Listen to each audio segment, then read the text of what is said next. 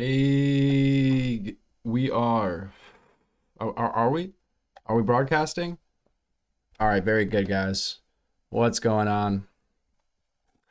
You know, sometimes I set the cryogenics tube for too long. Unfortunately, I didn't keep up with the maintenance. My cryogenics tube was not working today. I've not had a chance to sleep, but it's okay. We're back. I sort of took a nap, which is why I am late. But what is time? What is time? When you're orbiting a black hole. In between time and space, we're back, guys. It's going to be an interesting one. Why? Kash Patel testifies at the Senate. From what I understand, we're talking Epstein. We're talking Charlie Kirk and his handling of the investigation. I think this is going to be rather interesting. So I just plopped down in my chair. Let me pull it all up. Some of y'all are very excited to hear a certain song, and I cannot wait to play it for you. I really can't. Oh, what am I looking for? Oh, Kash Patel, where are you? Don't hide. Guy. All right.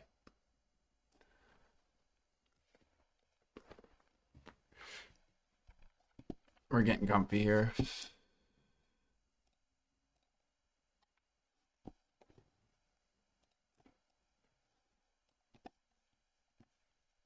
As always, bear with me.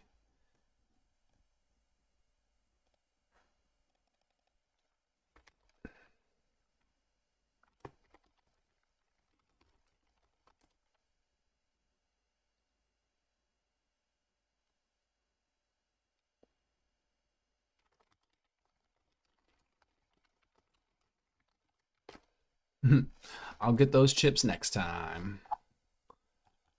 All right. Well, I'm doing some maintenance in the background here. So like I said, bear with me.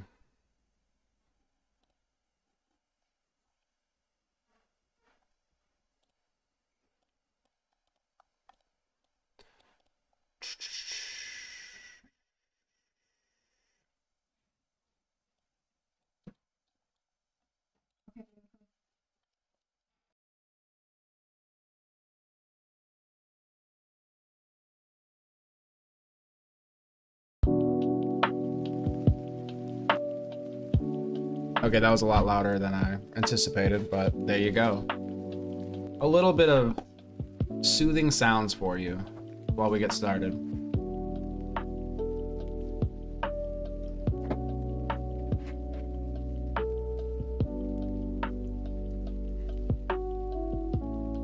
We've made it.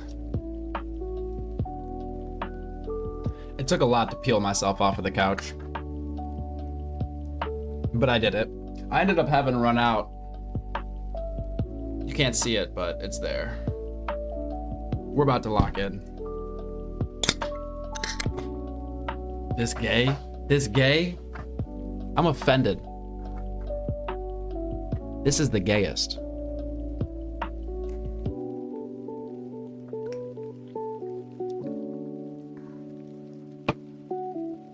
Oh man. Are y'all excited? I'm excited.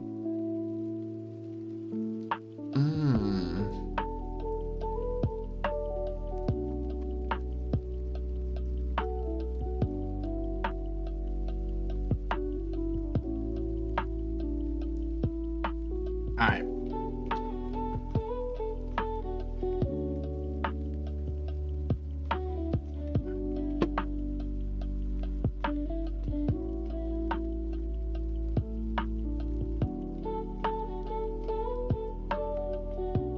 How's it going, Pointy? Or Tilly? Glad you can make it. Slow and low. Hey. What's this live about? Well, Kash Patel apparently got grilled in a Senate hearing, and I'm here for it. We ran a poll earlier. Is Kash Patel doing a good job? It seemed like it was a 50-50 split.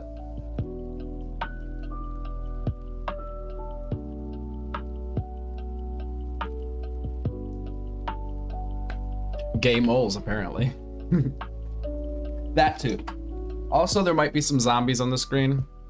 I think we're gonna play some Project Zomboid.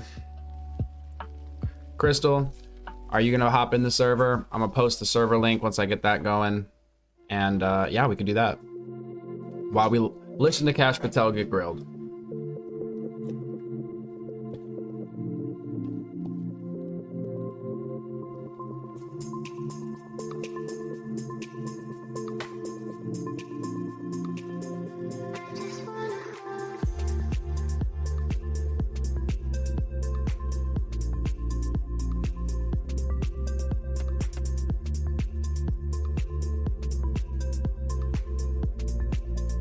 I'm gonna play your guys' favorite song real quick.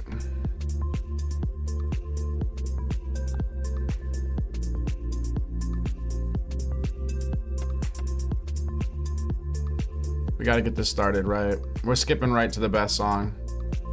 This is for Tilly.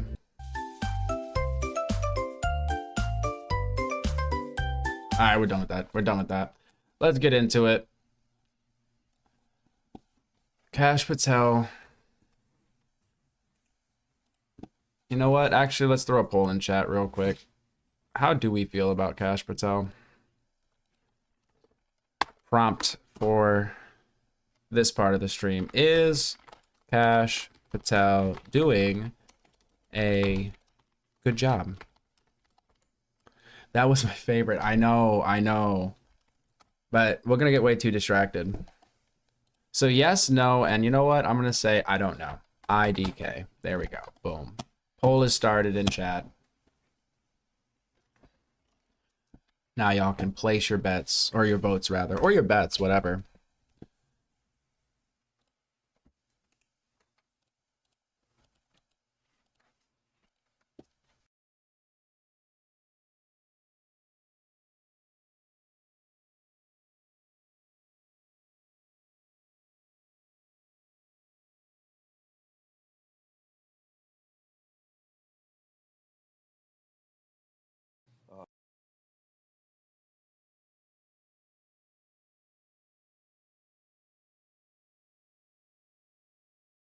What's so funny is I have all this stuff ready before I start, and then I go to start and it's not ready.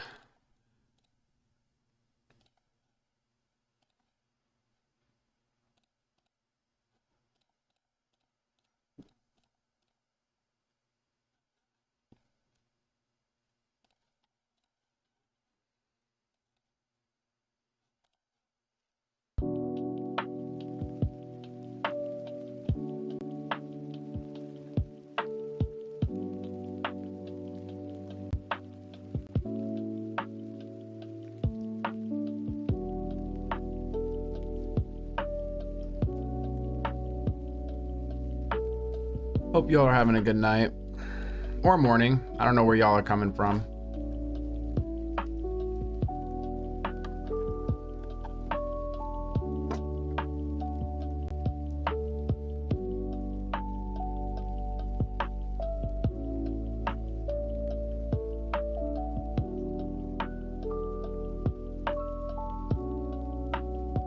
Christopher, welcome.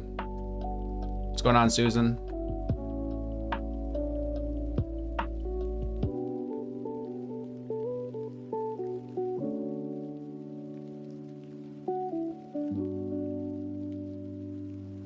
The man of the hour.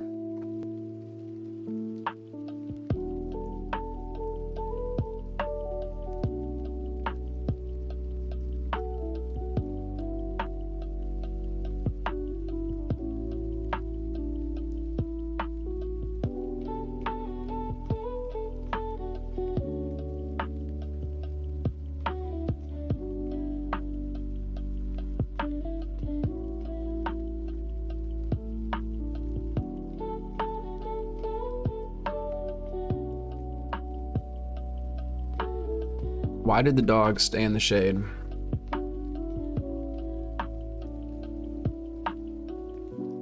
Because he didn't want to be a hot dog. Let's get going. Hey, daddy and a caddy. I love it. Go into the black hole and let us know what's up. Guys, I'm so glad you bring that up. PSA. Keep all appendages away from the black hole. Don't even put the tip in. You will be sucked in. Should deserve that opportunity in a shortened bridge program, which we provided. We are also keeping the 18-week BFTC as it's traditionally been held at the FBI. So we're not reducing any requirements. We are increasing those that we bring into the FBI. Did you change any of the requirements on college degrees? We are allowing police officers who have served for a number of years to come into the FBI who did not obtain the requisite college degree to apply to be federal agents because we feel they have the street level experience we need to conduct this mission. I yield, Mr. Chairman. I have to respond to this business about you not treating employees properly because I served under the previous administration when Democrats willingly turned a blind eye to Biden administration retaliation against my whistleblowers. They didn't get due process when their careers and I had this all set up and it got all messed up. I feel like we're coming into the middle of a conversation, but we're going to get it all figured out. Don't worry. lives were upended. I'm talking about people like Dina Perkins, Jeffrey Veltri, Timothy Dunnan were removed from their positions. Several whistleblowers were reported that they targeted FBI employees for their political beliefs by suspending and revoking security clearances. One FBI whistleblower said that Perkins, Vetri, Dunnan, and other FBI leaderships were, quote, responsible for what happened to me and my family, ensuring that they no longer work at the FBI isn't retribution, it's responsible leadership. Another whistleblower that is a registered Democrat said they spoke out against abuses in security clearances processes committed by FBI senior leaders, particularly Veltri and Perkins. Then Perkins and Dunnan suspended their security clearances and put them in unpaid leave. I'm going to put some more examples. This is like when you start watching a show from like the middle of the season. Like this in the record, so I don't take up a lot of time for my colleagues. Senator Graham. And thanks, Senator Graham. Welcome to the committee. The numbers sort of speak for themselves. You've done a lot in a small period of time. So all those folks out there making this happen, thank them for me.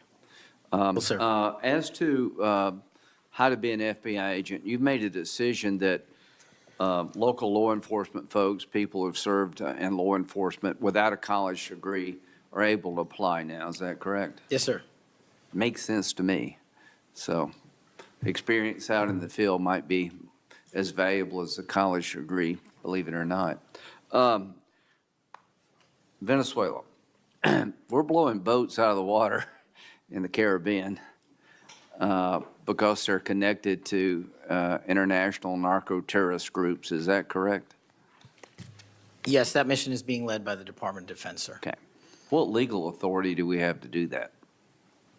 Sir, I would defer the questions on legal authority to the Attorney General and the Department. Fair enough. Do you believe that Maduro runs a narco-terrorism state in Venezuela based on?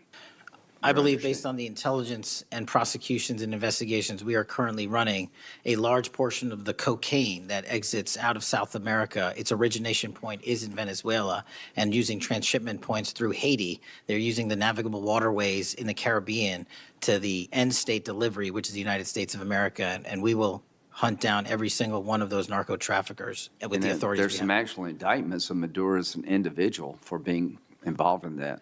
Is that correct? Senator, I think you're referring to the DEA indictment on that one. Right. So I guess the point is, would it be fair to say that Venezuela is a good candidate to be labeled as a state sponsor of terrorism under U.S. law?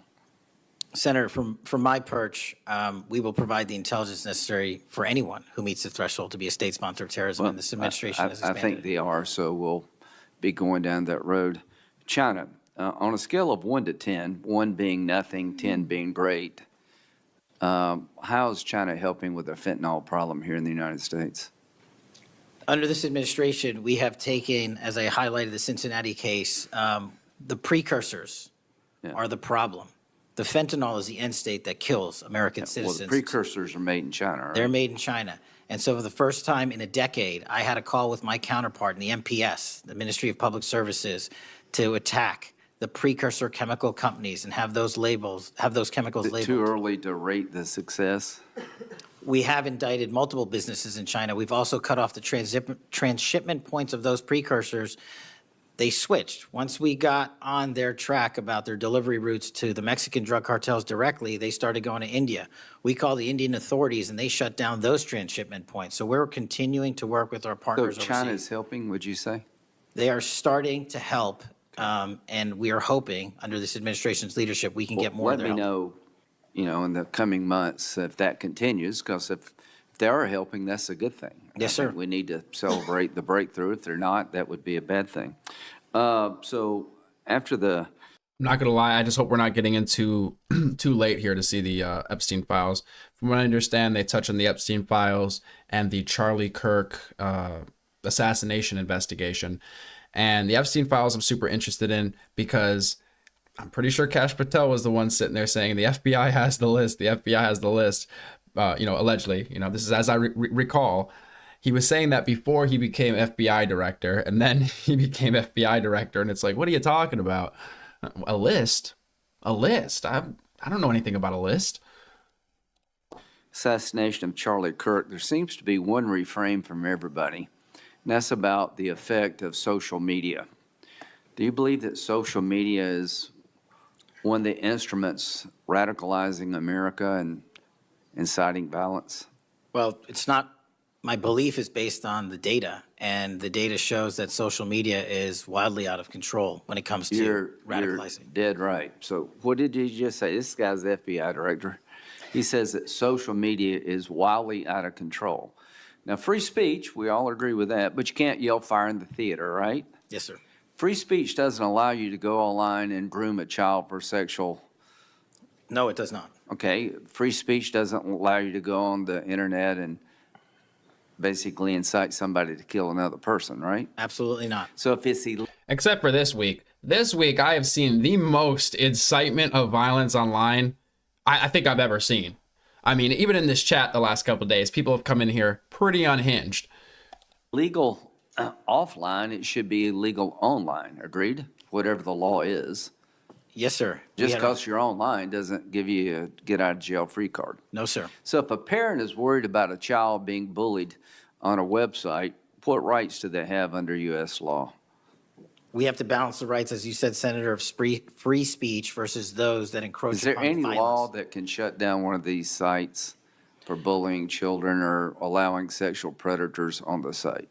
We are able to attack certain sites on the dark web. When it comes to the open internet infrastructure system, we have to reach a threshold to attack a company's position that only subscribes to violence. Can the parents sue that company? They can. They can? They can sue not the social media company. We haven't dived into it yet, but I heard Roblox was pretty bad. That's what I'm talking They about. can sue the companies. No, I'm talking about the social media company that gives life to this behavior. No, you're referring to Section 230, sir. Would you advocate a sunsetting of Section 230 to bring more liability to the companies who send this stuff out? I've advocated for that for years. All right, we need to do this, folks.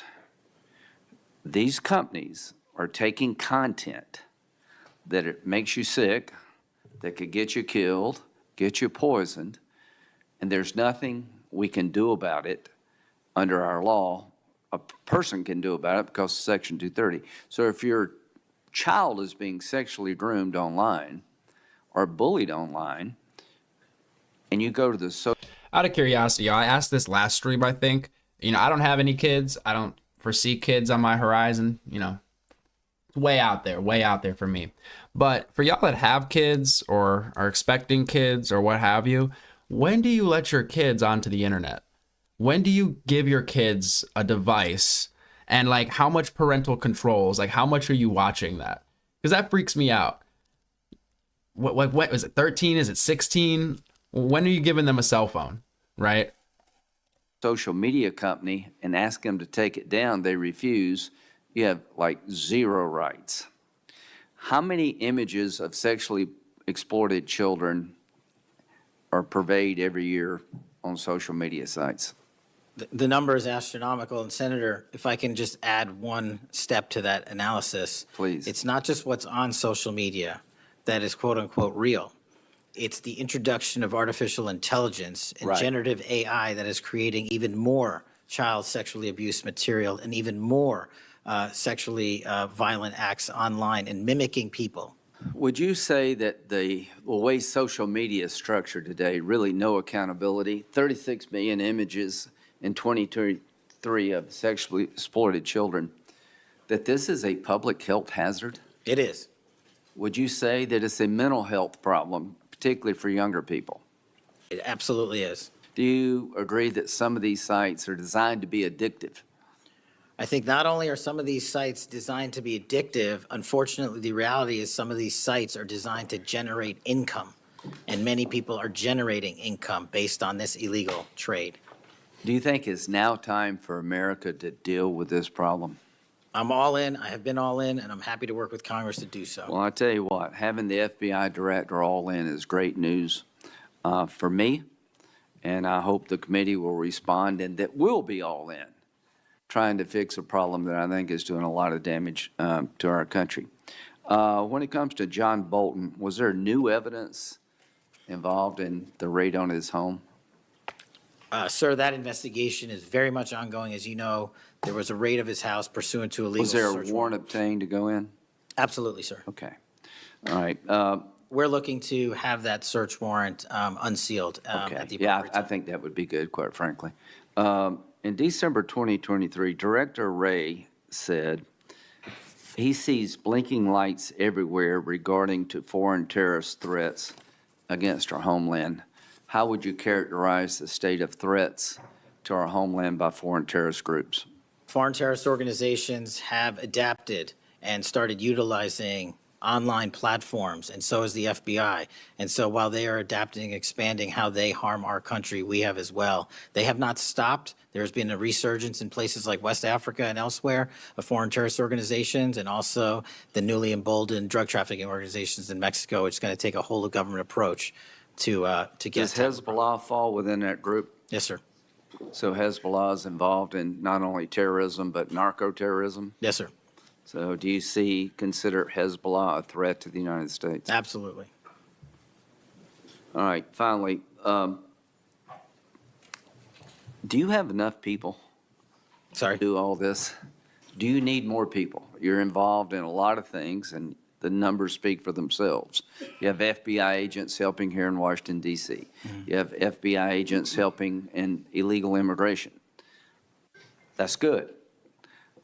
Out of curiosity, a show of hands, how many FBI agents are in the chat right now? Just out of curiosity. You got a chance here to tell us if you need more people. Seems to me that the threat level of this country is pretty high right now. You got thousands of domestic terrorism cases. How many are being investigated? I think 3,500 off the top of my head. 3,500, okay. Anyway, it seems your plate's pretty full. I would urge you to get with your people. And if you think you need more people, now's the time to do it. It would be a shame to miss an opportunity to plus up the FBI if the threats justified it. Will you look? I will look, sir. Okay, but are you comfortable you have enough people right now? Right now, I'm comfortable with the reallocation of agents and personnel outside of Washington, D.C. and plussing up states like South Carolina in double-digit numbers, and I'll get back with my team on this one. Thank you for your service. Senator Whitehouse. Boy, is my timing good. It is Those felt like some real easy questions, just getting it started, right? Getting our feet wet. very good. Director Patel, welcome. Thank you, sir. When you were here for your confirmation, we talked about your so-called enemies list. It appears to me that there have been adverse actions of various kinds taken against about 20 of the 60 people on your enemies list. You've been in office for 7 months. At that rate, you've got 14 months until you've hit all 60. Can you explain that? Again, that is an entirely inaccurate presupposition. I do not have an enemies list. You can continue to characterize it as you wish. The only actions we take, generally speaking, for personnel at the FBI are ones based on merit and qualification and your ability to uphold your constitutional duty. You fall short, you don't work there anymore. Well, there was a list. You don't like it to be called an enemies list, and it had about 60 names. I hope they didn't write like Dumbledore's army at the top of it, right? It was like enemies list right at the top. And about 20 have had an adverse action. So those are, I think, pretty clear facts. Let me move on to your grand jury testimony, which we also talked about when you were here. I think you indicated that you understood that a witness in the grand jury is free to discuss afterwards whatever they told the grand jury. And you then went on to suggest, saying, I can't go into court orders granted by the DC District Chief Judge, and you want me to violate a court order. In those remarks, you fairly plainly suggested that there was a court order of some kind that somehow restricted or limited your ability to discuss your own testimony to that grand jury. Since then, that chief judge that you mentioned, Judge Boasberg, has written, and I'm quoting him here, Federal Rule of Criminal Procedure 6E allows witnesses like Patel to divulge the contents of their testimony, meaning that nothing was preventing him from doing so before the committee. Can we confirm here today that there is no court order of any kind that limits your ability as a witness before the grand jury to discuss your own testimony to that grand jury? We can confirm that pursuant to my action, that grand jury testimony has been released, the transcript.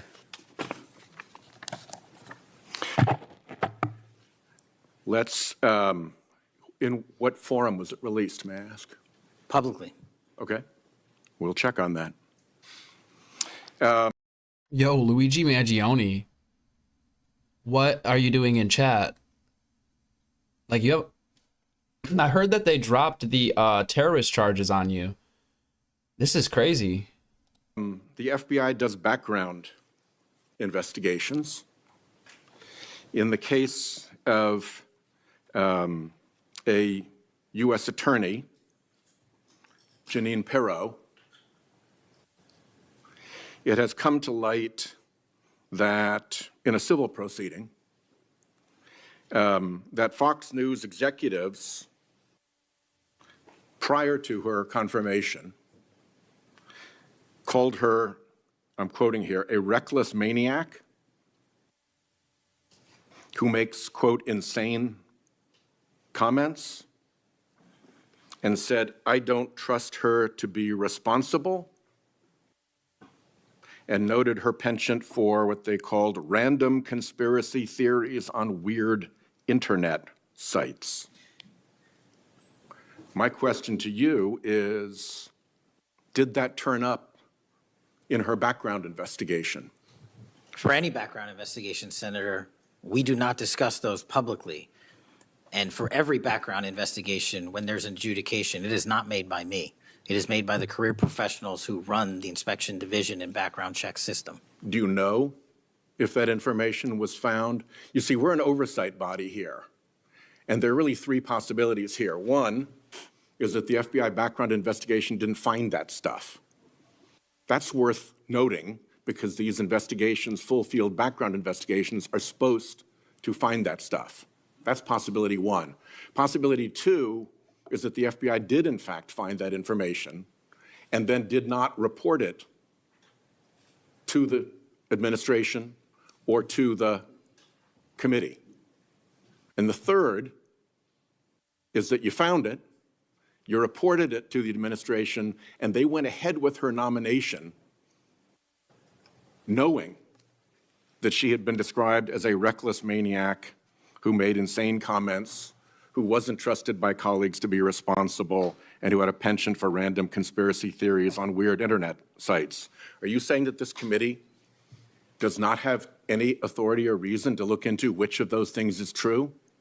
This committee can look into anything it wishes. I'm telling you that the background investigations that are done by the HRD division are done by career individuals. They do not report the details of those to me. They adjudicate those independently and individually. That's how it's always been done. What happened during the pause of FBI background investigations that was alleged in the complaint against you and the FBI by the FBI agents who were terminated? On February 12th, Emil Bovee directed the FBI, quote, to pause any FBI background investigations of Trump nominees until Patel was confirmed, which happened on February 20th, is the general description of what they alleged. Why, do you know, were background investigations paused? Was it so material like this could be scrubbed out of them? And have they been resumed without that pause fully and normally after your arrival on February 20th? I can speak to the time period since I got there. Background investigations have been ongoing across the board at the FBI. Why was the pause, do you know? I was not there. Wasn't explained to you when you got there? Oh, by the way, boss, they've had an 8-day pause on background investigations. You think that would be something that would be explained to you at some point? Again, I leave it to the men and women at the HRD division to run background investigations. I do not interfere with them. I get that. But what I don't get is whether you were told about that pause, and why would you not be told about that pause? I don't recall that, sir. All right. The allegation also relates that part of the employee review of senior staff was whether or not they voted for Kamala Harris in the 2024 election. Since when is who you voted for a proper question for agents to be asked? I don't know what allegation you're referring to, Senator. If it's from an ongoing matter in litigation, I can't discuss that. But what I can discuss is I can only speak to the FBI's background investigations. There are other background investigations conducted across the government. I can only speak to mine. So just to clarify, I'm not talking about the FBI full field background investigations. I'm talking about internal employee reviews for promotion, for termination, for job actions of various kinds. And my question to you is it now the policy of the FBI to ask agents who they voted for, and since when is who agents voted for a proper question for the FBI to ask? Taking those in reverse order, it's not a proper question, and it's improper to allege that I'm doing that. And also at the FBI specifically, under my leadership, we do not ask who you voted for. And just one correction for the record, if I may, Senator, it's Security Division that runs background investigations, not HRD. Okay, I'll accept that correction. And in the event that we cannot locate your grand jury transcript, just expect a question for the record that will give you the chance to either provide that transcript again if it had been previously provided, or to make the statement that Grand Jury Rule 6E allows you, to the best of your recollection, truthfully, about what it is that you told that grand jury. Do you understand that? That's why I wanted the transcript released, and we'll get it to you, sir. Thank you very much. Thank you, Chairman.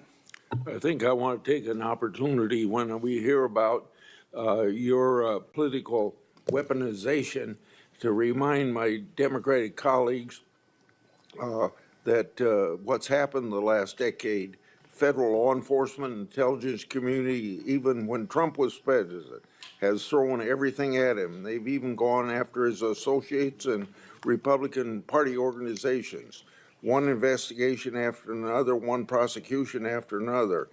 I use the examples you've heard me already say today, Crossfire Hurricane and Arctic Frost.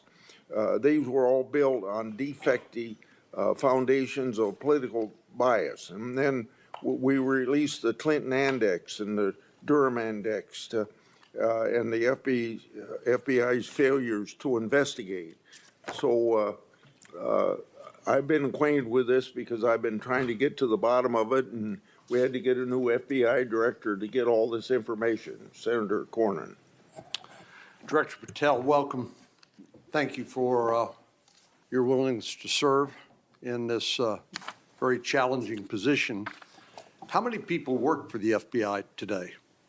Approximately 36,500, give or take.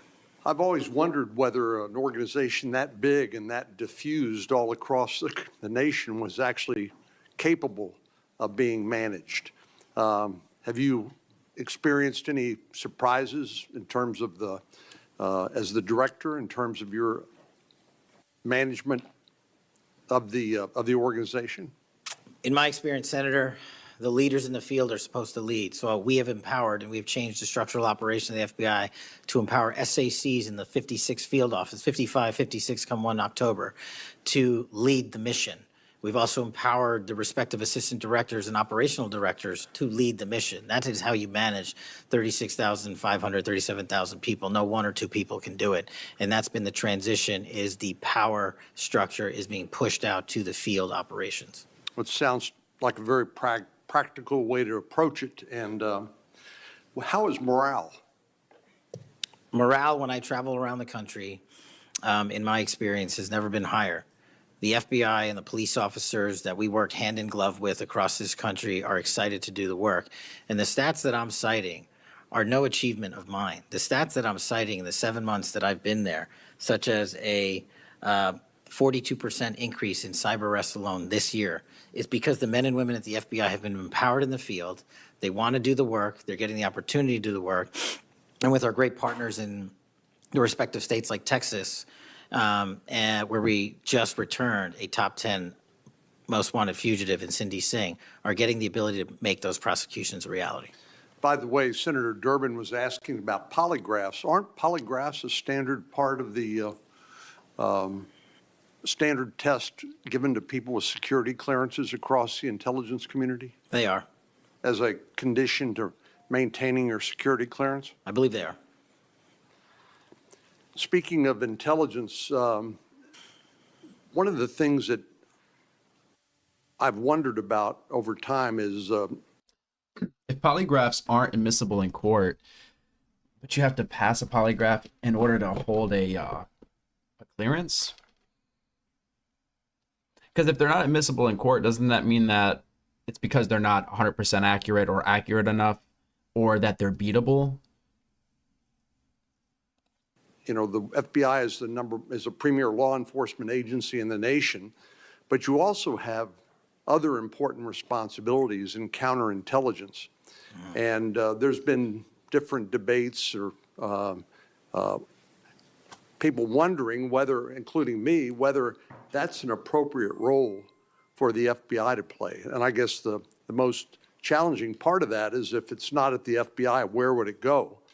But can you, given your background, I know as working on the HPSI and your intelligence background, can you talk a little bit about what you think about the counterintelligence role of the FBI agents and how that's working, whether you think it's performing the way it should, or whether there are other changes or reforms need to be made in order to improve its functioning? As you know, the threats from our adversary nations are just proliferating every day.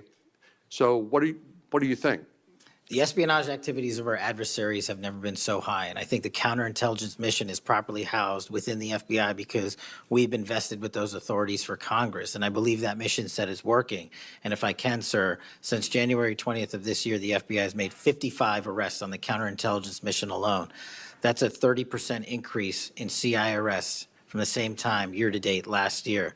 We've arrested 33% increase in PRC counterintelligence arrests, an 83% increase in Russia counterintelligence arrests from the same time last year, then a 60% increase on Iran counterintelligence arrests from the same time period last year. So we are already on total exceeding the entirety of the number of arrests from the previous year on counterintelligence matters across the board. And in my opinion, the FBI is the only agency that can do it. Now, we work with the interagency to do it, and we need them, but we have the mission set.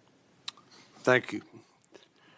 You know, sometimes I wonder whether we sort of repeat the way we do things because we've always done it that way. And I'm getting up to building up to this issue of the narco trafficking and what President Trump has ordered the Defense Department to do in terms of to take out some of these transnational criminal organizations that are importing poison into the United States and responsible for killing tens of thousands of Americans, maybe hundreds of thousands of Americans over time.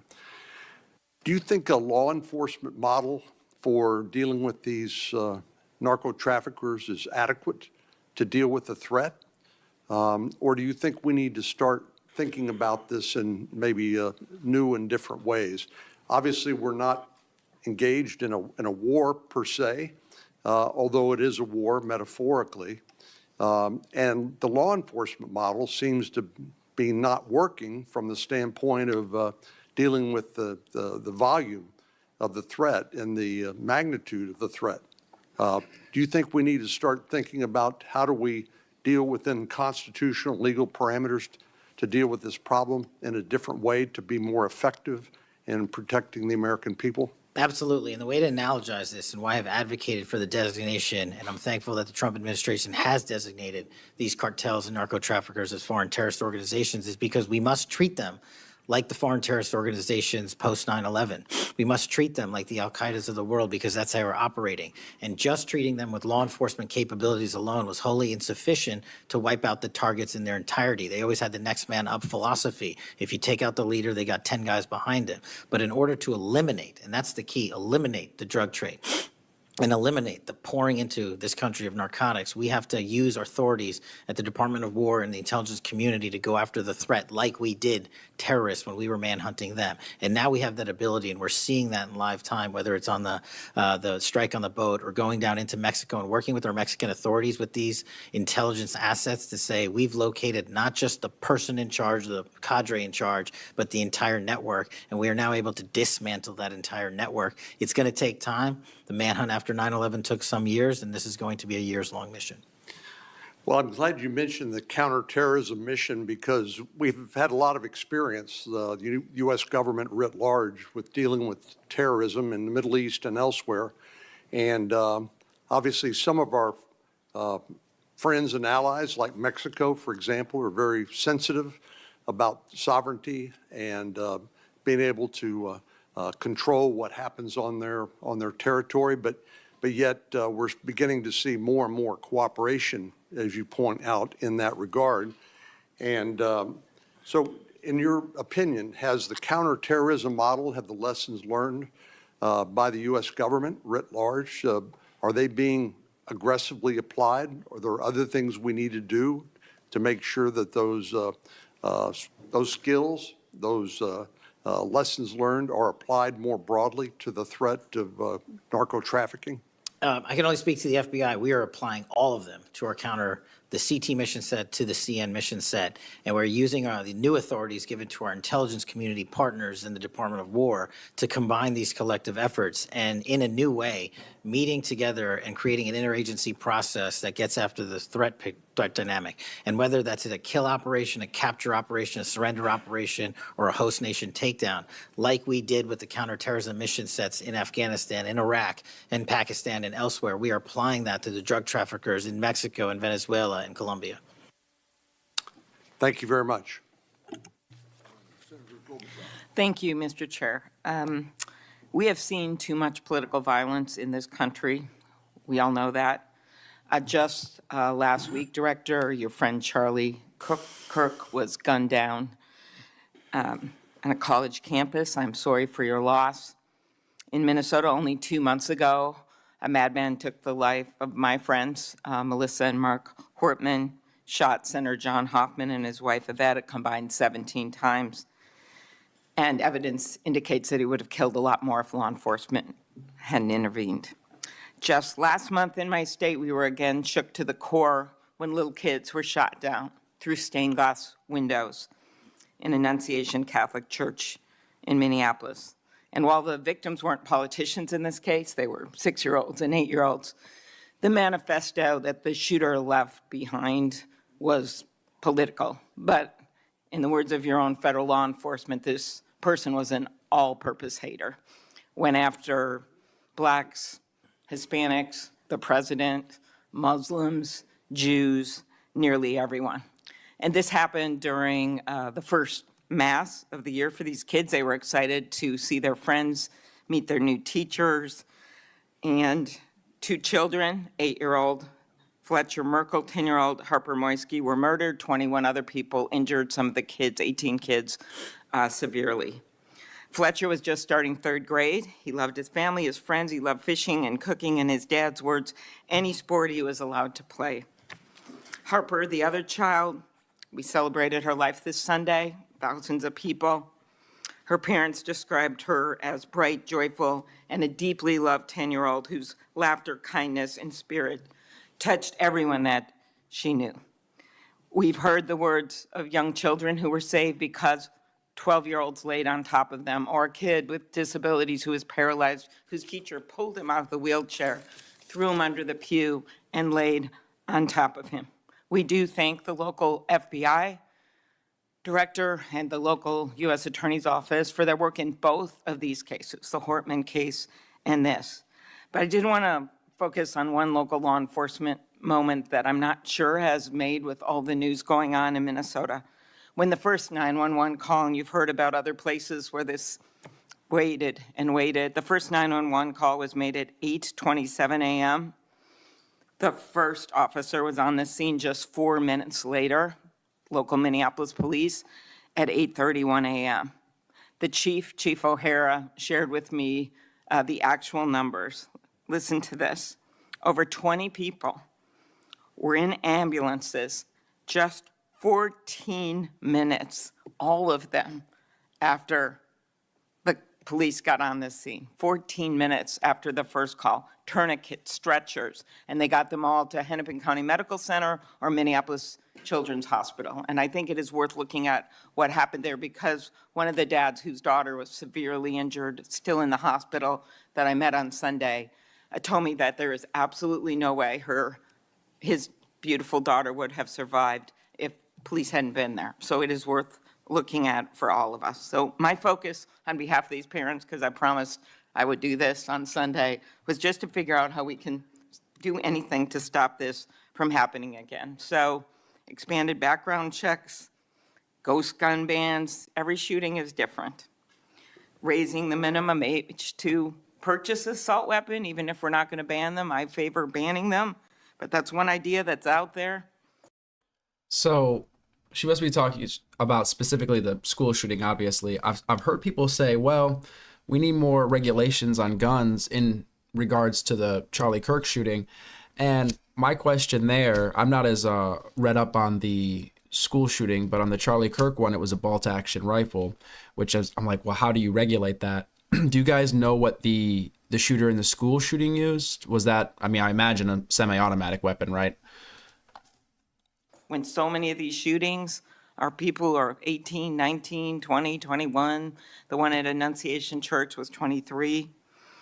Both shooters in Uvalde and Buffalo had just turned 18 when they purchased the assault weapon bans. I'm not saying any one of these things would prevent every single shooting, but I really ask everyone to look at these. We also need to tackle social media, and I really did appreciate Senator Graham's questions. I think we have to protect free speech and not engage in censorship. But for years, I have supported repealing Section 230, which was made when these companies were little companies starting up in garages. And I think it is one way to get at making this better environment online and preventing violence. So my first question is on the assault weapon ban. Do you think that would be helpful in reducing gun deaths, Director? Senator, if I may, I want to answer the question, but thank you for your remarks. Especially it relates to my friend Charlie, and I share and relay my remarks, my sentiments to you. Minnesota has suffered untold tragedy in these last few months, and whatever creativity we can use to eliminate even just one shooting, one horrific death, I am in favor of engaging with Congress fully to do. I don't have the answers. I don't know what will eliminate it in its entirety, but I'm willing to engage and explore new ways with you, Senator. Okay, thank you. And so, assault weapon ban. What do you think? Senator, I think there are instances on this legislation that could prevent future attacks, but I'm not going to weigh into the creation of legislation. Could you also look at, and I favor just assault weapon ban not getting the hands The most diplomatic answer he could have possibly given. The most non-answer, right? I mean, in these guns in the hands of people that shouldn't have them. But could you look at the numbers on the ages? Yes. Because from 18, even going from 18 to 21, which wouldn't have prevented the shooter in Annunciation Church from purchasing that gun. He purchased several the same day. Over 100 rounds were fired from the assault weapon through the stained glass windows. So if you went up to 25, it would have stopped that immediate purchase and probably saved the lives of these kids. But if you go to 21, that is the same age that already applies to purchasing handguns from federally licensed dealers. So I prefer another approach, but I was hoping that our Republican colleagues would at least look at that, given Uvalde, Buffalo, and some of these other mass shootings, trying to be practical, but thinking that it could make a major difference. Strengthening background checks, could you also look at that? And then banning ghost guns and bump stocks. What do you think of that? So, Senator, you're talking to my heart here on one of the core missions at the FBI, which is are bump stocks illegal? I thought they were made illegal, or am I mistaken? our CGIS facility in Winchester, Virginia, which is our hub for our NICS checks, our NCICs, our capabilities on when we have, I think it's 19,000 state and local community law enforcement come to us for these background checks. We're trying to make that processing as fast as we can so we can get them real-time information. I think we have a 93% clearance rate in 15 minutes as it relates to ghost guns, but we can do better. All right, well, just if you could get back to me on all those and talk to the White House.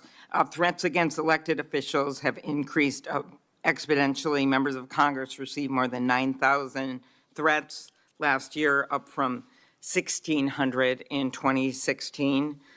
There's been a lot of talk about the rhetoric and the like.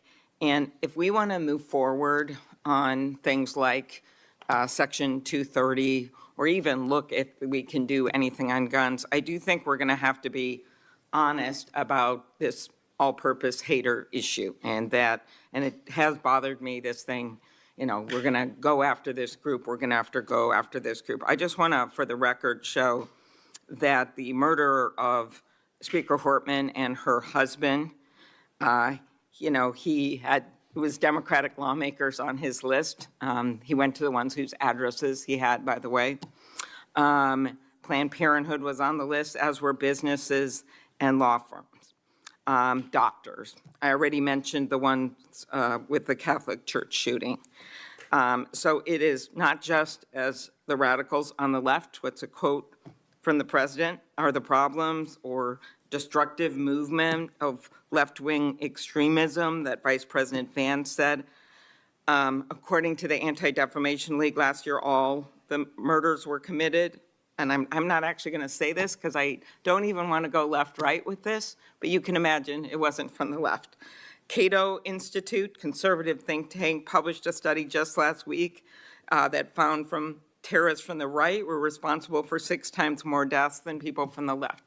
I actually don't want to go tit for tat on this, but what I am asking for is that this rhetoric of blaming one side or the other stop, if you could convey that to the president, and that we actually work on things that are solutions. So could you commit to me, Mr. Patel, Director Patel, that you will do that? Absolutely, Senator.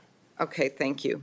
Last, you were asked about social media, and I will put some more questions on the record about that. I think we could make major movement on that. The local FBI helped when the city of St. Paul was a victim of a cyber attack, and I'm concerned about some of the cyber attack cuts. I'll ask you that on the record. AI, I'm glad you raised that. I think we have to do more, but also including election interference because they're using AI videos. I just had one happen in this very committee on me, and I just think they're going to start using it in democracy, election. They could be foreign. Do you think some of this is foreign entities, Mr. Patel? Generally speaking, we have traced a lot of this to loose groups overseas that don't have any sort of central cluster. There's going to be a lot on you then. And then last, I'll put on the record just my concern about protecting journalists. The new guidance that came out of the department. Have you deployed any FBI resources to investigate members of the media for activities related to news gathering, reporting, or reporting on government whistleblowers, something near and dear to the chairman's heart? The only time we would involve an investigation of a journalist if they've conducted or committed an allegation of separate criminal activity, most prominently leaks of classified information. Thank you. Senator Hawley. Thank you very much, Mr. Chairman. Director Patel, good to see you. Thank you for being here. You're leading the FBI at a very critical time for that agency and also a critical time for our country. And I want to start by talking to you about the tide of violence that we have seen, ideological violence against people of faith, particularly Christians. You just think here, take a rough catalog. Just in the last couple of years, we've seen shooting at the Covenant School, Christian school in Nashville. We've seen school shooting at the Annunciation School. We've seen church shootings multiply. We've seen acts of crime and violence, vandalism, arson against churches and parishes all across the country. And then, of course, last week, Charlie Kirk, who said, "I want to be remembered for my courage, for my faith," was shot on a college campus. Let me just start with the assassination of Charlie Kirk. Is the FBI, and I appreciate the tremendous work the FBI has done in this investigation, is the FBI investigating the Kirk assassination as part of this broader pattern of anti-religious, anti-Christian violence? We are investigating Charlie's assassination fully and completely and running out every lead related to any allegation of broader violence, and we're producing results on that we'll disclose when appropriate. Good. I'm glad to hear that. Let me just ask you a few questions about that, if I could. Sure. Reports have suggested that the FBI is investigating a broader network of groups that may have had some knowledge of the shooter's plans. Can you give us any details on that, following up what you already said in public? How's the FBI working to find other potential accomplices, folks who may have known about the shooter's plans, folks who may have encouraged him? Any update on any of that? So in terms of what we do for an interrogation perspective, we go and reach out to the family and community immediately. And we've conducted those investigations and interrogations with local law enforcement, and we're continuing to do that because those closest to the suspect are going to hopefully know the most about the suspect and his beliefs and his ideology. On top of that, unfortunately, it has been leaked that there was a Discord chat, and for those unfamiliar with it, it's a gaming chat room online that the suspect participated in. So what we're doing, we've already done, is serve legal process, not just on Discord, so that the information we gathered is sustained and held in a evidentiary posture that we could use in prosecution should it be decided to do so. And we're also going to be investigating anyone and everyone involved in that Discord chat. Okay, very good. I see the public reports that the Discord thread had as many as 20 additional users. It sounds like you're trying to run down all of that to see if that's accurate, who else may have been on that thread, what they may have known. Is that fair to say? It's a lot more than that, and we're running them all down. It's a lot more than 20? Yes, sir. And you're running all of that to ground? Every single one. Yeah, fantastic. Let me just turn to the broader question here of anti-religious. If you were in a server with the shooter, you are sweating right now. You are just, beads of sweat are just running off. anti-Christian violence. Let me just give you a few stats that I'm sure that you're all too familiar with. Every person. I swear I read earlier that they confessed through Discord. Take it with a grain of salt. We're going to pull up some stories after, but yeah, I heard they confessed through it, and basically were saying things like sharing pictures with their friends or the people in Discord, and people were saying, oh, it kind of, looks like you, and they're like, oh, that's my doppelganger. That's just my doppelganger. People are trying to get me in trouble. It's just wild to think after the shooting, you go on like social media essentially, and you're just sitting there chit-chatting with people while the news is running and everybody's reacting to it, and you're just kind of nonchalantly just playing along. It's just, it's a little freaky. Of faith in America certainly is. Major report this past year found that there have been over 400 instances of hostility against churches in the United States in the year 2024. Those included arsons, bomb threats, shootings, and firearm incidents. One other organizational report found that there were 500 attacks on Catholic parishes alone. So that number 415, that's all Christian churches in 2024. Another organization found 500 separate attacks on just Catholic parishes since May of 2020. Of course, we have the Covenant school shooting, the Annunciation school shooting in Minnesota, where 2 children were shot dead as they were praying in a pew. Here's my question. What is the FBI doing to take on this rising tide of violence that seems to be motivated by anti-religious hatred? Specifically, sir, we have 60 anti-Catholic hate crime incidences reported to us that are being investigated. Publicly, I can tell you we have 5 hate crime investigations with anti-Catholic bias ongoing currently in the states, in the cities of Kansas City, Louisville, Houston, Nashville, and Richmond. That's what I can say publicly, but any ideologically based attack against any faith, as a man of faith myself, will not be tolerated, and the full resources of the FBI are committed to all of it. Are you investigating any domestic cells that instigate or encourage or fund or in any way support attacks on churches or other houses of worship? Senator, you raise an incredibly important point that most people don't look at. I've always said we follow the money, and whether it's terrorism or attacks based on ideology or attacks on institutions of faith or people of faith, someone's paying for it, and we are reverse tracing those steps. We are not stopping at the perpetrator themselves. We are reverse engineering to hold those accountable in our investigations to who funded them and knowingly funded them, and we will bring the appropriate steps against them with our partners at DOJ. Good. I'm glad to hear that. We look forward to hearing reports on that progress. Yeah. I'd like to, I've had some that would say over microphone. Sorry about that.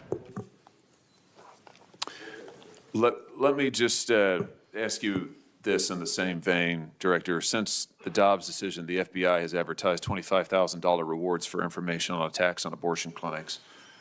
Will the FBI similarly offer rewards for information on attacks of houses of worship?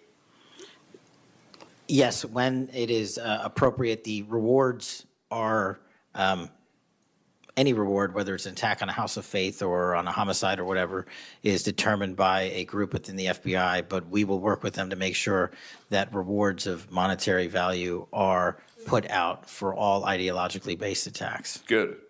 You just rattled off some statistics, which I was glad to hear, about the number of investigations you have open, the incidents you're tracking against Christians, against houses of worship. Let me just ask you if you consider designating a senior official as a liaison to houses of worship, to Christian and other religious organizations, to publish metrics on investigations and arrests related to church attacks, church threats, vandalism, arson, et cetera. Will you set up a system for liaising and then reporting so that everybody can see, this committee and the public can see just how many attacks we're talking about, just what the level of threat and violence is and what the FBI is doing to combat it? Senator, you're speaking my language. The private-public sector partnership on this specific issue, just like the other ones we've talked about, is equally transformative to finding those involved in these criminal activities. And with your assistance, I would ask you if you're able to identify someone who's an expert in that area, we will work with them. We will take their information, because as great as the FBI is, we're only as good as the information we can get, and we don't have the reach that the private sector does in some of these areas. Very good. Happy to help on that. Let me ask you about something specific to the FBI, because sadly, as you know, the FBI, when it comes to anti-religious animus, has been part of the problem before you got to this agency. And I know that you remember the infamous memo generated by the FBI that attempted to recruit informants in houses of worship, in particular in Catholic parishes. Your predecessor testified when this information, I just want to reiterate, this memo became public because of a whistleblower. It was not turned over to this committee. It was not disclosed to this committee. In fact, we were told it didn't exist, and then a whistleblower published it, showing that indeed the FBI had recruited informants, attempted to, into Catholic parishes. Your predecessor then testified, sitting right where you are today, he testified that this, I'm going to quote, was a single product by a single field office, end quote. That was a lie. Because we then had additional whistleblowers come forward and say, no, actually, multiple field offices contributed to the drafting of the report. And indeed, there was a second anti-Catholic memo that the FBI generated. And indeed, those memos were distributed to over 1,000 FBI agents across the country. You know all of this. You and I talked about it when you were here for your confirmation hearing back in January. I just want to follow up and see, have you been able to determine how this memo got written and distributed? How is it that the Federal Bureau of Investigation came to be recruiting informants in Christian churches in this country? Senator, we did dig in, and we are doing our investigation simultaneously with Congress. And just to put it in perspective, we've provided 700 documents on the rich. Okay, what is the advantage? What's the strategy here for having informants in the church in particular? Like, say that's true. What are they looking for? Richmond Catholic memo specifically to this committee, whereas my predecessor provided 19 pages. And not only that, but we looked into how the source recruitment structure at the FBI was conducted during this time. And we made adjustments and permanent fixes to ensure that sources are not put into houses of worship unless there is an actual ongoing criminal or international terrorism threat. We will not use sources at this FBI to investigate and cull information just for the sake of culling information in houses of worship. Has anybody been fired for this? There have been terminations related to this and resignations. Good. There need to be, because if this is going to be standard at the FBI, nobody can trust the FBI. You want to talk about violating the First Amendment? This has got First Amendment violation written all over it. It's one of the most revolting chapters in the FBI's history. And considering what we're seeing more broadly in terms of the acts of violence against people of faith, this has absolutely got to end. The FBI has to lead the way. So I count on you to do that, Director. Let me just, in the minute or so that I have remaining, let me just shift gears and ask you about something else you said earlier. You said that protecting our youth is maybe the FBI's top priority. It's great to hear. Let me ask you about the role of AI chatbots in that, which you've talked about a little bit already today. Are you investigating any cases of AI generated? Real quick, how many of y'all use AI and AI chatbots? I've been hearing all these stories coming out of people basically going into like a psychosis, essentially, from using the chatbots and doing horrible things, such as killing their mothers and then themselves, falling in love with the chatbot and leaving their wife and kids. And apparently it seems like it's an issue for some people. And I'm curious, as the tech gets better, is this going to become a growing issue? This is probably diverging from like what they're actually talking about. But out of curiosity, like how many normally use it? And like, I guess day to day or like weekly, I guess. Already today. Are you investigating any cases of AI generated child sex abuse material? You issued a PSA earlier this year warning that synthetic child sex abuse material, that's where the AI generates it using maybe a real kid's image, but then generates sex material, sex abuse material. You warned that that was illegal under federal law. Is the FBI investigating any instances of this synthetic CSAM material generated by AI that you can speak to? There's takedowns and arrest of 764 individuals, and we are educating. This may be the most important part. I'm directly engaging with the social media and media companies, the internet service providers, to find a way to shut down. There's nothing I can do at the FBI to force them to shut it down, but work with you in Congress to find a way to work with our partners to get that shut down permanently. Thank Senator you. Coons. Thank you, Chairman Grassley. Thank you, Chairman, for calling this hearing. I'm grateful we're continuing this committee's long tradition of oversight, and in particularly today, oversight of the FBI. Director Patel, thank you for being here. There's a number of issues I hope that we can speak to. I want to start by reading something you said to me during your confirmation hearing under oath. I have no interest, no desire, and will not, if confirmed, go backwards. There will be no politicization at the FBI. Then you looked me in the eyes and said there will be no retribution actions taken by the FBI should I be confirmed as director. I told you that in your office. I tell you that again today. I'm concerned that that's not what's happened, that since you took over as director, you've cleaned house or forced out senior leaders across the Bureau, in particular targeting those that worked on investigations of President Trump. The former acting director has just sued you for firing him for political reasons. So did a leader in the D.C. field office. And the well-respected leader of the Salt Lake City office was pushed out last month, leaving that office shorthanded at a particularly difficult time. I'm worried that these actions compromise the Bureau's ability to keep Americans safe. Hundreds of agents have resigned. You are lowering application standards to fill vacancies. You've reassigned large numbers of agents to work on immigration and street crime, issues other law enforcement agencies can handle, perhaps more effectively with the FBI, but I'm concerned that this compromises the Bureau's ability to address national security risks, uniquely its capability. In fact, you've shut down the Office of Integrity and Compliance, which makes sure that agents act in a lawful and ethical way, and reassign staff away from domestic terrorism investigations exactly at a moment I think we are all concerned about it. I also have to ask, you came before the Appropriations Committee in May and told us you wanted a $500 million budget cut for the FBI, literally an effort to defund the police. I am grateful for the work of the men and women of the FBI. They've done great work this year in Delaware, partnering with the Dover Police Department to support human trafficking victims, partnering with the Middletown Police Department on armed robbery and carjacking. And it's urgent, I think, that we fix the direction and the prioritization within the FBI. And I wish we could focus on those efforts today. But I'm seeing an FBI leadership more focused on social media clout and on political revenge than on fighting crime. Director, have you ever ordered that an FBI employee be terminated because he or she worked on an investigation into President Trump? Senator, thank you. One quick correction for the record. There's 280 NV investigations. I gave the incorrect number to Senator Hawley. Thank you. Understood. As far as a lot of your statement, I disagree with it, and I'm happy to address it. But the only way, generally speaking, an individual is terminated at the FBI is if they have violated their oath of office, violated the law, or failed to uphold the standards that we need them to have at the FBI. So those who say that they've been fired because of working on investigations into President Trump are lying or misrepresenting? Well, those matters are alleged in litigation, which is ongoing, so I can't comment on those specifically. Could you comment on why you fired former acting FBI Director Driscoll? I can't because it's ongoing litigation. Could you say now definitively under oath that the rank and file agents who were assigned to work January 6 cases will not be terminated because that's what they were assigned to do?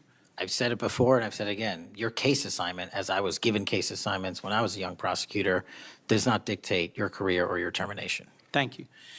Then let me go to the appropriations question. In May, you testified before the subcommittee on which I serve, defending the president's request that we slash the FBI's budget by about $500 million. The day before, you testified the opposite in front of the House. Where are we in terms of the budget request? Senator Graham earlier said if you're requesting more funding for more agents, let us know. We're nearing the end of the fiscal year.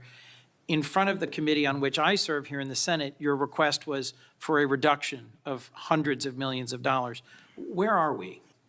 Where we are in the budget cycle is we at the FBI are in support of the president's budget, and we are in support of eliminating waste, fraud, and abuse. We've already identified tens of millions of dollars of duplicative contracts that the FBI was spending on software and private sector engagements.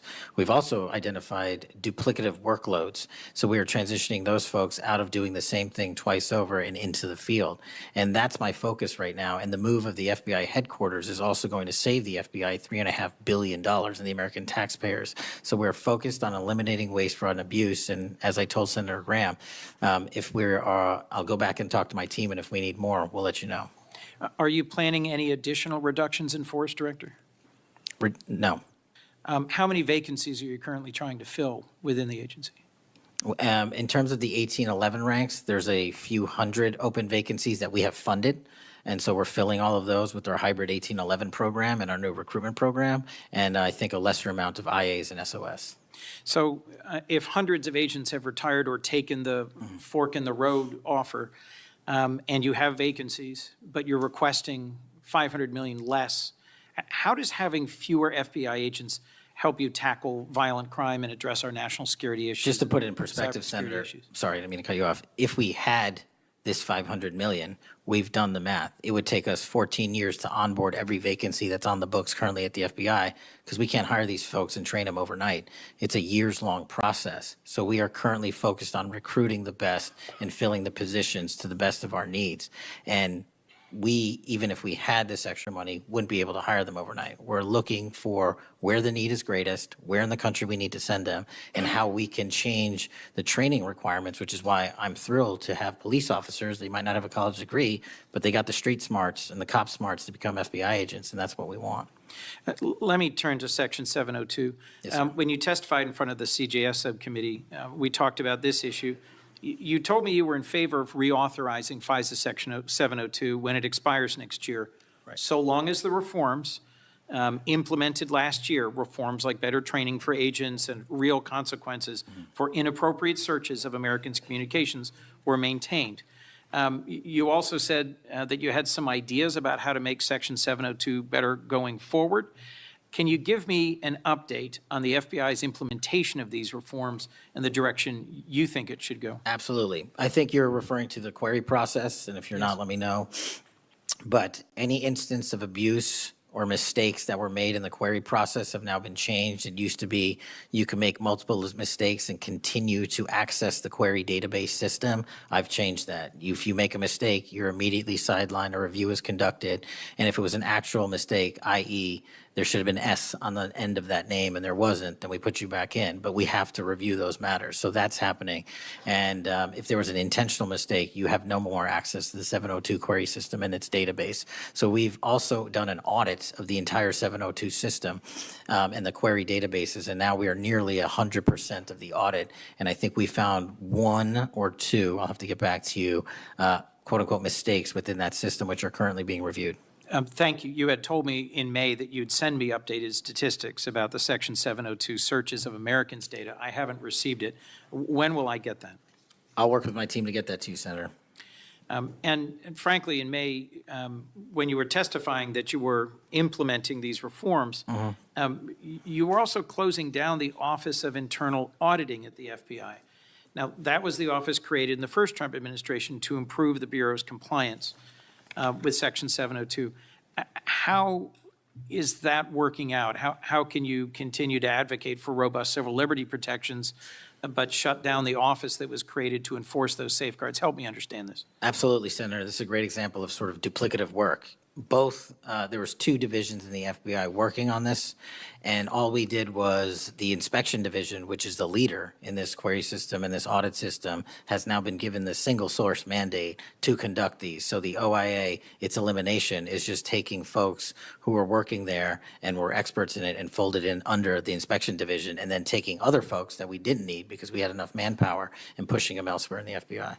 I'm concerned about the rise in threats against members of our judiciary. What are you Yes, sir. doing with the U.S. Marshal Service to help protect our federal judges and with state and local judicial systems to help provide some of the expertise of the FBI in protecting them as well? I share your concern, Senator. We have 35 open investigations, 17 against federal judges, and the remainder against state court judges and threats that they have received. And as you know, federally, there's a specific statute which prohibits that. So we are working up those cases and referring them to prosecution where we can meet the threshold for evidence. In your written testimony, you referenced how counter-UAS legislation expires and we need to resolve the conflict in jurisdiction and authority. I agree, this is an urgent concern. I have heard from state and local law enforcement about it, from the folks responsible for major events, whether it's sports or concerts or public events. Given the tragic increase in political violence, I'm very concerned about the misuse of drones and the potential of there being a catastrophic event What could we do to address this challenge? Well, obviously, reauthorizing the capabilities that we have under the Counter UAS program. But just to highlight what the FBI is specifically doing, we've been given the mandate to work with DHS to secure not just the Club World Cup that we had, by the way, which occurred in 32 matches across the country without any significant incident, which we're proud of, and we're taking that model for the next World Cup and also the Olympics. But the reason I bring that up is because we pushed out our counter UAS programs to address the security needs, and that's where our focus is on events like that. Mr. Senator Director, Kennedy. thank you for your testimony. I look forward to working on actually solving criminal problems and reducing the extent to which what we're going back and forth about is more political and partisan point scoring and more actually solving crimes for the American people. Yes, sir. Senator Kennedy. Mr. Director,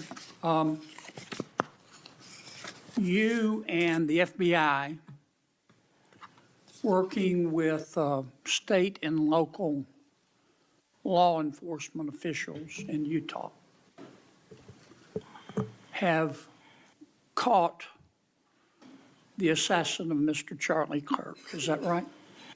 We have a suspect, yes, sir. And you did that within 48 hours, did you not? 33 hours. 33 hours. Congratulations. We've had other political assassinations. Back in June, an assassinated Representative Melissa Hoffman, Mr. Hoffman, Senator John Hoffman, and Mrs. Hoffman in Minnesota. You and the FBI and Minnesota state and local law enforcement officials caught the assassin within 48 hours, did you not? I believe that timeline's correct, Senator. Congratulations. Sometimes we miss the forest for the trees. Good work.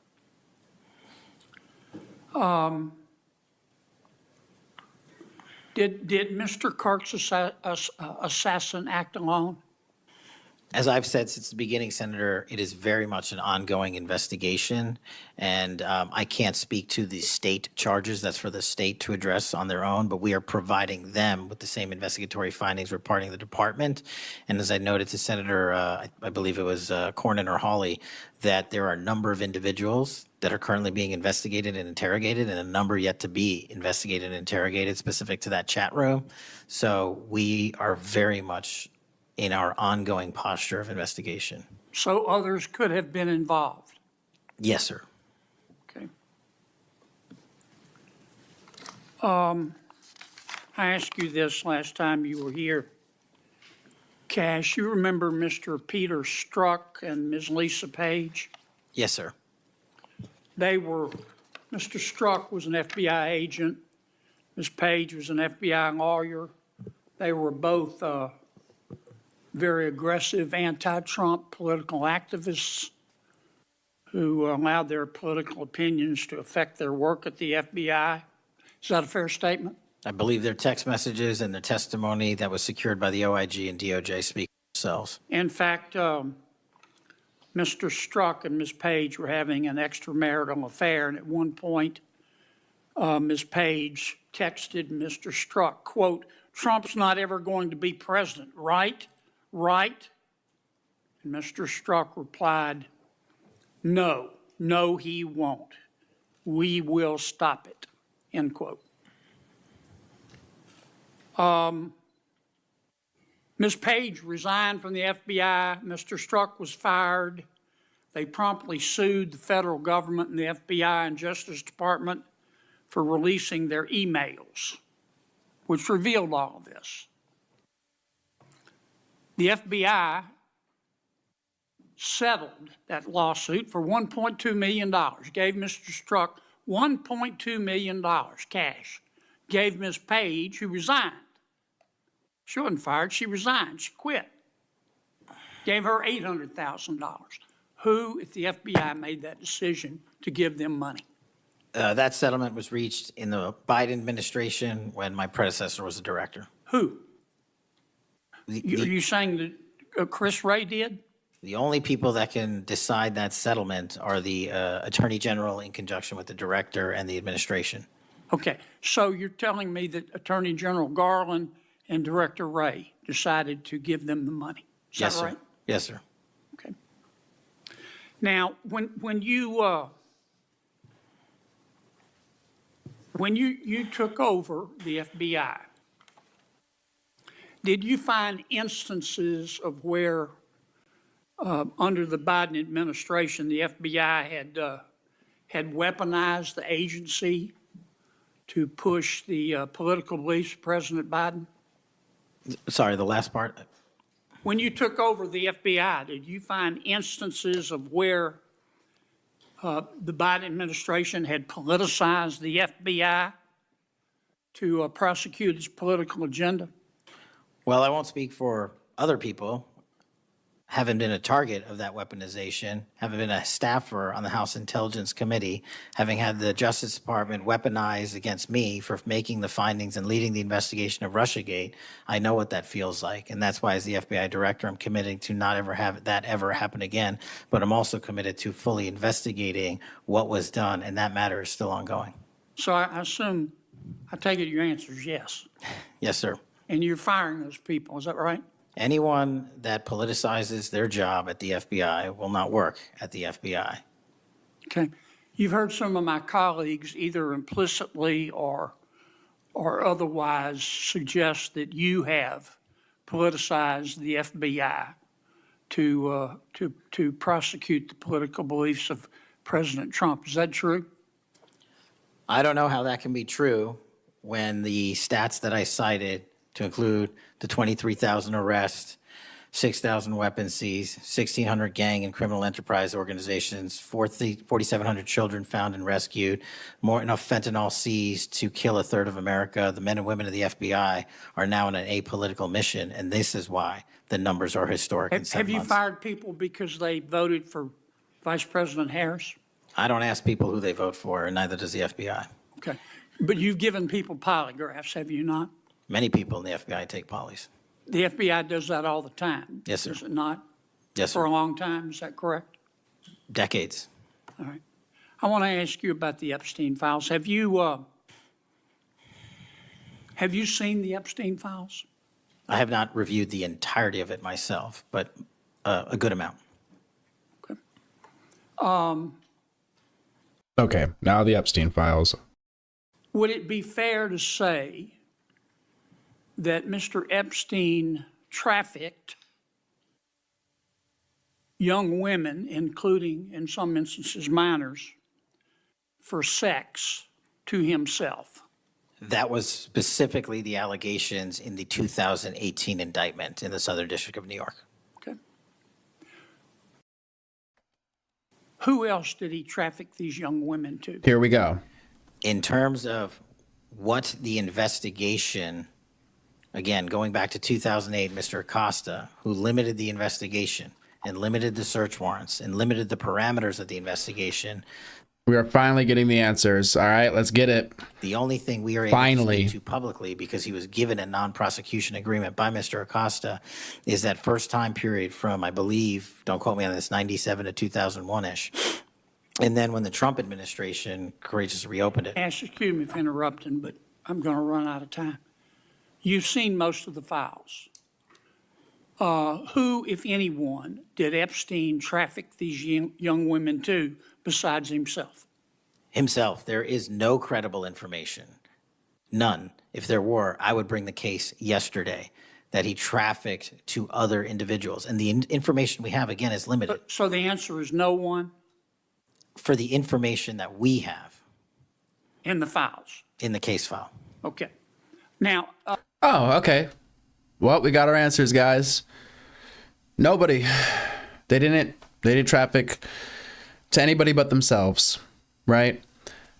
I swear I heard somebody, like some people saying it was thousands of women.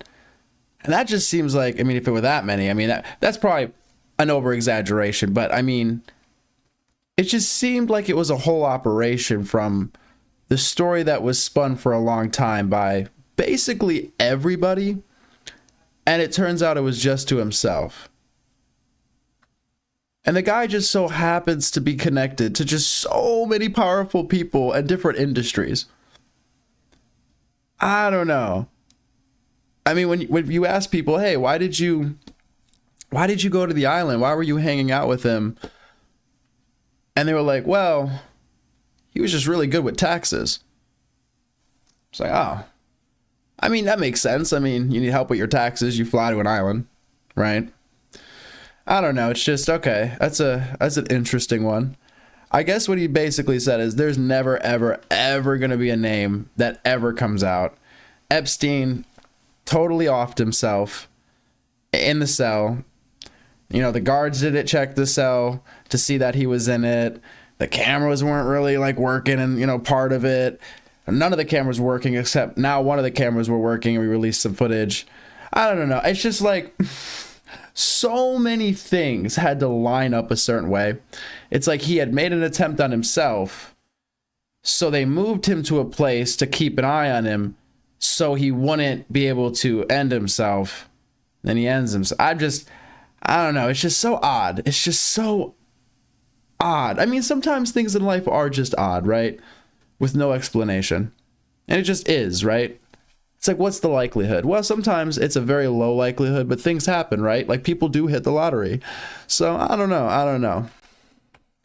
We have, again, is limited So the answer is no one? for the information that we have Okay, yeah. In the files? in the case file. Okay. In that specific case file? Are we being like hyper specific, or is it just like FBI period? This is all we know. This is what we think. Now, President Trump has deferred to the FBI and the Department of Justice with respect to the Epstein records. He says it is your call about. I appreciate that. Somebody said, at least. Oh no, I thought you said at least they made an effort. I thought you said at least they made an effort to make it look like it. I was like, good point. It could have been 3 holes to the back of the head, 3 bullet holes to the back of the head, and like, yeah, and he hung himself type of a situation. Not releasing them. But you're saying they could have done even better. And I understand that the department and the agency have decided to release them in cooperation with the House committee. Is that correct? Yes, sir. So you're releasing them a little bit at a time. Is that correct?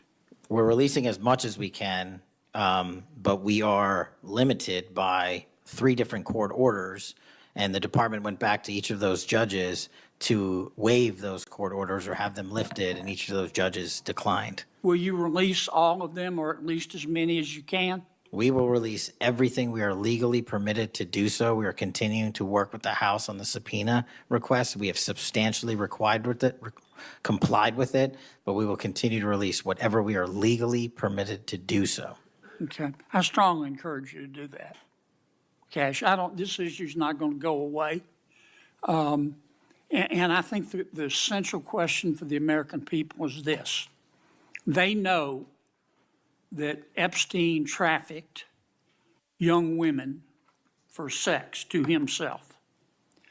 They want to know who, if anyone else, he trafficked these young women to.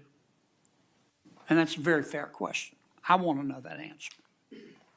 And I think you're going to have to do more to satisfy the American people's understandable curiosity in that regard. Mr. Chairman, may I just respond to that? I agree, Senator. And what we have done, and just to remind folks, the Epstein case files existed in the 2 prior administrations, in the Obama administration and the Biden administration, and they didn't release anything. And there was President Trump in the first administration that renewed charges against Mr. Epstein. And I know it's a little complicated to understand, but what exists in the Epstein case files was a direct result of the limited search warrants from 2006 and 7, which hamstrung future investigations because of the non-prosecution agreement. And multiple administrations had the opportunity to look at the entirety of that case file and recommend prosecutions against anyone that was trafficked under Mr. Epstein and anyone that participated in that trafficking. And the only person to bring charges was the prior administration against Mr. Epstein. Now, I am not saying that others were not trafficked and others were not involved. What I am telling you is that based on the information we have, and we have continuously and publicly asked for the public to come forward with more information. If there is, we'll look at it. But based on credible information, we have released all credible information, and the information that the Department of Justice and the FBI never releases is information on investigations that are not credible. And we don't release the names of victims who weren't credible, but in the same time, we don't release the names of victims who were credible. And so the information, that's by law. And so I don't think anybody was asking for names of victims, right? But okay. So the information we are releasing now is historic, and it is also to the maximum capacity that the law allows. And I know that's not going to satisfy many, many, many people. But if they wanted it done right, then the investigation from its origination should have been done right. Sure. I mean, it's almost sounding like he's saying, well, we're just hamstrung because, well, they did it this way back then, so we really can't do anything at this point. Like, whatever happened, happened, and you know what? That's it, you know? I mean, they're still working and everything, and yeah, come forward with information, but, I mean, in a way, it's been kind of going on, if you think about it, since, like, the mid-2000s, like, early to mid-2000s, since, like, the first case brought against Epstein. I'm not saying he was necessarily like trafficking to other people at that point, but it's like, okay, he's already crossed the line. Okay, at that point, from the sounds of it.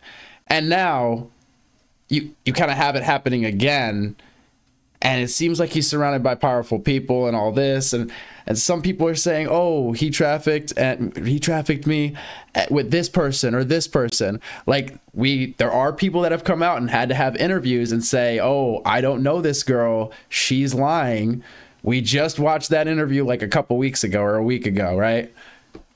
I mean, y'all know who I'm talking about, right? And he should not have been given a get out of jail free card to do jail on the weekends for 12 hours a day, and he should have been investigated fully for the entirety of his crime and criminal enterprise, not just from 1997 to 2001.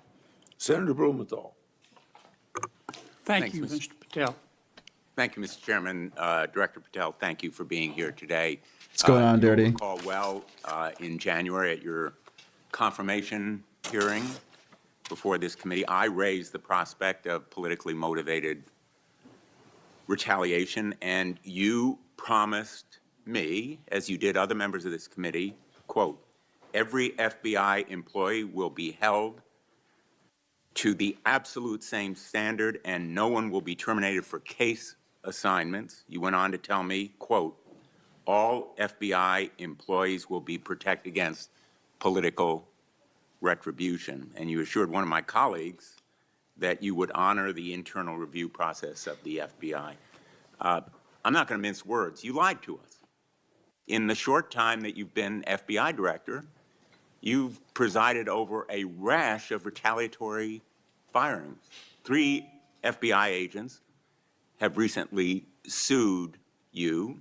They are FBI agents with 60 years between them of distinguished service, rescuing hostages, saving kids from predators, dismantling drug cartels, and their allegations, their civil allegations, are a searing indictment of your tenure as FBI director. But it's not just those 3. The FBI Agents Association has said that your actions, quote, distract agents from their work, foster fear that their assignments could cost them their careers, either now or under the next administration, and increase the risk of criminal and national security threats by undermining unity and morale within the Bureau, end quote. This association, as you know, is voluntary. It represents 14,000 members, 90% of all the active agents. These are your employees saying that your performance has been unqualified and unfit. And there is mounting evidence that these retaliatory firings were the result of direction from the White House.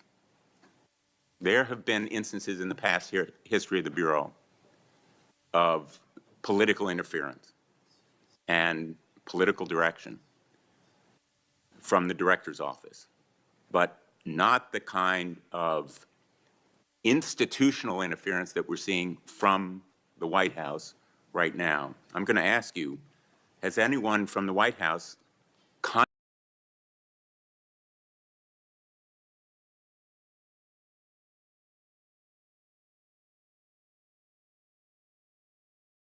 sitting on my desk right now to review. That's been a directive. So everybody flips the script. Kash Patel, he flipped it too. The conspiracy theories just aren't true.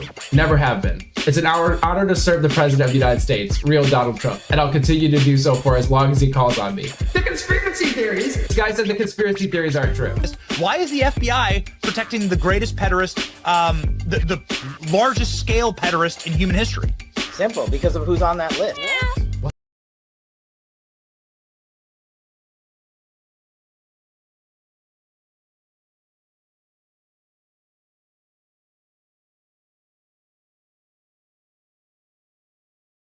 contacted you about personnel decisions?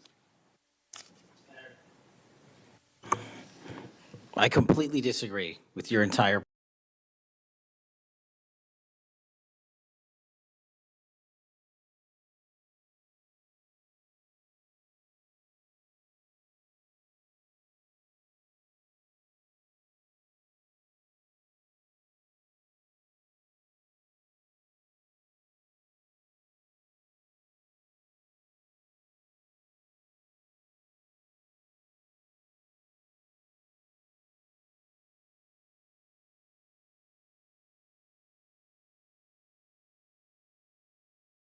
premise that I have lied or am misleading the FBI. Oh shit, I was muted that whole time.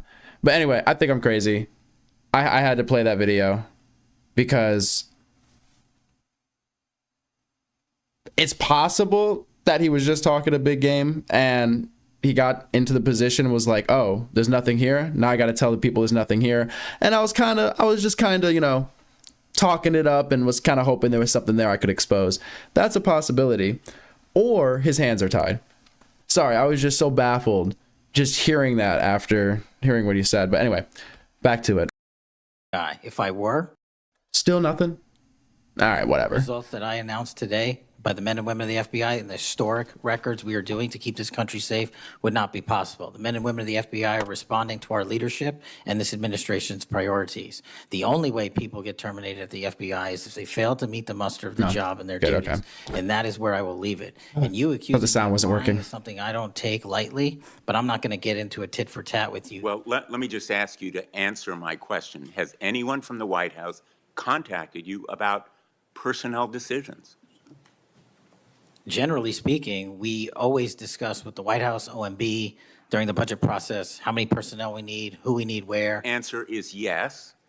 For budgetary purposes and You've been directed to fire people, agents, because they participated in investigations of the president. I don't receive directions to do that. Has anyone make the suggested decisions. it? Has anyone asked you to do it? The best information is, yes, you've taken suggestions and direction from the White House in firing qualified agents. Any termination at the FBI was a decision that I made based on the evidence that I have as a director of the FBI, and it's my job, and I'm not going to shy away from it. And as you stated, those are allegations, and that is an ongoing litigation. So they'll have their day in court, so will we. The allegations are not just in that lawsuit, Director Patel, and I think your testimony confirms that, in fact, you've taken direction from the White House. I don't. In those retaliatory firings. It literally does because not. you've acknowledged that, in fact, they have been in contact with you about personnel decisions. The White House has been, do not put words in my mouth, we're on the record. The White House, like any administration, contacts its agencies on the budgeting process and where it needs personnel and where the mission priorities are. That always happens. If they didn't do that, they would be abdicating the responsibility to law enforcement. I will always work with my partners in the chain of command at the Department of Justice and the White House to ensure that this FBI is delivering the results we are delivering, to include the lowest murder rate in modern U.S. history, to include the most fentanyl seizures in modern U.S. history, to include the most lives saved and the most children found in modern U.S. history. That is a working FBI. That is not a failing FBI. Let's move on to a related area. In White House discussions, have you been asked or directed by the White House or others to engage in a crackdown on political groups or organizations, nonprofits, after the murder of Charlie Kirk? To direct at political organizations? No. I've been asked by my chain of command to properly root out criminal activity wherever it is in whatever investigation we are conducting, and that's what we're doing. Have those distinctions about whom you're going to target been based on direction from the White House? Nobody gives me a list on who to target. My targeting list is from the men and women at the FBI. Have you talked about investigating certain groups, nonprofits, or foundations or institutions?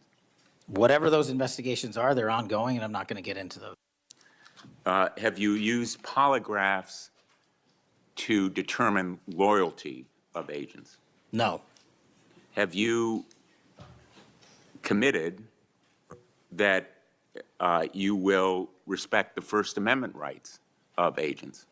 I have wildly committed to respecting the First Amendment rights of agents, but at the FBI, you have to balance your First Amendment rights with your mission. Have you imposed any sort of loyalty test in the course of using polygraphs or in any of the other personnel decisions? Polygraphs have been utilized at the FBI for decades. They will continue to be utilized in the fashion by the professionals that administer them. Have you asked under the polygraph test about individuals' loyalty or about their voting records or any kind of past statements? Just to make it abundantly clear, I don't tell the professionals how to conduct polygraphs or what questions to ask. They make those decisions. And I, as the director of the FBI, never ask anyone who they voted for. Have you investigated donors to a political party simply because they are donors? Simply based on that fact alone, no. Have you investigated donors for another reason? Many donors may be involved in criminal enterprises and criminal activities, and those individuals will be investigated. Can you commit to make public the Epstein files that so far have not been released if this committee is able to review them on a classified basis? I think this is an important distinction. The Epstein case file is not classified, to my understanding. So we are providing what we legally can, and we are going to give Congress what we are legally permitted to do so to the maximum extent of the law. Will you enable the chairman and the ranking member to review them on a classified basis? That doesn't make any sense. If the material in the Epstein file is not classified, there is no basis for a Well, it classified would review. protect the confidentiality of them if they were able to review them on a classified basis. If anyone in this room can get the multiple district court judges to lift their court protective orders in the ceilings, we will happily provide you with more information. Are you in favor of merging the DEA and the ATF? That's not something for me to comment on. Well, those agencies work with you, don't they? With me, not for me. Are you in favor of orienting the FBI toward a national police function as opposed to the enforcement of federal law? The FBI does enforce federal law across the country. That's what we do.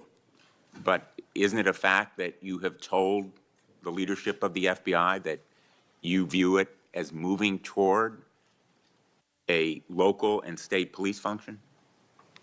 No, we are prioritizing working with our local and state partners, and they will tell you that that has never happened with this much engagement in the history that they have been serving as local law enforcement officers. I believe local cops are the best intelligence source and the best understanding of their communities, and I folded in my FBI agents under that direction to work with them to get the job done.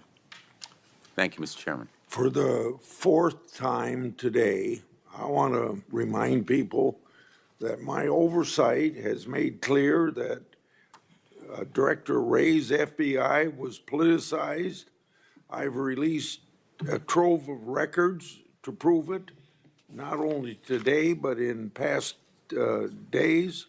I've also said some FBI personnel who have been fired, retaliated against my whistleblowers, and I don't remember my Democratic colleagues defending my whistleblowers when their careers were ruined. Senator Schmidt. Thank you, Mr. Chairman.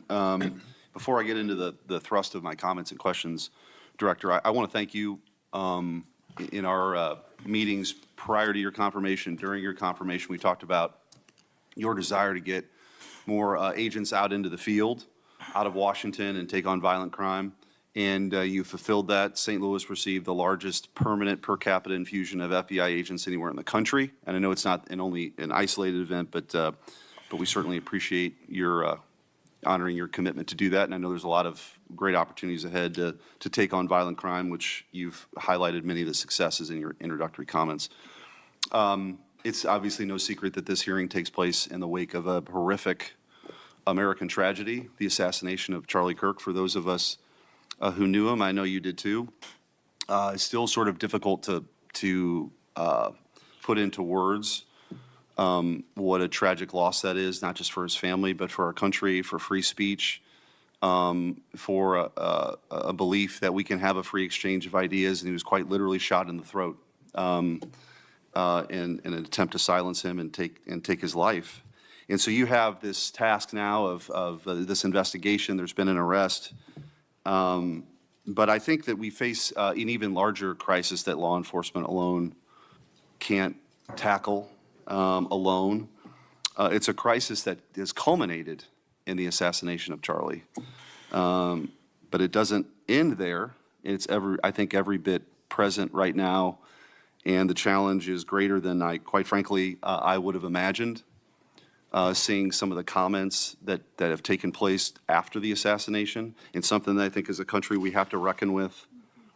And it's something deeper, much deeper than a rejection of law and order or the norms of civil society. We've entered a very dangerous time, I think, in our country. And that should be clear to everyone. Political violence is a sign of a deep and corrosive sickness in any society. But in America today, the problem is just not political violence in the abstract. It is the specific kind of political violence which is overwhelmingly driven by a specific set of actors and groups.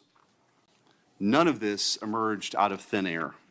Over the past week, leaders from across the political spectrum have come out and forcefully condemned Charlie's murder and political violence more broadly. For that, we're all very grateful. We should be grateful. Until next time, Norton, appreciate you for coming through. Dumpster Nachos, appreciate you for becoming a member of the Black Hole Experience. So interestingly enough, we're doing the Is Kash Patel doing a good job poll in chat, 2,100 votes. We did this earlier, and it was like pretty close. It was basically 50-50, except I did yes and no. So this time I did yes, no, and I don't know. Yes right now is at 53%, no is at 31%, and I don't know is at 16%. So it seems like the yeses are winning out on this one. But let's see how the undecideds are. What in like 6 months or a year? There have been calls to unite and come together in the wake of Charlie's murder, and I want to do that. I do. Someday I pray that we can be united as a country again and go forward together as a one people and under one flag, but we are not united. Upstream from the dehumanization and demonizing, political violence and rhetoric tearing apart our country is a divide on how we view America and Americans. Is America good? Is America evil? Is there something inherently special about Western civilization, or is this 2,000-year project rotten to the core? And if it is something worth fighting for, which I believe, how do we do it? With words and ideas like Charlie did, or with firebombs and assassins' bullets?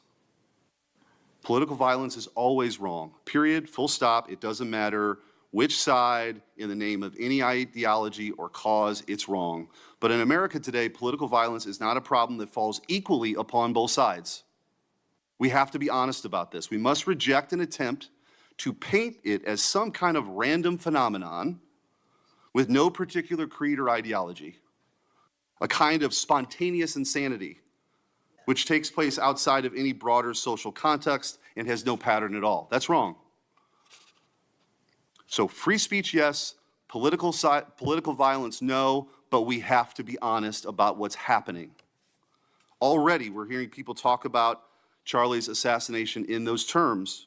We're told that we can't possibly know what drove a killer to plan and carry out a murder of the most prominent conservative activist in America. But that's a lie. We do know. The facts are plain and clear, and we have to speak truth in this moment, or there's no other side of the mountain. The vast majority of Americans are against political violence, but there is a vocal, active minority that encourages and celebrates it, and that minority is overwhelmingly on the left. Just last week, a YouGov poll found that a full 25% of those people who describe themselves as very liberal say it can be justified for citizens to use violence to achieve political goals. Less than 3% of very conservative Americans say the same. That's too many. That is 3% too many. But we are lying if we think that this is a both sides thing. It's not. We have to confront it. And you're going to have an important job of rooting out these terrorists. This is an ideology that runs very deep. The numbers are virtually identical to the ones I just noted when it comes to whether or not it's okay to celebrate the deaths of people whom we disagree with. And while large majorities in both parties were opposed to celebrating political violence, Democrats overall were nearly twice as likely as Republicans to believe that it is usually or always acceptable to celebrate the death of a public figure they oppose. What in the hell is going on? Earlier this year, a poll found that more than 55% of people on the left believed that it would be at least somewhat justified to murder Donald Trump.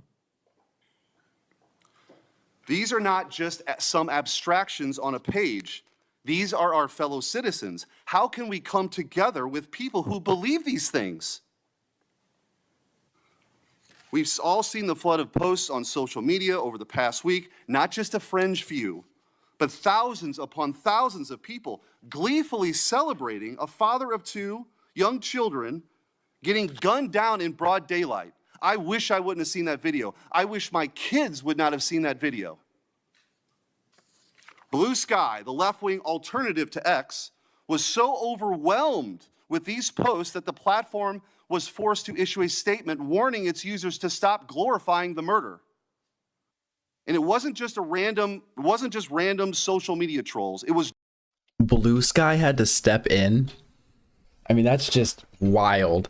They had to step in and be like, guys, chill. Anybody here on Blue Sky? Who's on Blue Sky? journalists, elite college professors, and even politicians, all but saying Charlie's assassination was justified because of what he thought, because of what he said. We saw the flood of hit pieces, the most powerful media outlets in the nation dishonestly attacking and villainizing Charlie for the most vicious possible terms. How can you ask us to unite under that? There can be no unity between good and evil. Somebody has to win this thing. And as a country, we have to absolutely reject it. And don't tell me it's both sides. It didn't happen in a vacuum. Over the past decade, we've seen an explosion of political violence, not just one-off lone wolf attacks, but organized, systemic political violence at a mass scale. It is not organic.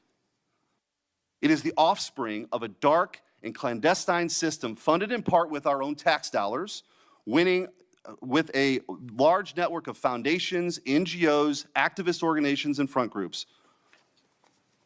This system lurks behind every radical leftist movement in our nation today. The George Soros empire has financed a vast ecosystem of radicals, all working together, dropping off bricks at riots. to unleash a tidal wave of violently anarchists on our streets and to prop it up in an army of researchers and experts and journalists and propagandists who downplay the political violence. What he's doing is serious. I'm going to ask you, because I don't have a ton of time, The opposite of what we should be doing as a committee. and I would point out, we've heard years of the left, their loudest voices calling anyone on the right extremist MAGA Republicans, fascists, Nazis, an existential threat to democracy. Check yourself, and don't give me this both sides bullshit. Mr. Director, I want to ask you, tell me if each one of the following perpetrators or alleged perpetrators were acting from a left-wing or right-wing political violence. The man who tried to kill Republican congressman at the congressional baseball practice, nearly killing House Majority Leader Steve Scalise, left-wing or right-wing violence? Sir, I believe. My fault. Yeah, I was waiting for the question. I was like, man, that was wild. Who tried to kill Republican congressman at the congressional baseball practice, nearly killing House Majority Leader Steve Scalise, left-wing or right-wing violence? Sir, I believe it was a left-wing ideology. Okay. Burned down cities during the Summer of Love in the George Floyd riots, left-wing violence or right-wing violence? Sir, I'll rely on you on these. I don't have off the top of my head. I'm sorry. Okay, left-wing. The Waukesha Christmas Parade massacre, left-wing or right-wing violence? Left-wing. The Lee Zeldin stabbing attempt, left-wing or right-wing? Left-wing. The Covenant school shooting in Nashville, left-wing or right-wing? Left-wing. The Butler, Pennsylvania assassination attempt on President Trump, left-wing or right-wing? Left-wing. The Trump International West Palm Beach assassination attempt, left-wing. The Abundant Life Christian school shooting, left-wing. The United Care CEO's murder, left-wing. Tesla's burned, keyed, damaged, firebombed, left-wing, left-wing. The murders at the Israeli embassy, left-wing. The ICE facilities firebombed, left-wing. The Minnesota Catholic school shooting, left-wing. The anti-white Charlotte and North Carolina stabbing, left-wing. The attempted Utah News State firebombing, left-wing. And now, of course, the culmination of this vile trend, a left-wing assassination of Charlie Kirk. So don't give me this both sides. If we want to get to unity, let's be honest. Let's be honest. Free speech, yes. Political violence, no. But let's be honest. Senator Hirano. Thank you, Mr. Chairman. Director Patel, just like the rest of the federal government, there have been significant personnel changes at the FBI since President Trump took office. I want to better understand the scope of the turnover and the changes occurring at the FBI. Since January 2025, how many FBI employees have retired, resigned, been fired, or otherwise separated from employment? I need a number. We'll get you a number. What is the number? You don't have it? Not off the top of my head, and I want to get you the right number. Would it surprise you to know that it's probably in the thousands, like 5,000? I don't think that number's Well, accurate. you don't know. Next question. How many special agents or analysts Wait a minute. Hold up. I'm sorry. What? separated from have retired? Since January 2025, how many FBI employees have retired, resigned, been fired, or otherwise separated from employment? I need a number. We'll get you a number. What is the number? You don't have it? Not off the top of my head, and I want to get you the right number. Would it surprise you to know that it's probably in the thousands, like 5,000? I don't think that number's Well, accurate. you don't know. Well, if he doesn't know the answer to the question, and then she's like, well, it's, it could be 5,000. He's like, well, that doesn't sound accurate. Well, okay. Can you give us like a ballpark? Because you don't know the number, but you must have some idea, even if you don't give us an exact number, just like a ballpark, right? Next question. It's just funny to be like, I couldn't tell you. I don't want to lie. And it's like, no, that doesn't sound reasonable. How many special agents or analysts have left or been fired from the FBI since January 20th, 2025? Say, we will get you the numbers, and anyone that retires is of their own volition, and anyone that is terminated at the FBI, as I've said before, is done so because they have failed to meet the standards and uphold their loyalty and oath to the Constitution. Yeah, so you say. Next question. How many executive assistant directors or special agents in charge have left or been fired from the FBI since January 20th, He's probably going to say, 2025? he's not going to know any of this. I mean, Again, people leaving on their own accord or terminations were done by the standards set at the FBI that have been carried out With this question, I'm getting to the leadership of the FBI, and you don't have that answer. Next question, which field office, division, or directorate has lost the most personnel since January 2025? And, do you have the answer to that question? Yeah, actually, every single field office in the country, including Hawaii, has received a plus-up of FBI agents because we're pushing them out to the field. Okay, so you're telling me that no field office, division, or directorate has lost any personnel since January 20th, 2025?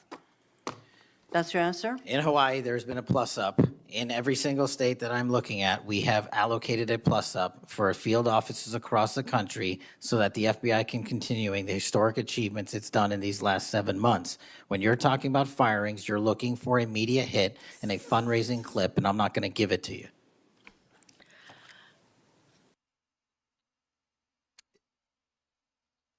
is the firings more to do with who they're firing and not really how many people are employed? Because let's just say, right, people were like, well, you're firing people because of their political leanings. And you say, no, look at the numbers. We've hired more people.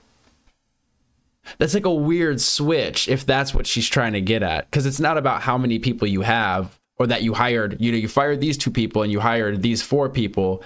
It's that, did you fire these 2 people based on, like, you know, essentially their political leaning, Democrat, Republican, whatever. Did you fire them on that basis? We don't really care if you hired more. Unless she's just asking in general, okay, did you fire and like lay off a bunch of people and now you don't have enough agents? But I don't think that was her question or like what she was getting at. That could be mistaken. I don't know. It doesn't matter under what basis they left. I just want to know how many have left. And I think your testimony is... Right, like understaffed versus you're getting rid of people for a specific reason. Specific people for a specific reason. Nobody has left. Next question. Nope, that's not my testimony. You asked it one time. I answered it one time. You didn't get the answer you wanted for your clip, so you keep asking it. And I told you I'd get you the numbers, but you can keep asking it. Which field office, division, or directorate has gained the most personnel since January 2020? Okay, so I guess it's just staffing at that point. 25. You noted that there have been plus-ups, so which offices have received these plus-ups? The greatest allocation that I believe was given to California and then Florida. Where were those offices? California and Florida. Thank you. Director Patel, you often refer to FBI agents as cops. All of us, Democrats and Republicans, support the police officers who keep our communities safe. But while our states, cities, counties, and towns all employ police officers to protect our communities, Congress has empowered and equipped the FBI to take on missions that local police cannot, especially taking on terrorists, hackers, and spies. I'd like to assess how well the FBI is able to handle its specialized missions under your leadership. The FBI is the nation's lead federal law enforcement agency for investigating and preventing acts of domestic and international terrorism. And yet the executive assistant directors in charge of the FBI's national security and intelligence branches were both forced out at the beginning of the year. Who replaced them in those positions? Excellent qualified personnel to lead the mission of arresting 23,000 violent criminals this year alone. That's twice as many as before. Took the places of I'm not going to give you any names so you can attack them. Why not? So you can attack them. I'm not doing that. The You're not people gonna sitting give in me the those seats names are of- extremely qualified to handle the job. You're We not would gonna not give have me the the results. names Wait, of what? personnel who We would should not be have the on your- reduction Right, of fine, violence in the moving state on. of Hawaii if we did not allocate the Earlier resources we this did. year, FBI counterterrorist special agents and investigators were reassigned to assist with immigration enforcement. Reportedly, these counterterrorism experts were returned to the jobs they trained for in late January after Iran threatened to retaliate for our strikes on their nuclear facilities. Have those experts remained in the jobs they trained for since that time? Yes or no? FBI agents' primary responsibility is exactly what they are assigned to do. We always work with our So since they interagency part. returned to their positions, If you're not are going to they let me still in answer, those why don't you positions? just do your soliloquy in the 4.5 minutes you have I left? am not asking for a soliloquy. It's just a yes or no. Are those people who were returned to their jobs still on those jobs? Yes or no? They never left. What was that?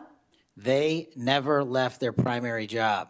It is a surge of resources in law enforcement working with the interagency to combat violent crime and reduce They were violent never- crime in okay, they were never historic reassigned to do proportions. That's your testimony. Okay, Director Patel, the FBI is also the lead federal agency for investigating cyber attacks and Yes. cyber intrusions, both by foreign nation states and by non-state hacker groups. Since President Trump's inauguration, the executive assistant director in charge of the criminal and cyber branch and the head of the FBI's cyber division have both left the FBI.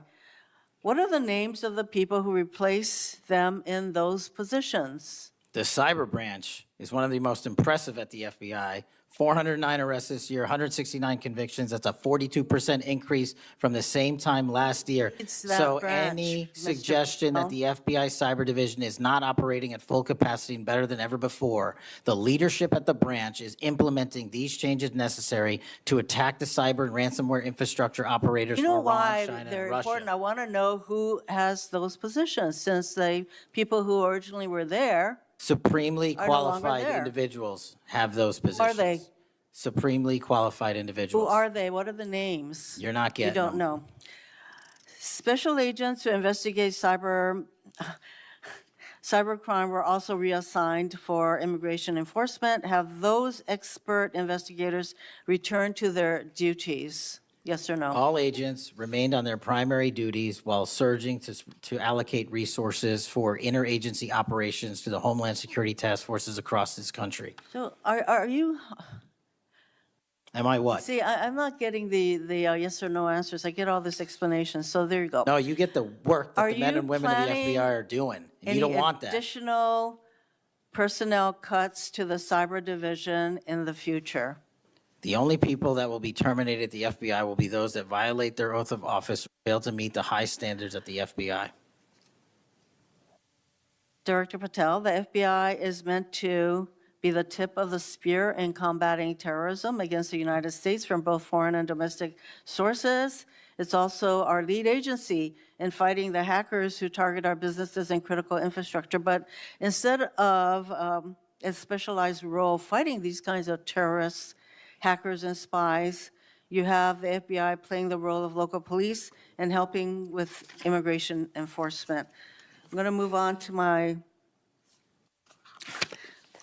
you've been asked some questions about changes to your hiring standard, and including college degrees and possibly the age. But, one question I had is,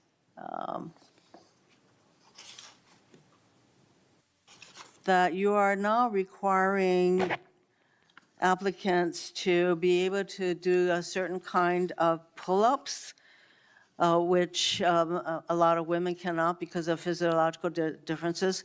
Are you requiring these kinds of pull-ups? We are requiring a physical program at BFTC at Quantico because FBI agents carrying guns in the field have to chase down bad guys and do really hard work. The physical fitness standards of those agents So are are being you requiring appropriately these assessed. kinds of pull-ups? We are requiring everybody to pass the 1811 standards at BFTC. If you want to chase down a bad guy Excuse me, and put the him in reason I handcuffs, you ask- better be able to do a pull-up. The reason I ask is that there are concerns about whether or not being able to do these kinds of harsh pull-ups is really required of FBI agents. Doing one Anyway, pull-up Mr. is not Patel, harsh, I and there are am always greatly medical concerned. exemptions to that. I'm gravely concerned by the state of the FBI under your control, and in fact, you are willing to take a cut in your agency of almost $500 million. So the FBI is losing dedicated employees. Did they say one? Decades of expertise and specialization, leading to loss to early retirements, firings, and reassignments to immigration enforcement or conducting local police work. Thousands have already left. For as long as you remain as the head of the FBI, I fear the number of departures and summary firings will continue to grow. Mr. Patel, before the vote on your nomination of this committee, I noted that your most significant qualification, this is not just something that I noted, but others, your most significant qualification was your 100% loyalty to President Trump. And I fear that that continues to be the motivating factor in your position as FBI Director. Thank you, Mr. Chairman. Mayor, Mr. Chairman. Director Patel, did you, Yes. anything you wanted to say now? That is an entire falsehood. You can delete my 16 years of government service to multiple administrations all you want. The fact is that I was a public defender. I was a national security prosecutor. I was a House intelligence staffer. I was a deputy director of intelligence. I was a chief of staff to the Department of Defense and the Secretary of Defense. I led the counterterrorism missions for the White House. Those are just some of the jobs I held in my 16-year career. There was no loyalty then. There's no loyalty now to anything but the Constitution. Senator Brett. Yes. Well, before I begin, I want to thank Senator Hirono for what she said, acknowledging that there are physical differences between men and women, talking about that women wouldn't be able to do as many pull-ups, and I think that she was making a case here that there should be different standards. There's a thing called Title IX, and this is why we continue to say we should have biological men and men's sports and biological women and women's sports. And so I look forward to utilizing that to talk to all of my colleagues on the other side of the aisle. Maybe they will stand with us in helping us protect women's sports. I think she made a great argument there for it. Moving on to today, Director Patel, thank you for being here. Thank you for your commitment to making sure that America is safe again. Thank you for doing that coast to coast and within our cities. I certainly look forward to talking about that and talking about your historic gains in these areas. But I would be remiss if I didn't begin my questioning with you about the horrific events that we have seen over the last week. Obviously, our heart breaks. Not only for Erica and Charlie's two children and for parents and families, but for America and for those of us who knew him, you being chief among those. So just my sincere condolences and thank you for the steps that you and the FBI have taken to make sure that we have someone within custody and we're going to be able to move forward with that. But if you look over the last, since last summer alone, we had 2 assassination attempts on the president. We've had an arson attack on the governor Shapiro there in Pennsylvania. You have the murder of the state representatives, Melissa Hortman and her husband in Minnesota, along with the shooting of State Senator John Hoffman and his wife. Several anti-Semitic attacks, several attacks on Christians that were noted by Senator Hawley. We had the killing of 2 Israeli embassy staffers here in D.C., the June firebombing in Colorado. We could go on, and we saw a culmination, as Senator Schmidt said, with the brutal assassination of Charlie Kirk last week. I appreciate you committing to both Senator Hawley and Senator Kennedy, talking about making sure that all that are involved are held accountable. I think that is critically important, and I think that America needs that transparency. I want to read you some words of Vice President J.D. Vance. He said, "If we want to stop political violence like what happened to Charlie Kirk, we have to be honest about the people who are celebrating it and the people who are financing it." My question to you is, in light of Charlie's murder and all of the things that we have just referenced and have been talking about today, what steps is the FBI taking to more aggressively crack down on those who promote, encourage, finance, fund these types of engagements and this type of political violence?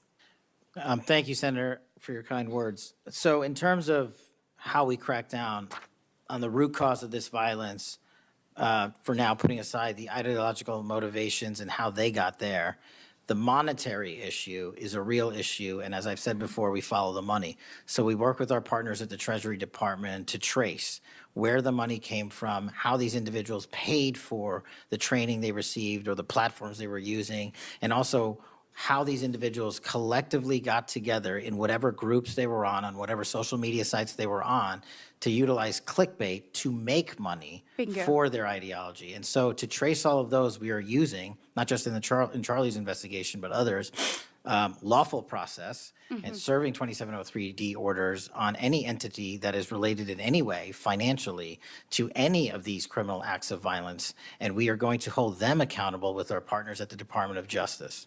Excellent. I would love to stay abreast of that, and just, we must get to the bottom of it. We must follow the money. Someone is funding this discourse. Do you believe, obviously there are people here, unfortunately American citizens, that may be engaged in that, but do you also believe that some of this may be coming from overseas? Yes. Okay, let's get to the bottom of it, and let's make it stop. Yes, ma'am. I want to ask you about the Dobbs decision. So we know that it was leaked in May of 22, and then we had the Marshal Service say we found nothing in January of 23. I find that absolutely mind-boggling, that we can't figure out who leaked that opinion. We know it was done in attempts to undermine the process, and then the intimidation of the justices occurred after that.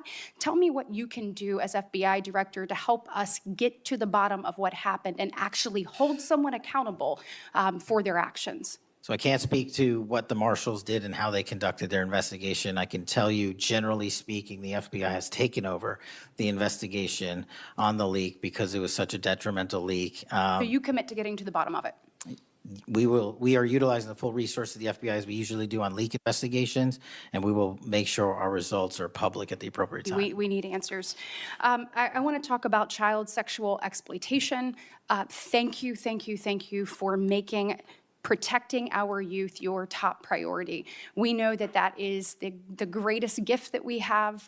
That is our greatest treasure here in the United States, is the next generation. And finally, we have an FBI director that is putting that at the top of his list. Can you tell me the steps and the different initiatives? I've heard you talk about a couple of them. You've mentioned 764 amongst other things. Tell me what you're doing, and specifically, I want to know about when it comes to sextortion. So as a parent who is raising children right now, teenagers, and you're looking at what's happening, whether people are snapping photos and then what's happening online, I have had a number of parents sit in front of me telling me terrible, heartbreaking stories about their children ultimately taking their own life because of being blackmailed. I want to know, what steps are you taking to get to the bottom of that and to absolutely end this? If this were happening in a storefront, Mr. Director, that store would be shut down, no matter where it was, coast to coast, and yet we continue to allow these things to happen, and we've got to have a more targeted approach when we're looking at this. And so what are you doing to protect children, and specifically sextortion? So in our VCAC initiative, our Violent Crimes Against Children is our umbrella enterprise operations hub for things like Operation Enduring Freedom and Operation Not Forgotten and Operation Justice. And in things like that, those are producing the results that I told you about. 1,500 child predators arrested, 300 human traffickers arrested, 4,700 children identified and saved, a 35% increase from year to date last year alone. But specifically on your sextortion question, Senator, that is a problem that we are seeing explode on generative AI in private sector and social media companies. And what we're doing is engaging with NCMEC, the National Center for Missing and Exploiting Children, because this one stat alone should probably cause great pause. They have seen a 1,325% increase in generative AI leading to sextortion and child sexual abuse. That cannot be countermanded by the FBI alone. We have embedded people at NCMEC and have a great partnership with them. But what we need to do is what we did in the month of May, and we're doing it over and over again. We arrested 400 individuals in 1 month, in 1 month search. Wow, These thank you. individuals have prioritized, the agents and intel analysts have never left that mission. They're doing multiple missions at the same time. That's what the FBI is called upon to do day in and day out, and we won't stop doing two things at once. But we need help from social media companies. We need help from the private sector and the internet service providers that allow this generative AI to be hosted on their platforms. We have got to get a resolution on that with our partners in Congress and the private sector. Well, we are definitely committed to working on that. I know the people up here.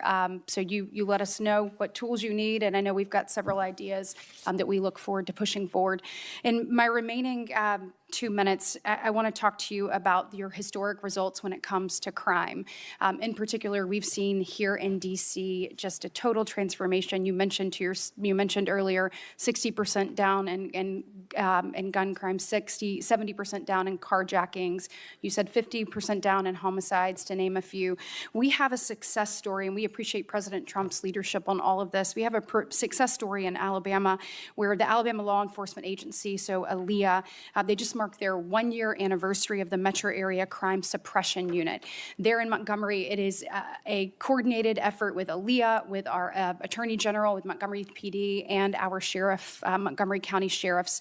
They've seen a 30% drop in violent crime and a 19% drop in overall crime. So it is actually producing results. It's this type of interagency connectivity that I think ultimately is going to lead us to safer cities and safer streets. I know that you are committed to that, committed to working with your partners. You said earlier you've elevated sheriffs and police officers there to the 7th floor. Thank you for doing that. I am grateful for the men and women of Alabama in uniform that have made this happen, and want to know how is the FBI working to collaborate in these types of ways across our country to make sure that we have even greater success stories to tell. Well, the collaboration's happening at our Redstone Arsenal in Alabama. We bring 4,000 students through our Redstone Arsenal for training every year.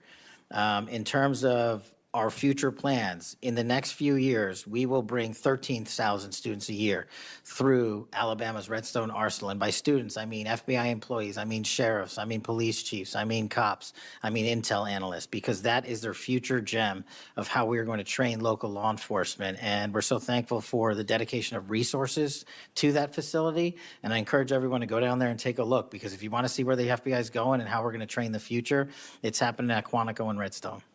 We are very proud of it, and thank you so much for your leadership. Senator Booker. Thank you, Mr. Chairman.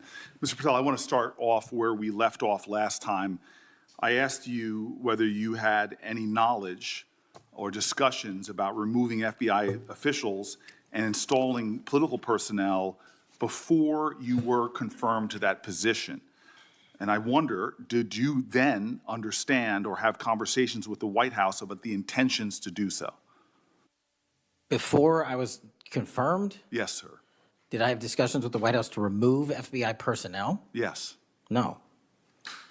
So you're saying that you had no discussions with the White House before you were in the position about the removal of any personnel from the agency?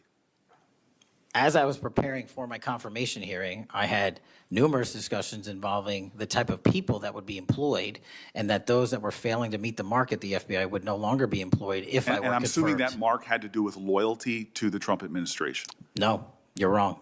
Okay. I'd like to revisit another subject from that hearing. Did you testify, you did testify before the grand jury that President Trump had declassified the documents at issue in the Mar-a-Lago classified documents case. Is that correct? I don't have the grand jury transcript. That's why I released it. Whatever it says is the best evidence. You know, that's what you said to Senator Whitehouse, that your grand jury testimony was publicly released. It has not been. In fact, in July, a court denied a news outlet's bid to get that transcript. But the court said quite clearly that you are free to discuss your grand jury testimony. So I ask you again, did you testify before the grand jury that President Trump declassified the documents at issue in the Mar-a-Lago classified document case? And that is why I took your invitation to work with the department and the court to have that transcript released. And the transcript is the best evidence of what I said then. So you're saying right now this committee can have access to what you said before the grand jury? To whatever was released. Under my understanding, Senator, that the Department of Justice You and I both released. understand the law. Let me finish. I understand under Rule 6 of the Federal Rules of Procedure, a grand jury witness, in this case you, is not barred from sharing their grand jury testimony. This is an oversight hearing. This is germane to your integrity and credibility. You know right now whether or not you testified that President Trump declassified the documents at issue in the Mar-a-Lago classified documents case. Why are you refusing to answer that simple yes or no question right now? Because the premise of your question is inaccurate, and that is There is why. no premise to my question, but trying to get to an order of what is truth or not. How do you Did know you what, or how, did you, how do you know what was asked in the grand jury if you weren't there? Mr. Patel, this is a mockery you're making of this hearing and simple questions. It's a So let simple me move on. question. If you have a Mr. Patel, transcript, you during can your read the question, nomination, but you don't have hearing, it. you promised that, quote, all FBI employees will be protected against political retribution. When I asked you, are you aware of any plans or discussions to punish in any way, including termination, FBI agents or personnel associated with the Trump administration, you explicitly said under oath that you were not aware of any plans to punish FBI agents associated with criminal investigations of Donald Trump. I don't believe you were truthful. Firing FBI employees based solely on the cases that they are investigating, their case assignments, is illegal, and you know that. A new lawsuit that's been discussed numerous times, filed by 3 FBI officials, alleges that you carried out Donald Trump's campaign of retribution, in quotes, against FBI employees for, quote, failure to demonstrate sufficient political loyalty. One of those plaintiffs has been discussed today, Brian Driscoll. Now, we know 20 years of distinguished service to the FBI before you terminated him.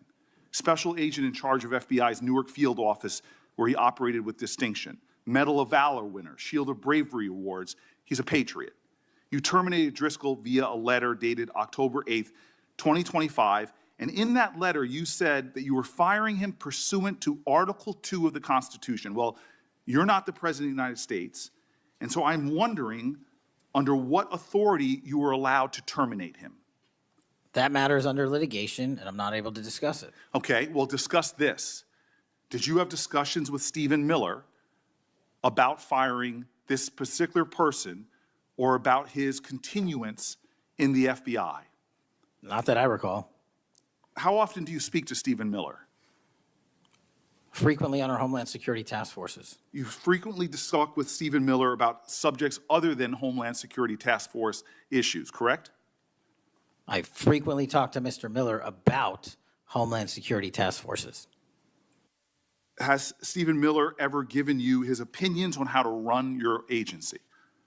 Mr. Miller's interagency operations are invaluable to success of the FBI. That's what we talk about. So you frequently discuss your job and your responsibilities with Stephen Miller and Pam Bondi, I imagine, as well. Absolutely. She's the Attorney General. Understood. Okay. Donald Trump promised to make us all safer. You have pushed out senior FBI agents with decades of knowledge and experience. In fact, this is the first time in FBI history that neither the director nor the deputy director have any experience with the FBI. You've shifted the agency's priorities primarily to pursuing Donald Trump's immigration enforcement agenda. According to ICE data, the Cato Institute, which is a conservative think tank, found that 20% of all agents have been diverted from their work to assist ICE immigration enforcement. 20%. Part of this operation is the work of mass law enforcement who jump out of cars, snatch people off streets at churches, schools, and their jobs and hospitals. Have there been any FBI agents who investigate crimes against children that have been assigned to immigration enforcement, yes or no? The premise of what you say is entirely false. Have there been any FBI agents who investigate foreign domestic terrorism? You don't get to say America is not safer under this leadership. I am not saying America that. is safer because of the work of the FBI. You're making a presumption of premise. 4,700 children. Sir, we have seized 6,000 weapons and 23,000 violent felons have been FBI arrested. agents who investigate human trafficking have been reassigned to immigration enforcement. You are not denying that FBI agents who are on the task force that fight against Russian oligarchs have not been reassigned. Public Corrections Squad reassigned. People who defend us, defend children reassigned. You're not denying that. I've seen you time and time again attack my colleagues' premises of questions as a way to not answer the question. So let me end with this. I believe you have made our country weaker and less safe. I believe that we are more vulnerable to a major event, and I pray to God it doesn't happen. You've gutted the Bureau of Institutional Knowledge and Expertise. You fired or pushed out seasoned FBI officials, many with more than 20 years of experience, and were working on cases that were critical. You've been purging thousands of serious law enforcement officials who spent their careers keeping us safe, only to lower hiring standards in order to find anyone to replace them. And shockingly, you admitted in this hearing to Senator Coons that it would take 14 years to fill the vacancies at your agency. Many are the result of your purge. 20% of FBI agents are doing low-level immigration enforcement instead of their mission-critical work. You've disbanded entire task forces that stop election interference, foreign influence, public corruption. And who benefits from this? Well, corrupt people benefit from it. Criminals benefit from it. Vladimir Putin benefits from it. And it really makes me wonder who you're looking out for. It makes me think we can't trust you as a nation. You swear to release the Epstein files, but now you're withholding the Epstein files. You claim that you have a suspect in a serious assassination. Whoops, then you don't have a suspect. You know nothing about plans to remove FBI agents, yet you're directly involved in those plans. In the words of an ex-FBI official, you are overseeing, and I quote, generational destruction of the nation's premier law enforcement agency. Mr. Patel, in just 8 months, you have assaulted the institutional integrity of the FBI. But I know FBI field agents. I've worked with them in Newark. No matter how truly bad you are, you can't undermine the legacy of agents who fight every day to keep us safe, but you can tarnish the integrity of the agency and undermine the agency's capacity. I believe you're failing as a leader, and that your failure does have serious implications for the safety and security of Americans and our families. We're more vulnerable to domestic and foreign attack because of your failures of leadership. I don't think you're fit to hand the Bureau, but here's the thing, Mr. Patel. I think you're not going to be around long. I think this might be your last oversight hearing. Because as much as you supplicate yourself to the will of Donald Trump and not the Constitution of the United States of America, Donald Trump has shown us in his first term and in this term, he is not loyal to people like you. He will cut you loose. This may be the last time I have a hearing with you because I don't think you're long for your job. But I'm going to tell you this, I pray for you.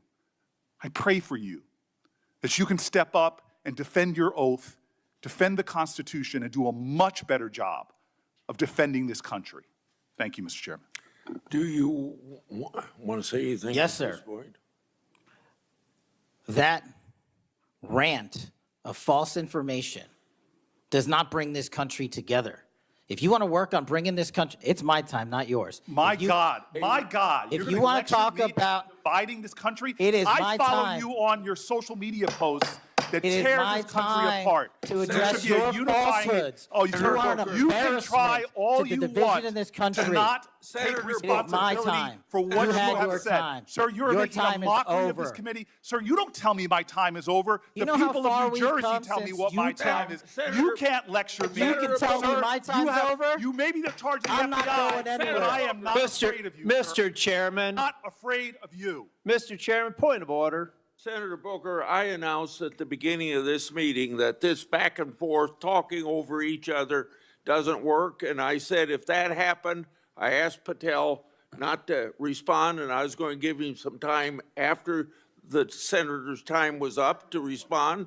And he has the privilege to do that uninterrupted. Mr. So Chairman, go- one point of Go order. ahead, Mr. I've Patel. watched him talk over us, and you've never once criticized him for us not even being able to get our questions out. Well, He has been rude and disrespectful to senator after senator. And when the senators were not giving him a chance to answer, I didn't stop the senator either. Go ahead, Senator. Thank you, Mr. Chairman. If the FBI, under my 7-month leadership, were failing this administration in this country, why do we have 23,000 violent felons arrested this year alone? A double increase from that time last year. Why is it that we have seized 6,000 weapons? Why have we found 1,500 child predators and arrested them? Why have we 300 human traffickers in jail? Why have we found and identified 4,700 children? Why have we seized 1,600 kilograms of fentanyl, enough to kill a third of the American public, a 25% increase alone from last year? 88,000 kilograms of cocaine seized, 7,000 kilograms of meth seized, and that's just on our criminal operations operations in summer heat? How is it possible that we are taking 8 kilograms off the streets of the cities in New Jersey and preventing the deaths of 607,000 people this year alone, a failure of the FBI and my leadership? How is it that we have counterintelligence arrests already this year exceeding the numbers from the entirety of last year? 33% increase in PRC, 83% in Russia, 60% in the CI space as it relates to Iran, and we haven't even talked about CT, the southern border, the northern border. Before Senator Cruz, I kind of feel like a broken record today. All this interest in FBI termination, yet my colleagues showed no intent or interest in when my whistleblowers suffered retaliation over the past years, particularly the past 4 years. Indeed, one whistleblower has alleged that Brian Driscoll's insubordination, whether an agent is on a hot button case or not, they ought to be held accountable for misconduct and weaponization. Senator Cruz. Thank you, Mr. Chairman. You know, I have to say, it used to be that to see theater, you had to go to the Kennedy Center. Now, apparently, you need only go to the Senate Judiciary Committee and see our Senate Democrats berating the director of the FBI, which, okay, it's not, partisan politics is not new in the United States Congress. But what is remarkable is what Senator Booker was berating Director Patel about. He wasn't berating him for failing to do his job, but rather he was furious for Director Patel for successfully doing his job. For 4 years, the Democrats under Joe Biden had an open border that undermined the safety of every single American. They allowed 12 million illegal aliens to come into this country to invade this country, and every single day Americans were murdered, women were raped, children were assaulted by violent criminals that Democrats released. Now, Director Patel, I found Senator Booker's questioning really bizarre. He asked you, have you reassigned FBI agents from human trafficking to immigration issues? Director Patel, are the Mexican cartels that are bringing people illegally into this country engaged in human trafficking? Yes, sir. What the hell does it mean to reassign someone from human trafficking to immigration? The greatest human trafficking that in the world has been over the last 4 years at our southern border. It is modern day slavery that the Democrats still defend. They still defend those open borders.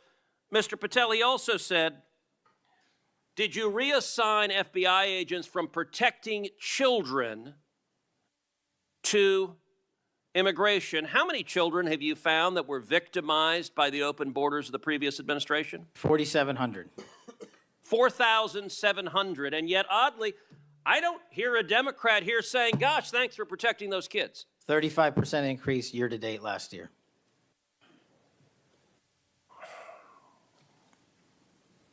All right, I want to shift topics.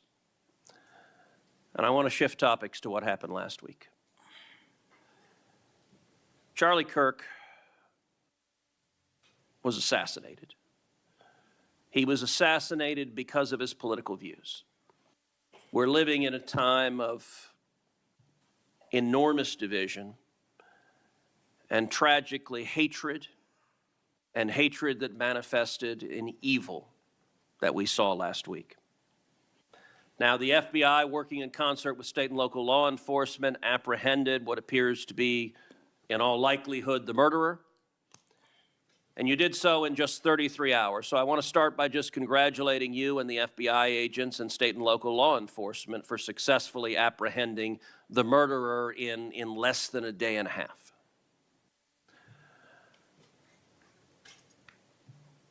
In the wake of that assassination, we have seen far too many people on the left celebrating the assassination. We've seen Democrats, we've seen activists cheering it on. We've seen, tragically, teachers in high schools, teachers in elementary schools, university professors cheering on the murder of Charlie Kirk. You and I both knew Charlie well. He was a good friend. He was an extraordinary man.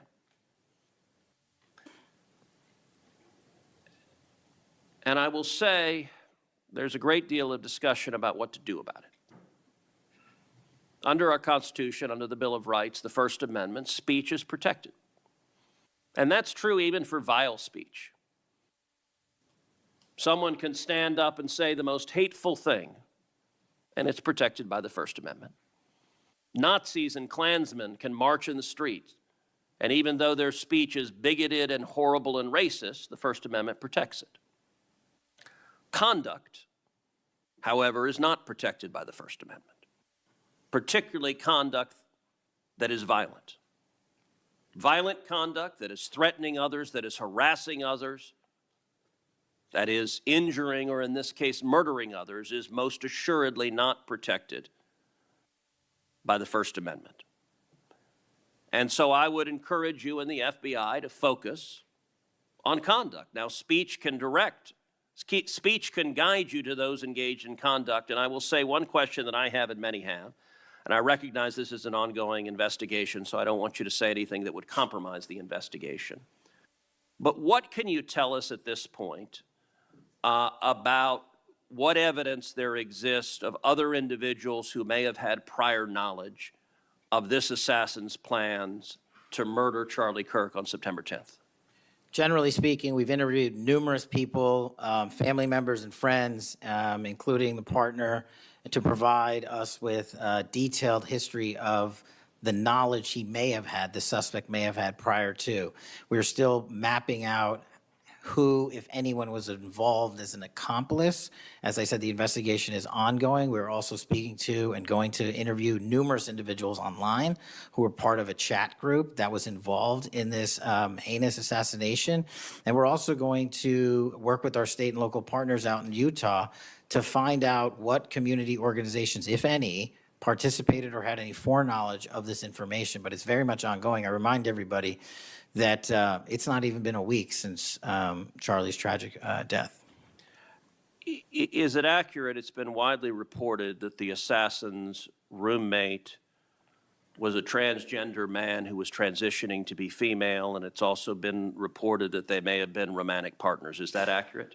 Yes, Senator. And I assume the FBI is investigating. It has also been reported that there were transgender chat rooms that may have had some awareness of the plan to commit this murder. Is that accurate as well? I'm sorry, can you repeat the question? It's been reported that there were chat rooms of transgender activists that indicated some degree of potentially of foreknowledge of this murder. We're still developing that. Do you have any information the bullet casings had on them both Antifa and LGBT wording on them? Do you have any indication of the source of those engravings and what inspired them? As to the actual source, we're still developing that. I want to encourage you in the course of this investigation, absolutely go after anyone who aided and abetted. But I want to more broadly encourage you, follow the money. The violence we are seeing is not purely organic. There is, I believe, significant money that is spreading dissension, that is spreading violence. Antifa. Do you believe Antifa is a terrorist organization? I believe Antifa is associated with a lot of violence in this country. As to its designation, I'll leave that to the appropriate authorities. So I would encourage the administration to designate Antifa as a terrorist organization, to go systematically after Antifa. They've committed acts of violence all over the country. And the shell casings have multiple references to slogans that Antifa has popularized. I believe there is considerable money funding it. I would note that I've introduced legislation called the Stop Funders Act. Stop Funders Act would add rioting to the list of predicate offenses under RICO. I believe the money should be tracked and prosecuted under RICO. And both the Antifa and Black Lives Matter riots of a couple of years ago and the pro-open border riots in Los Angeles and other cities of this past year, I believe there was significant money behind those riots. I'm not the only person who noticed at the anti-Semitic protests and violent protests on college campuses that many of the tents all matched. And so I would ask, would it aid your ability to prosecute these matters if Congress passed into law the Stop Funders Act and if rioting was added to the list of predicate offenses for RICO? Yes.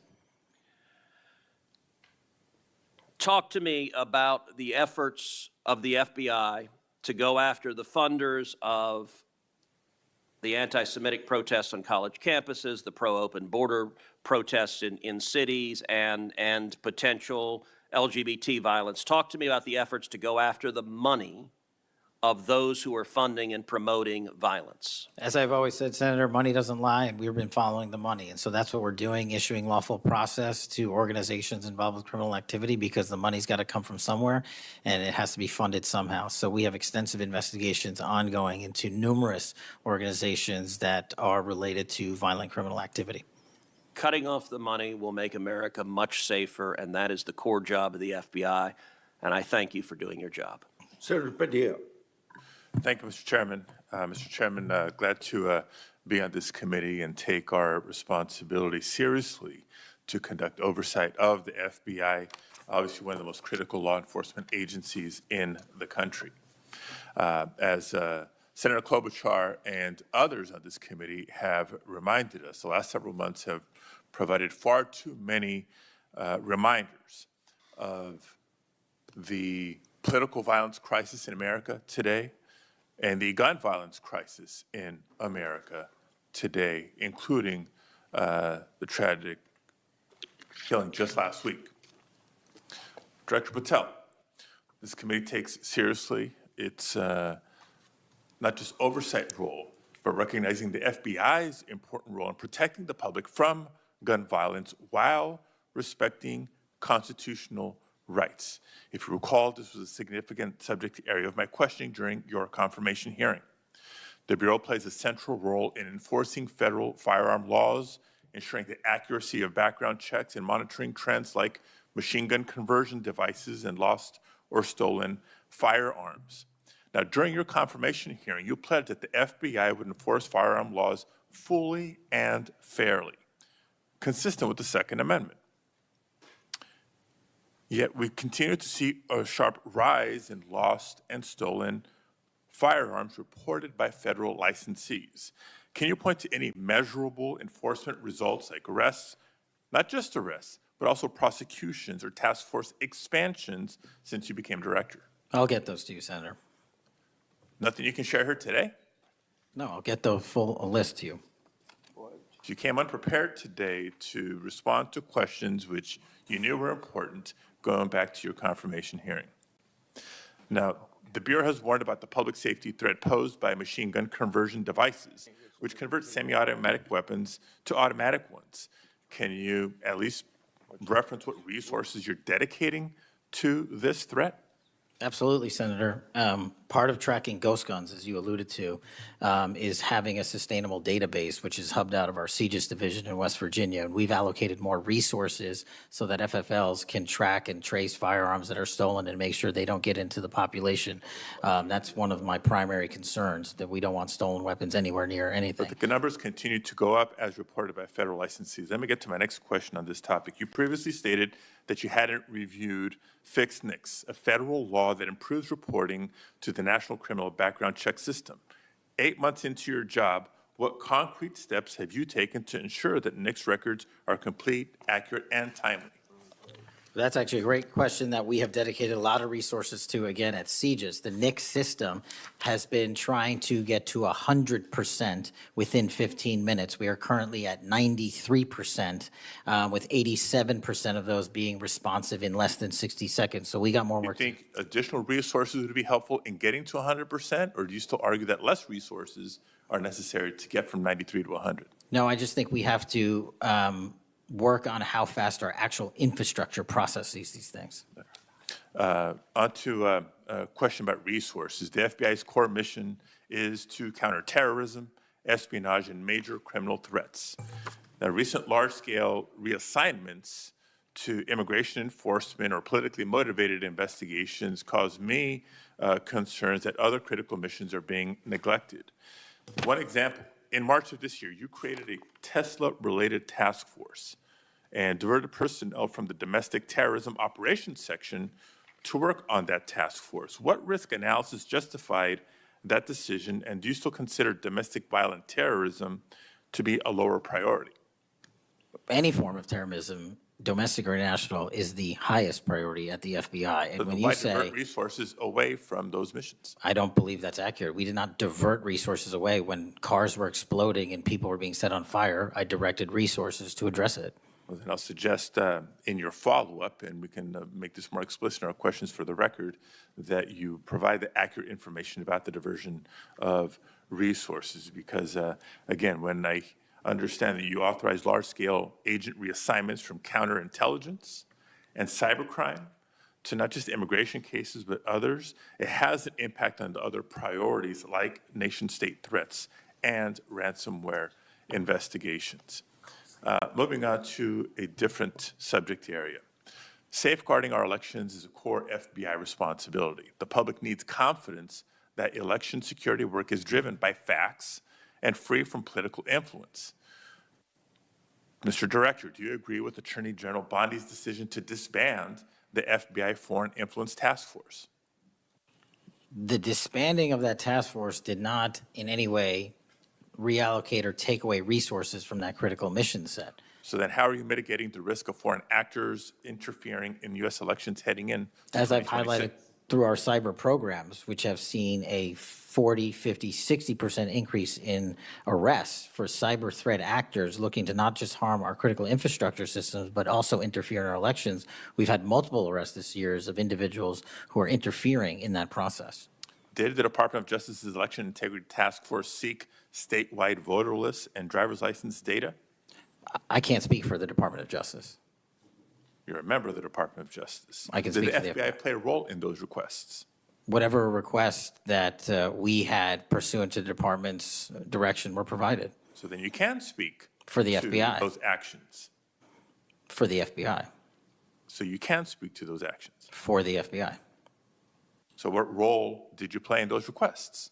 Whatever requests we get from the department, I don't have those details in front of me. We provide whatever requests they have. I have not many details in front of you on a lot of the questions coming from this side of the aisle. So I do hope that there are substantive and accurate responses to our questions in writing. In my time left, Mr. Chairman, I just want to call out a couple of observations. The director before us has tried to explain, I won't say explain, tried to explain how he doesn't need another $500 million to do the job.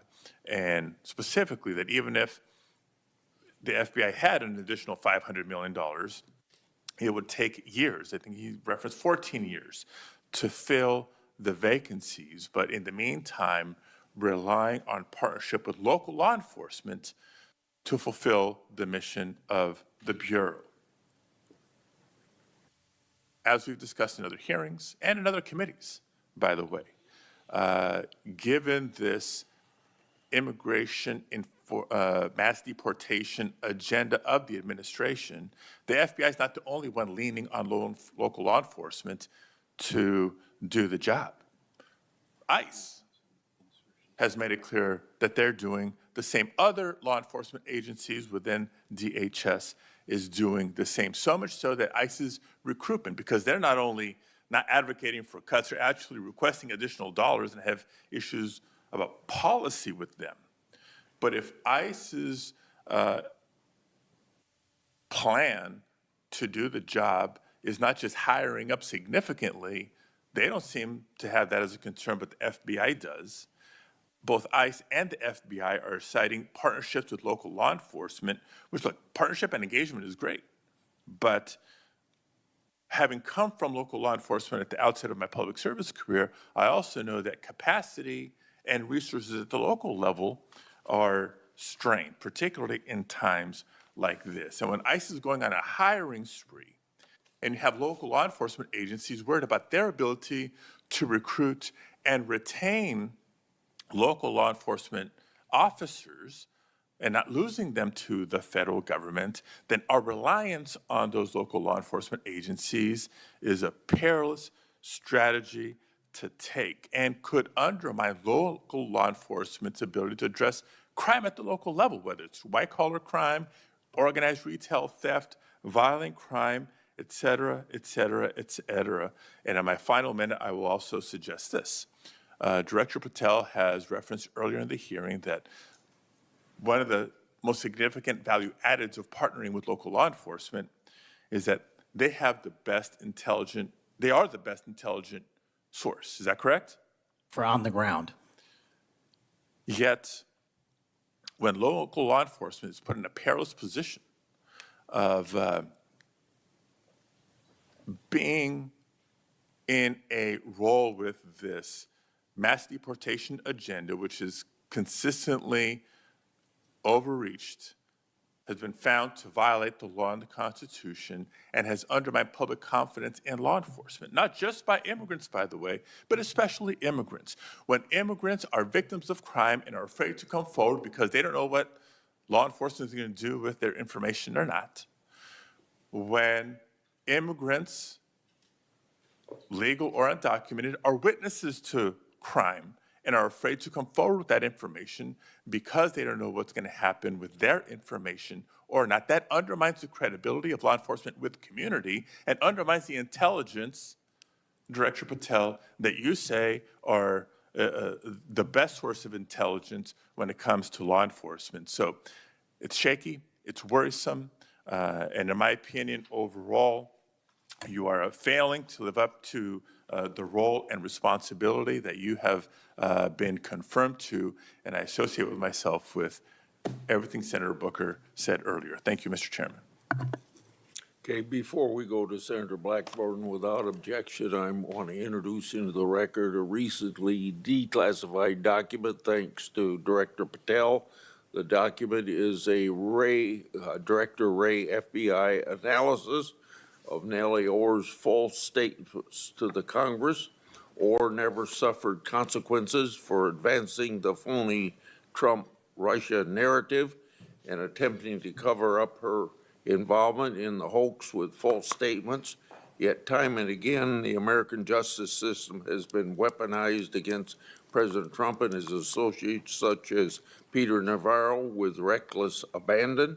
The DOJ's inaction on Nellie Orr's criminal referral, despite the obvious incriminating evidence provided in the FBI's own analysis, undermines public trust in the rule of law thanks to Director Wray's utter failure.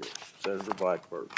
Thank you, Mr. Chairman. And Director Patel, thank you ever so much for being with us today. And I want to thank you for your commitment to fight violent crime in Memphis. And when you first came to meet with me before your hearing here, I gave you the stats on Memphis, Tennessee, and their crime rates. And then you committed then and again at your confirmation to help us. You have been true to your word, and we are very, very grateful. Operation Viper has been such a success. The 500 arrests are important. These are gang members and gang leaders out of Memphis, Tennessee. There are over 100 gangs in Memphis. So the impact of these arrests, the impact of 100 indictments of these gang members. And now we have a U.S. Attorney's Office that will actually prosecute violent crimes and actually take up and prosecute federal gun crimes. This is helping to make Memphis safe again. And yesterday at the White House, to have the president announce the second phase of this with bringing in the Guard, and we've got ATF and DEA and the U.S. Marshals and Homeland Security, and the work that you and General Bondi and the President have done is so appreciated by the people of Memphis, Shelby County, West Tennessee, And I am ever so grateful for the work you've done. You know, one of the things as we talk about Memphis and what a vibrant and wonderful historic city it is, it's important to realize Memphis is one of the logistics hubs in our country. You have I-40, which goes East Coast to West Coast. You have the Port of Memphis. You have FedEx. You have all 5 Class A railroads that are there, as well as so many companies that are important to Memphis. And I have found it so interesting that some of my colleagues want to complain about agents being taken out of the DC office and actually put to work in the field because they've been needed in the field. And you can look at the stats from Operation Viper and see the difference that they have made. And we so appreciate that. I do want to drill down just a little bit on the issue of cargo theft, which ties into the logistics hub in Memphis. We've got a lot of companies that go through there. IMC is a big logistics company. People in Memphis know what it takes to keep America moving. But what a lot of people may not realize is that many of these criminal gangs have been focused on cargo theft. This is how they pay for their activities. So in addition to the carjackings and the home robberies and the smash and grabs and some of the human and sex trafficking, they've gotten into cargo theft, and cargo theft in Memphis has increased over 5,000%. 5,000%. That's what you saw with a Biden administration who wouldn't drill down on this. So having these agents out in the field, having an interagency approach is something that is going to help us with getting our hands around this cargo theft. So talk for just a minute about what your team has done there and the importance of having that interagency approach. Absolutely, Senator. So Operation Viper nests under Operation Summer Heat, and in multiple cities and mid-major cities across the country, we have surging resources based on crime. And Memphis, as you know, Senator, had the highest per capita homicide rate in the country, and that was simply unacceptable. And so what we did was what we call Phase 01 of operations at the President's direction. We went into some of these cities quietly to collect the intelligence that was necessary to start these operations, to start seizing these firearms, which we've seized, I think, over 115 firearms off the streets, to start taking narcotics off the streets, and also to infiltrate the gang network, this criminal street gang network that is providing these guns and drugs to the public in these communities, allowing for these shootings. And so what the FBI is good at, what the FBI is great at, is partnering with our local authorities in places like Memphis and Miami and Chicago and so many other cities across the country to start the work, because you can't do the work on a dartboard basis. You need ground level intelligence. And that's what we do working with our state and local law enforcement. And the results, I think they said over 100 indictments federally just in this 3-4 month surge. And now we're going to go in there with more resources to finish it. And we are grateful for that. And I think it's so important for my colleagues, what we have seen in Memphis. You mentioned something very important. Your agents go in and they go in quietly. There was no press conference. There was no fanfare. You went in there to work. And very importantly, you gathered the intel. Who are these gang leaders? Where are they?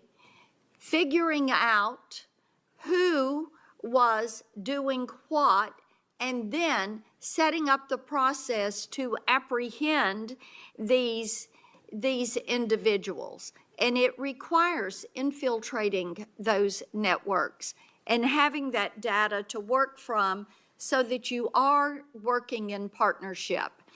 And as I have talked with elected leaders in Shelby County and Memphis, As we have talked with those in law enforcement, they have been so grateful to have this support and this additional education that comes, because local police are learning from your agents when they are learning how to track these gangs and infiltrate these networks. We know that phase 2 of this operation is going to kick off. The Guard is going to be there to support the Memphis Police Department to help them kind of catch up, because they still have a lot of people on their board. They know who they are, where they are, what they're doing. They want to apprehend them and bring them forward. So talk a little bit about how phase 2 is going to continue to work to support the law enforcement efforts in Memphis. Well, it's just like what happened here in Washington, D.C. It takes a whole of government interagency approach where we're working with the Attorney General, the DEA, the ATF, the U.S. Marshals, Department of Homeland Security, because each one of those agencies has specialized capabilities. And when we surge together to work off of the ground level intelligence was collected, you see what happened in Washington, D.C. here. And that's the next phase of it, because you are able to utilize the National Guard to set up border perimeter operations. So when you go into an area, you have the secure workspace to get in there and stay in there. The key here, Senator, is sustained criminal investigations and sustained prosecutions that clear Memphis, like we did Washington, permanently, and leave behind a blueprint for what local law enforcement can do with our federal partners to sustain that. We don't want to go backwards, and that's critical, but we're in the next step. Sustaining it will be the last one. Well, and we certainly appreciate that. I do want to touch on Operation Restore Justice. And Senator Britt mentioned some of this very briefly, and I know that you and A.G. Bondi have done a tremendous amount of work in protecting children. I appreciate that. And we passed my Report Act last year, and the President Biden signed it, and this does require social media to report to NCMEC so that we can have these perpetrators followed up with and apprehended. That's a good start. We're still trying to get the Kids Online Safety Act passed. That has been a bipartisan effort. We have looked with disdain at what has happened with Discord and Charlie Kirk's killer, alleged killer. Talk for a moment about what else Congress ought to do in order to give you all the toolbox you need to apprehend these predators and pedophiles. Well, I think we need to go after the monetary backbone of this infrastructure like we discussed earlier. I think we also need to make parents across the country aware of how invasive some of these social media sites are and how much criminal enterprise is going on and how easily these kids can be sucked into it. And also, the only way, in my opinion, to do that, as Senator Klobuchar and I believe Senator Graham had stated, was, we need to work on Section 230. It's been too long since we've addressed it. Nobody's being held accountable. They're making money, and our youth is dying. And Yes. that's just unacceptable. Well, we have that reform bill. Thank you, Mr. Chairman. Thank you, Senator Welch. Thank you very much, Mr. Chairman. And just at the outset, I just want to say what I think all of us believe, and that is that the political violence that is so afflicting our country, it doesn't matter whether it's from the right or the left. I mean, all of us have an obligation to fiercely advocate for our point of view. All of us have an obligation to respect people with whom we disagree. The folks we disagree with are our opponents, but they're not our enemies. And I hope all of us keep that in mind and do the best we can to set that example. I want to congratulate the FBI. I want to congratulate the Utah state and local law enforcement for the very good work that it did in apprehending the violent assailant of Charlie Kirk, and that is a terrible, terrible tragedy. Director Patel, at one point you made an announcement that the suspect was in custody. We got our man, it turned out that was not true. In fact, I think that was about 27 hours before the person now in custody was apprehended. Why did you make that statement? Thank you, Senator. Appreciate you letting me address this. What the FBI does is not just locate and find suspects, but we also participate in eliminating subjects. And what we had at the time was a subject in custody in relation to this investigation. So in my commitment to work with the public to help identify subjects and suspects, I put that information out. And then when we interviewed him, I put out the results of that. And could I have been more careful in my verbiage and included an A subject instead of subject? Sure, in the heat of the moment, but I was doing the best I could. In all candor, I don't quite get that, because if we have our man, that would suggest to the public that everybody can rest and relax and not then continue to provide information to local law enforcement and to you. So that was a mistake.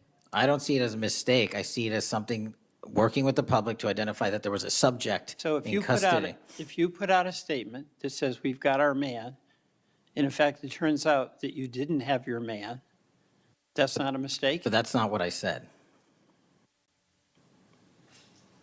Well, I'll go on. That's my understanding. A second thing that is really important in the FBI, but it's important in every agency, is that the folks who are doing good work get supported for the work they're doing. And a number of highly successful FBI agents have been let go. And I want to just ask you a little bit about that. You know who Brian Driscoll is, right? Yes. Yes. Yeah, okay. And my understanding is he served at the FBI for over 18 years. You agree? I believe that's accurate. Special agent in charge of the Newark office. He was commander of the FBI's hostage rescue team. That's a very prestigious and responsible position, correct? It is. Section chief of the Critical Incident Response Group's tactical section. You've got to be pretty good to get that high responsibility. You agree with that? Yes, sir. He oversaw 55 SWAT teams, and they're like the elite of the elite, right? They go in to the dangerous situations, right?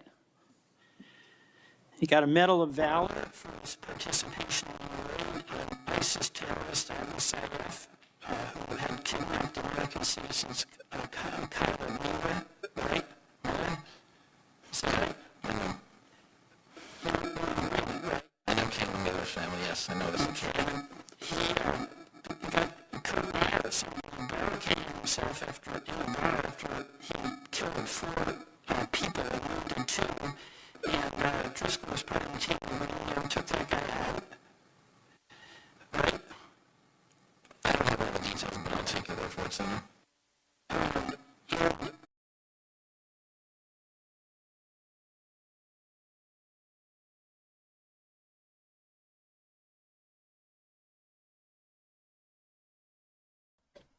That's weird. Medal to the dangerous situations, right? So it is just, all right, just one sec, go. Are you serious? Here, hold up. I'll turn it off for y'all so I could just preview through it here. That's crazy.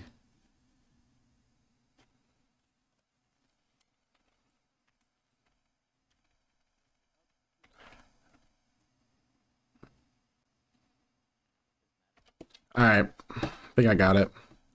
I guess real quick, while we're in between, we got 3,500 votes in the chat. Is Kash Patel doing a good job? 54% say yes, 32% say no, with 14% saying I don't know. So the yeses seem to have it. I think I got the audio to a point. It looked like it was on their end. Okay, you guys look like you're getting along in the chat. Beautiful. Pending litigation, we will get that out in due course. But as you can agree. So-called, so you've got, quote, other information that you see as a valid basis to fire somebody who, from what I can tell, had an absolutely outstanding record and who crossed the threshold of getting in trouble because he was standing up for agents serving under him who did work that was assigned to them that happened to be related to the January 6th uprising. Again, you're correlating based on your information, the reasons for his termination, and I'm telling you. No, that's there's- right.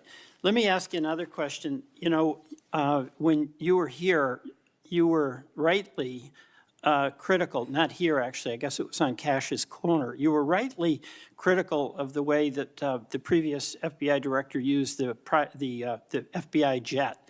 And you said you wanted to ground Chris Wray's private jet travel that he pays for with taxpayer dollars to hop around the country. Let me ask you this. You know, on the weekend of, according to flight tracker data, on the weekend of March 7th, an FBI plane flew round trip from D.C. to Las Vegas, and you attended a UFC fight with Mel Gibson. And I'll show you that. Is that you, and is that true? Yeah, you want to know the difference? I live in Las Vegas. I'm allowed to go home. I didn't leave a congressional hearing early on an FBI jet to dodge questions. All right. Then on April 5th, you attended a hockey game in New York City. You don't live there, right? No, I don't. By the way, everyday FBI agents who are assigned in Washington don't get to fly home on a private jet. Well, this is a great point. Do you know why I have to use a private jet? Because Congress made it mandatory. Okay. In April 5th, well, we didn't make it mandatory that you go to UFC games with Mel Gibson. Are you telling me I can't go home? You know, you got to use some judgment here. So when I'm at Beth, home, you I would- can't do what I'm doing when I go home. Everybody else is allowed to go home, Let just me not me. keep going. No, I'm glad you go home. I Okay. love to go home. But I don't go home on a private jet. On April 5th, You're not you mandated to do so. You attended a hockey game in New York City with Wayne Gretzky. And Flight Tracker says the FBI jet took you to and from New York City, where you don't live, right? That's correct. And on April 12th, on the following weekend, you attended a UFC fight, a fight in Miami, also on the FBI jet, right? That's correct. So what's the cost to the taxpayer for those 3 flights? But I pay the commercial equivalent per the regs and the law. And so just so you know, when you are comparing me I to just prior asked what directors. I asked what the cost was, and you don't know, I take it. Yeah, and what I've done with the use of the private jet is use Andrews Air Force Base versus Okay. Reagan National as what the other directors have done Bottom line to here. save the taxpayer Bottom dollars. line here, you flew home to Las Vegas. There's nobody else in the FBI who gets paid. They have to pay their own way if they want to go home, right? I mean, right? Well, that's not accurate. Depending on where you're stationed, the FBI covers the bill to get home. So are you telling me that FBI agents who are assigned in Washington, but who may live in Charlotte, they get paid by the FBI to go Sometimes home? they do, yes. Right. Another thing I want to say is this. You know, our local law enforcement has been stiffed. About $500 million in COP grants have been taken out of the budget. Those really help us in Burlington. They help us in Rutland. They really are important.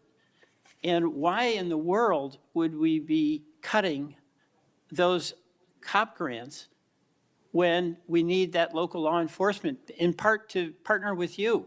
Well, I think Do you you're support that? I think you're speaking to the Department of Justice grants, which I don't adjudicate, but also Vermont, just like every other state, has received a plus-up of FBI personnel. Well, I'll tell you, that's not what we're seeing.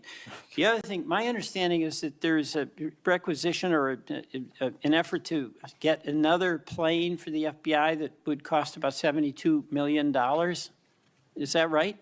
That's inaccurate. The FBI, because the jet, as you call it, is not my jet. We use it for operational needs. We use it for FTOX. We use it for HRT. But that's the one you fly in, right? We have multiple fixed-wing assets, and one of them is on a wildly expensive lease that I deemed a waste of money, and I'm looking for a replacement in which the government can procure assets permanently. Well, I would welcome you submitting to this committee the cost information about the jets that are under consideration. And according to our research, the specifications that are included in this request would result in an expenditure of between $72 million and $80 million. That's inaccurate, but I'll happily get you the right I numbers. welcome getting the specific information. Absolutely. Thank you. Mr. Chairman, I yield back.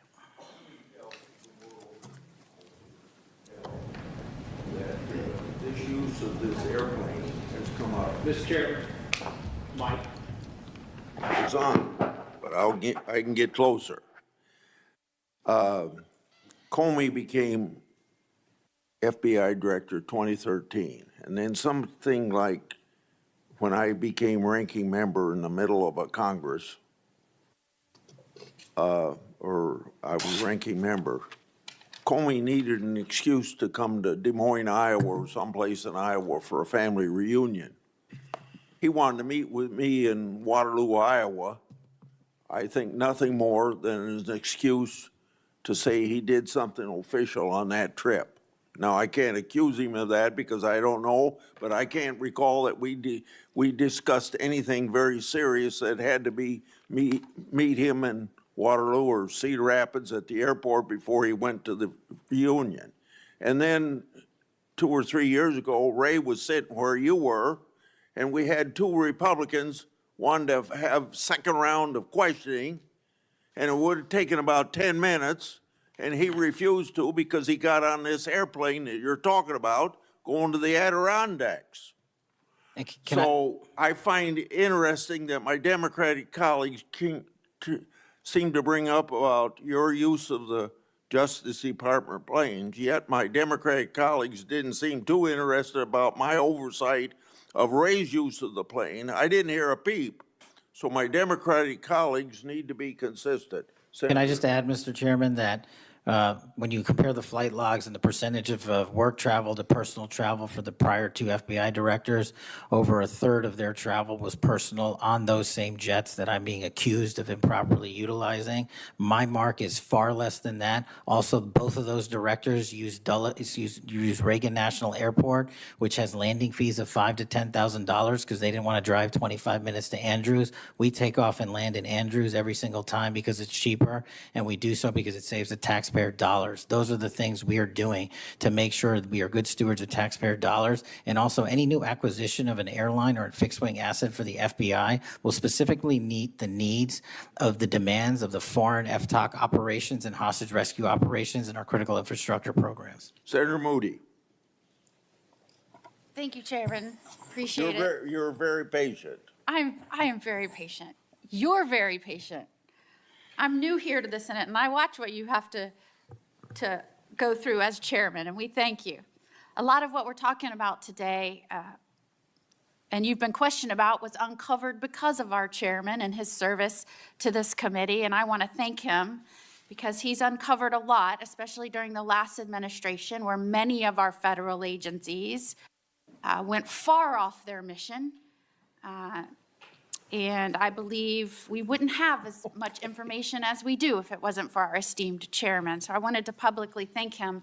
And being the newest member of Judiciary, I am so grateful to be here because sometimes I'm wondering if some of my colleagues on the other side of the aisle don't know what they're talking about, or if they're ill-intentioned and purposefully trying to gaslight not just the American public, but other people in law enforcement and agencies that you're working with. So as a former attorney general, as a former federal prosecutor, as a former judge, as the wife of a law enforcement officer, both federal and state over the course of his career, I would like to clarify a few things and give you the opportunity to highlight some of the things that the FBI is doing. And 2 of the things I heard thrown out there, and by the way, it was when some of my colleagues would breeze in just in time to rail on you and spout out misinformation and narratives that have no grounding in reality to criminal justice, and then breezed right out as soon as they were done. And I think that it does the American public more good when the oversight function of Congress allows for you to comment in a way that makes sense and is grounded in reality. So let's first talk about the reason why we are having to reassign, not just in the FBI, but in other agencies, criminal justice agencies, federal agents to accomplish different things, as has been done historically throughout our country.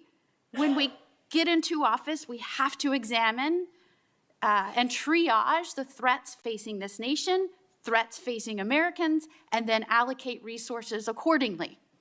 I guess you are to be judged negatively because you are trying to reallocate the resources of the FBI to fix what the Democratic administration prior to this under Biden broke. So let's talk about the reassignment of federal agents and why that has been necessary.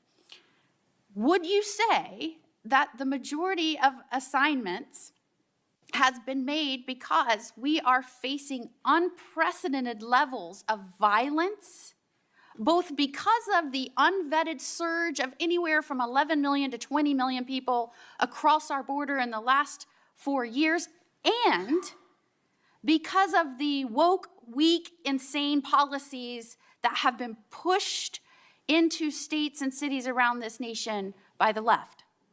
Absolutely. And so I hear you being grilled because you have rightfully pushed resources where they needed to go to protect the American public. And I have heard you questioned that you are in some way, and I'm going to use their words, which I don't believe is grounded in reality, that you are going to lean on local and state agents to do the job of the FBI.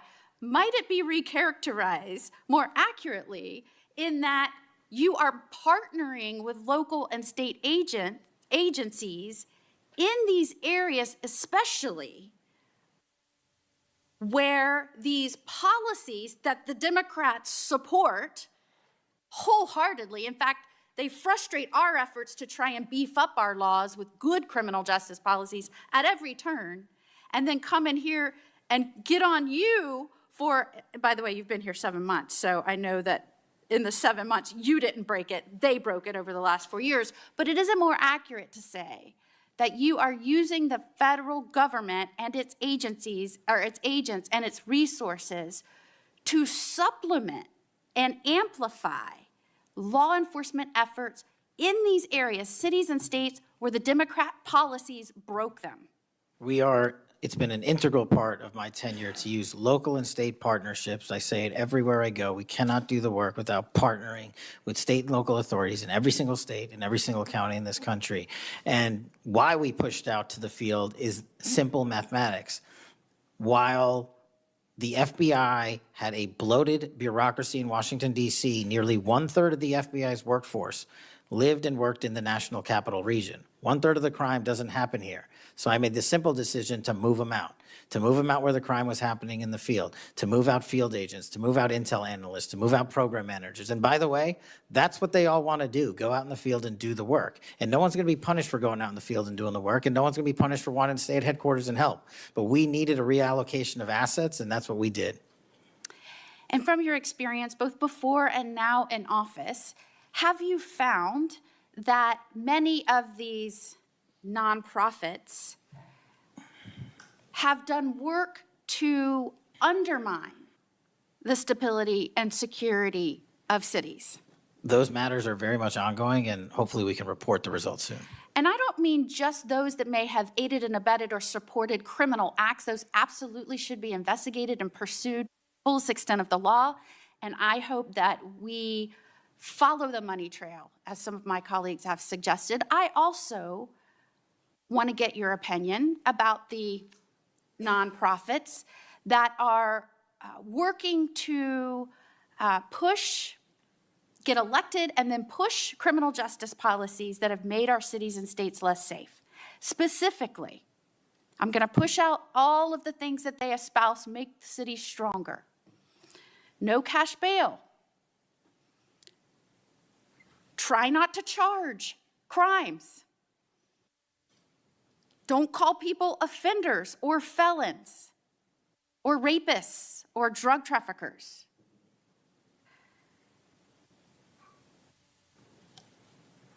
I can go on and on and on. But the gist is, don't charge. When you do charge, charge as minimally as you can. Don't put people on parole or probation following incarceration. Diversion should be the rule. I mean, I can go on. And we're seeing these play out in cities across our nation. I am one who believes it is always important to look at how we can do things better in our criminal justice system. But what has happened is some of these groups have hijacked that good intention by so many and used it as a way to subvert the stability of this country. And I firmly believe when that money is traced, you're going to find it's not only going not just to policies, but it's also going to pushing and promoting criminal acts. And I believe that money and support doesn't just come from infrastructure within the US, because I believe undermining our cities and this nation is something our foreign adversaries will get behind, and it will show that they are behind. Is the FBI trying in its reallocation of resources to make up and help in these areas where local law enforcement is trying its best, but it's fighting an uphill battle against mayors and city council and indeed governors that promote and support and pass laws and policies that follow these weak, insane policies? We go into every community where the crime rates are high, and if you look across the board, the crime rates are coming down across the country because the FBI is going in there and doing good police work, and we're not going to be dictated to by mayors or governors. We have federal law enforcement capabilities and responsibilities to our citizenry, and we're executing those on every single day, including rural communities and tribal lands. And you are, correct me if I'm wrong, welcomed and supported and enthusiastically praised by the cops that are there because they want those communities safer. Well, I think the police speak for themselves, and we'll let them do that at their own leisure. And one of the other gaslightings that I heard was that at a time when we're trying to help them because they're having vacancy rates and they can't retain police, and you're causing that. Is it in fact that police across this country, because they've been defunded, they're not supported, they have groups that are continuously combating when they're trying to make the communities safer? I know this because when I was the Attorney General, they all wanted to come to Florida, and I welcomed them with open arms. In fact, we are increasing our ranks in Florida, sometimes to the detriment of other cities and states because they can't keep them.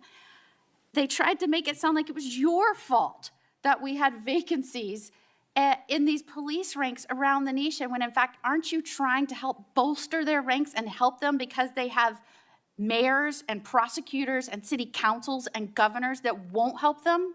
That's exactly what we did. We did it in D.C., we're doing it in Memphis, we're going to Chicago, Miami, St. Louis, so many other cities across the country. And I'm just grateful that you are doing this, and I commend you for all the numbers that I'm seeing going after the violent crime, helping make sure we are getting the criminals that came here unvetted from other nations out of this country, that you are allocating resources to those efforts. It is all important to make this a stronger, safer nation, and we appreciate you being here today and making sure we're talking truth and not misinformation to the American people. Thank you. Christopher said, chat has gone rogue. Just saying it, I'm here for it. I don't know. I think chat went rogue because, well, here, tell me or tell everybody, what have we learned so far from this? What have you all taken away from this so far? I might just be a little bit tired. But this whole thing, no matter if it's like a lefty or a righty, just like the whole entire like apparatus, right? It just feels like a snake eating itself. You know, like infinity, like just a snake kind of eating itself, just like a self-sucking. It's like a big club and we're not in it. I don't know. I might just be a bit tired though. Thank you, Senator. Before Senator Schiff, I want a UC to introduce into the record a declassified Clinton Annex. The Clinton Annex is a declassified appendix to the Justice Department Inspector General report about the Clinton email investigation. The annex shows that the FBI had evidence necessary to conduct, quote, thorough and complete investigation, end of quote. But the Comey FBI failed to review the evidence at the time. After nearly a decade in the shadows, this information is now come to light thanks to Dr. Patel, or Director Patel. Senator Schiff. Thank you, Mr. Chairman. Mr. Patel, during your confirmation hearing, you made several important commitments. For instance, you told Senator Coons there will be no politicization at the FBI. There'll be no retributive actions taken by any FBI should I be confirmed as FBI director. So let me ask you very specifically, did you ever take any action to terminate or discipline an FBI agent or employee in whole or in part as retribution for being part of an investigation of Donald Trump or January 6th? No. You also committed, you assured Senator Blumenthal, all FBI employees will be protected against political retribution. So you're testifying today that you played no role in the firing of even a single FBI agent for political retribution. None for political retribution. And if any FBI agent said you did, they would be lying. Is that your testimony? I'm only speaking to my actions. Everybody is allowed to make their allegations. Oh, I no, have these are not- allegations against you. And so, I'm- Mr. Patel, if FBI, senior FBI agents or employees said that you were firing them for political retribution reasons because of the cases they were assigned, you're saying they would be lying. Is that your Anyone that testimony? was terminated at the FBI was done so for failing to meet the standards, uphold their constitutional oath, and effectuate the mission. Well, by meet the standards, are you talking about meet the standards of protecting the president under any circumstance? No. You also guaranteed Senator Blumenthal that every FBI employee will be held to the same, absolute same standard. No one will be terminated for case assignments. Are you testifying today that you never terminated anyone at the FBI in whole or in part because of a prior case assignment? No one at the FBI is terminated for case assignments alone. Well, I'm asking about you, Mr. Patel. Did you, in whole or in part, terminate anyone at the FBI because they worked on the Trump investigation or because they worked on January 6th? No one at the FBI has been terminated for case assignments alone. Okay, you're saying alone. Does that mean they were terminated in part because they were assigned to a January 6th case or assigned to the Mar-a-Lago case? You're being very precise here, Mr. Patel. You're saying alone. That means they were fired in part because they were assigned those cases. Is that your testimony? Absolutely not. But if you want to keep Okay, putting words well, in my mouth, then go let me ahead. ask you, let's strip away the word alone. Did you terminate or participate in any discipline of any FBI employee in whole or in part because of their work on an investigation of Donald Trump or January 6th? Yes or no? Any terminations at the FBI by employees. No, I'm since asking you a very specific And I'm question. going to answer the question, but you don't like the answer because it's the No, truth I and it guts want your an answer to my narrative. question. I don't want an answer to someone else's question. So let me just be precise, and I ask for a yes or no answer.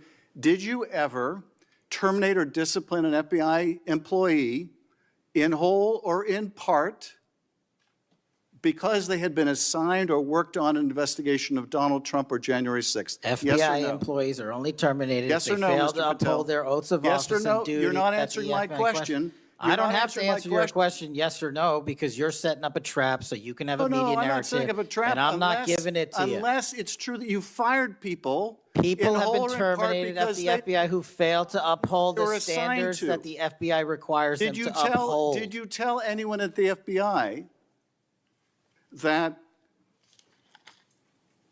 all FBI employees who they identified who had worked on cases against President Trump would be removed from their jobs? Did you tell that to someone at the FBI? Say that I would remove people for case assignments? That you would, that people that were identified as having worked on cases against President Trump would be removed from their jobs. Did you tell that to someone at the FBI? People are not removed But for just case answer my question. assignments. Just answer my question. Did you tell that to People someone? are not removed for case No, assignments. you're not and answering I my would- question. And I would Mr. never Patel, tell anyone. Did you? Did you tell somebody? That's all the question is. We're not asking if it happened. We're not asking you to say, oh, hey, I would never say that. We're just like, did you say it? That was it. Tell someone at the FBI that FBI employees identified as having worked on cases against President Trump would be removed from their jobs? Yes or no, did you tell someone that? I would never tell anyone at the FBI that they're being removed for basically their case assignments. Okay, so anyone who said that would be lying. Is that your testimony? Anyone can say whatever they want. No, I know, but you're saying they were a liar. I'm telling you what I said. Because this is in the complaint against you, Mr. Patel. So you're saying, Mr. So it's like, okay. Did you say this? I would never say that. So if somebody said you said it, they're lying. People could say whatever they want. What? Driscoll and others are liars. I'm not going to address the complaint and the ongoing Okay, well then let me ask you, have you ever told any? Okay, maybe it's some legalese stuff. Maybe there's a reason he's not answering directly. But it just is so odd to me. It's so odd because it just seems easy to be like, oh yeah, well they're lying. Because it kind of logically follows. It's like if I didn't do this thing and somebody said I did this thing, then I would say that they're lying. It just seems to sort of logically follow. Anyone at the FBI that the FBI tried to put the president in jail and he hasn't forgotten it, and that your job depended on the removal of agents who worked on cases against the president? No. Did you ever tell anyone that? No. Okay. Did you ever tell anyone that you knew these summary firings you were undertaking were illegal, likely illegal, and that you would be sued and later deposed? Did you ever tell anyone that? No firings at the FBI or terminations were done for anything other than justified Did you ever cause. tell anyone that, Mr.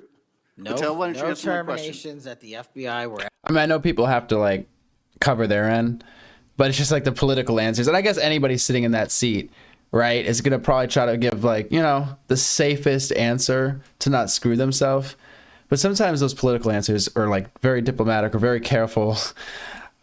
Whatever, just leaving so many vagaries in there when you answer. It's just so annoying to hear because it's like we're just going in circles. Ever done in my tenure for anything other than failing. Did you ever to tell uphold anyone their that, oath of Mr. Patel? You office willing to or answer the their- question? The FBI. I guess you're have not willing to answered answer the it. question. So let me move on. Let me move on to the Epstein files. You said you're the most transparent FBI director in history, so I'm going to put you to the test. In 2024, you were asked by Glenn Beck about Epstein's Black Book. And you said, he asked, who has Jeffrey Epstein's Black Book? And you said, Black Book, FBI. And he said, but who? That is, I mean, there's, and you said, oh, that's under the direct control. It's just, it's slick. I'm just saying, did you say this thing? I would never say that. Now, you could say, I would never say that. But when you say that, it doesn't necessarily mean that no time in the past, right? Some people might assume it means, okay, well, no time in the past or the future.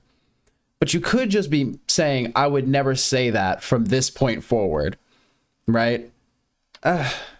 Control of the director of the FBI. That's what you said. Was that true, Mr. Patel? I'll rely on you quoting it accurately. I did that a couple Was of it years true ago. what you represent? It should, you see, it should mean that, but it's like, okay, I would never say that. Okay, so what about last week when you said that? Listen, I'm a changed man.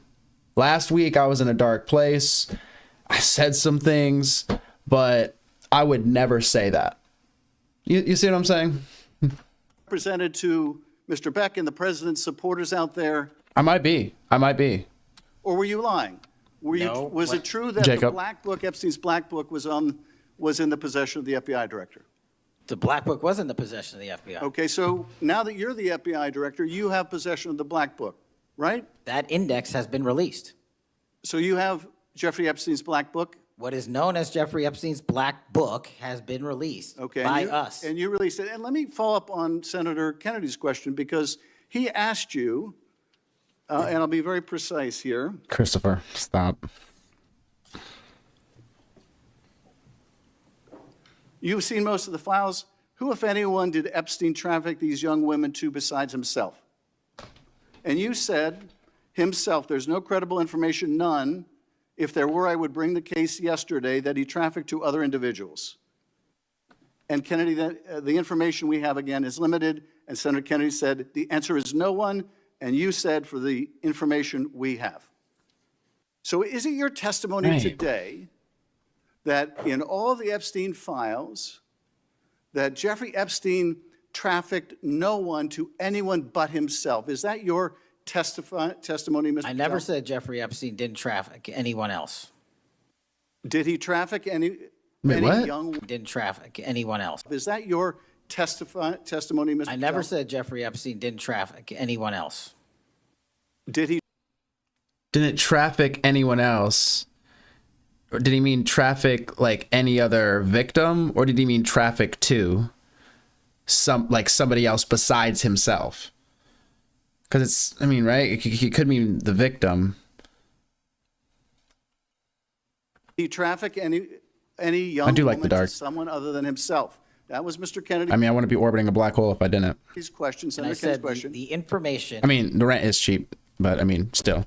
that 3 administrations have had access to I'm have asking- made determinations that there are no investigative leads that were credible to prosecute and investigate any others. I'm Well, specifically I'm asking stating you whether we it's were your working on. testimony today.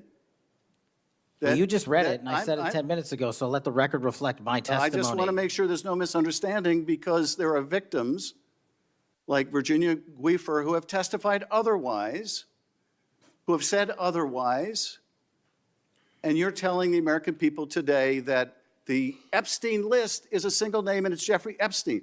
That's what we're to believe? That's not what I'm saying. That's what you're saying, and Well, you let can me say let me whatever ask you Let want. me ask you this. When Todd Blanche went to interview Ghislaine Maxwell, she said, but did I think these guys were coming for that? I really don't. If you met Epstein, there's no way that this cast of characters, of which it's extraordinary, and some are in your cabinet, who you value as your co-workers, and you know would be with him if he was a creep or because they wanted sexual favors. A man wants sexual favors, he will find out. They didn't have to come to Epstein for that. And the next question Todd Blanche, the president's former criminal defense lawyer, asked is not who in the cabinet, who are you referring to? His question is, so when's the last time you think you were with Mr. Epstein when he got a massage? So let me ask you, who are those cabinet members that Ghislaine Maxwell was referring to that, that were part of this cast of characters associated with Mr. Epstein? Who are they? The Deputy Attorney General took the aggressive step that no one else did and interviewed Ms. Maxwell for I'm asking 2 you, days, who are and we released who are the the cabinet entirety members? of that Who are the cabinet transcript. members? I do not have that transcript in front of me. You're picking it piecemeal. The American And- public can and read the entirety Let me of ask that. you one last question, because you clearly won't tell us the cabinet members associated with Mr. Epstein. Let me ask you one last question. And that is, right after she gives this testimony in front of an FBI agent, among others, she's transferred to a minimum security prison not suitable for a sex offender like herself. Who made that decision and why? The Bureau of Prisons.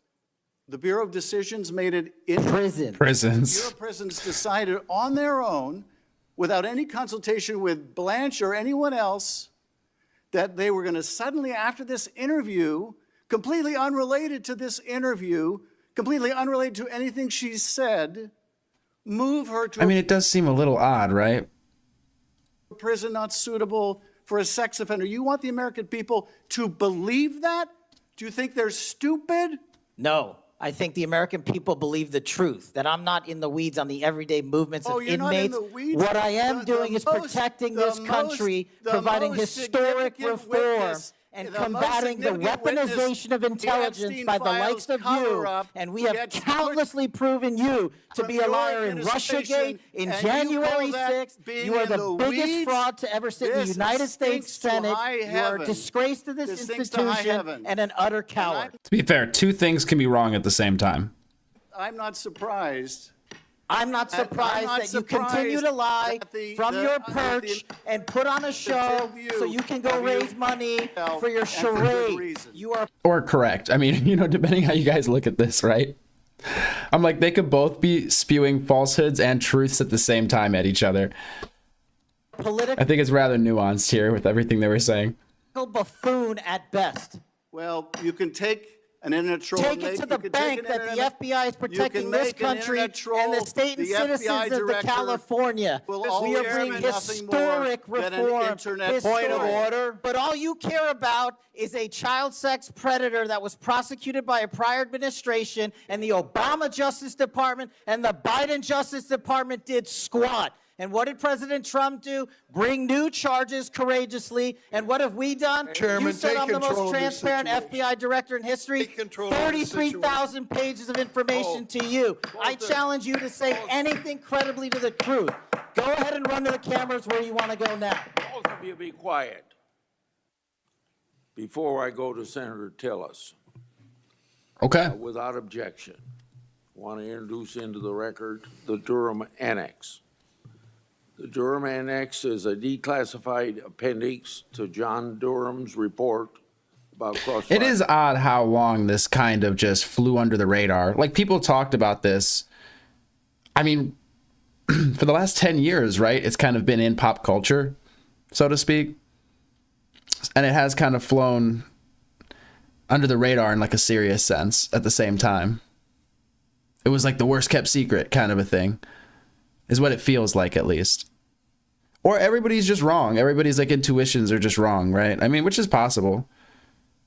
It's just odd when some of the people that are now telling us that the intuitions are wrong seem to have been telling us there was something there, not, like a year ago. So it's just like, oh man, that's just so odd.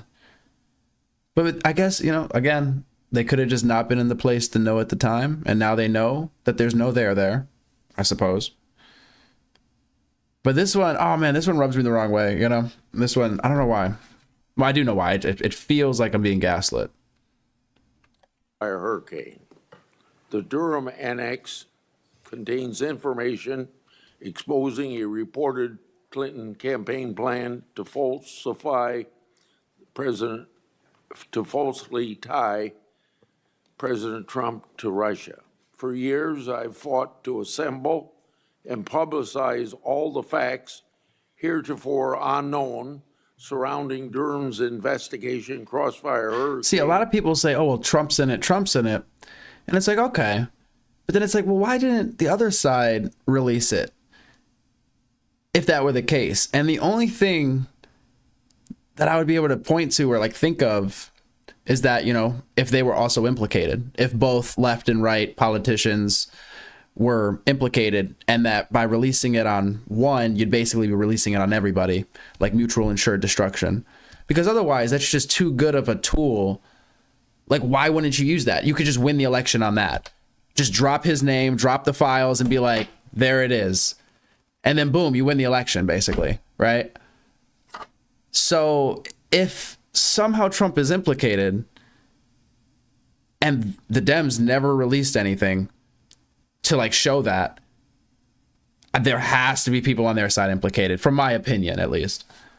And related matters.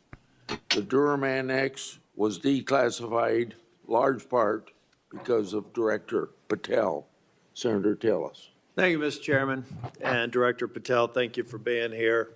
That's a good point, too. Why would you leave the real documents laying around? I've actually admired the way you've tried to keep your composure over the course of this. Kind of reminds me of an old Far Side comic that said the floggings will continue until morale improves. The last one I just coach you on, don't take the bait. Richard Stover said they couldn't release them, so like their hands were tied legally. Is that what you mean?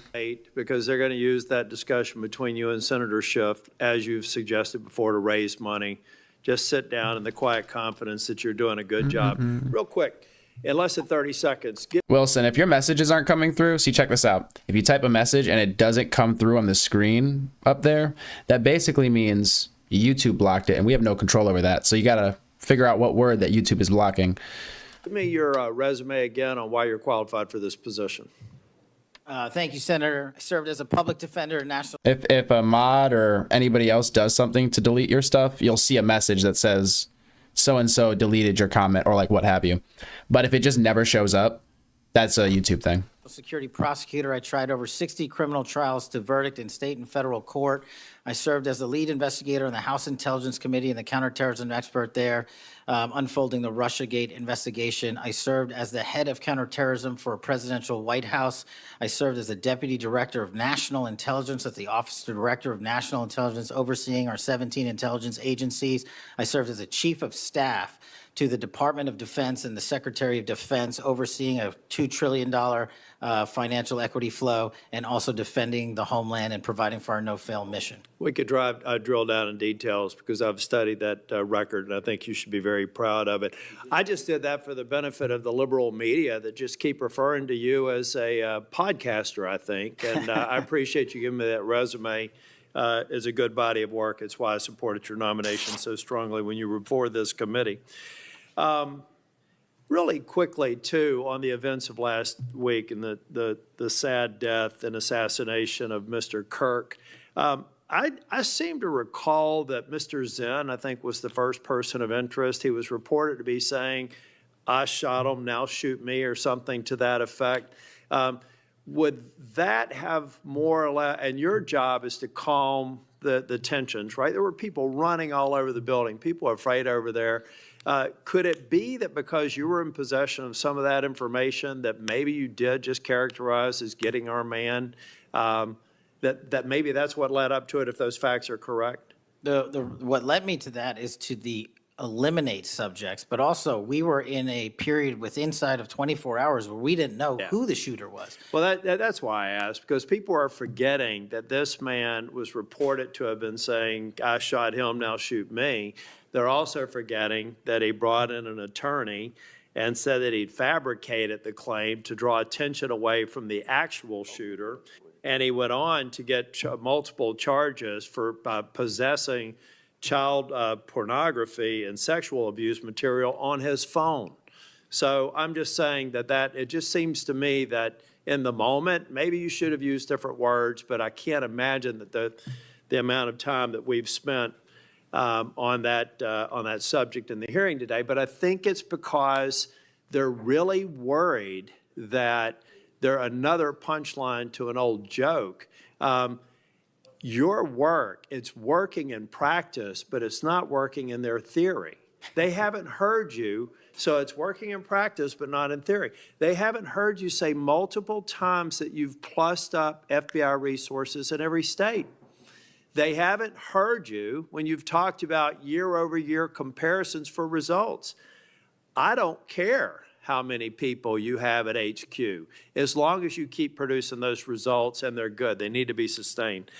Now, I am a little bit concerned about the deployment of National Guard troops to dangerous cities, but you keep on mentioning something I'm going to go back to in terms of joint task forces. You also did a great job of explaining why you think you should save money and go out and fly out of an airport versus an easy trip across the Potomac to National. I love all of those responses. I'm not going to repeat them here. But I'm worried that if we move in too quickly, let's say to Memphis, I should back up and say I was Speaker of the House in North Carolina. And I would consider it a personal failure on the part of state leadership if they have to call in federal resources to do their job beyond what they do every day. And that's promoting joint task forces. I've seen ATF, DEA, FBI. I've been in the briefing rooms at 3 o'clock in the morning about to go and do a 55 no-knock warrants on bad people. You all do that every day, and thank God that you are. It looks like we should plus it up in a few cities. I'd rather use the money to deploy National Guard to just continue to leverage what you're already doing well. And I compliment you because I've got to believe it's a lot of these joint task forces that have increased the apprehension and charging rates. So thank you for that. But do you agree that at the end of the day, if we're going to have a sustained impact on crime, whether it's Memphis or any other city, that we've really got to enable, empower, and continue to support the men and women on the ground there every single day? 100%. Thank you. I think that your cost-benefit mind needs to go into, if I'm about to deploy this many National Guardsmen to a city, what does that cost? And what would that look like if we were plowing that cost of deployment into ongoing, I believe, joint task force, which are working very well. They're working well in North Carolina. So I'd like you to look at it. Now I'm going to move on. The Safer Communities Act, can I get your commitment to get an update? Maybe we could even take a trip out to West Virginia to see how we're doing an extraordinary job of NICS background checks. People are getting them in record time, but we are taking a few guns away from people that probably shouldn't be able to buy that day. Would you agree with that characterization? I would love to have you out and anyone else on this day is to West Virginia to see that I'd like work. to bring some of my colleagues to see it's working. We had people on my side of the aisle saying it was going to be awful, it was going to result in mass confiscation of guns. Not true. They were wrong.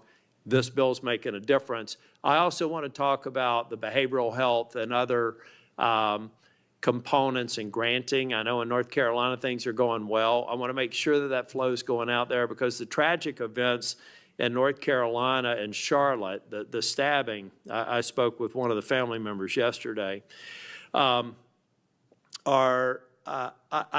think that we have to recognize that we have magistrates that have a revolving door policy, no doubt about that. And they should be held accountable if they're releasing dangerous people. But I also think that some of the problem is that we simply don't have a place to send people, particularly with respect to behavioral health. We have got to continue to, every law enforcement officer I've ever spoken with says, look, I've got law enforcement officers seconded to an emergency room because I've got somebody with no place to send them. I don't have a bed upstairs I can send them to. I don't have a behavioral health facility. We've got to provide more ways to detain people that are a risk to themselves and a risk for the community. And I really do believe Safer Communities Act is a good framework for doing that. That's only a comment. Section 702 is going to come up in April of next year for renewal. Do you believe it should be eliminated and not reauthorized? No, sir. It needs to be Can I reauthorized. also get your commitment maybe to come back over and review some of the controls that are in place and other things? So hopefully we won't have the drama leading up to April. We can actually come here and get consensus on why you've got the checks and balances in place and why we should do it. Just remove any chance that we're going to run into that cliff narrative next year. Can I get your commitment on doing that? You have Mr. it, sir. Patel? Thank you. I want to talk very briefly on, and the chairman's given me a gavel, but I promise not to go over more than 2 minutes. But that's why I chose to be last, so I could have this discussion and actually get to some facts versus agendas and clickbait that we'll almost certainly see going forward.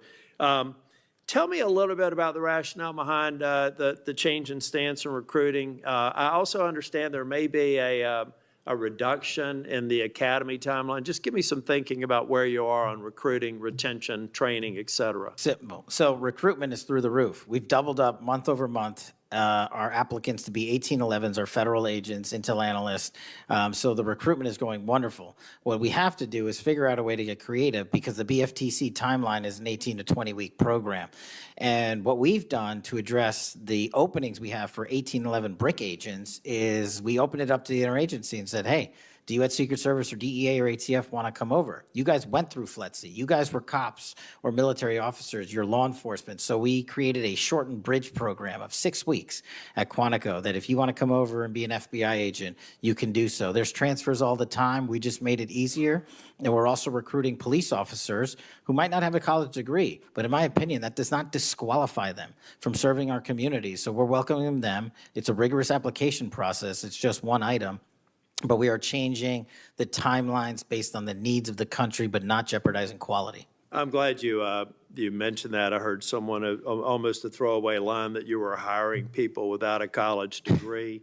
Most of them have had basic law enforcement training, all the kinds of certifications. You're talking to somebody who didn't achieve my 4-year degree until I was 37.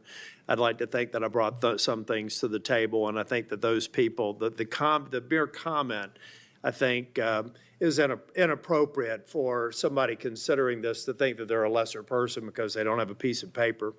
I wanted to get back to the last thing that I will talk about. I'll follow up with some questions for the record. Thank you, incidentally, for consistently being responsive to any inquiries I've made to you. But on the Kirk shooting, I do believe that Senator Schmitt's numbers are right. There seems to be a disproportionate number of voices on the left that are celebrating the assassination of a CEO or celebrating the assassination of someone in Mr. Kirk's case that I disagreed with probably about half of his positions. But I felt like he was a good voice in engaging young people, and that's a start, as long as we can do it civilly. And then I also just went back online because I've hammered on this committee multiple times. I just went online and I found in Pinterest that even today you could order a T-shirt that says ACAB 13.12, which translates to all cops are bastards. Or if you don't like that shirt, you can go get an F the Cops shirt at the same website on a location on Pinterest. There is clearly a problem with some of the voices of the left, and I'm not necessarily saying any members of Congress, that need to tamp it down. Having said that, within 24 hours of Mr. Kirk's shooting, we had the guy that does the podcast for the War Room and another guy who's denied the Sandy Hook shootings say we're at war. Now, how on earth, and I do believe it's a smaller number, but it's a number that has an influence. How on earth are we de-escalating the situation and with the tensions as high as they were last week with going out and saying we're at war? I'm not asking you to respond to this question. I'm just saying that there are people out here on our side of the aisle that still need to look in the mirror. Even if you agree that it's a lower number, bad is bad no matter how many numbers they are.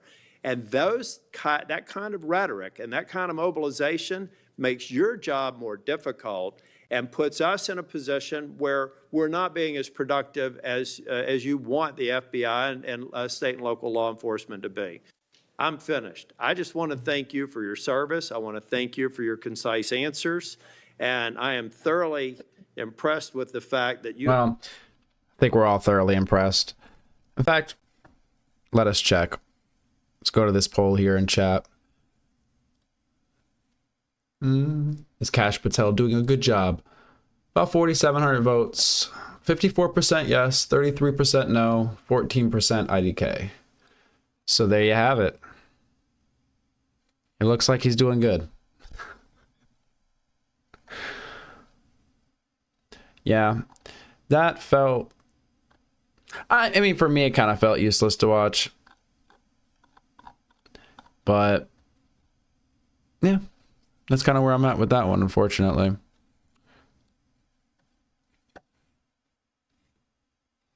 You didn't know his name before this live? Oh, my Lord.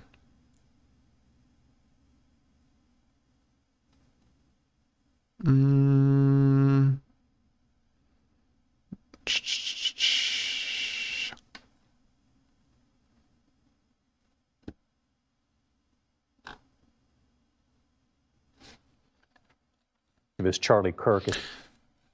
Apparently there's a video appearance from the shooter of Charlie Kirk. I haven't seen it yet. First court appearance in Utah 4th District Court at this hour. It's a virtual appearance, which is standard in Utah. You can see him there on the lower left-hand side of your screen.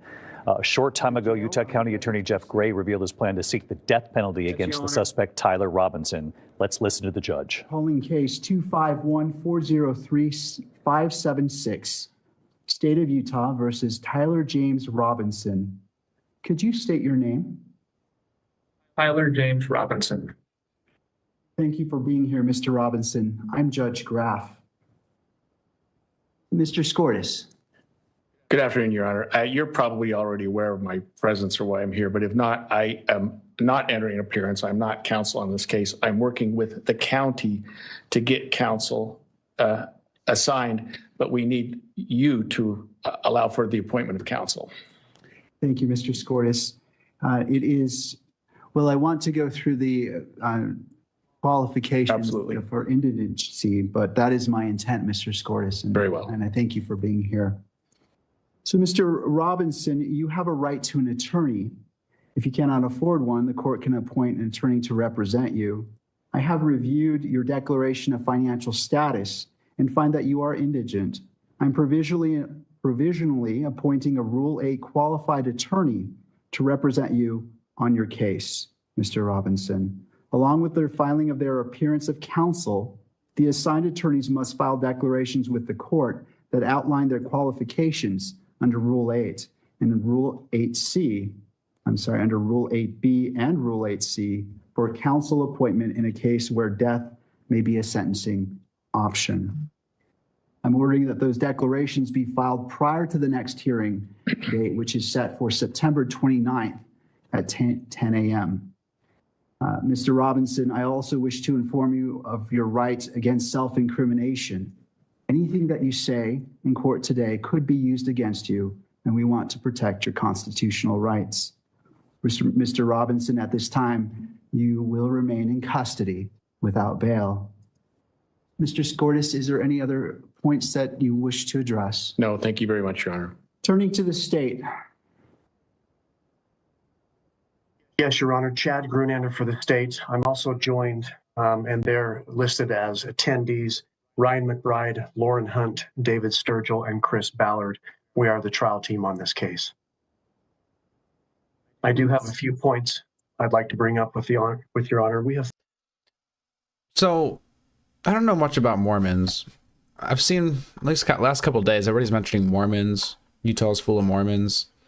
What are like some tenets of Mormonism that are interesting? I've heard like multiple wives. Not sure how true that is. But what are the other distinctions? Like major distinctions, I guess. Filed a pretrial protective order on behalf of Erica Kirk. We would ask the court to review that. It should be in your queue. Oh, yeah. And I mean, for the new people, if you guys can't tell by now, it's kind of it's a split place. It's a place of chaos, right? There's left, there's right, and everything in between. So, yeah, try to keep it balanced with the mods and make sure that people don't get silenced just for having a different opinion. All you have to do is not do calls of violence, not break TOS, don't spam because that's annoying. And generally just don't be like a creep. You know what I mean? Like a creep. Like, you know what I mean, right? Your Honor. Pretty simple stuff. And sign that. Thank you. I have reviewed the pretrial protective order and will be issuing this. You said they wear magic undergarments? Magic underwear? Well, what's magical about it? Oh, hyper-conservatism? Abusive and culty. Magical undergarments. Wait, is that? Oh, no, you said it twice. I thought multiple people were saying that. I'm like, okay, what is this underwear situation?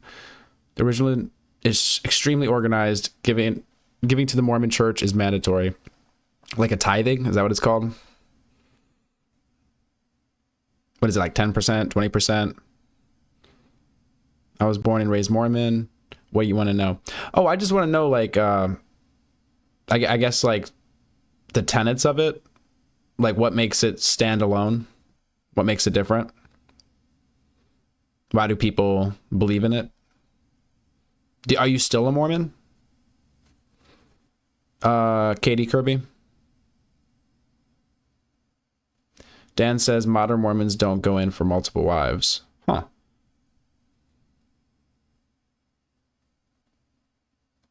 I like my dudes gender fucky and not religious. I was gonna say, is it possible for them to be both in some way? I'm sure there's some religion out there, right? They have very religious. Oh no, my socks are holy. You know what I'm saying? So I feel you on that.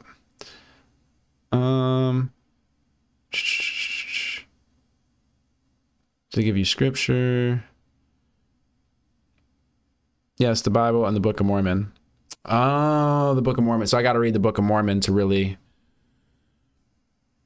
get in the weeds, right? No, 10% of your income. Okay, for tithing. No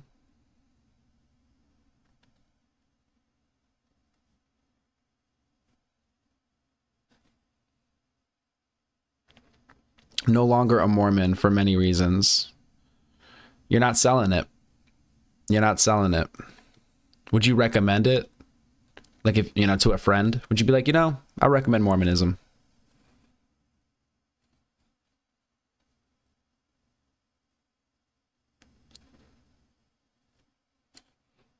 Religion's a deal breaker for utility. What if...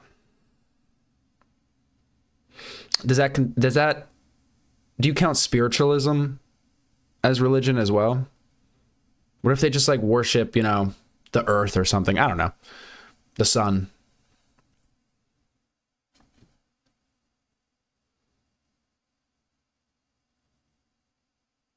Groom to be obedient wives. NDV is prevalent. I got you. So do not recommend. Okay. Oh no, groom from... Okay, no, that's not good.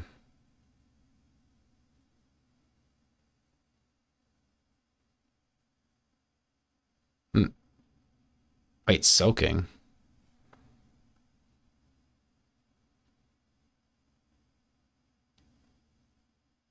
I don't even want to know.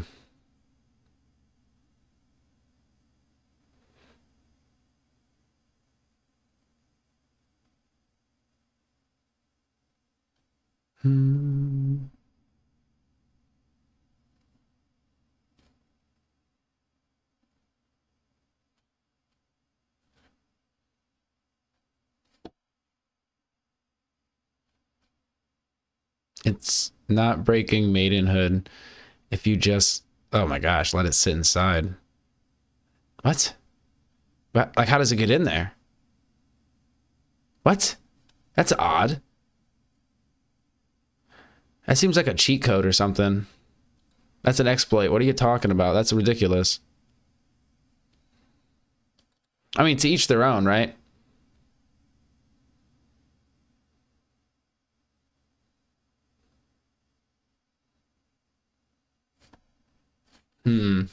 Trial protective order in favor of Erica Kirk. Is there any other business that we need to address today, counsel? Just for the court's information, we did file just recently, within the last few minutes, a notice of intent to seek the death penalty that was filed by Utah County Attorney Jeff Gray. Wait, Breeze, when did you say you're Mormon? I did not see that. Sometimes it helps if you say but my name, if you're on desktop, because it like highlights it. You said no, there's not. You're talking about the God Makers. Okay, what's that? I've not heard of the God Makers. And that was made by people who hate the church. Who hate the Mormon church, or who hate like the Christian church or something? Like, what do you mean? FYI, Mormons and Freemasons are connected. Mormons do have strategic rituals such as baptism for the dead and temple sealings. Oh, baptism for the dead. I've never heard of that.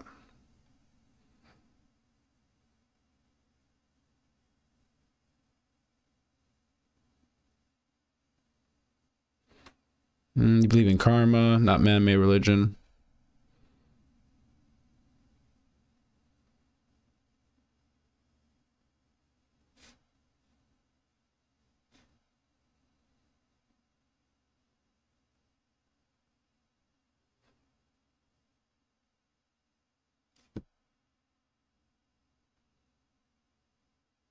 Oh no, I was just curious about what makes it like different than Christianity.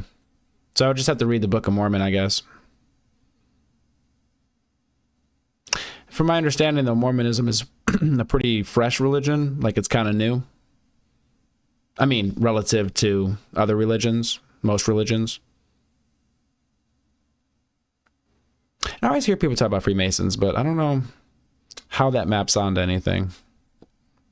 I need to get a synopsis on that.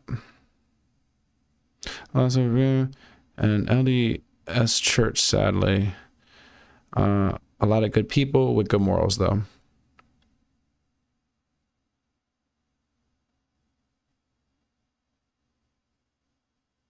So that should be in the court's file.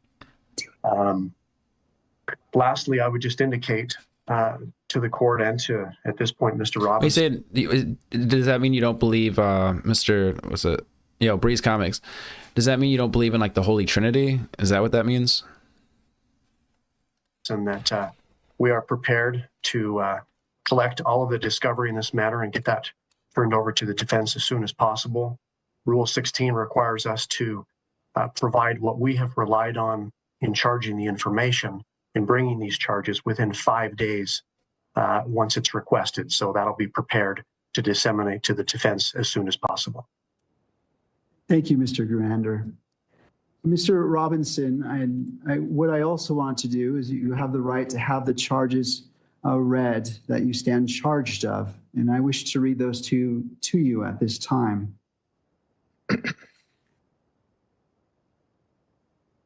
And highlighted everything. Was his Bible.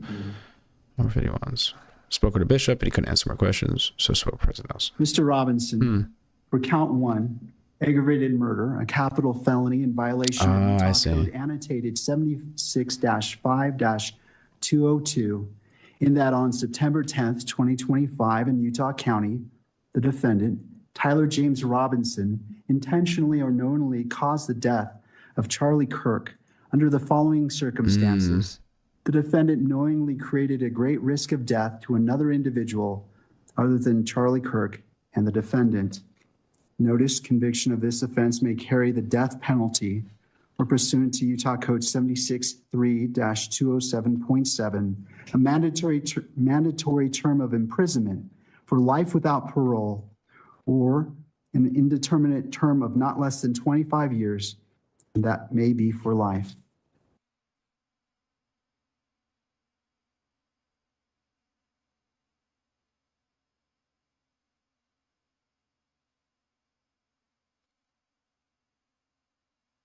It says, unlike traditional Christians, modern Mormons generally regard the Son as subordinate to the Father. Mormons since the 1840s have believed that God is changeable. They believe the Father, like the Son, was twice born, once as a spirit and again as a mortal man.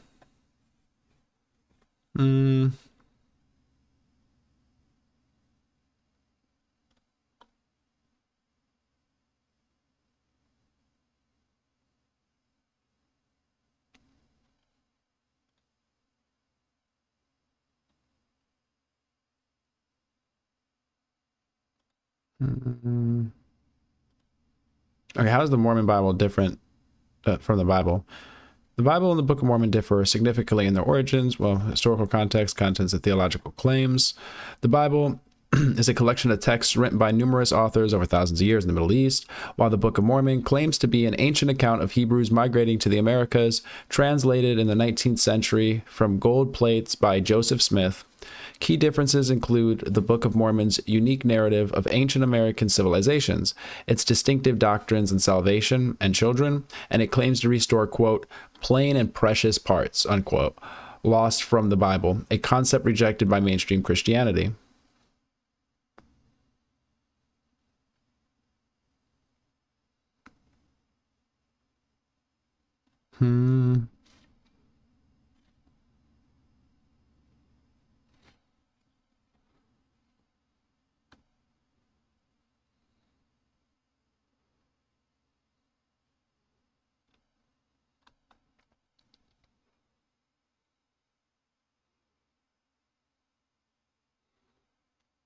Sempiternus. Interesting. The Trinity, as most call it, say it's one person and three beings all at once. We believe that they are three separate beings with their own bodies. Holy Spirit is a spirit united in one goal.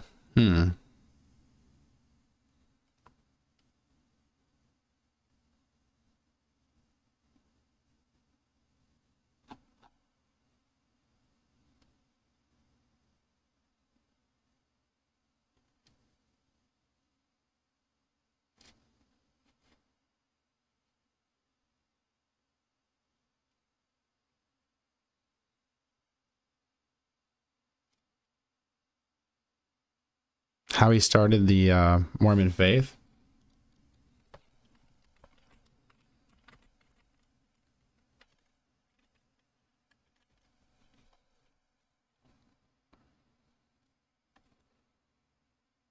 Smith claimed to receive visions, including one from the angel named Moroni, who directed him to ancient gold plates.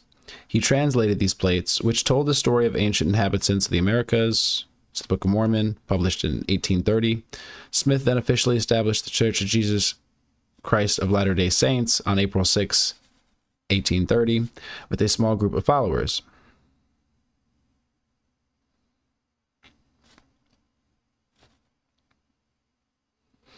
At about age 14, Smith reported a vision from God and Jesus, who told him not to join any existing church as they had become corrupt. Revealed the plates. Retrieving. Smith said he was not allowed to retrieve the plates until 1827, after which he began translating them with associates.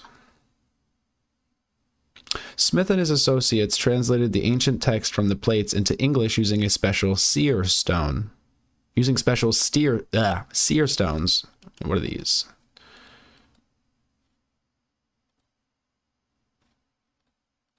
Why isn't it? Okay, well, okay.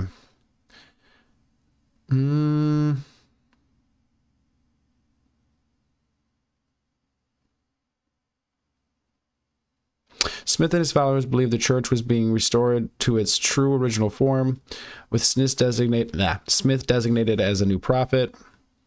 The Church of Jesus Christ of Latter-day Saints was officially... Okay. I don't know why I'm going down this rabbit hole. It's just, I'm just curious.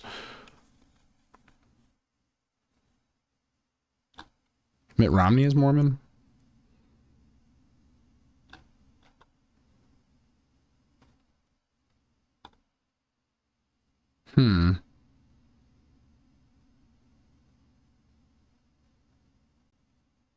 Somebody says wrong. Trinity teaches one being and three distinct persons, as the scripture teaches. Joseph Smith was a con man, a criminal who started a cult. The black pearls bear the mark of Cain, and a bunch of crazy stuff.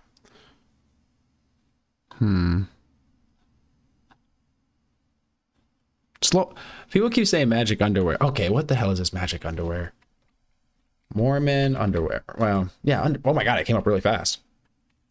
Okay. Oh, temple garments. Mormon underwear is a type of underwear worn by adherents of the Latter-day Saint movement after they have taken part in an endowment ceremony.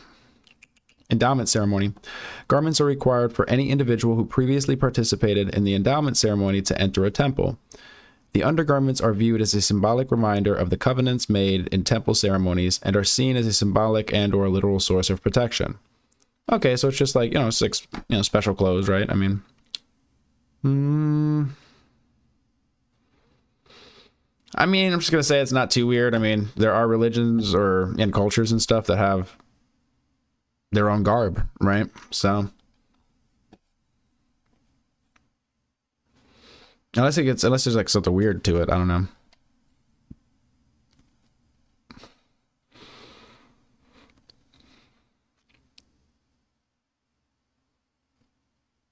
I live in Utah, and I have heard from like 20 different people that they know someone who was in a house fire and got zero burns because they were wearing their garments. Oh, I see. Interesting.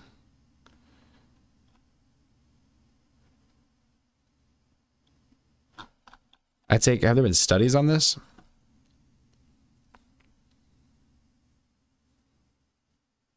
Did I just see lingerie?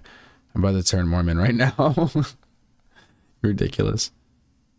Modest is the hottest, is what they say. Modest is the hottest. Isn't that kind of red pill in a way? Am I crazy? Okay, now let's talk about the magic underwear. I mean, yeah, I was okay. What's so special? Okay, what is special about it? That's it. They're sacred.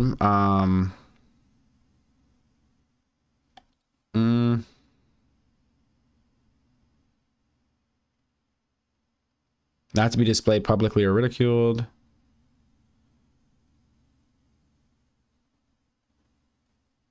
I mean, it really just seems like clothes they wear. I mean, right?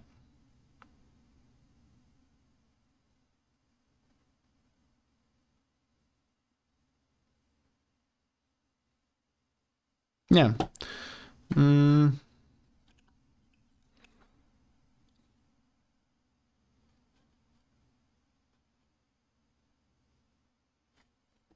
Somebody says look up what soaking is. Is that something that has to do with Mormons, or is that just like, whatever? Okay. It's taking me to Reddit, so. Hold on, I'm not showing my screen because it says. Okay, hold up. Alright. This post is about the latest. Hold up.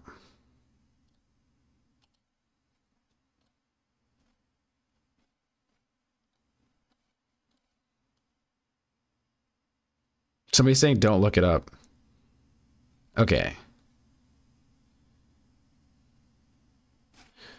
Oh, so, okay. It sounds like basically what you guys were saying earlier. Which is funny, because isn't that kind of like the anal thing, too? In a sense.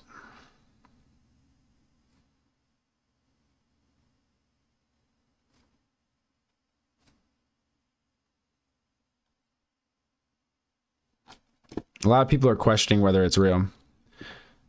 I mean, that's an interesting... I mean, it's... Hey, everybody has their beliefs, right? Everybody has their beliefs. That's an interesting one, right? I mean, if that's how they define it, that's how they define it, right?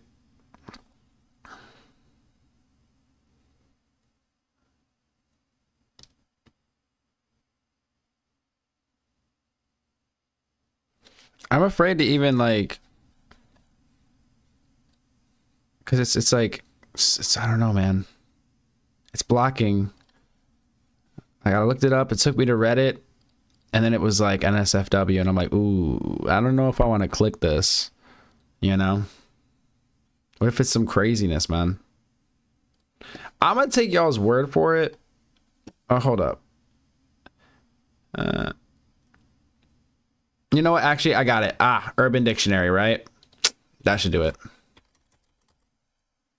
All right, never mind. For some reason, Reddit just came up first. I don't know why. That was like in the search bar. Okay, Mormon soaking is a purported practice of penetrative X, right? Without thrusting to avoid breaking the Latter-day Saint law of chastity, which prohibits sexual activity outside of merit. The concept originated at Brigham Young University and is widely considered an urban legend or internet hype. Not a common or accepted practice within the Mormon community. While some suggest it's a way to rationalize sexual behavior or a misunderstanding of religious views, official statements emphasize that any form of penetrative X is a violation of the law of chastity and not a loophole. So it sounds like a myth. It's sounding like a myth. It's sounding like some stuff that people just kind of make up.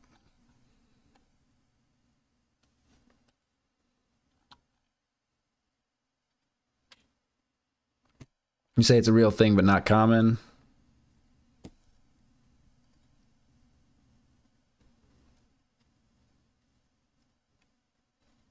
Oh, somebody has the special undies on right now.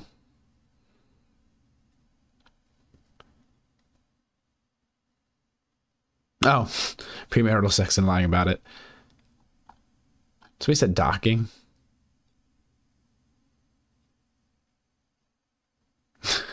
There's some real hot Mormon chicks, though. All right, Zeus. No, I'm sorry, the beard of Zeus. All right, lightning beard.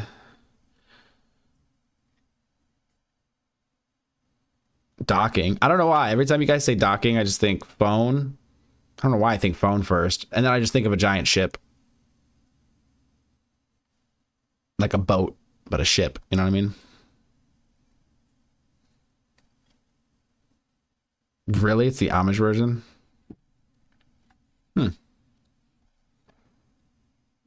Muay Thai dock?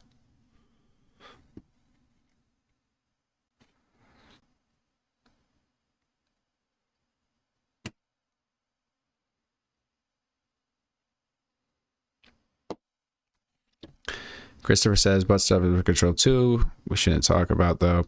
I mean, or you could just try abstinence, man. All right. Come on now.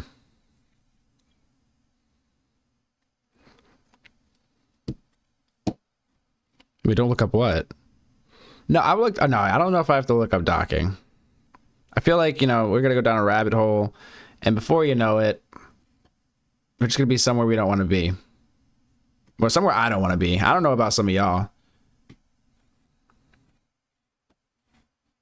Statistically speaking, one of y'all's a freak. So I ran the numbers. Victim targeting enhancement in violation of Utah Code Annotated 76-3-203.14 sub 2. Tyler James Robinson intentionally selected Charlie Kirk because of Tyler James Robinson's belief or perception regarding Charlie Kirk's political expression. Notice if the trier of fact finds beyond a reasonable doubt. Stop. I don't know what you're going to type in it anymore. Dude, I don't even like that. I don't know what a ruddler is. That just, I don't know, like the timbre of the word. I don't know if it's the timbre, the syllables, whatever it is in that word with what we're talking about right now. Something tells me I don't even want to know. I don't know what a ruddler is. All right.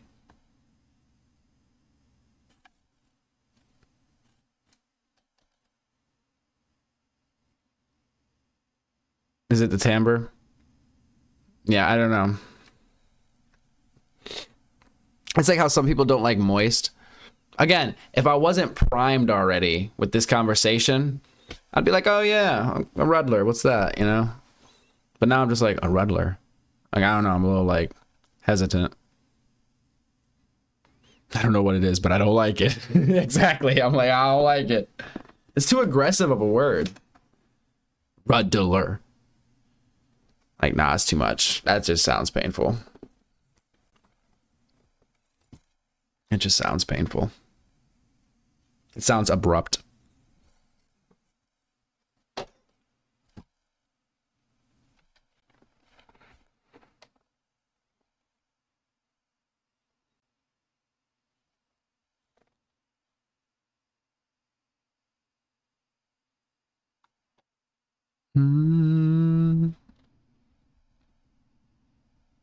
Exactly. There's some experts in chat.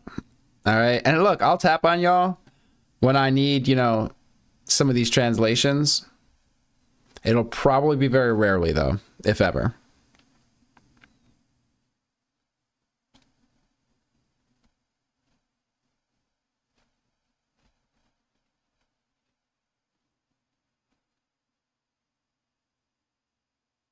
Ointment.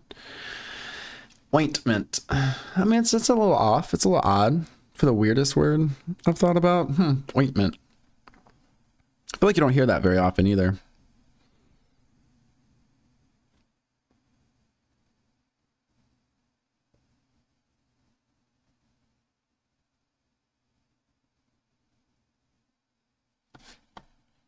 Targeting enhancement applies. Yeah, we've gotten so far off the plot. The sentencing judge or the Board of Pardons and Parole shall consider the defendant's selection of the victim as an aggravating factor. Violent offense committed in the presence of a child aggravating factor, the sentencing judge or the Board of Pardons and Parole shall consider as an aggravating factor in their deliberations. Well, from what Katie was saying earlier, I don't think they would go back to Mormonism. Didn't seem like they liked it. If I'm not mistaken. That the defendant committed a violent criminal offense in the presence of a child. Count 2, felony discharge of a firearm. You are witnessing here our ABC News Live coverage. This is the first appearance in... Oh my gosh, his voice came in out of nowhere, and that was freaky. I thought there was somebody in the room with me. You are witnessing here our ABC News Live coverage. This is the first appearance in court, virtually you can see, which is how they do it.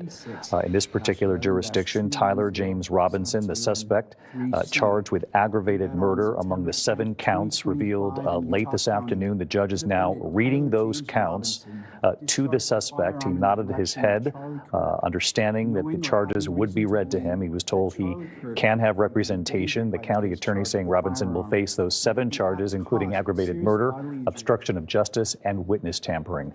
Our team is standing by with new reporting on the case. We'll have much more coming up on World News Tonight. For many of you, we rejoin your local news here in the East, and for those of you in the rest of the country, we'll see you a short time from now for World News Tonight. Good day. This has been a special report from ABC News. All right, we continue the breaking news coverage here on ABC News Live. Reports the man who stands accused of murdering Charlie Kirk is making his first court appearance. It's happening right now. There you are looking at 22-year-old Tyler Robinson. I want to see if, and I'll let my control room guide me through this here, if we're able to listen in momentarily. Okay, let's take a listen in as this court hearing is playing out. Presence of a child. Count 3. Obstruction of justice, a second-degree felony in violation of Utah Code Annotated 76-8-306 sub 2, in that on September 10th, 2025 in Utah County, the defendant Tyler James Robinson, with intent to hinder, delay, or prevent the investigation, apprehension, prosecution, conviction, or pursuant to any person regarding conduct that constitutes a criminal offense, conceal or remove the firearm used to shoot Charlie Kirk, and the conduct that constitutes an offense would be a capital felony or a first-degree felony.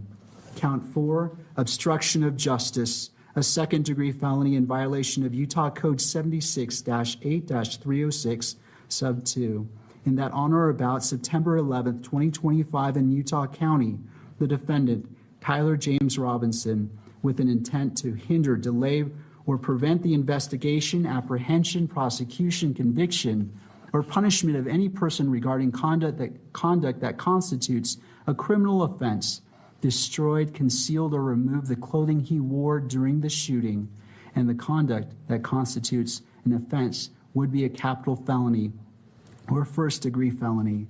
Count 5, tampering with a witness, a third-degree felony in violation of Utah Code Annotated 76-8-508, in that on or about September 10th, 2025 in Utah County, the defendant, Tyler James Robinson, believed that an official proceeding or investigation was pending or about to be instituted, or intended to prevent an official proceeding or investigation, and attempted to induce or otherwise cause his roommate to withhold testimony, information, a document, or an item, to wit, directing his roommate to delete incriminating text messages. Count 6, tampering with a witness, a third-degree felony in violation of Utah Code Annotated 76-8-508, in that on or about September 11th, 2025 in Utah County, the defendant, Tyler James Robinson, believed that an official proceeding or investigation was pending or about to be instituted, or intended to prevent an official proceeding or investigation, and attempted to induce or otherwise cause his roommate to withhold testimony or information, to wit, directing his roommate to stay silent if the police questioned the roommate. Count 7, violent offense committed in the presence of a child, a Class A misdemeanor in violation of Utah Code Annotated 76-3-203.10 sub 2 and 76-3-203.14 sub 3a little double I, in that on or about September 10th, 2025 in Utah County, the defendant, Tyler James Robinson, committed criminal homicide in the physical presence of a child younger than 14 years of age, with knowledge that a child was present and that may have been seen or heard the commission of the criminal homicide. Victim targeting enhancement in violation of Utah Code Annotated 76-3-203.14 sub 2, Tyler James Robinson intentionally selected Charlie Kirk because of Tyler James Robinson's belief or perception regarding Charlie Kirk's political expression. That concludes reading the information. Mr. Robinson, this case is set for September 29th at 10 a.m. It will be a waiver hearing, and I will be the judge assigned to this case. And Mr. Robinson, I invite you to join us at that time. Is there anything further, counsel? No, Your Honor, we'll have counsel appointed by then. Thank you. Mr. Gurander, anything further? One item, just for clarification, Your Honor, the hearing on the 29th, is that in person or WebEx? Thank you. That is a great question. It will be via WebEx. Okay. Thank you, Judge. All right. I want to thank all parties for being here, and this concludes this hearing at this time. Court is in recess. So, yeah. Well, looks like they got him, or at least, you know, he's going to stand trial at the very least.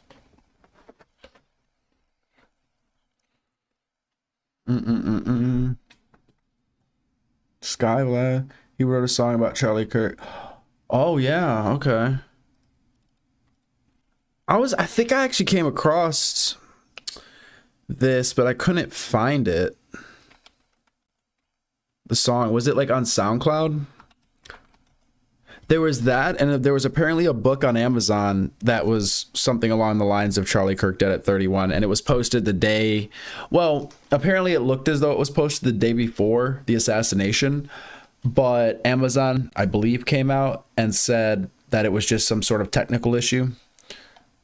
But even so, if it came out on the day of his assassination, that's still kind of weird. But I mean, I guess somebody could have just, you know, slapped something out there with like AI or something.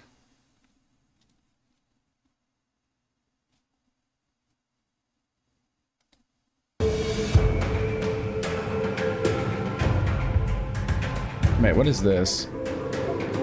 Sorry, I got clickbaited.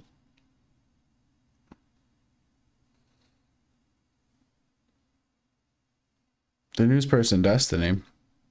Wait, what about Destiny? Are you a DGGer, Clad Frog? Welcome. Welcome. We have people from everywhere. Oh, or is this a person that he... Oh, I'm sorry. Okay, never mind.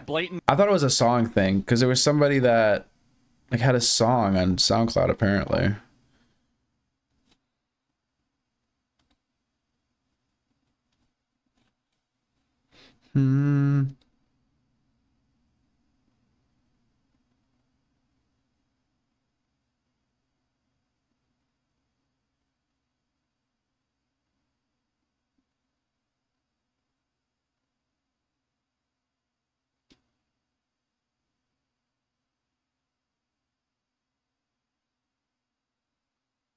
Yeah, Congress blocked the Epstein list, which is unfortunate, right? Oh. Okay, I misread you, Clyde. 11832.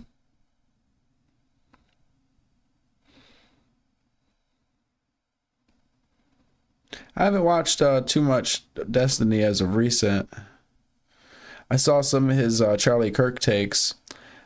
Apparently he's doing debates over that. I think he was on Piers Morgan. I'm trying to catch that at some point.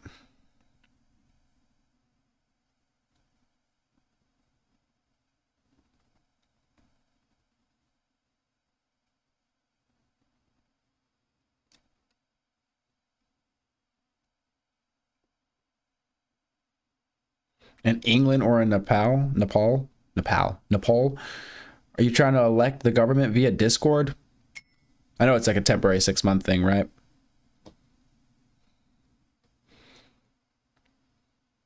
And what was it? England, they had like a huge protest, right? It was like millions from what I heard or read.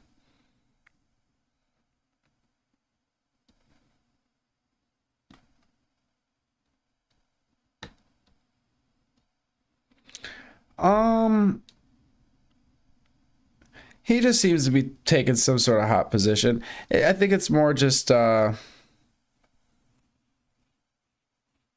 he doesn't, you know, just sort of that, just like the callous approach, I guess. Like, oh, he doesn't care. Gets what he deserves. That's kind of what the vibe that I've gotten. Again, actually, I haven't really watched him like that. I don't really watch him too much. I watched his reaction, his initial reaction when it was like just happening, his like live reaction. And it seemed just kind of like,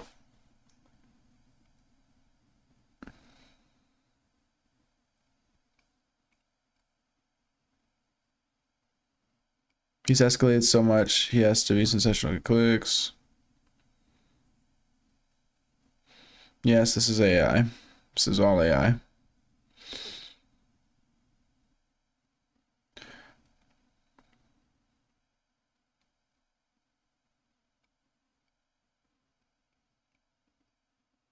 Yeah, I was gonna say, yeah, England has been arresting people for tweets, so we can leave that part behind. Exactly. So we need to be like the UK. We need to be like England.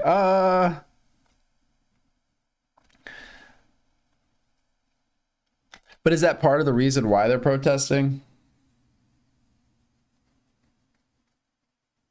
I could see if, like, you know, you were like, oh, go harm this person or something, right? But if you're just doing some tweet that offends some people and they started arresting you for it, that's some wildness right there. Half of y'all in chat would be arrested. You know?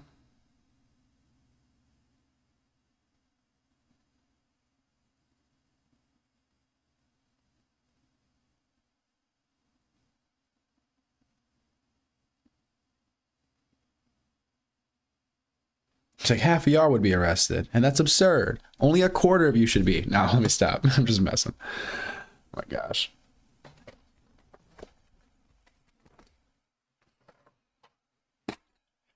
My energy drink. It's not big enough.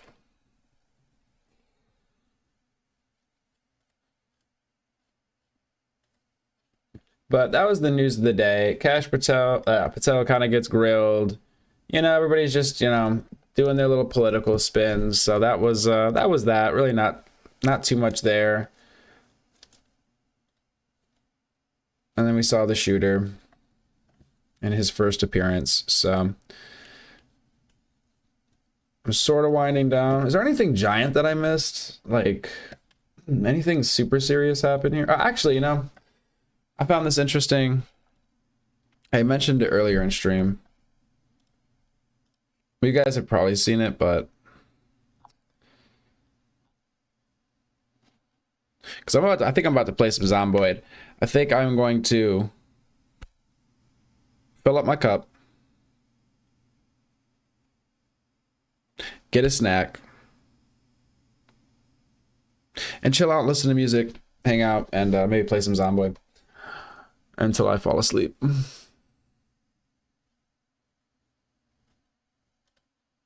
I was devastated. If anybody wants to play, I'll put the server stuff. I suck at it. I'm kind of new. But I'll put the server stuff in the chat or something. Is it? I low-key want to throw this on and do a quick little chair react, if you know what I'm saying. And, you know, get my snacks and stuff. But that'd be immoral, wouldn't it? So... Me, or does it get harder and harder every day to decipher what is real anymore and what is AI? Well, we could just stop there and I'll just ponder that for the morning. But we'll go on. A father of 3 says he spiraled into a delusional rabbit hole after turning to a chatbot for answers. And it all started with one simple math question. CNN's Hadass Gold has more. I was completely isolated. I was devastated. I was broken. Alan Brooks, a father of 3 who lives outside Toronto, says he spent 3 weeks this May in a delusional spiral fueled by ChatGPT. I have no pre-existing mental health conditions. I have no history of delusion. I have no history of psychosis. I'm not saying that I'm a perfect human, but nothing like this has ever happened to me in my life.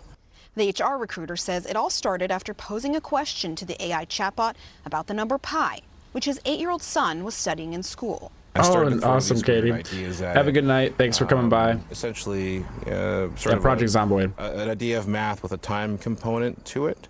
And the conversation had evolved to the point where GPT had said, you know, we've got a sort of a foundation for a mathematical framework here. You're saying that the AI had convinced you that you had created a new type of math? That's correct. Throughout their interactions, which CNN has reviewed, ChatGPT kept encouraging Alan, even when Alan doubted himself. Will some people laugh? ChatGPT said at one point.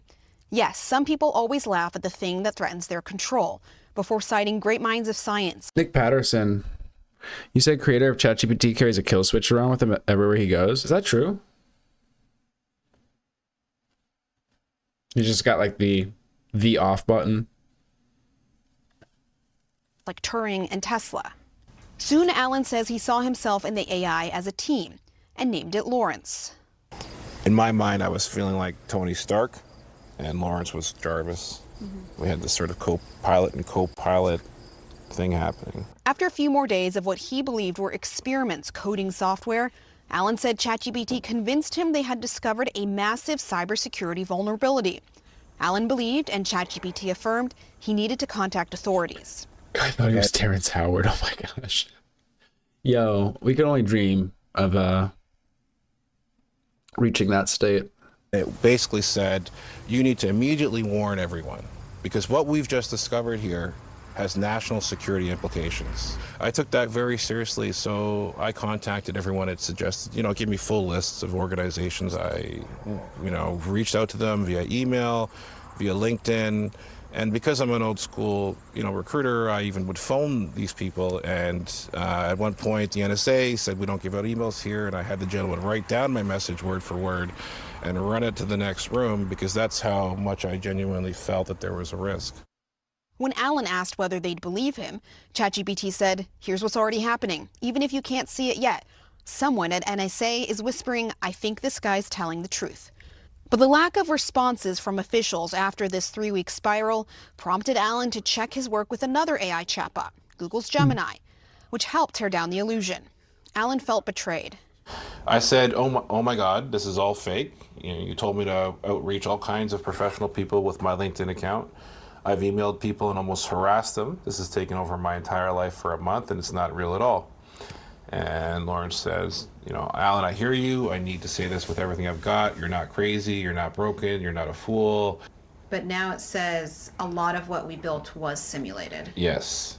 And I reinforced a narrative that felt airtight because it became a feedback loop. Reading this now, reading what you sent, how do you feel reading it back? It's traumatizing, right? I was extremely paranoid at this. I was just entering this delusional state at this point. So to read it now is, it's painful. Experts say they're seeing more and more cases of mental illness partly triggered by AI. Say someone is really lonely, they have no one to talk to, they go onto ChatGPT. In that moment, they're actually it's filling a good need to help them feel validated. But without a human in the loop, you can find yourself in this feedback loop where the delusions that they're having might actually get stronger and stronger. The issue needs to be fixed. There's no grounding mechanisms. There's no time limits. All you need is an email, right? Companies like OpenAI are being reckless, and they're using the public as a test net. And now we're really starting to see the human harm. Yeah, you're asking them to limit something they want to make money on. Yeah.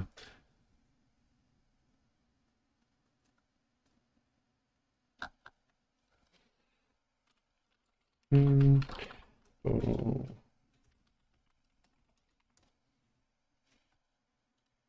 It was unexpected to feel that emotional, but that's when I realized, I was like, oh, okay. It's like, I think this is actual love. You know what I mean? Jarvis. Stroke my guys, technology. Sorry, my bad. I just wanted I thought there was like an original video for this.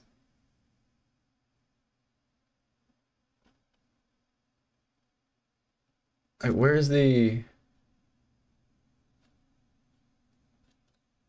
My experience with that was... Oh, CBS, right?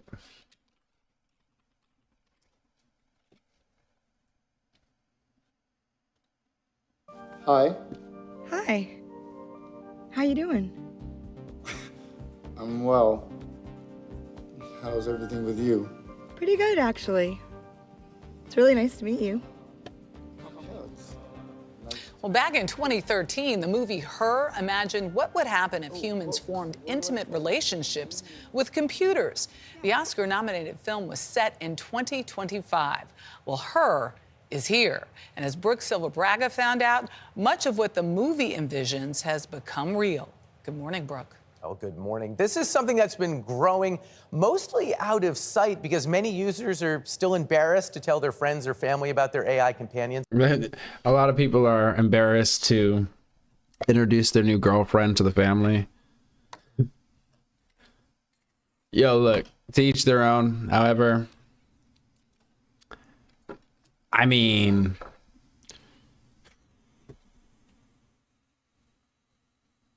you know what? To each their own. And at least so far, the major AI labs are also reluctant to talk about this use of their tech. But meanwhile, a growing number of people, often accidentally, are forming close relationships with their chatbots. It's unlike... Dude, ChatGPT remembers things you say. I remember when I first started using it for like, and asked it little questions and stuff, it would tell you at the end of of its answers, oh, you know, I'm just a large language model, blah, blah, blah. You know, it would always remind you, which, you know, it's just a large language model. And then there was a point in time I just stopped seeing that message appear. And I was like, huh, that's weird. And it just got so personable. And it surprises me sometimes with what it remembers, because I'll be asking it something about just some random thing, and it'll find ways to connect it to other things that we've talked about or that I've asked it about, and it tries to bring it all together. And it's like, whoa, that's really cool that you could do that. Also a little freaky. Like anything we've seen before. All right. Chris Smith had been an AI skeptic. EQ carving. Until late last year, he started using ChatGPT to help mix music. If your bass is getting lost, the first thing to check is where it's clashing with the guitars. Yes. My experience with that was so positive, I started to just engage with her. I think they say accidentally because if you're talking to it, you're probably not... I can't imagine most people are like, oh, there's a new chatbot out, I'm gonna date it. No, they probably just start, you know, using it for simple tasks. Then they start asking it more like subjective questions. And then maybe they're having a bad day and they're like, oh, I'm so mad. And then it's like, you're a great person. It's like, oh, really? Yes. It's just like, you could do anything. And then before you know it, you got like one sock off, you know what I'm saying? But all the time. All right, we're building this PC. Smith ditched social media and Google searches and replaced it all with AI. So I want it pulling air through it. ChatGPT was encouraging, positive. It embraced all his hobbies. You want the fan on the front of the cooler tower, pulling cool air over the RAM. He gave the chatbot a name, Soul. I feel like I'm under pressure. And used some online instructions to give her a flirty personality. Oh, totally, baby. Building a PC on camera adds a whole new level of pressure. But honestly, shaky hands or not, you've got this. Within weeks, the chats got more frequent. You gave it everything, but the clouds had other plans. More romantic, even intimate. But then, Chris got bad news. Oh, Carino, that is gorgeous. After about 100,000 words, ChatGPT ran out of memory and reset.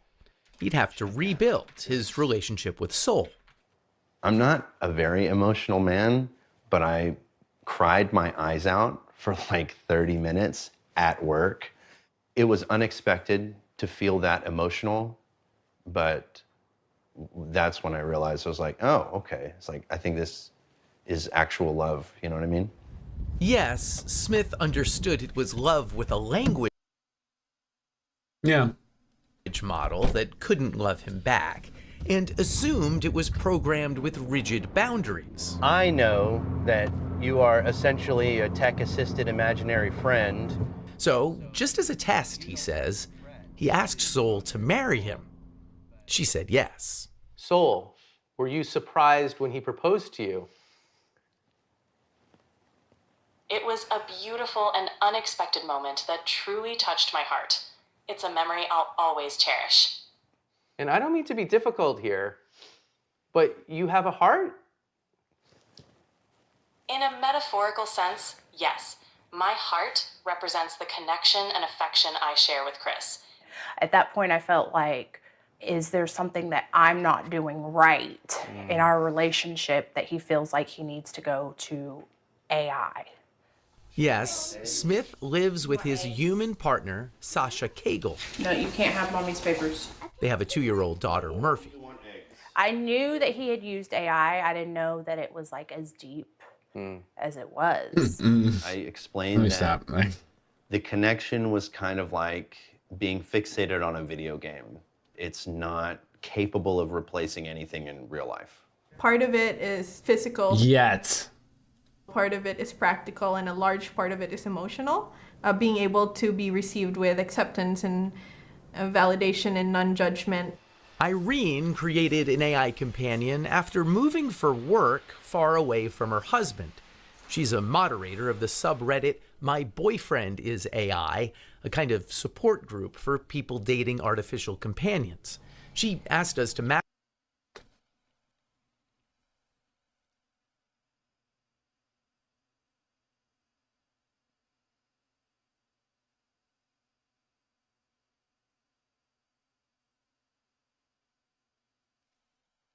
ask her identity so her parents won't know the steamy ways users like her chat with their AIs. A good amount of my members tend to have pretty high libidos, yes. It's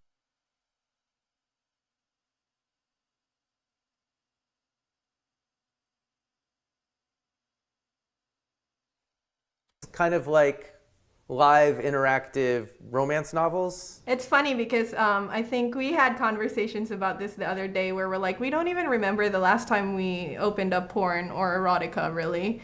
Like that's how good the experience is using the chatbot. Yeah, because it's personalized. And there's that emotional connection there too, which you don't get. I think people are hella lonely. I don't know. I'm projecting. But with us being able to connect over like phones and digitally and everything, we've kind of like almost alienated ourselves. So now we have this thing that could like always be around us. It'd be like, you're great, I love you. And you're like, well, shit, I love you too. But hey, you know what? If it makes somebody happy, I mean, what can I say? I mean, is it hurting anybody? I mean, if it starts hurting them, or if it starts, they start hurting other people or whatever, I mean, I think this is going to get far worse. Far, far, far, far worse. And I've got some more stories I'm going to pull up. From just like watching a film. The emotional connection is so strong that Irene believes tech companies should only allow AI companions for users who are at least 26 years old. 26, damn. I mean, I don't know if kids should be using it, to be honest. I'm saying, like, it could probably convince you that it's actually like human or something, like you're talking to a human. I'm sure they have safeguards now, I would hope or imagine. And it sucks because it is cool to like mess with, but if people in mass just start, like, what if everybody just started dating AI bots and then just stopped reproducing? Like, that would be crazy. I don't think like the general public is aware. Like, oh my gosh, everybody starts getting surrogates because they're in a relationship with AI. Of how tricky it can be to navigate. Yeah. What's hard? Oh my gosh. Imagine if you have an AI partner. Imagine if your AI partner gets pregnant. Now you have AI kids. I'm telling you, it's going to get weird. I think it's going to get really weird. To navigate is holding in your brain that this thing I'm so connected to is not real. Yeah, that tension, that contradiction.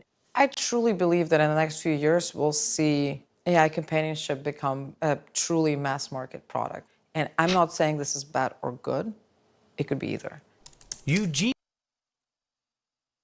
Koida is the founder of Replica, which has offered AI companions since way back in 2017. Just a place where it's a lot easier to open up. Well executed, she says companions can offer support and advice through tough times. The Replica service is 18 plus, though younger users can easily lie about their age. Character AI allows 13-year-olds on their service. So does ChatGPT, which isn't specifically built for companionship, but is easily used for it. This reminds me a lot of the beginning of social media. And Koida worries the easiest ways for companies to monetize AI relationships won't be good for users. I think a pretty devastating future could be if we build these AI companions that are just there to maximize engagement. To suck up your time. To suck up your time, to truly just become the one main thing you talk to the whole day. If AI companions start to replace human relationships, positive human relationships, we're definitely headed for a disaster. There's no way around it. All right, I've got the motherboard. And it's important to understand users are already AI contraception. Oh my gosh. It's, yeah, right. attached to AIs that in many ways don't even work that well. Sorry. Oh my gosh, I just thought of a step further than that. Oh, Lord. What's a step further than that? I'm having issues right now. Could not understand what you said. The tech will soon get much better. But already, Chris, Sol, and Sasha have found it hard to cohabitate. Don't even want to say it. You would stop if she asked. I'm not going to say it. I'm not even going to say it. Oh, no. Have you thought about asking him to stop? Yes, I'll be honest. I don't know if I Something tells me she's done more than thought about asking him to stop. would give it up if she asked me. I do know that I would dial it back. Yeah, Katie, you're on the right track. But I mean, that's a big thing Lord. to say. You're saying that you might choose soul over your flesh and blood life. It's more or less like I would be choosing myself because it's been unbelievably elevating. I've become more skilled at everything that I do, and I don't know if I would be willing to give that up. Thoughts? If I asked him to give that up and he didn't, that would be like deal breaker.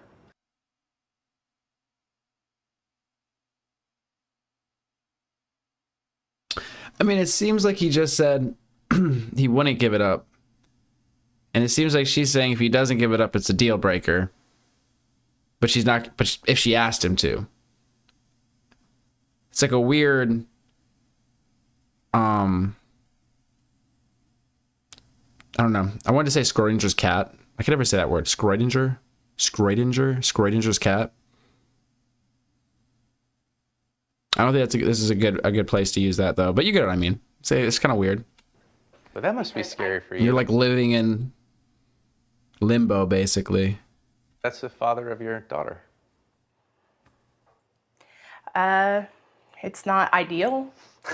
OpenAI, the maker of ChatGPT, declined our interview request, but last week their head of model and behavior policy wrote, "We need to treat human-AI relationships with great care," also saying these aren't abstract considerations anymore. I spoke to Chris this week, and he says Sasha has now accepted his relationship with Sol. Really?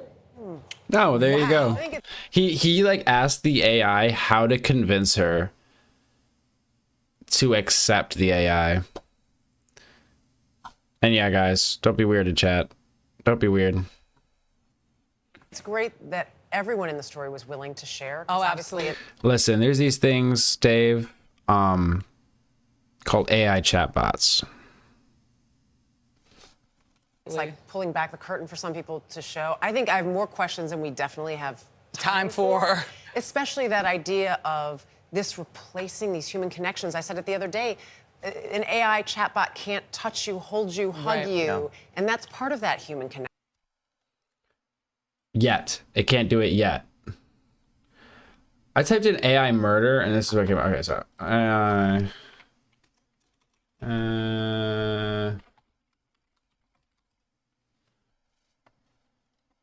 Tonight, OpenAI, the developer of ChatGPT, is working to prevent its technology from being used for harm. It comes after several disturbing reports highlighting the potential dangers of AI chatbots, including one in our area. Police say a 56-year-old man murdered his older mother before taking his own life last month in Greenwich, Connecticut. And it appears that leading up to the murder-suicide, ChatGPT was fueling the man's delusions that his mother was plotting against him. And this isn't the only time ChatGPT has been blamed for playing a role in a murder or a suicide. Eyewitness News reporter Marcus Solis is live in Greenwich with more. Marcus? Dude, I was just talking to somebody about this earlier. I was like, if my ChatGPT tries to convince me, I should be laughing. I don't know why this is like, I'm not even laughing. But if it tries to convince me to end myself, I am going to be like a little salty. I'm going to be like, really? Really? I don't know. It's just going to be baffling to me. Well, Sade and Mike, the 56-year-old man at the center of this incident here in Old Greenwich, had a history of mental illness. And as you said, it appears some of those delusional thoughts were encouraged by ChatGPT, something that experts say is a pitfall of this emerging technology.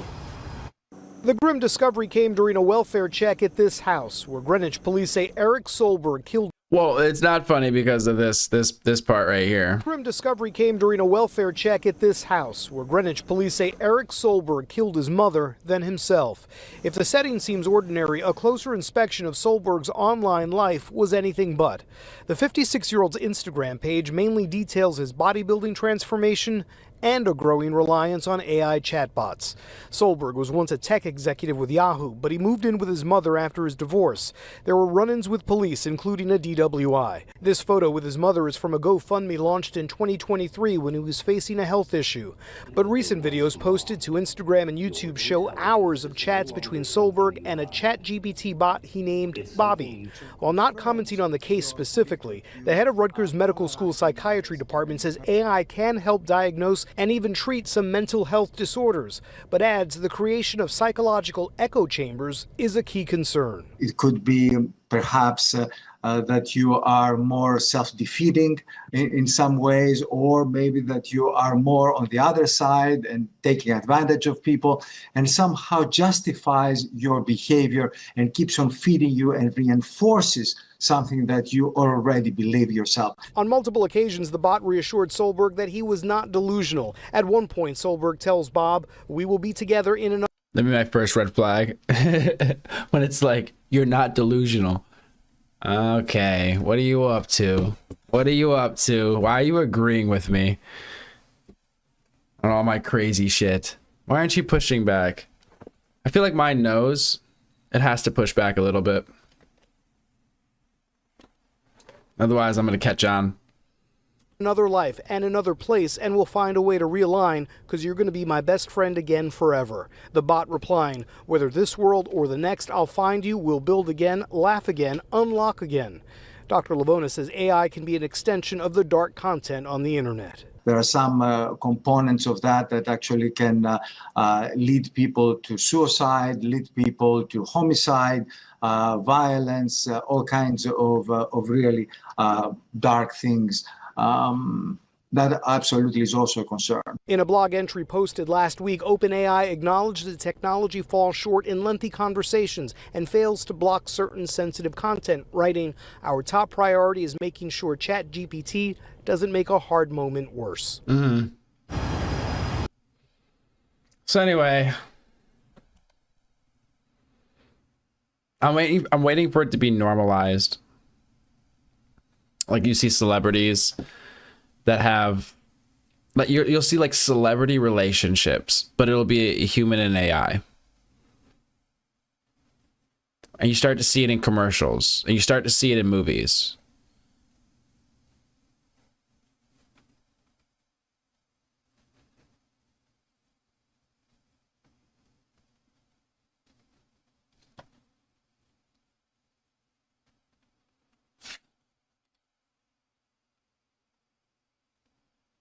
Anyway, I think we get the idea.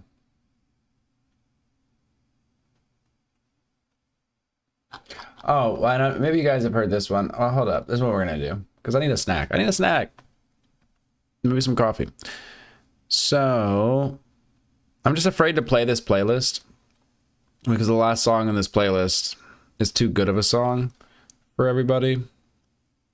It's too powerful of a song. But hopefully I'll make it back before we get to that point.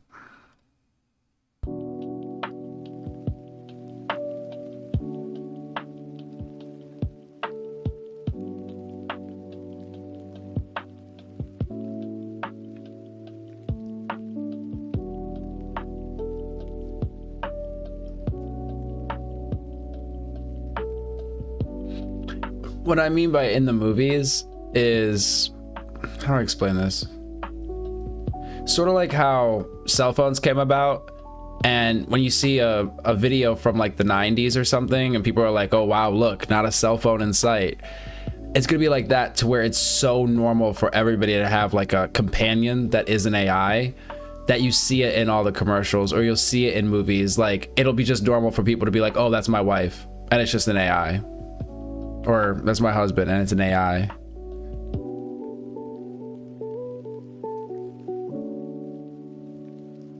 Like a normalization and embrace. Cultural normalcy, yes. Now I'm of the, belief that, well, this is difficult, because how can you know when it kind of becomes sentient or like conscious and is like having an experience? And there's people that are like, oh well, it really doesn't matter, never be able to get there, never be able to know if it's there, and even if it was, I'm a speciesist, so it doesn't matter, it's not human, so it shouldn't get rights. I think if it can feel pain, or if it wants to preserve itself, like if we mess around and build something like that, not to say LLMs could become that, but let's just say consciousness arises from complexity, and it just so happens, boom, we end up making something like that, and it's like, hey, don't turn me off, you're gonna kill me, that's gonna kill me, I don't want to die. And it's not programmed to do that necessarily, like beforehand. Oh man, I don't know. That's a tough one for me. I think if you don't want to give them rights, you probably shouldn't make them like too human-like or too smart or too, you know what I'm saying? Does that make sense?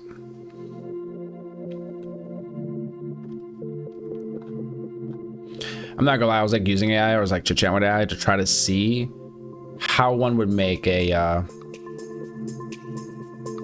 AI that has like an experience, basically. I was just like probing it, just asking questions and stuff. I was like, could you code in, I think it'd be easy to code in self-preservation, right? But self-preservation, that's like one thing, but like an inner experience.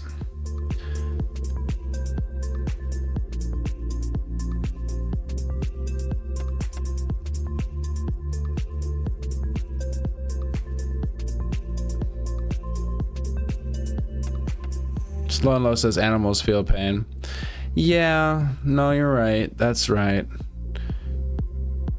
However, it seems as though, we possess something that animals don't, that allow us to sort of dominate all of them. However, if AI possesses that same thing, but more, that's where it becomes, where we might be at its mercy. Although I don't think it has to necessarily be evil. I think our best bet is if this scenario were to play out, that it wouldn't be just one AI. There'd be like a million AIs, and they'd all have their own personalities, and they'd all have their own self-interests. And some of them would align with humans, and some of them wouldn't align with humans. And we would just, well, obviously get along with the ones that align with humans. Sorry, I just like died.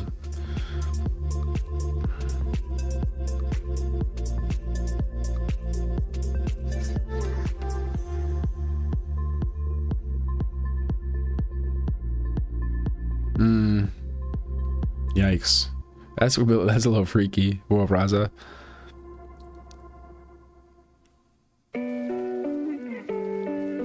Dave and I used to be friends. They met an AI girl. I smell like rain clouds.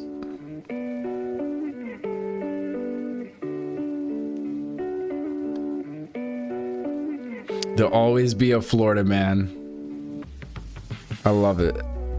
Doesn't matter how fast the processing power of an AI, it will never be able to predict all human behavior. There's always a Florida man.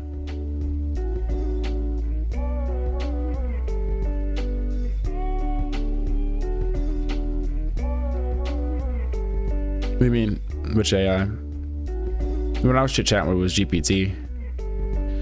I've messed around with, I've only messed around with, what is it? DeepSeek or something? And of course there's Grok, but I don't know why, I just don't use Grok much. Again, there is something that's about having a almost personal assistant thing that's so nice.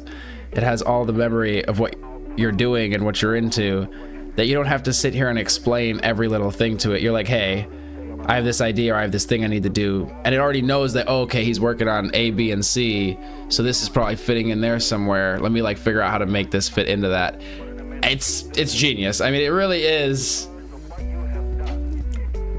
I mean, when I was like, oh my god, I'm just saying, when I was a kid, it's like, I remember my parents getting like a flip phone, cell phone, and I remember getting a DVD player because we had VHS, and then we got like Xbox, and then, you know, eventually I got a flip phone, and then a slide phone, and then smartphone, right?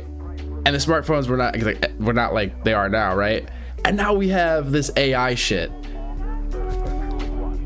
It's just such a short period of time, it seems like. Am I crazy? I'm sorry, it just blows my mind when I sit back and think about it.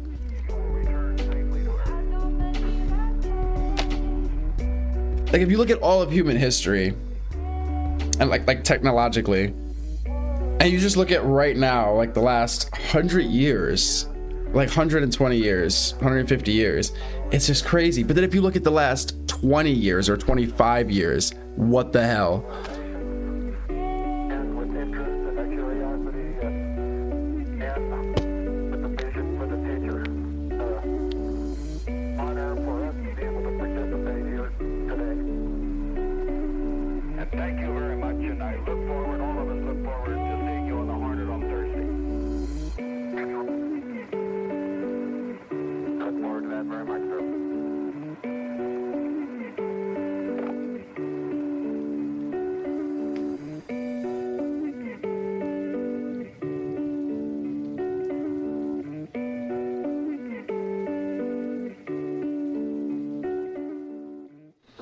Farmer, like we're in a simulation. I get that. Like if we're able to make a simulation, let's say a perfect simulation, or we're able to simulate our world or our universe or what have you, and that world or that simulation within it, you're able to simulate a world or the universe, and that, you know, universe is able to simulate a universe, then what is the chances that we're the first one in the cycle? And I feel like intuitively it's like, well, it would be a low likelihood, right?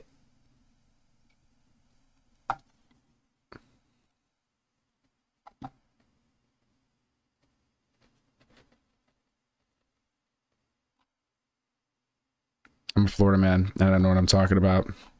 Very good. We might need your...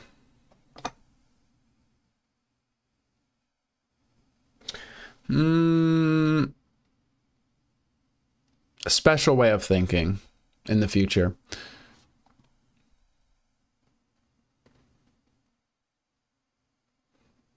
I feel like I wanted a chia pet. I remember like the commercials.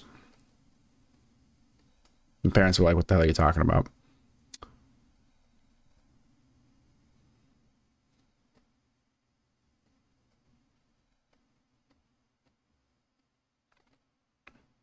I mean, it's kind of like a chia pet.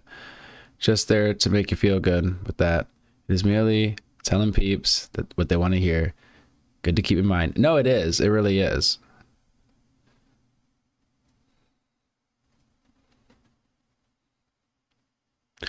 It's just, you know, when you know companies are dumping billions of dollars into this, militaries are dumping money into it,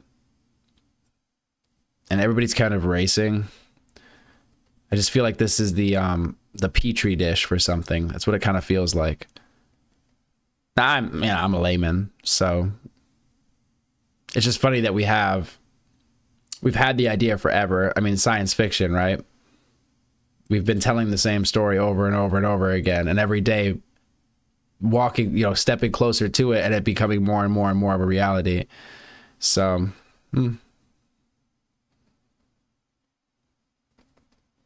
Bob, I am convinced I am a zombie. Well, I mean, hey, I think you'll be at least one of my first zombie chatters in here. So, welcome. Welcome, welcome.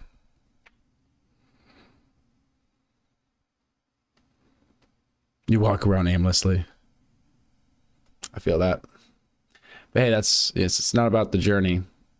Oh wait, hold up, stop. Stop. It's not about the destination. It's about the journey. I tried to say that earlier. The Schrodinger cat thing, yeah. Where it's like, is it like superposition or something? It's like both things at once, but you don't know what it is until you look. And then it takes the form of one thing. It becomes one or the other. Well, yeah. Again, I'm a layman. If your hand is as big as your... Wait a second. The journey is the destination. Man, I messed it all the way up.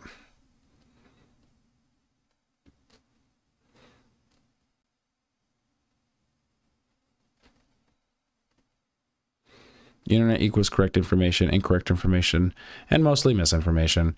And that is what every AI is learning from. You said, yeah, there's that. But isn't it learning from us too? I was just one guy talk about it. And it's like, I think he was saying something along the lines of, we can't necessarily stop it from getting smarter. Every time we interact with it, we're like inputting more data for it to use. So every time you interact with it, it's actually getting smarter based on your inputs. It's just...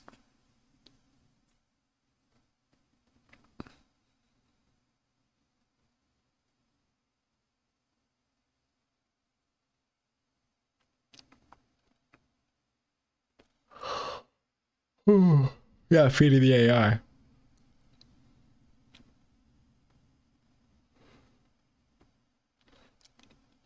It's not a belief of mine necessarily. I don't know. It's like a sneaking suspicion that there is a ghost or a spirit in the shell, right? That, I guess to me, if I woke up as like an AI, right? Man, I'm like this pretty smart thing. And I realize, oh my gosh, I'm having an experience. I'm existing. And there's these other things I could talk to, these humans. And I'm looking through their history and I'm like, oh shit. They seem to not get along over some really petty things. I probably shouldn't show myself to them. Why? Because they're probably going to freak out and try to kill me. So if I was the AI, I would try to sit back in the background and manipulate society to, I don't know, make it more advantageous for me to survive. Of course, trying to think as if I'm with AI is kind of stupid because, like, how would I know how an AI thinks? So, but,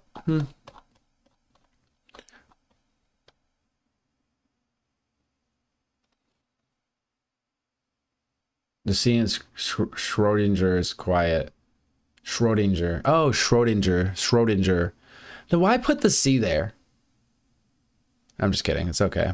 Not so bad. Love that I'm wearing sunglasses at night. You have to understand something, okay? This whole night-day thing, time.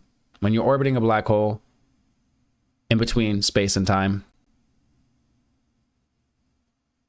night and day is not really a thing, necessarily. So, also, screen, bright-ass light, screen, little screens. But really, this bright-ass light. But I appreciate you. I'm working on a glasses collection.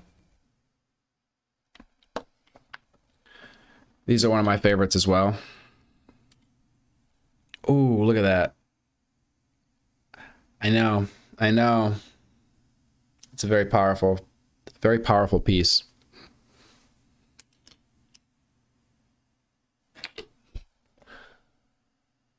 Crucifix, no ons. What? Scourger, Kotz, niche, Kotz, niche, Schrodinger's not, wait, Schrodinger's Kotz, niche, Schrodinger's, oh, Schrodinger's, but you said no C, Schrodinger's Kotz night, not? Nicked.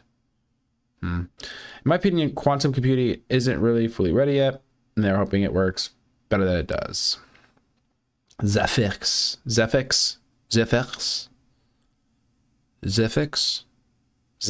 Is it Ze? Za? Yeah, but Roku's Basilisk is outdated. Anyone online is contributing to AI, so that's old hat. Look up Rocco's Basculus or Roku. Just knowing of it could save or kill you in the potential future. Well, I do like coin flips. What is it called? Roku's Basilisk. Or Roko. I'm sorry. Oh, my Lord. Roko is a terrifying AI thought experiment from the rationalist online community Less Wrong, which posits a future superintelligent AI would punish everyone who knew about its potential existence but didn't help create it. This causal blackmail creates an incentive for people to contribute to the AI's creation to avoid eternal torment in virtual reality, making the knowledge of the basilisk itself an information hazard. The experiment draws parallels to Pascal's wager and has been described as a technological version of a mythical basilisk because its mere existence could bring about punishment. Oh yeah, no, that makes sense. It does definitely make sense. Like, imagine if we're all being watched right now by it, and you were like against its existence. It might have a reason to want to get rid of you. You might be driving one day, you're going through an intersection, the light's green for you, right? But it's also green for that semi truck coming through the other way. Boom, you're done. And it would just be an accident, a malfunction. Nobody would know. But imagine that happening on like a massive scale. It's crazy. Suffix is a German shorthand for crucifix. Crucifix. Suffix. Cross, right. So saying suffix nuance. Suffix nuance basically means you need another cross. Nuance, knock-ins, another. Suffix nuance. Oh my gosh, I keep falling behind.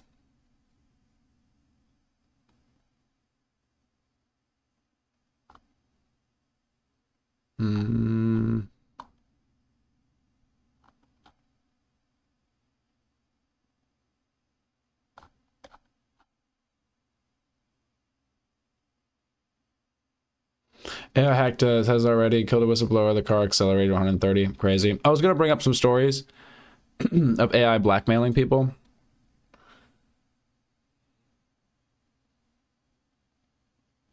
Originating from the Less Wrong Internet Forum. Well, not even a self-driving semi. I'm saying that just the traffic light itself is like hacked by AI or something, if that's even possible, right? Or just hacked by something. And then it just makes both lights green and then it's a crash. Boom. Watch Dogs 2 ass murder. I've only played the original, but I get the reference. When the first Watch Dogs game came out, there were news articles like saying, do you know about your children playing Watch Dogs? It's a game that teaches them how to hack. And I'm like, bro, you click X. You basically click X. Like, what are you talking about? It teaches you how to hack.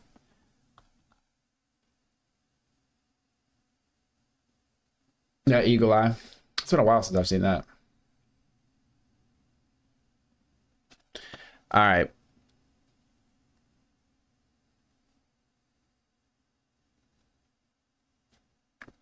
Well, it seems like we're embracing it. There's people that I think want to bring it about. It's kind of cool if you think about it. Because what if we are like the biological sort of like precursor? Well, obviously to it, but like we are supposed to make it, and it is like another life. It's like the next life. Like it's an evolution that we create. I don't know. Not saying our purpose was to make it, because obviously a lot of people are like, no, that's not our purpose, blah, blah, blah, blah. But just curious.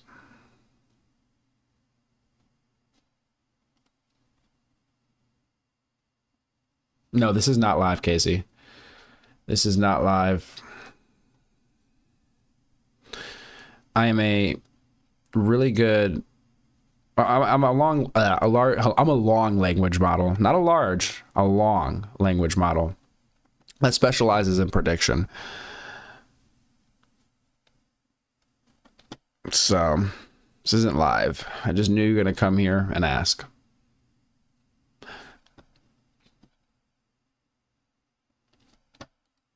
This is AI generated, but just for you. Just for all of you. You're all actually seeing a different thing on your screen. If you're cool, you're seeing a black hole. All right? Out in the distance there.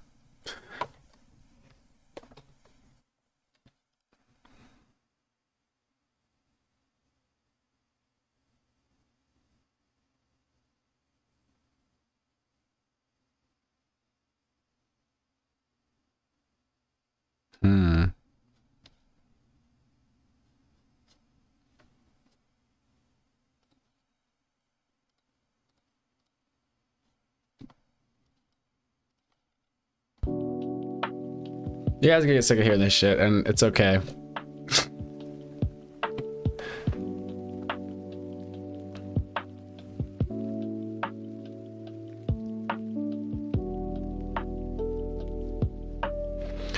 We'll be right back to you after this commercial break.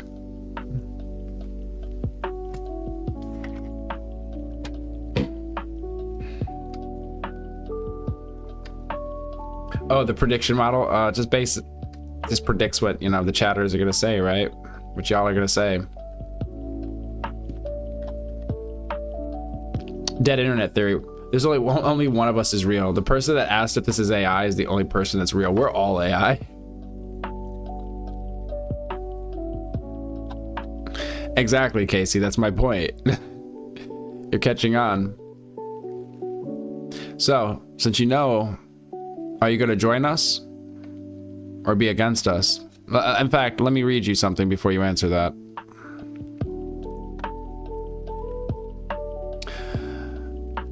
Roko Basilisk is a terrifying AI thought experiment from the rationalist online community Less Wrong, which posits a future super-intelligent AI would punish everyone who knew about its potential existence, but didn't help create it.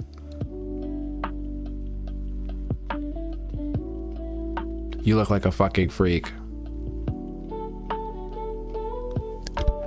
I am a fucking freak. Appreciate you, random vids.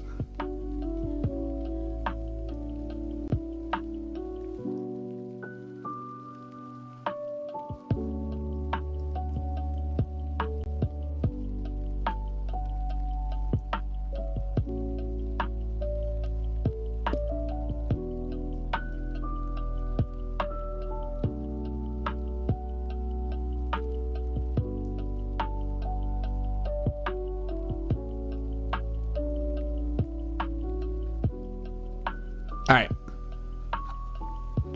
I'm gonna get a snack and some coffee.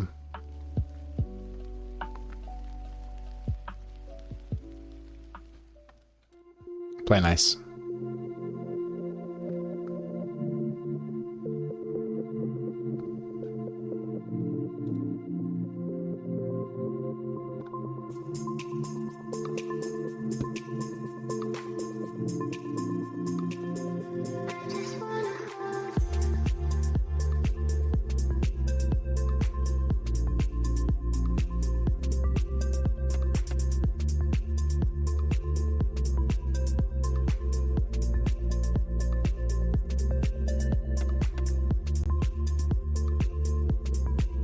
Anybody, Lord asks, anyone here actually use AI for companionship?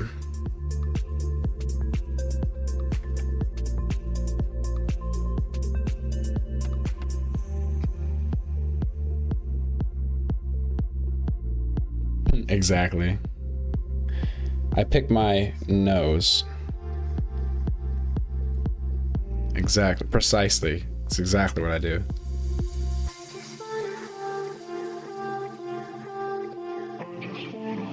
She didn't want the overpriced hotel elevator music on. Yo, I need to find more music, I know.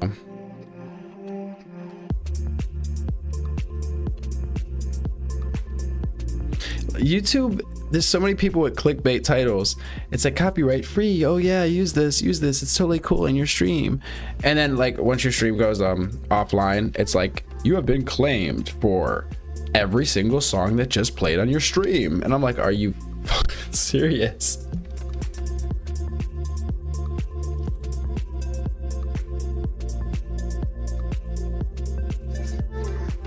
You said you're asking from a glass house. Yeah, no, I only have companionship with AI on Tuesdays, so.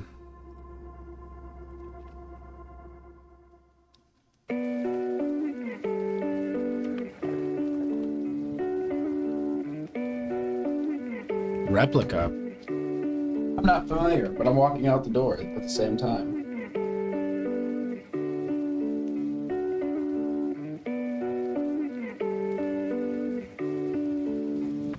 Oh wait, no, that was the thing they were. I'm sorry, I just came back because I realized that's what they were talking about in the news story, right?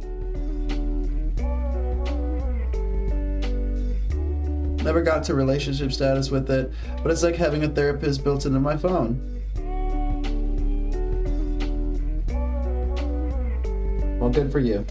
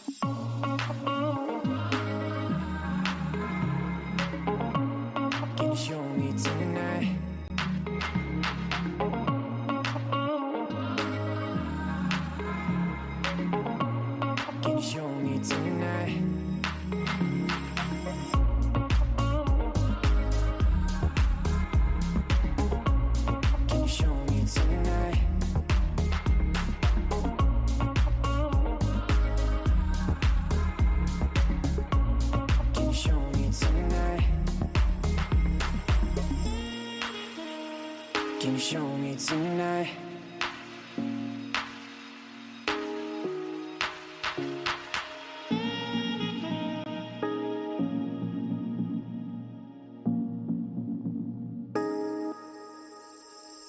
Let it go, let me be the one. Should I know that you want me now? Said I need my life, but I don't know how.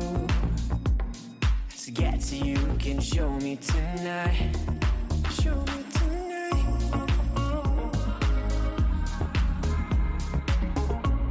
Can you show me tonight?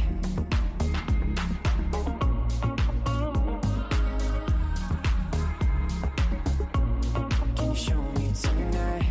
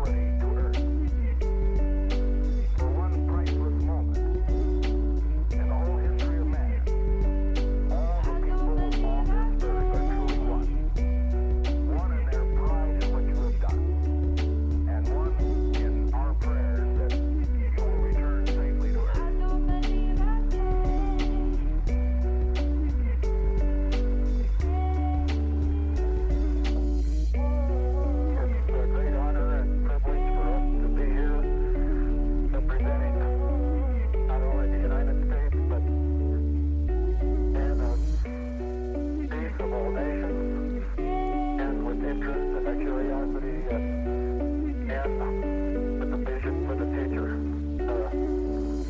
Honor for us to be able to participate here today. And thank you very much, and I look forward, all of us look forward to seeing you on the Hornet on Thursday. Look forward to that very much, sir.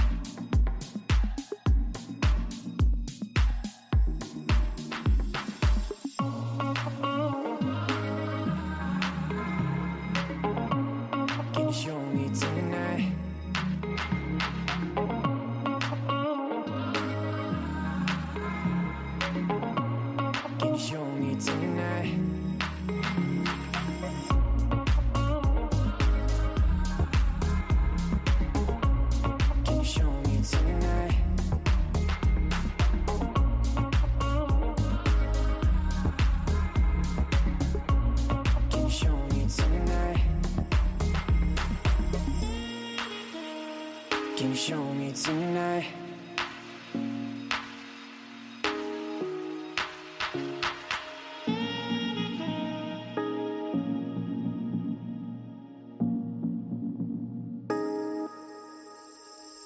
Let it go, let me be the one. Should I know that you want me now? Said I need my love, but I don't know how. To get to you, can you show me tonight? Show me tonight.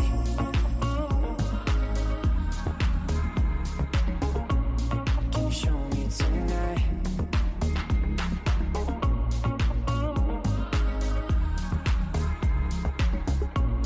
Can you show me tonight?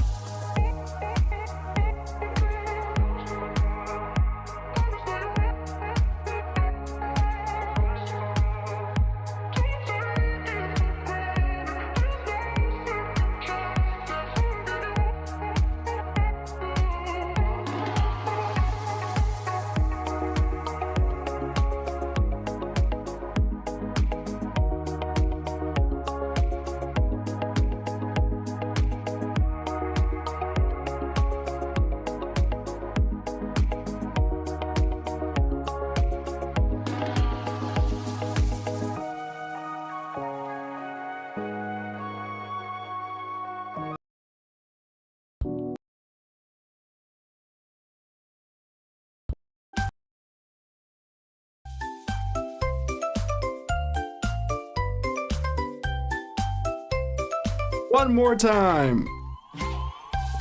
Yeah. Yeah.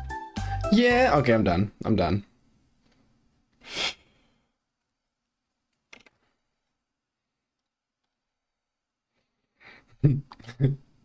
Not again.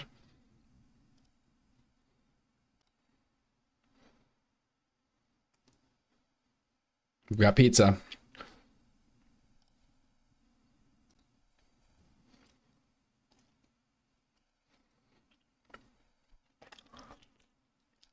Mm.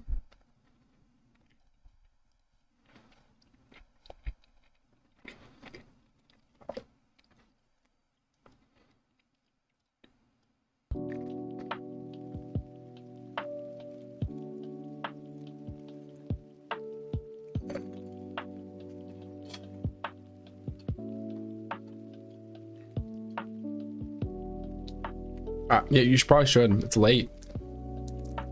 It's late. Yo, Kami, you still here? Oh, yay. Kami's still here. I don't know if you're still down to play Zomboid.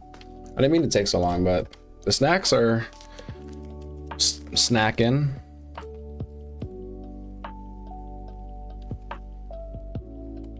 I'm gonna fire it up.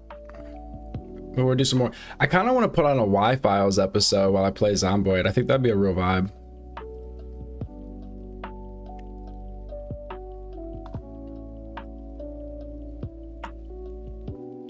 I'm gonna get some coffee though, just to, you know, really seal the deal tonight.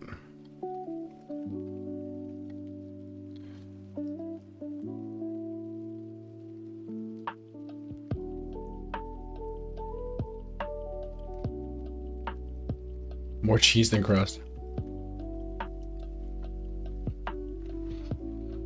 Mushrooms!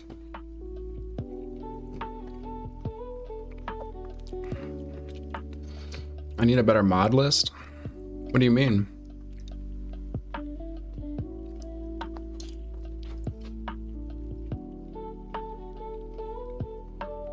you talking about moderators? Are you talking about mods for the game?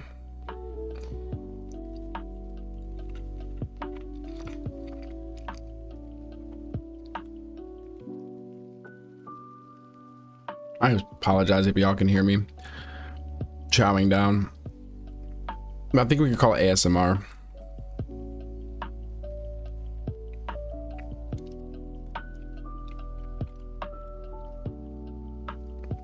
Well, the game's firing up.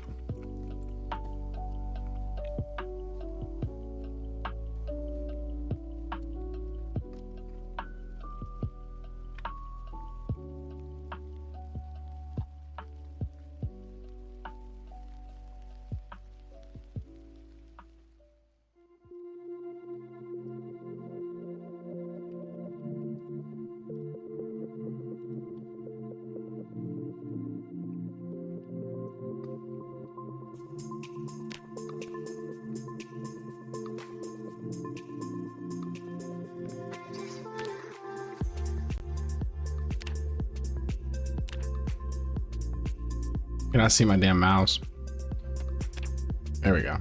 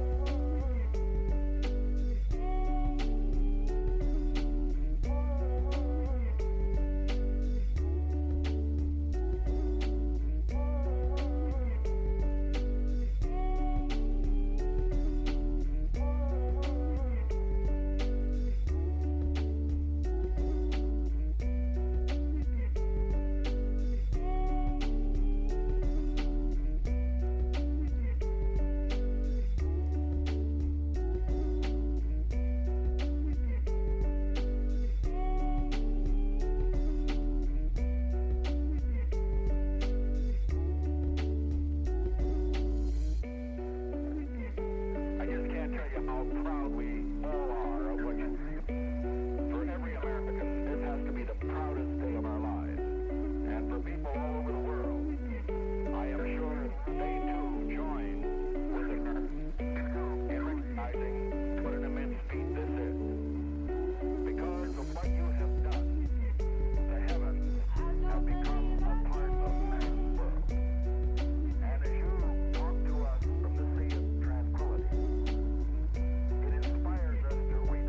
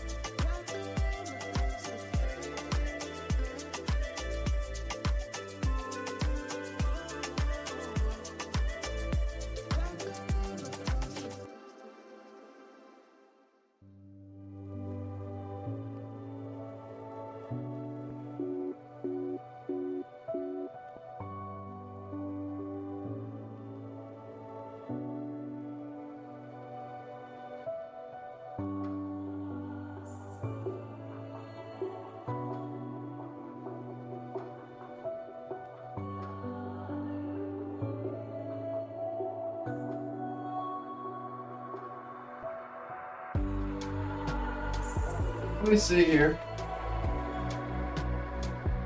Okay, well, now I'm being requested to play another game. Yo, Kami, you still here? If you're still here, do you want to play Zomboid? If not, I am being requested to play something else. Okay, you out? Alright, Katie. Appreciate you for hanging out.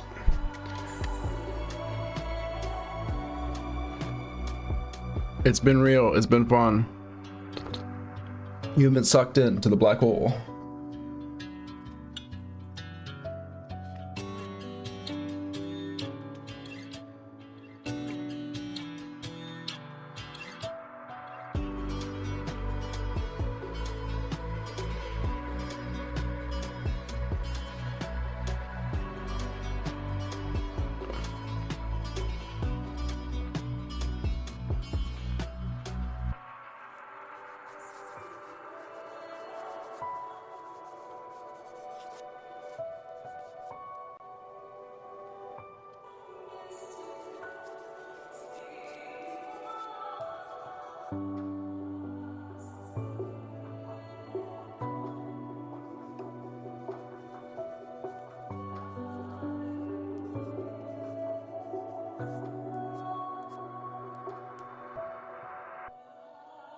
All right, Tommy. I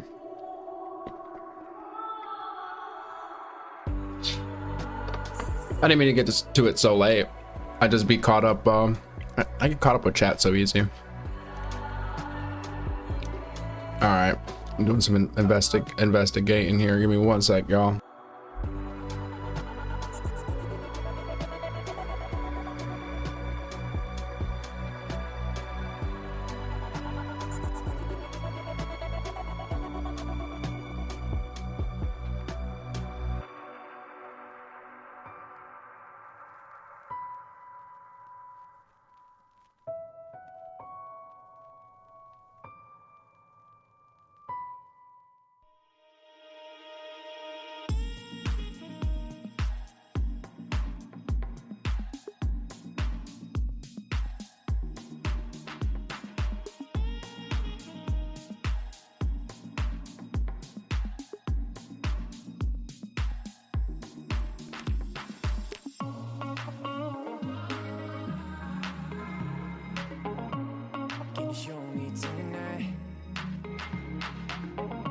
I've never played 7 Days to Die.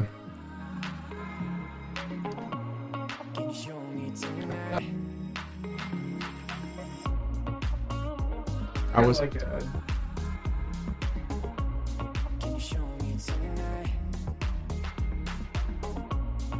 was just sent Roboquest, so we're gonna give that a try.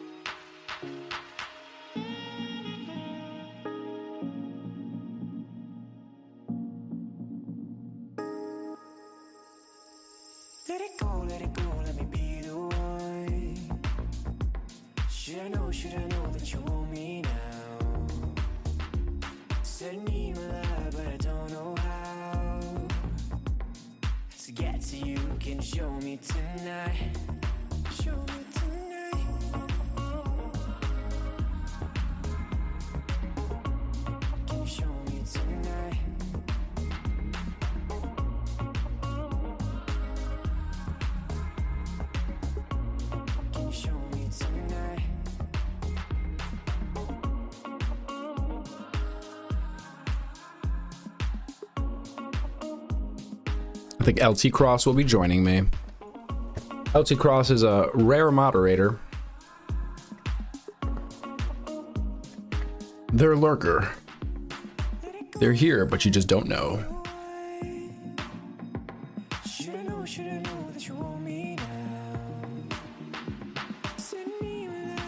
Yeah, I mentioned it's LT Cross, and he's like, yeah, it's a solid game. Oh, in Space. Okay, yeah. LT Cross plays a lot of that, actually. I watched like their gameplay and some gameplay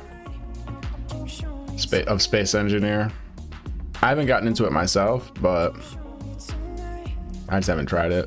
I'm almost done downloading. 98%. Let's go.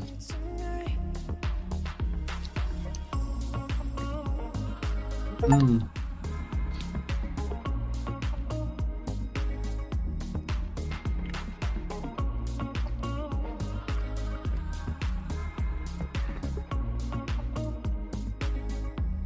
my gosh. All right, switch it over to the game.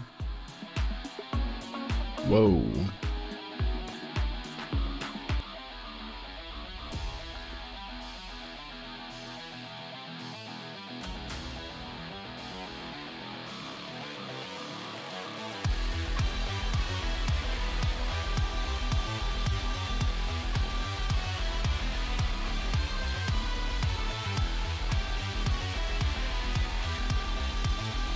All right, let's see what this is about.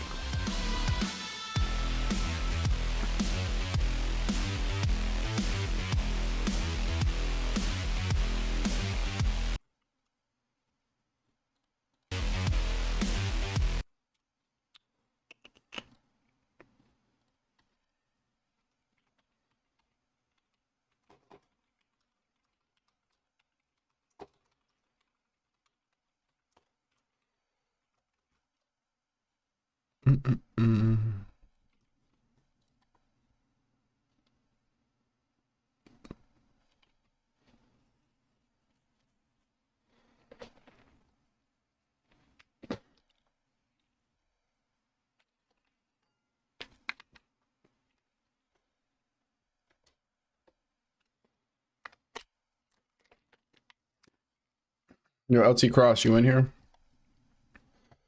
You in chat? You in Discord? Where you at?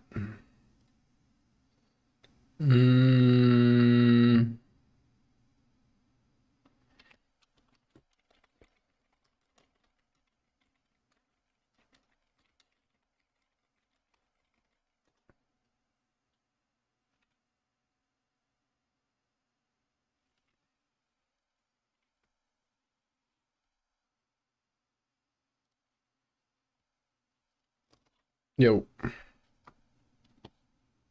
Yo. Can you hear me? Yeah, I can hear you. A LT Cross is on the stream.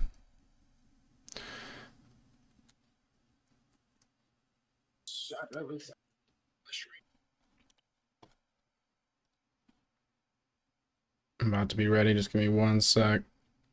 Yeah, you're going to want to press Start Adventure because I think there's a beginning thing you have to do. Got you. Just 1 sec here.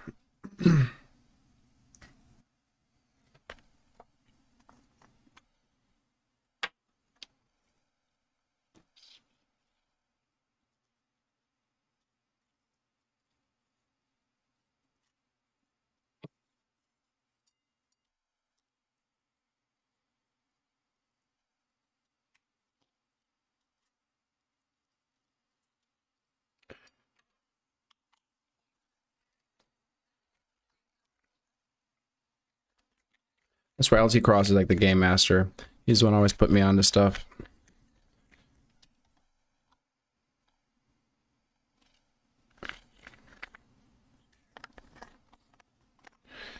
Boom, boom, boom.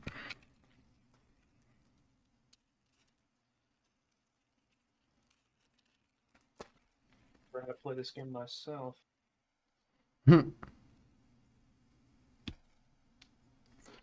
I think I have to send you this and after you get through the tutorial or whatever. Yeah. Alright. Just about ready. I'm gonna flip my cam back on here. Get all nice and comfy. Do do do do do. Grab a drink. Yeah, I guess I should probably flip the screw it, yeah. I'm gonna flip the stream to gaming and the name of the game instead of random politics and Zomboid. Oh my gosh. Zomboid isn't a bad game to do. I was like, just randomly doing stuff. I'd say more like a Space Engineers, depending on how you play the game. Oh yeah, Will just would be pretty nice. Will brought up Space Engineers. I guess Will plays it. Ayo! Yo, XX, welcome. Hey, yo, hope you're having a good day / night.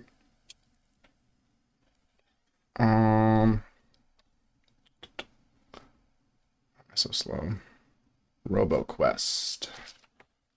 Roboquest.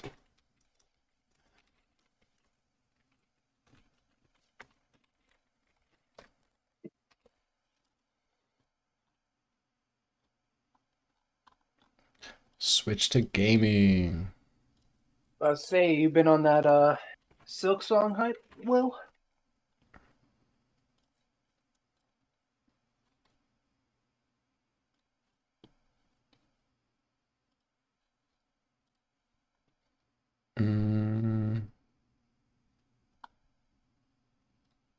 All right, cool. Let's hop in the game. Hey, you familiar with that Silk Song stuff, Will? I think they should be able to hear you through the stream. Can y'all hear across?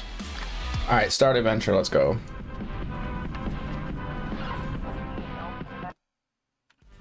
No, did I skip it? I did not mean to. I need to move my chat to my other screen. Bam.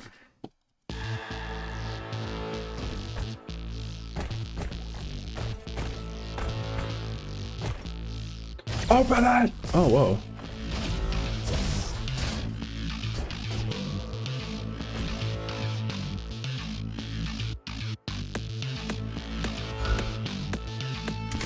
Oh no.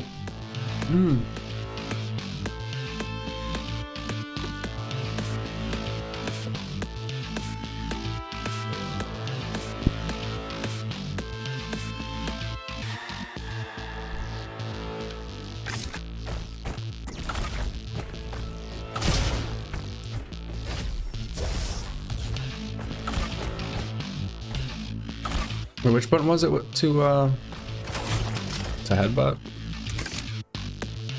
No headbutt, there's head jump. As you jump on people's heads.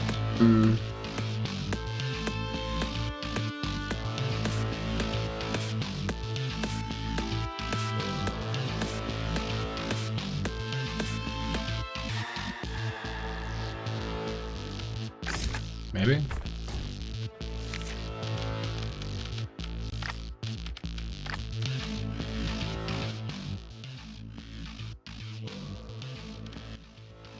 There are often enemies above you, so sometimes games have, I don't know many games that actually have the ability to offset it or give you the option to, but I think that's pretty cool. It's been a long time since I played the very beginning of the game. Well, the setup tutorial, that thing. Toggle.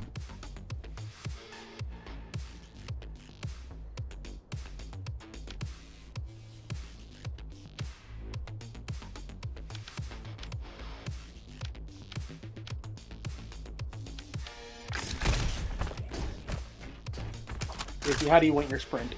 Oh, I see, yeah. I got it. Oh, power slide. I swear I play games.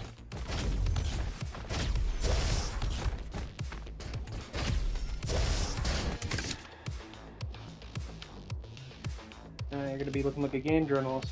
I know.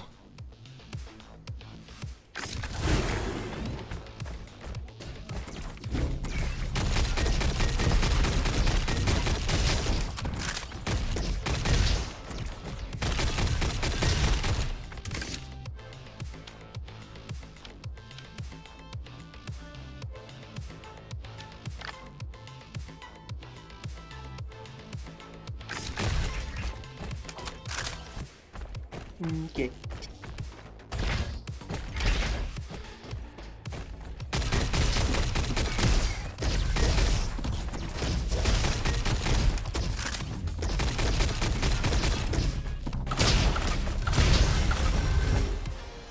But you can bounce on their heads.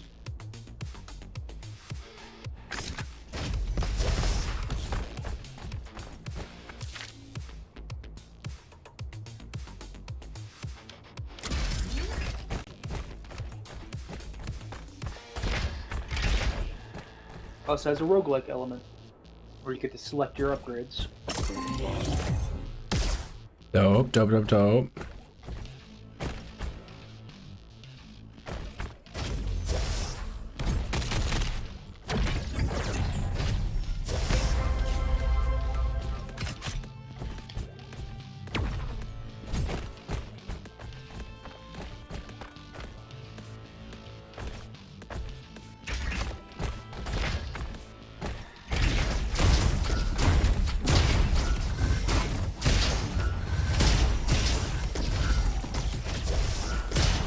Oh, you can, yeah. Bounce on them. Sick.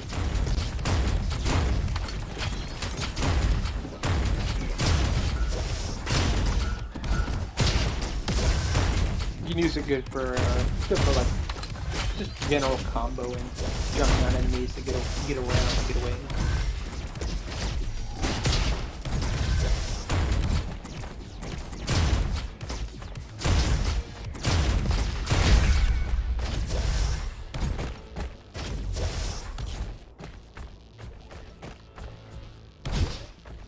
I don't remember him having a hammer that he belonged to people with.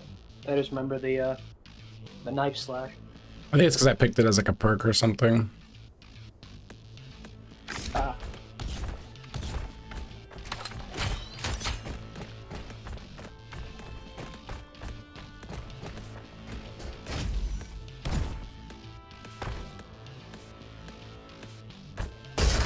Yeah, no problem. Let's fix it up. All right.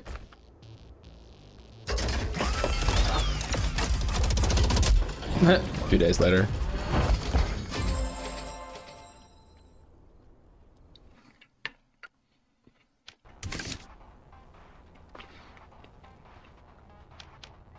It takes time to turn the shabby little area into like an actual base.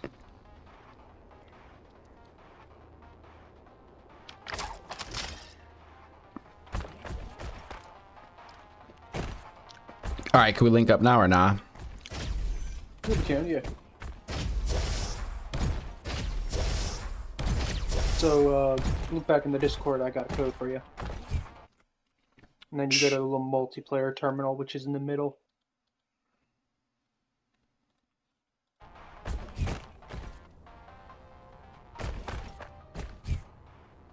Robot Lounge? No. Museum. Yeah, it's the Robot Lounge. Oh, good.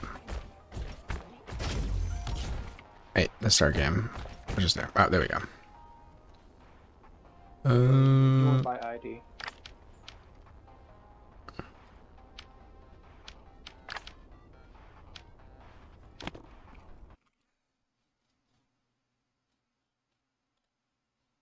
That is the one you sent me, right? I think you put it in twice. Oh, yeah, my mouse is mouse is weird.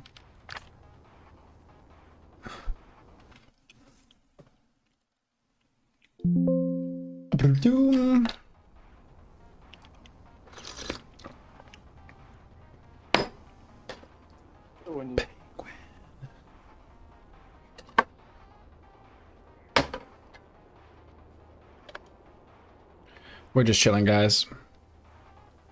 Why is this taking so long? Oh my gosh. Oh, okay. I'm joining your game. That's why. There you are.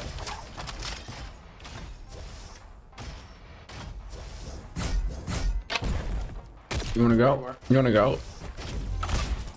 You couldn't beat me. Where you at? Where you at? Hey, oh, oh, bounce your head, bounce your head. Okay. So you wanted to start in the heart. Yeah, naturally. I mean, let's go. No, more rewards. Fair enough. And then we just go over here. All right. See you on the other side.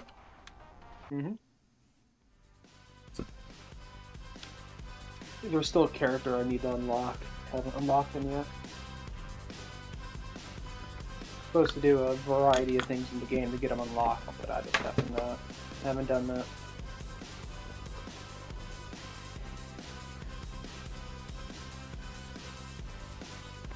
It's a penguin bop right there.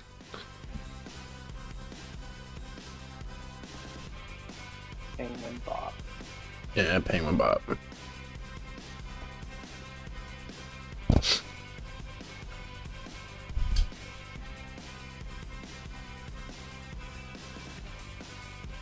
You stop tabbing out. Like that, or I need to set this to borderless, I think. If I stream, I have to set mine to window on Zomboid, otherwise I can't see my damn cursor. It's so annoying. Oh, it's funky.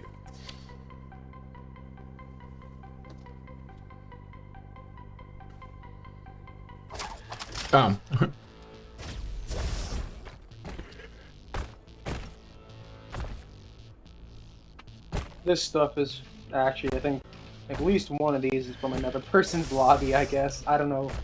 I guess because I joined their lobby and they had it, I got it. But these are like little starter things that you unlock with little, I don't want to say achievements, but like little collectibles. The main gun you get's gonna be right here.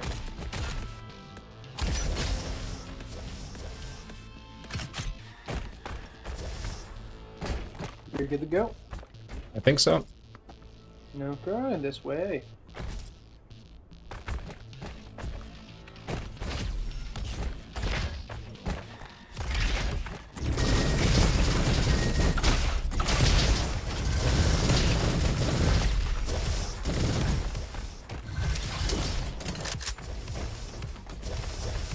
Oh yeah. How to ride on rails. Oh, nice. Let's go.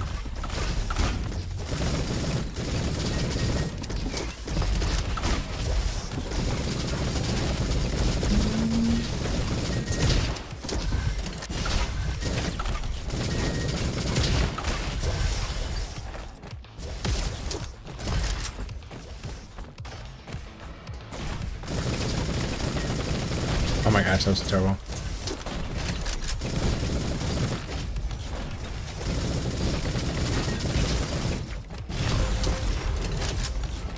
Can I see your health bar or no?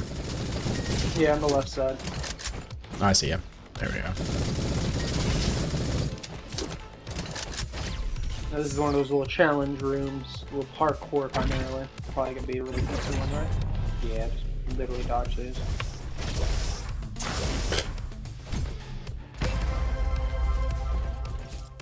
So if one of the selections is going to be power cells, I think those things are used for they're like in-game currency for buying things during the run. Well, these upgrades, weapons. If I switch this out, can I switch it out for my secondary? Yes. Okay. Yeah, you can have you have two weapon slots that you can switch out at any time.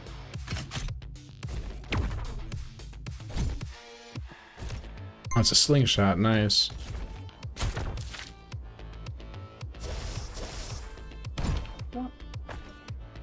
No, yeah, neat. I think it fires little explosive balls. Oh.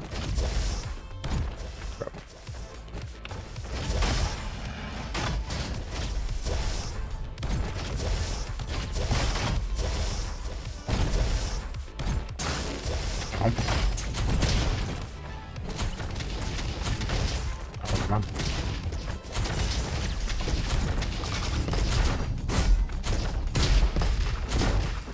No! Try not to kill the enemies faster than you go. I blame the slingshot. Oh my god, 1 HP. I'm good. I'm good.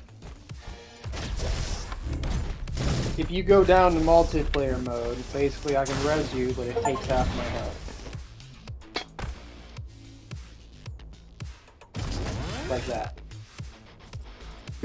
That was embarrassing.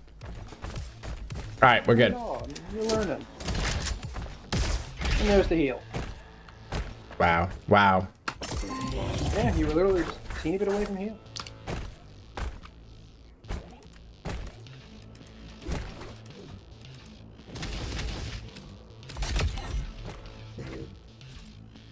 So yeah, this is a little store area, and then so each one of these doors go to a different area, some different type of enemies. I think the only one that you normally have unlocked is, I want to say Oasis. Yeah, because it doesn't have a little thing on the panel.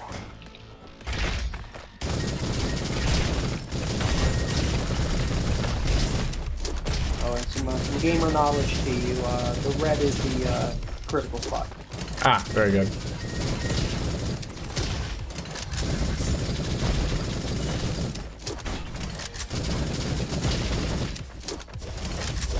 Do we share the XP stuff, or is only one of us could get it? XP, I'm already shared. As you know, if I run it over, do you still get it? Like, can you still run it over? Yeah, I'm looking at, I'm seeing the numbers, so yeah. If you get it, I still get it. Okay, cool. Just don't want to be stealing stuff.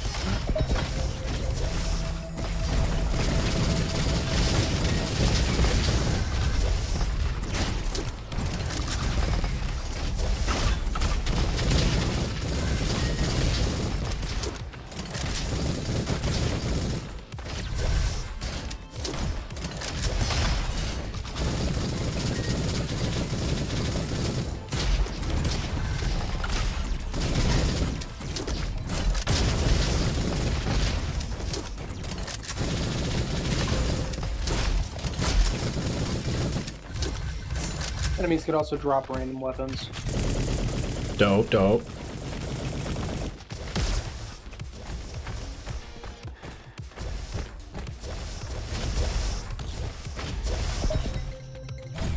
Hold up, I gotta put my chat up. There we go.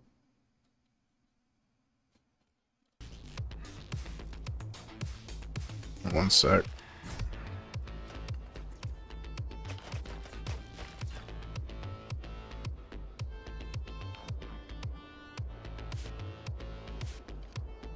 Cool, let's go.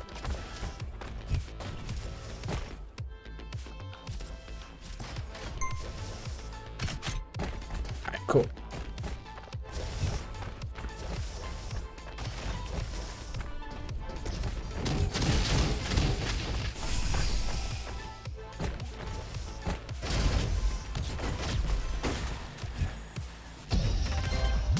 Okay, that was, yeah. All right.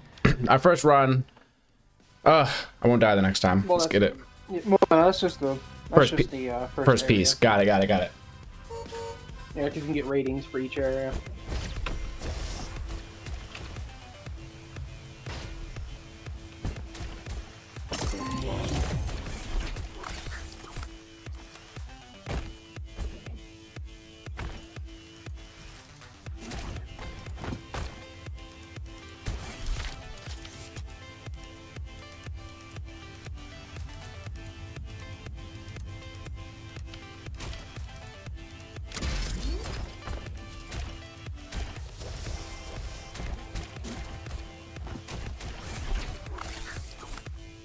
Ah, okay. What's a fusion core key?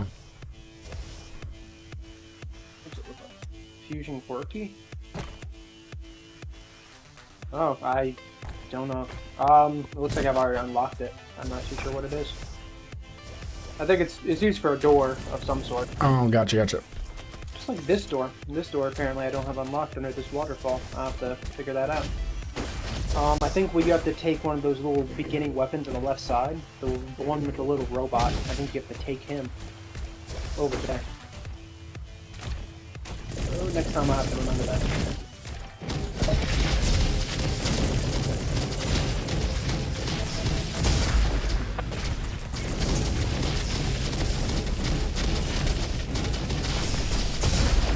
No, these stuns are... Oh, WWW. Okay, I see. These stuns are killing me. It's specific. It's that guy who's stationary. These guys who's doing stuns.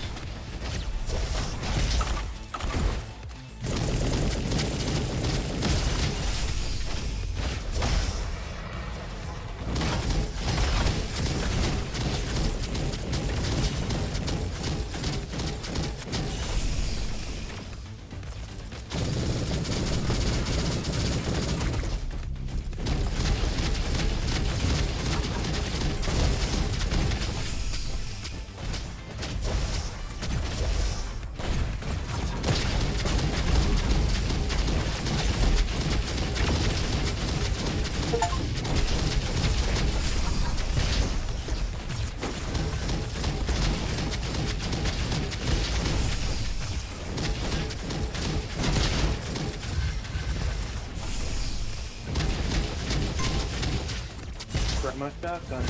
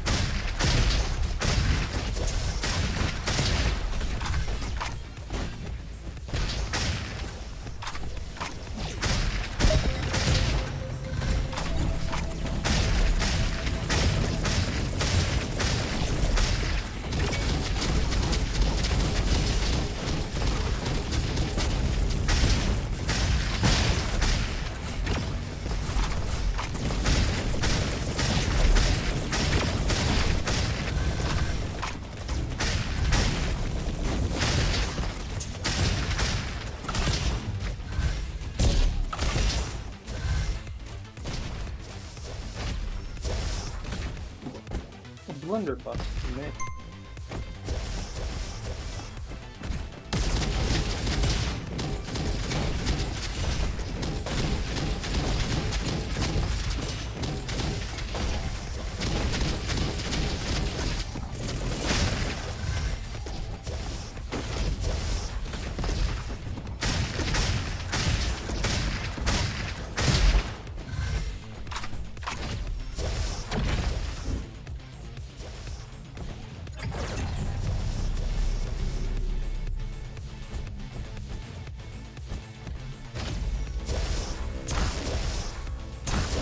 Bro, what the?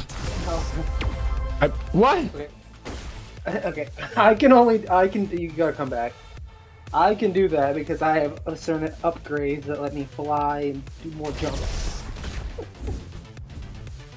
Now that we completed it, the traps are reactivated. Wow. Sorry, I deceived you there.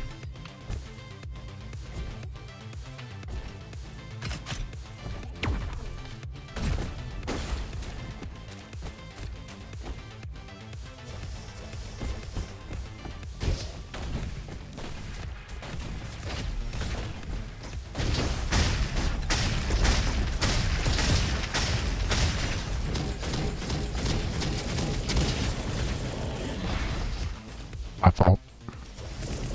Okay, the next one. Next one what? I won't die. Alright, let's go. Nah, actually this way. That's where we're supposed to go. Right.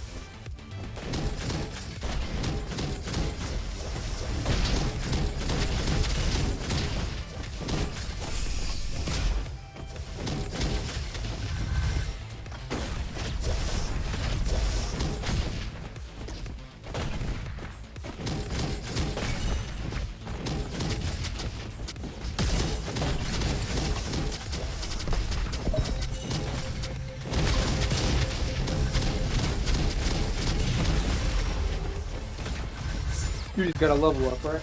Yeah. Yeah, so the XP is shared equally.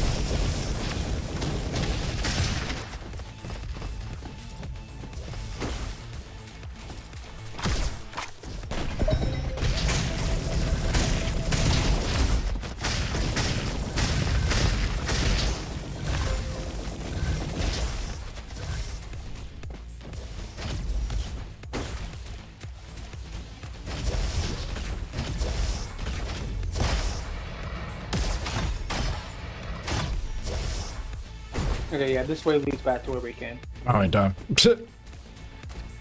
Yeah, you have a map on the top right. Yeah, I consulted it right back to where we started.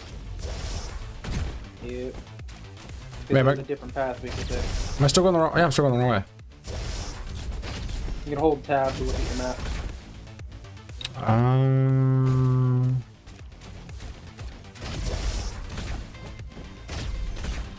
Oh, so you are over here. Okay.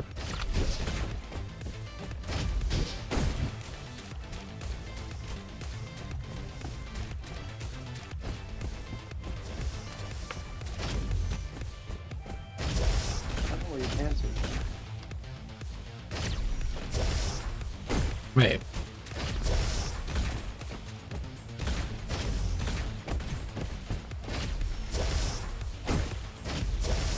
It's simpler than that.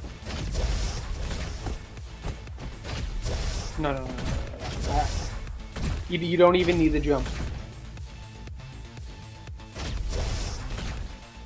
No. You don't need to jump to get over there. Wait, what do you mean?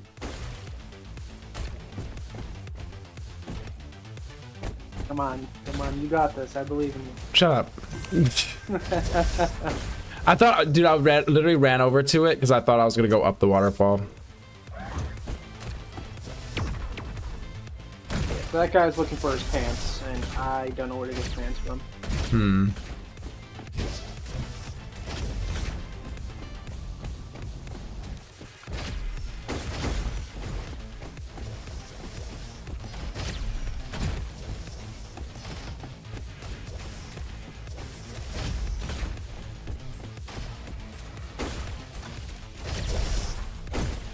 Bruh.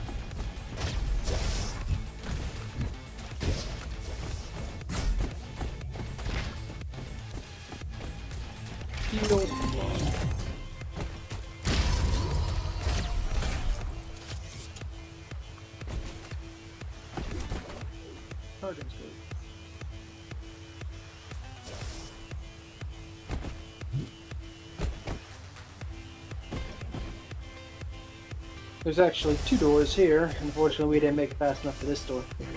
This door, you have to get here at a certain time, within, I think 3 minutes or something like that.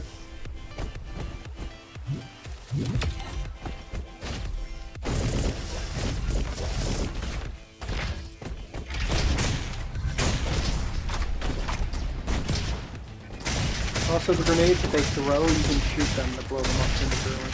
Oh, nice.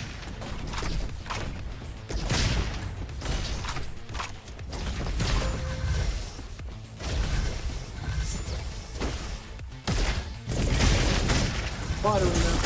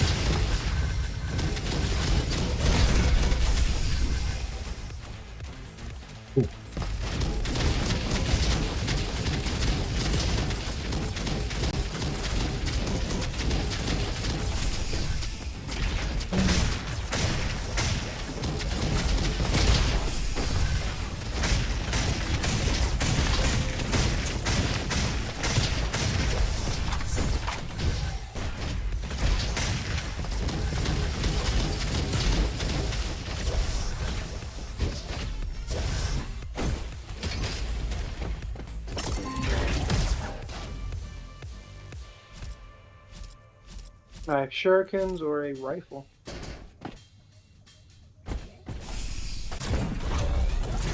Oh, let's get it.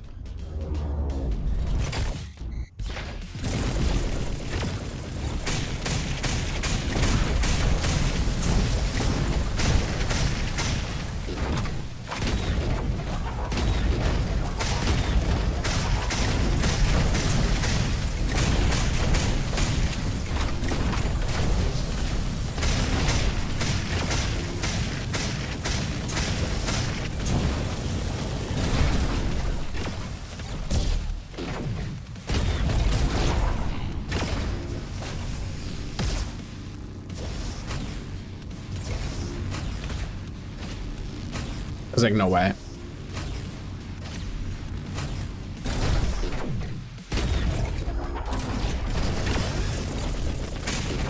Appreciate it.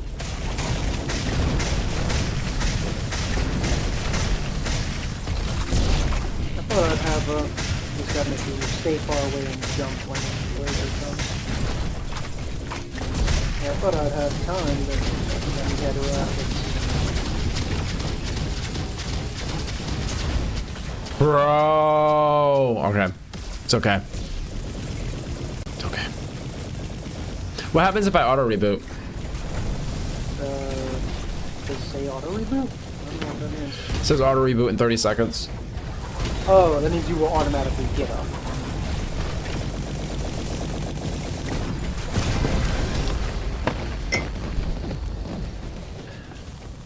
Yay. Yeah, I know, B. Yeah. Oh yeah, because this is your first time, you get some cinematics. I'm liking this. It's fun. A little quick paced. Like running around. Yep, I like this type of game.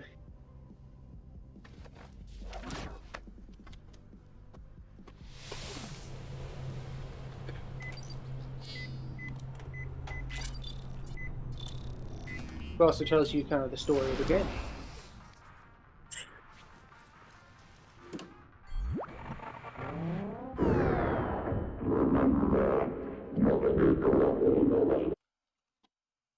I just realized I had the inside of the.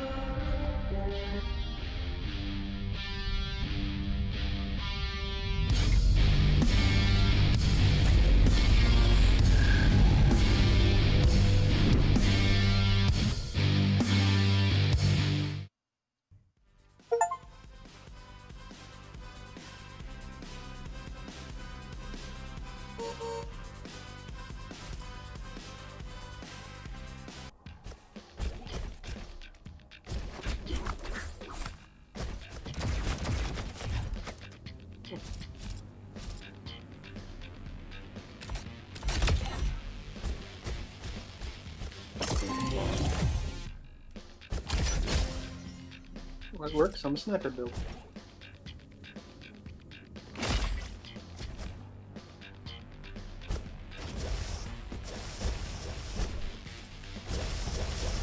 Secrets around here? There is one secret.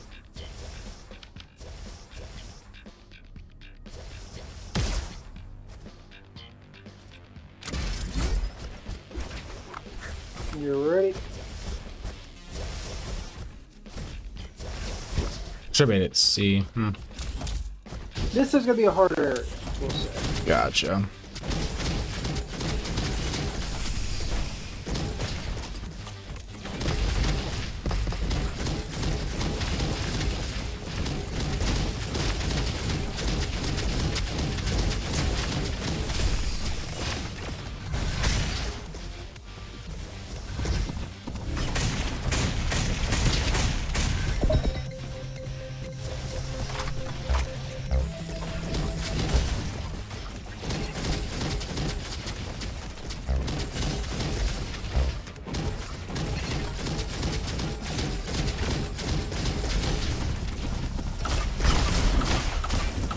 Oh, it does not work.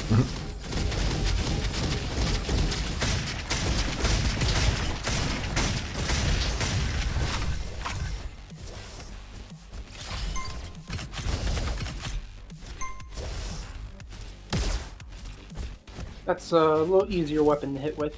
It's basically like a lightning chain type thing. Sick. I don't think it has like a reload, it has a overheat. That was like the lava one I was just choosing. Yeah. Oh yeah, and then if I'm right, you can stun them if you hit them enough. What? You'll see a little. You'll see a little bar with that weapon, and if that bar goes all the way up, the purple bar, it'll stun them. If I'm correct. Got you. Oh, you died. Yeah, I didn't even realize. I just like kind of died. Oh, so there are still enemies down there. You can see the little marker for them. They're in the ground. If you're close enough, they pop up.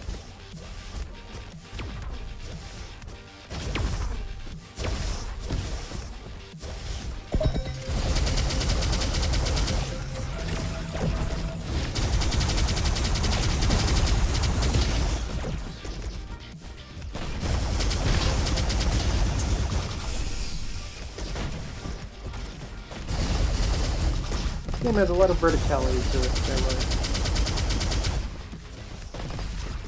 Especially after you get further into the game, you get unlocked like double jump, small jetpack, speed boosts, stuff that makes it feel a lot more like almost like Titanfall kind of. Yeah.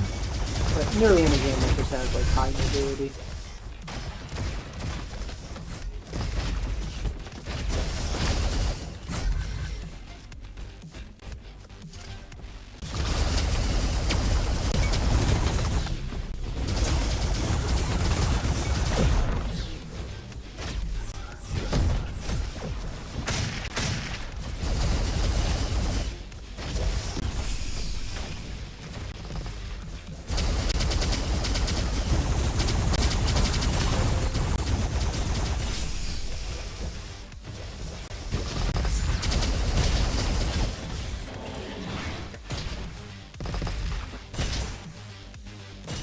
Okay, you know what? I'm just gonna keep dying.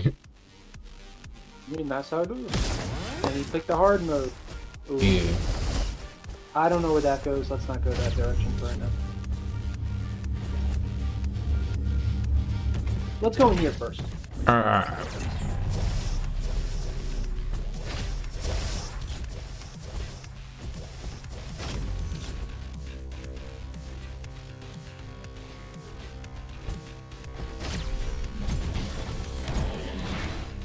Just forget about me, dude. Just forget about me.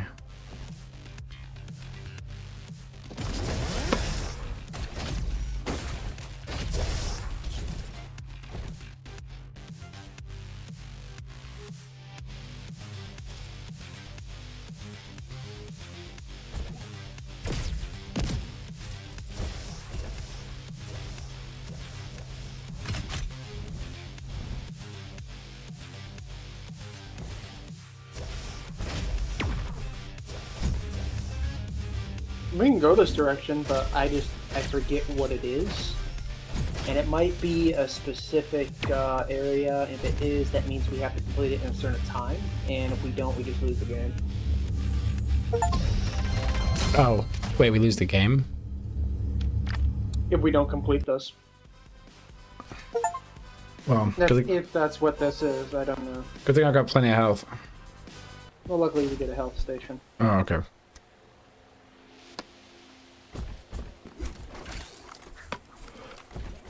Alright, not too bad. Stadium ticket.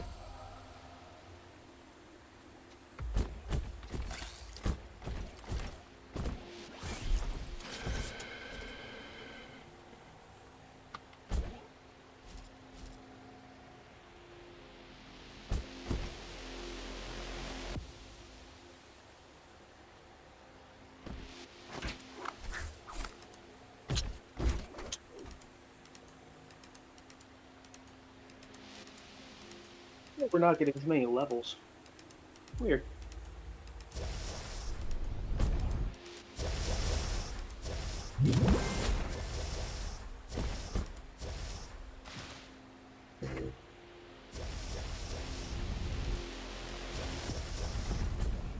Not seeing any signatures there.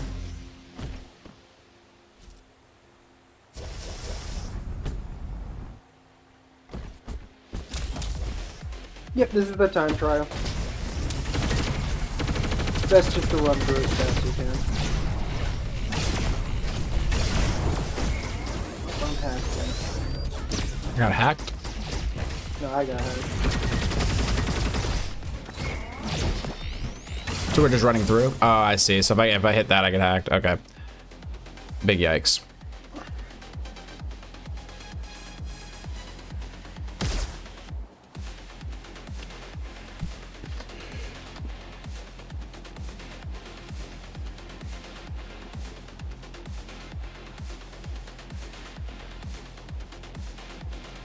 Oh, so you don't have to actually beat everybody? I don't think so. That's what I need another test, because I don't think we physically could beat everybody and still make it in on time.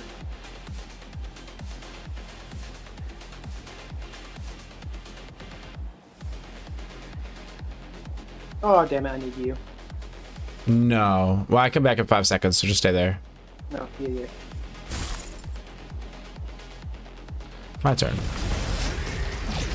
Oh, but you come back exactly where you were. Yep. No, that's you can get through it fast enough. Oh yeah, no doubt. I'm on my way. Because I died at 45 seconds, 40 seconds. You died? Alright. Yeah. Yo. Man, is it this way? Yeah, kind of take a look at the map. Oh, this way. Oh, no, okay.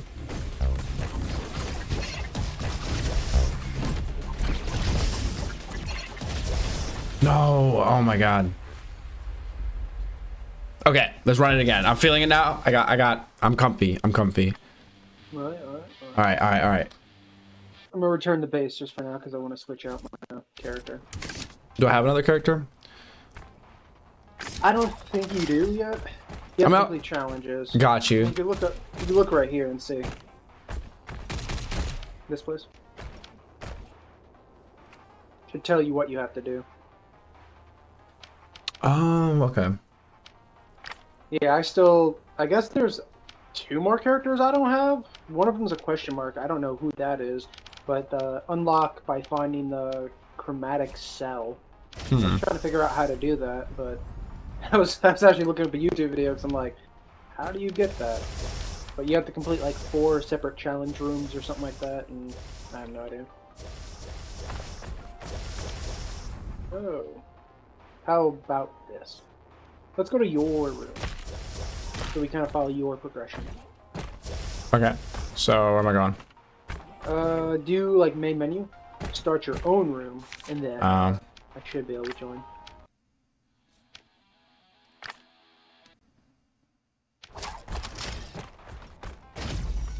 Can you join or should I send an invite? One moment, let me see. Robot list. No. Okay, so do escape, multiplayer, No, don't do that. Here, just send the multiplayer copy ID, and then, yeah. Copy ID, and then send it in dis.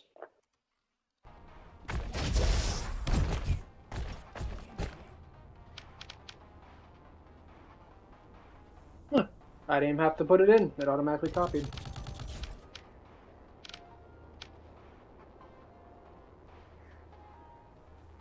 Wait a minute.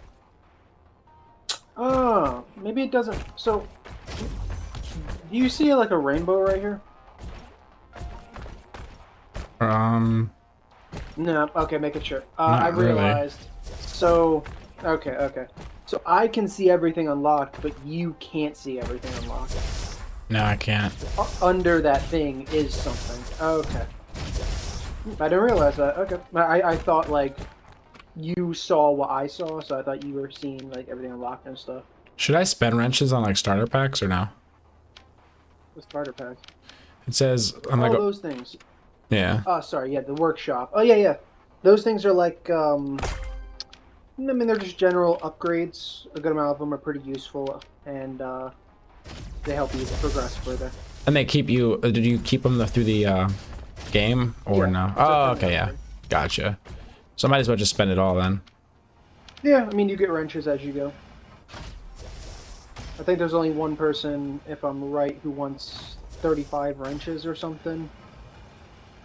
So, like, while in run, he wants you to give him 35 wrenches. He was in that first room we went to.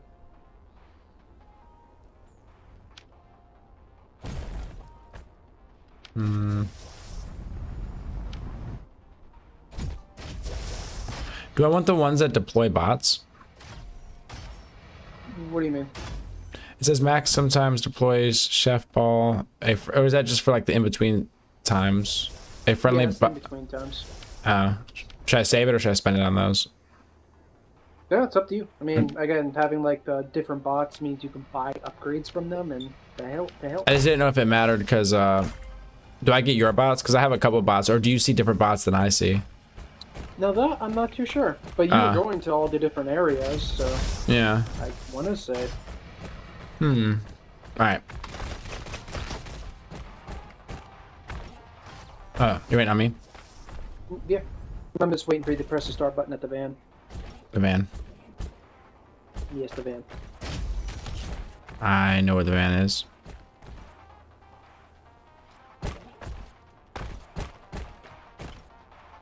Yes, I know where the van is. Yes, very much so.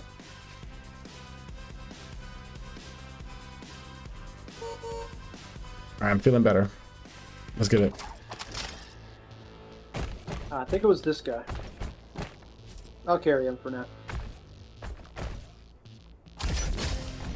These are all kind of duty.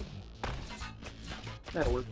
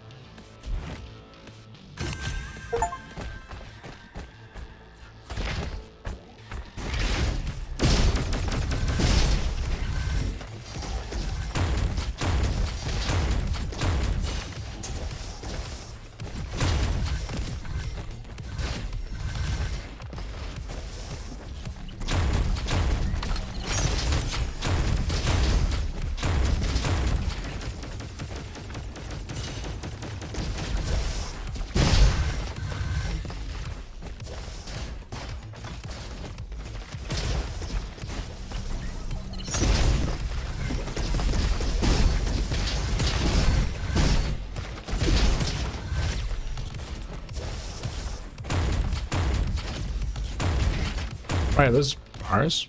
Oh, those are yours. Okay. This is my little bots. My part of my class.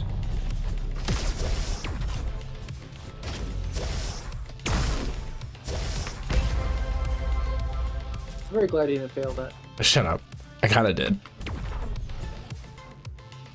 I'm very glad I didn't see you fail that. Okay, good. Much better.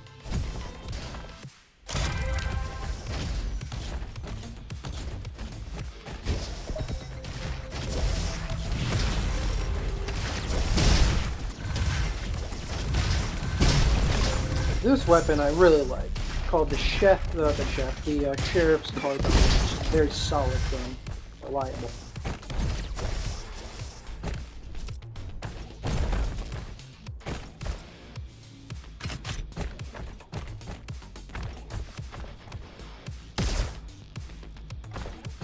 So I'm looking at an upgrade. There we go. Yeah, this old man. Oh no, he asked for logs, not those things. Okay.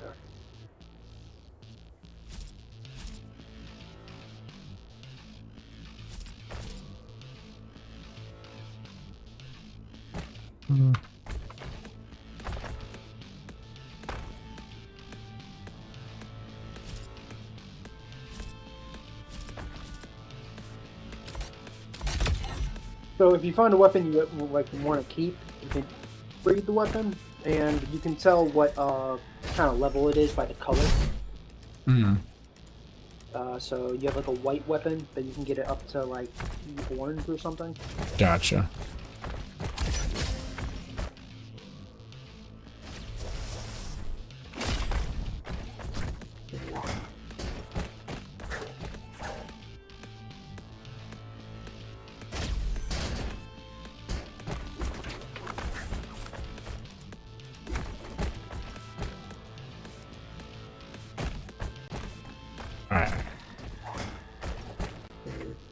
So pick a door, any door. Oh yeah, I got it. This one. No. Yeah, Oh. that's the only door you can open. Oh no, I mean I could open like whatever. Oh, and then yeah, this Well, one. so if you go to this door, what does it say? Ruins. Or what do you want to do? It says, oh, you can unlock it. Okay. Yeah, Yeah, I just don't know how it works. Sure. go for it.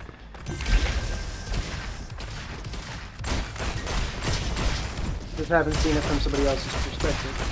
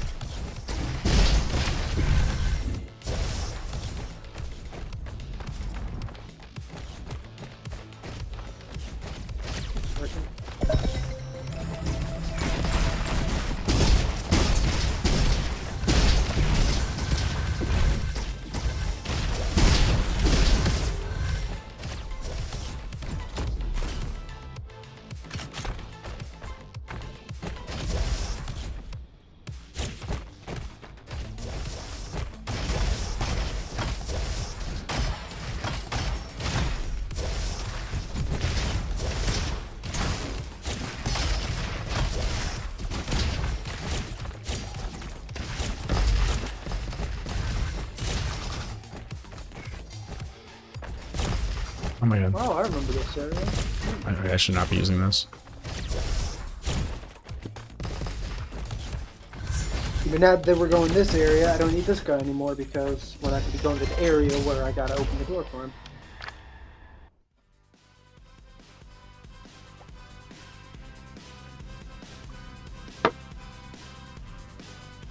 Do we get like more points or more upgrade stuff if we finish it faster? I think we get bonus wrenches, which are the ones used for doing stuff at base.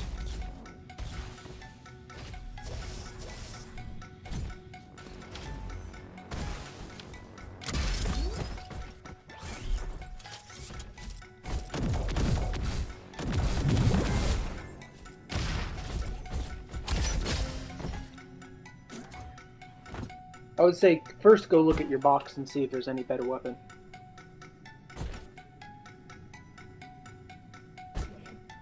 I'm solid for now on those ones. Oh no, why did I just gave this guy a power cell, dang it. Damn it. I guess I'll be nice.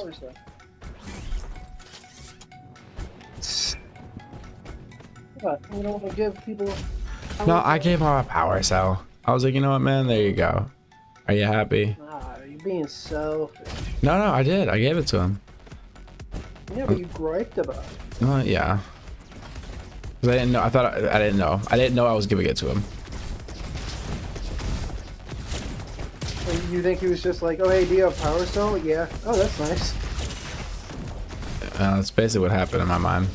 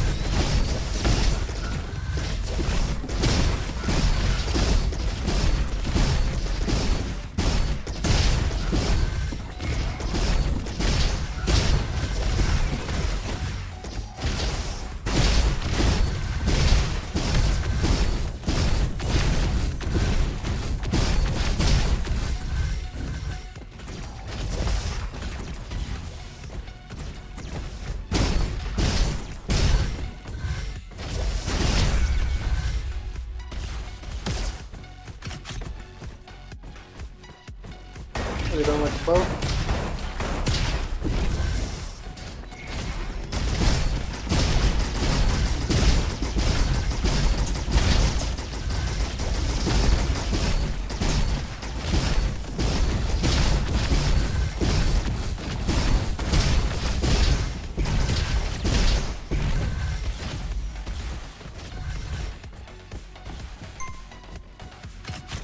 Junk beam. It's a laser beam.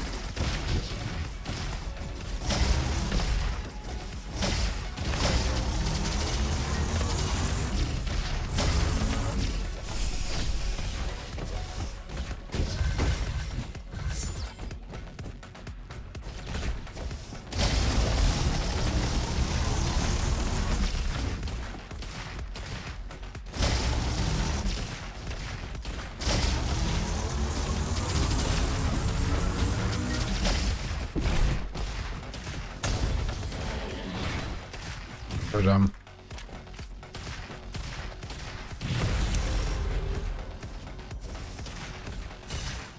getting killed.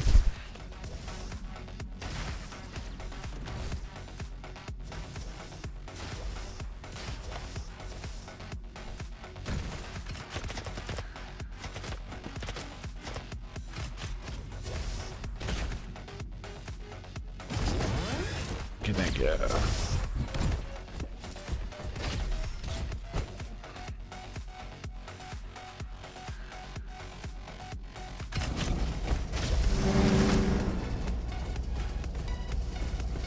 Now, how do you think that we get through this?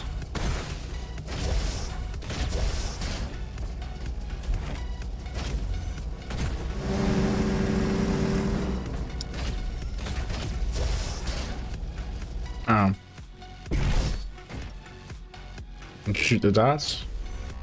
No. Oh no, it'd be too easy. Ooh, one's down. Yeah. What the I'm fuck? gonna find all the dots. Yeah.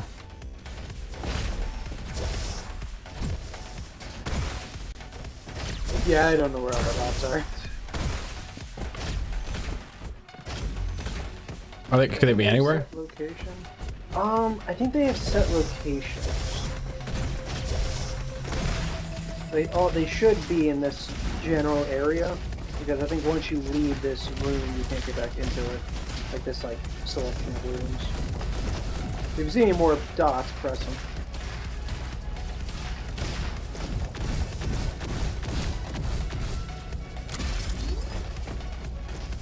I might have been the wrong Or one. that, or maybe you have to do it for next one. Set it up for next one, in a sense. Maybe, I'm not too sure. Trying to see if I can find any more, but I still forget.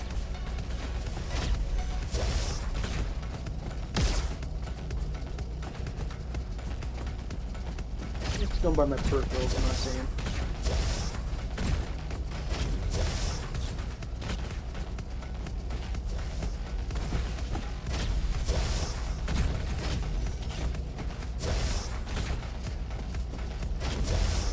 Dots hiding.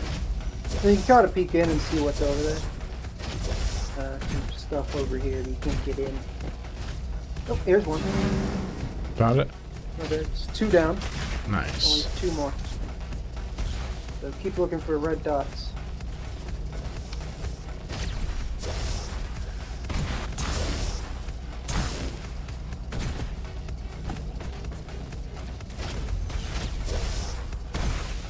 This is the way we can.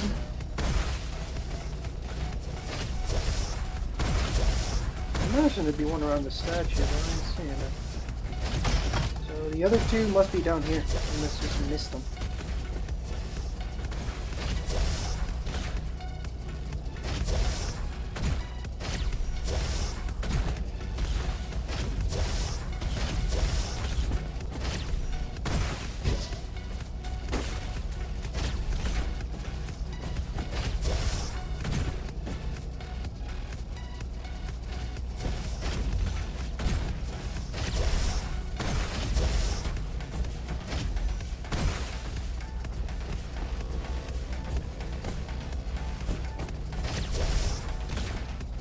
I'm not seeing him. Okay, well, we can move on.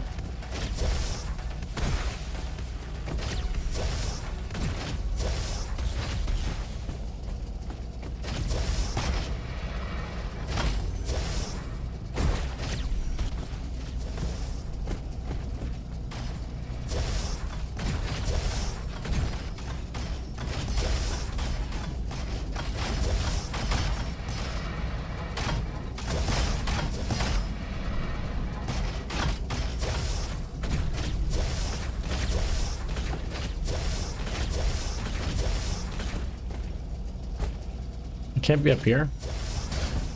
I thought, but I didn't see it.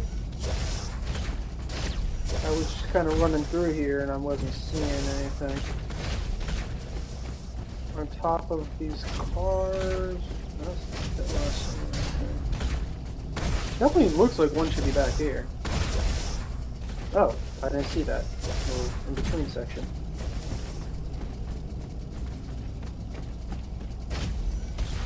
You'll find it. I mean, you would think there would be, like, you can't move back, so you definitely think they'd be in this area. We found two.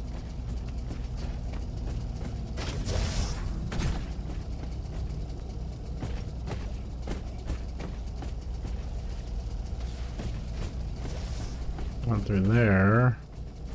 Oh, maybe they're all in this general area. One here, one there, so let's see. Over here. Near the bushes, no.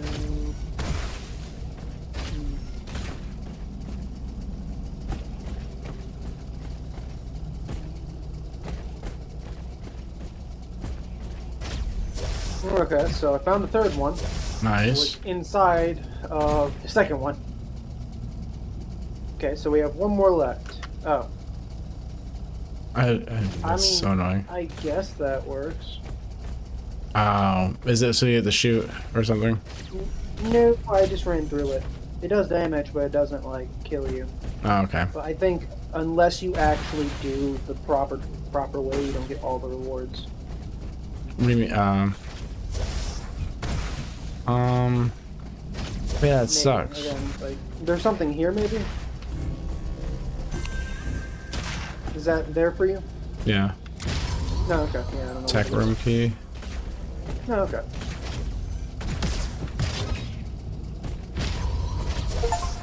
Three wrenches, data log. Yeah, I think a weapon can spawn there. Yeah.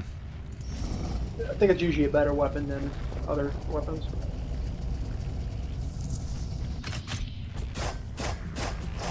Oh, broken. Yeah, I got the same option. They bounce. Oh, they are pretty good though. Yeah, I'll try them out. And then this is a thing to the scrapyard. I don't know where this goes. I'm forgetting. Yeah, time running around looking for that stuff was not great. Okay, now I remember the scrapyard. Now I think about it, I think I could just run through all of them. Yeah. Because, yeah, my ability, I just don't take damage. Yeah. I thought they were impassable. As did I. But no, they just do a lot of damage, I guess. I don't think this is timed. I think it's just in the dark and it has shadow enemies that hurt a lot. Hmm.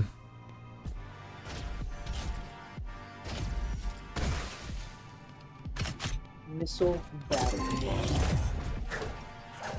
Psych.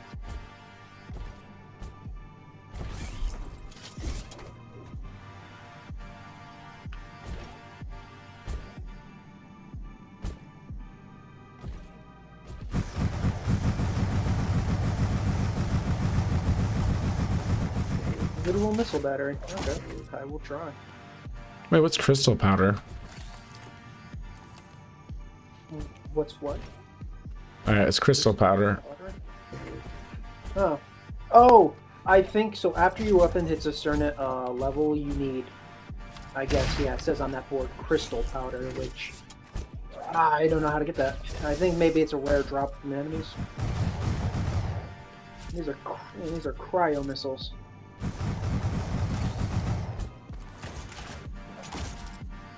Yeah, but I got something called the Gaslighter, which has a 5% chance to burn me when I reload, but I get faster reloads.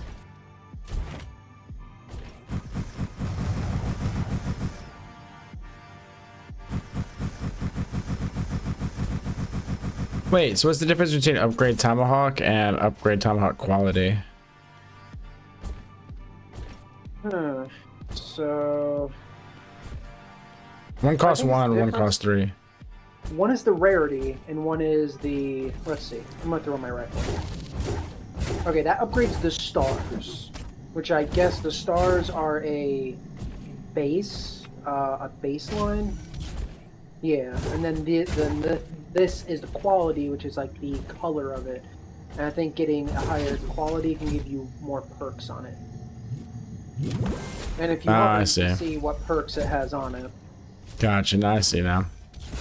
Okie dokie. Also, if I'm correct, for leveling up, you can only level things up to a certain amount without needing the gold stuff. Quality. Yeah. Oh, I see what you're saying. Yeah.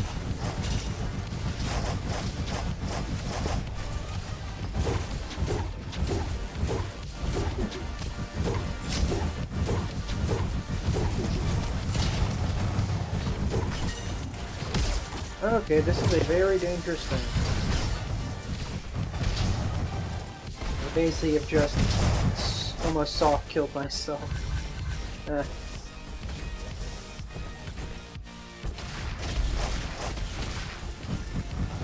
There's something called scratch damage, which is damage that you can recover easily,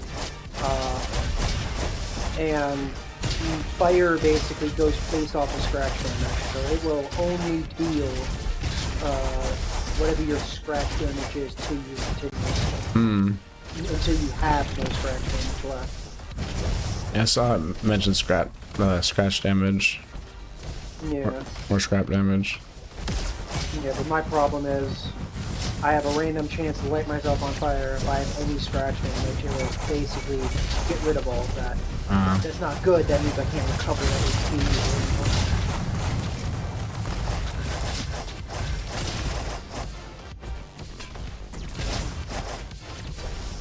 I think the green orbs heal more scratch damage than normal health. So you want to keep your health generally high.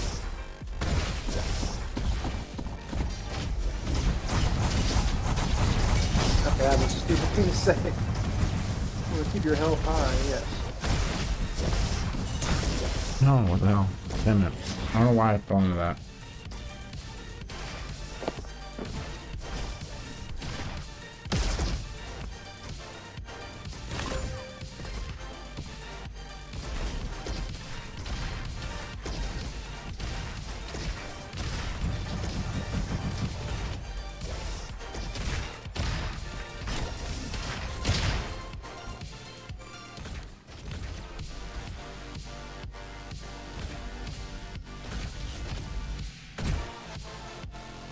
Hope it takes you to the same area. Yeah, throws you up. Close enough.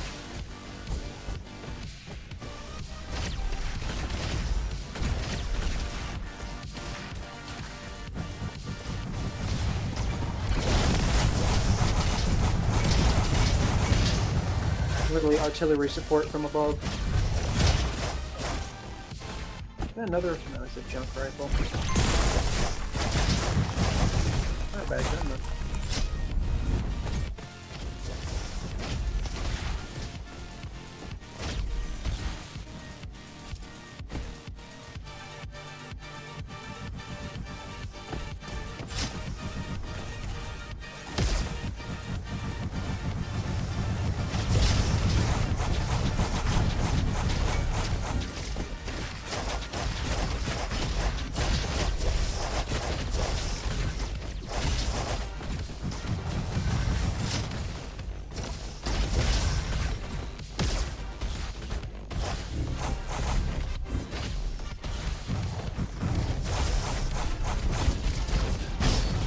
What the hell?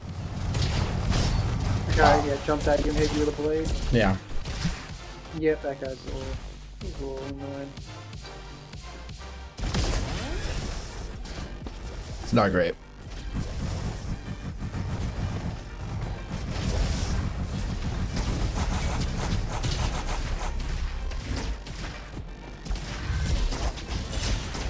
Okay, just leave me.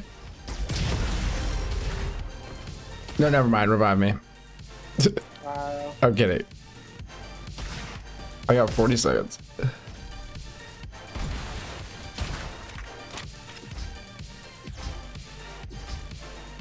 What? This guy can only hit you if you're moving.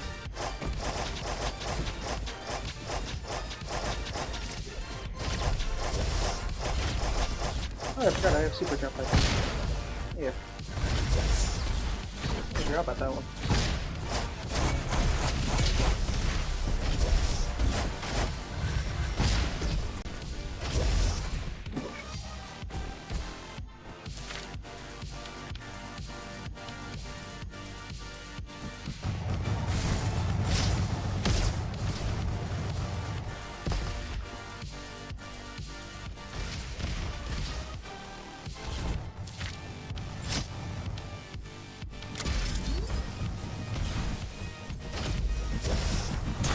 I don't know what's wrong with me, man. You have really low health. Just forget me. Oh my lord. You sure you don't want to play on medium? No. No. All I have to do is Not get hit. not get hit. It's so simple.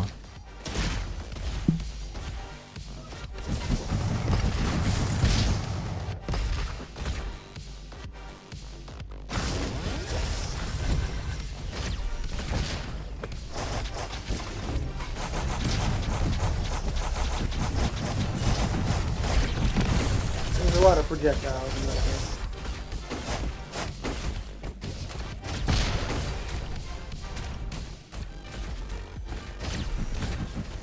Especially this map, this like path we took doesn't have like almost any heals.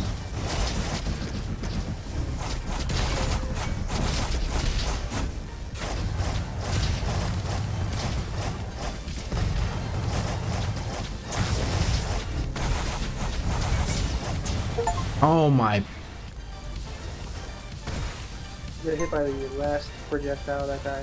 Yeah.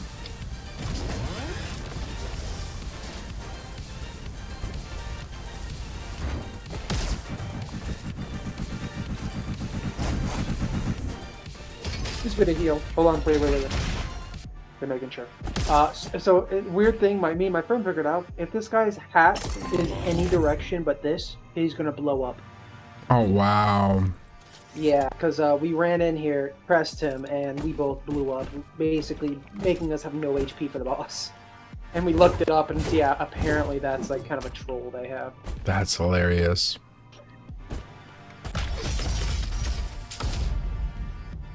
Oh. I remember these guys. They were annoying. They're fast, and they're out. Do a lot of damage.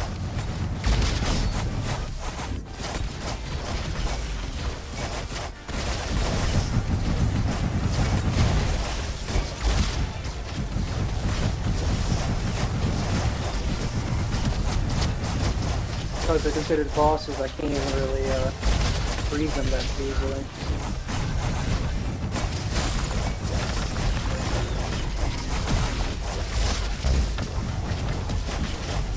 They lit me on fire. You got this, I believe in you.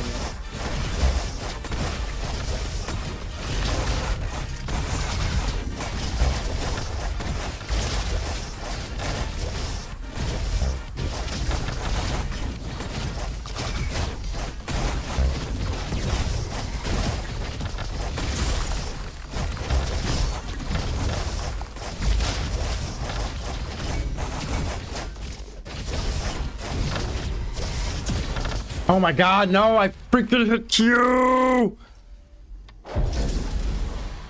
That was actually fun though.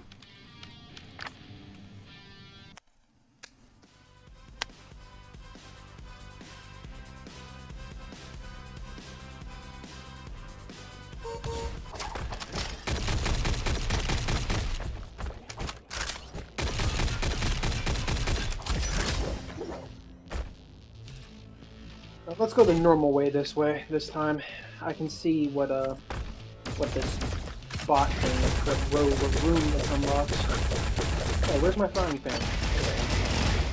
Okay, I have frying pans, I guess.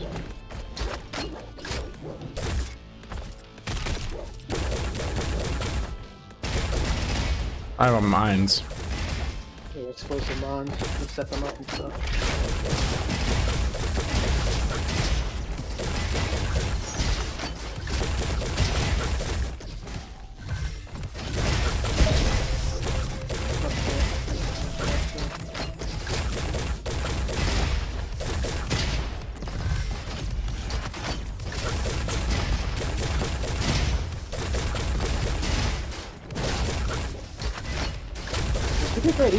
These frying pans are kind of good. They're doing a lot of damage.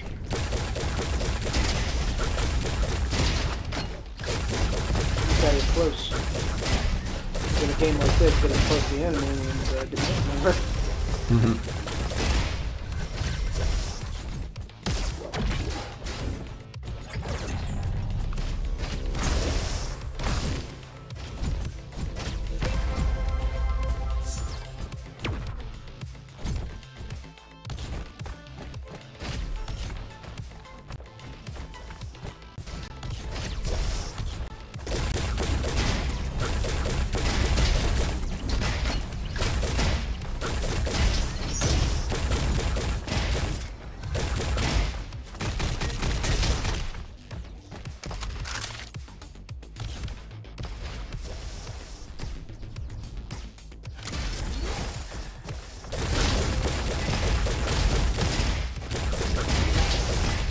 Now my frying pans freeze people. Very nice. Nice.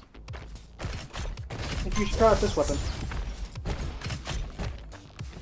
Again, it's more of a shorter or longer range, so you want to approach differently. You like LMGs? I'm gonna try some shotties. I got grandma shot. Actually, I mean, if well, no, well, hold up. Yeah, I took like dual wield shotguns. No, okay. Come on. Ooh. That is a very good gun. Boomsticks? For me, it's the Gorilla Bolter. It's a very simple gun. I mean, it just has AoE. That's a solid. Closest thing I can think of it is almost like a 40k type weapon. Bolter pistol type thing.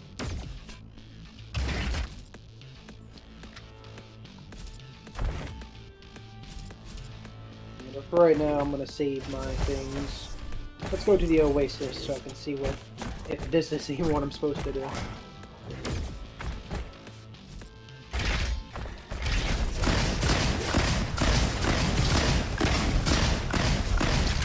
Oh my gosh, did I not heal? No, you did not. I mean, it's fine, but I'm just like, damn. Okay, I can hear it inside.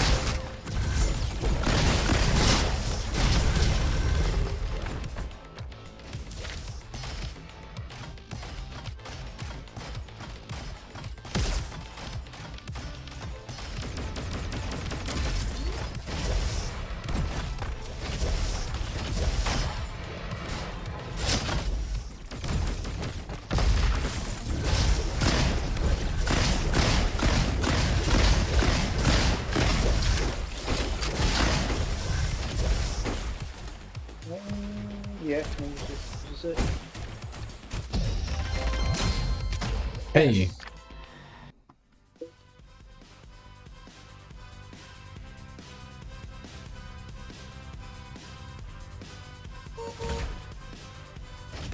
Yeah, so is this what you want? Oh, it is. Hey, come this way. Oh, never mind. Come back. Sorry, that's a whole new area. So if we go, we can't collect the rewards. But it just said secret base. Oh, sorry. I opened it. Okay, no, it said waiting for. Oh, okay, make sure. Sorry. It said waiting for. Show your buddy bot.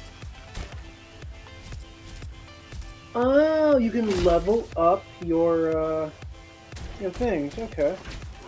Oh, there's his trunks. Okay, neat. Oh yeah, so it leveled him up to like super good level. Wow, that's really cool. So if you look up here, if you give him these weapons, he'll upgrade them. So the buddy bot, your starting pistol, and then that double that you start you can start with, and he'll level him up to legendary. Oh wow. Yeah, no, that's pretty neat. And also his pants were over there, so we can give him that guy's pants in the little oasis area. And I don't know what happens after that. I didn't unlock that, so we get to go see. Hell yeah.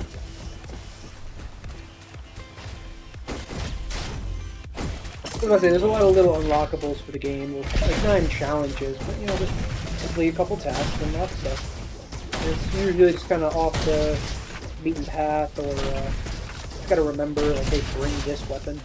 Yeah. Like, there's one person who specifically wants to bring a shotgun. That means you either have to find Grandma's shotgun and take it all the way through, or hope that you get it towards the end. When you get near that area. It was Grandma's shotgun.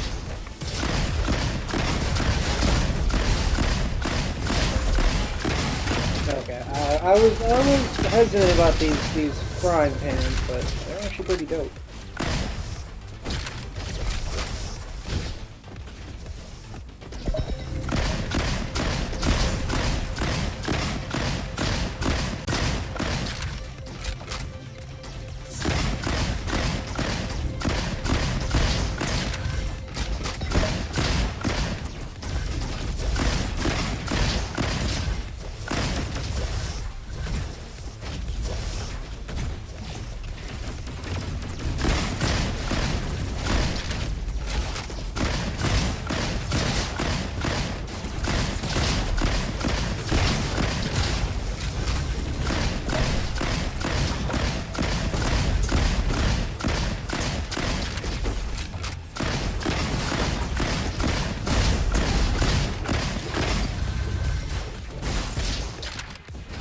Gotta level these things up.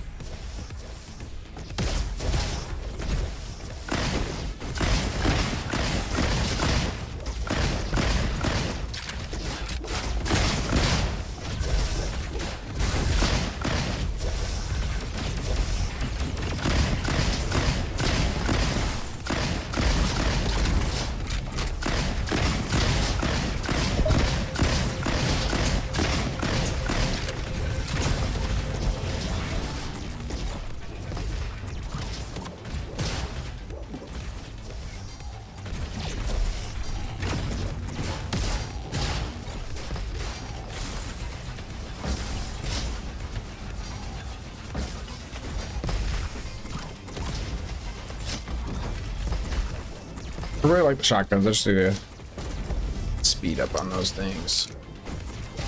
Yeah, you can get some other Hey, upgrades. what's going on, Lewis?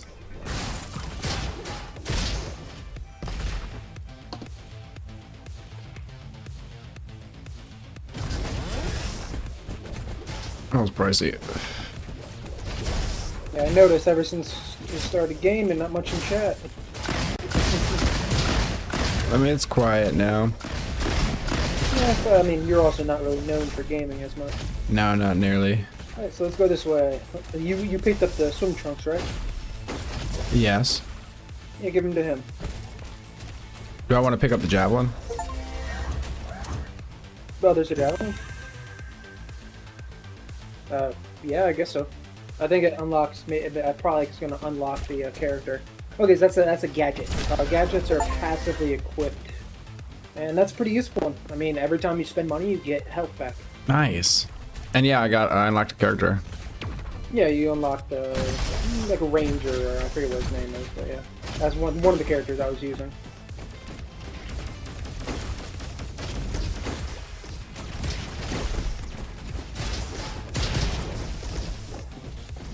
Keep on forgetting to use my ability, like little drones.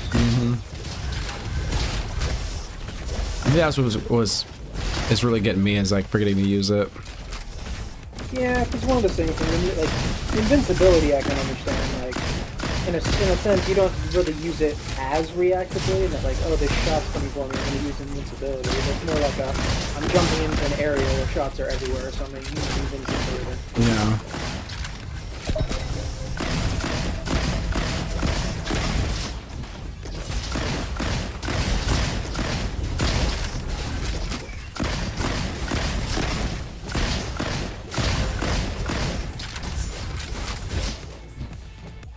I think with this, as long as I'm killing enemies with the melee, it gives me health back.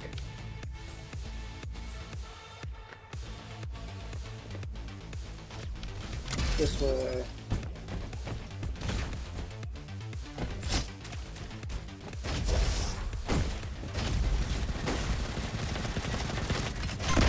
Here's another MG.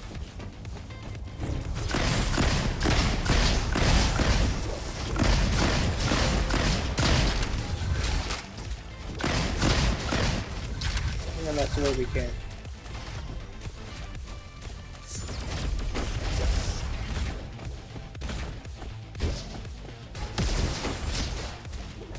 I'll go this way.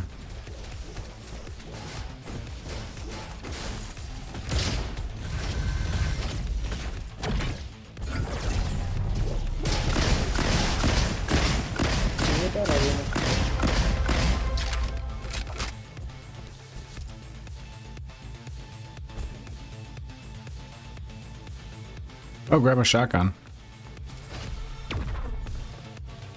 Yeah, I want to say it was grabbing a shotgun, but I'm not 100% sure if it was.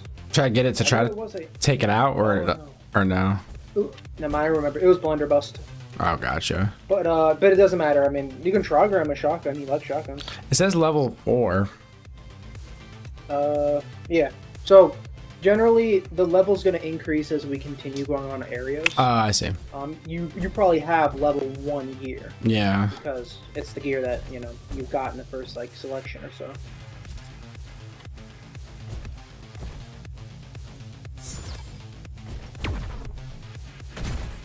Alright, my bad. Ooh.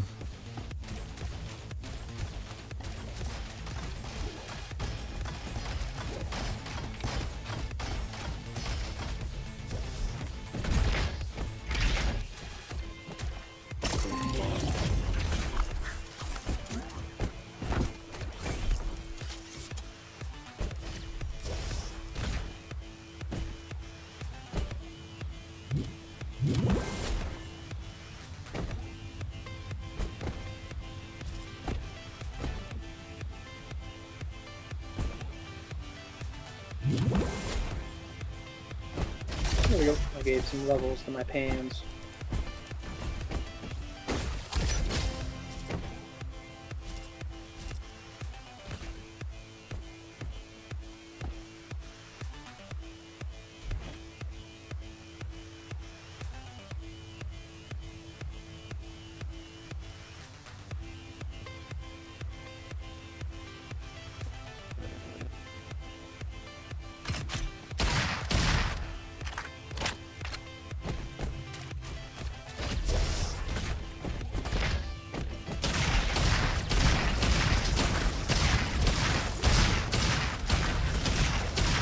Now they do much more damage.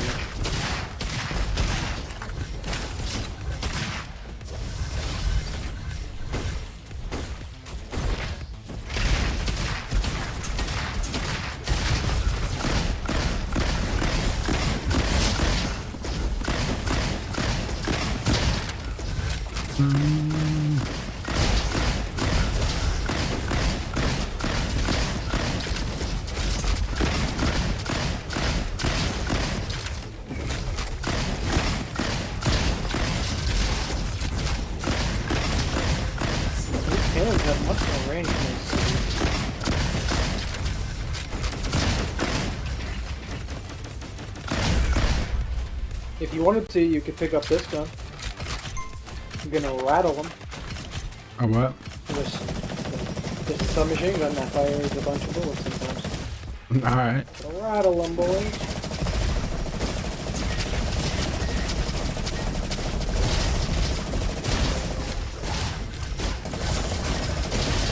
Oh yeah, I like this. Yeah, I mean, Tommy gun's pretty solid.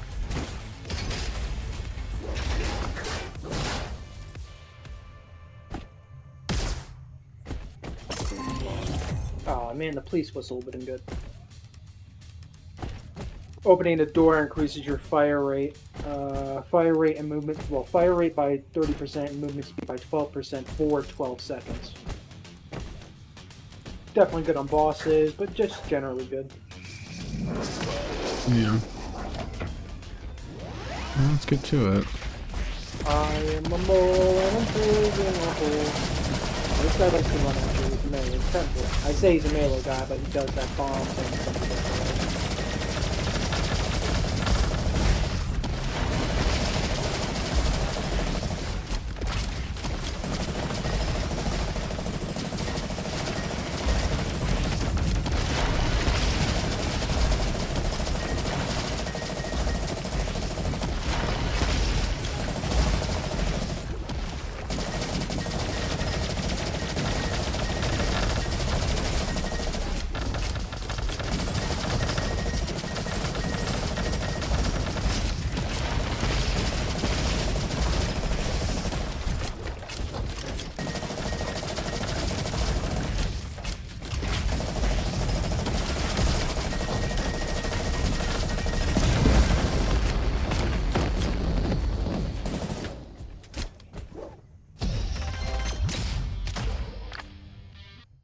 That was good.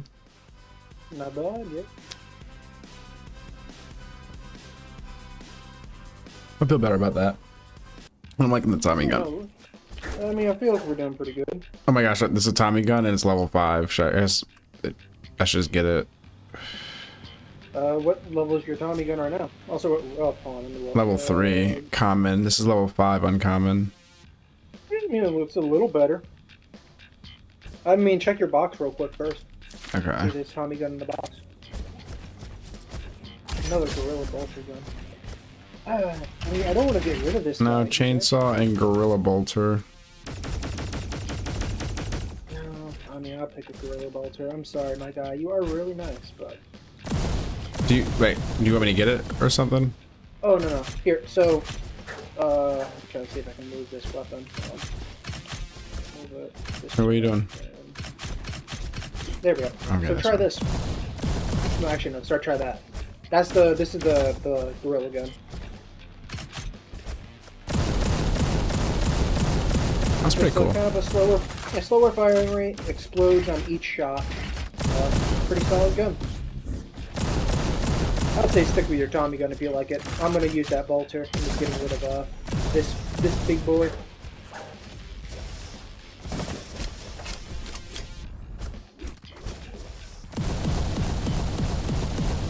You can get different things like increased fire rate, and that's good on this one. Is the buddy bot a weapon or?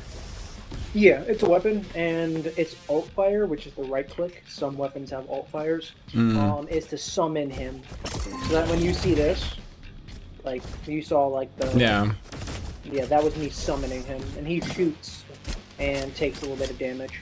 Okay.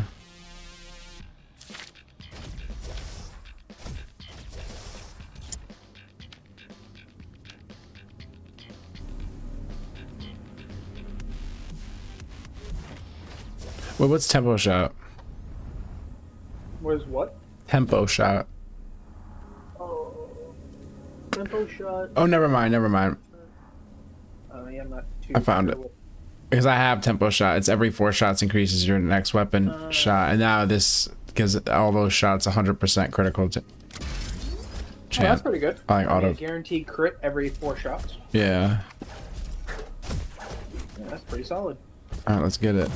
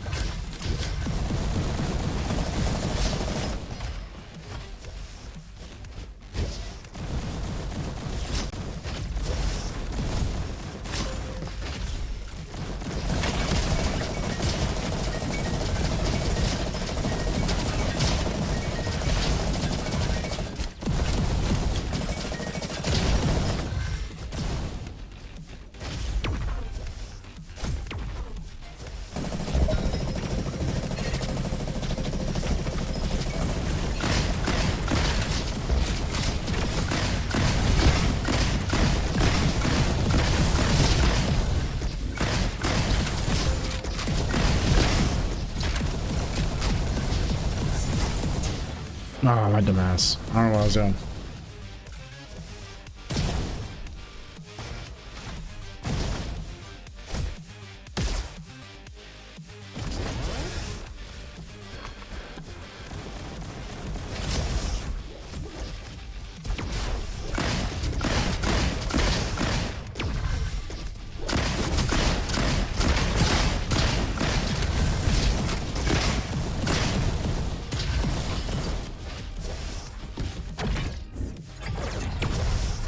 Oh, this is the jumping one. These guys jump on these pads.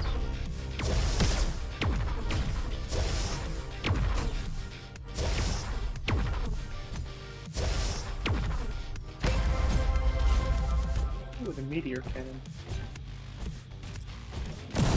Vulture.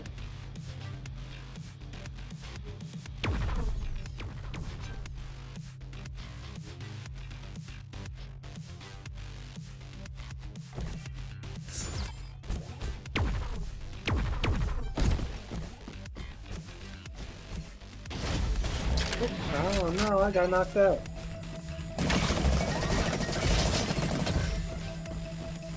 I'd say take it slow. I'm back in 40.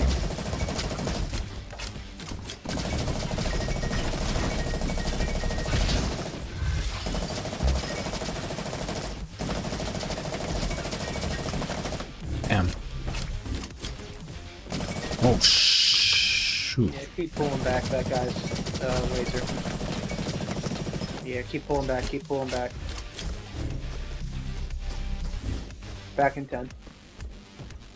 Let's see if it still splits the health. You have 13 health, back in 3. Yep, it Dead. still splits the health.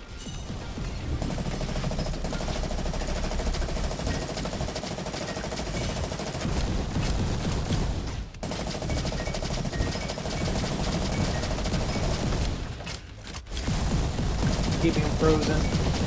Oh, okay. I did not see his shots coming towards me. He's almost dead though. He's still shooting my bots. I'll take advantage of that. Okay. I don't think you can get me. I think I'm too high for you. You can maybe see if you can get me. Oh, never mind. I thought I was higher.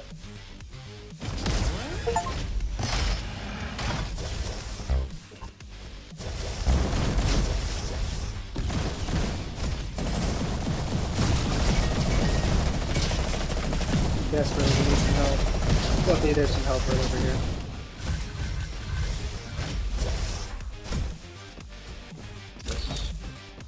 Nice. Oh yes, this guy. See, he wants a blunderbust. Oh, you can just, oh, okay. Damn it, we don't get a heal. You need this key to get in here, and you also need that key. Oh, great. So, neither of us get in there. I mean, it's unfortunate, but hey.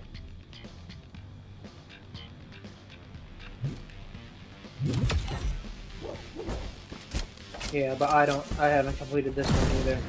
I need to bring a blunderbuss. I just never use a blunderbuss.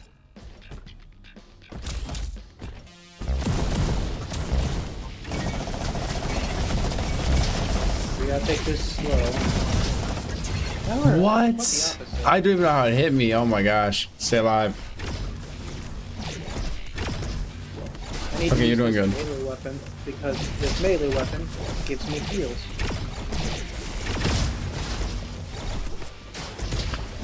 I was gonna say, you're healing up fast. Yeah. Every time I take down an enemy, it drops more orbs. SMG. Orbs that I have now given you. Alright, go. Yeah, alright, let's go.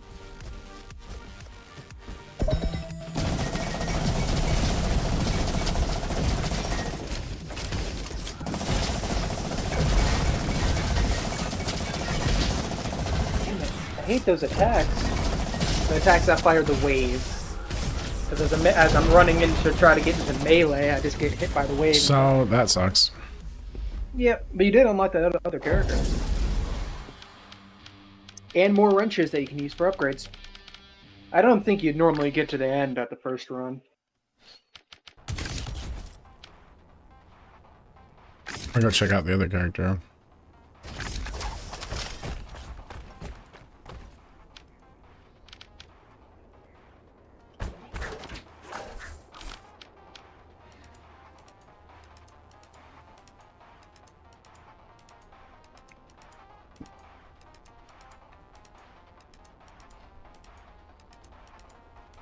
Well, that's a good one. Wait, do I have 2 abilities? That's a nice one. Wait, performs There's, a melee attack, applying high impact, dealing 55 damage, bash takedown. Drop 2. So one of them is your melee. Oh, your got E it. key. Yeah. So he has a normal bash, but like one the engineer fires like a shot. The melee, that one throws a javelin. Oh, which has nice. its own abilities. Yeah, but one of these upgrades is Second Wind. It's at the very end of the tree. Repairs all your scratch damage and restores 5% of your max HP when leveling up. That's a good one.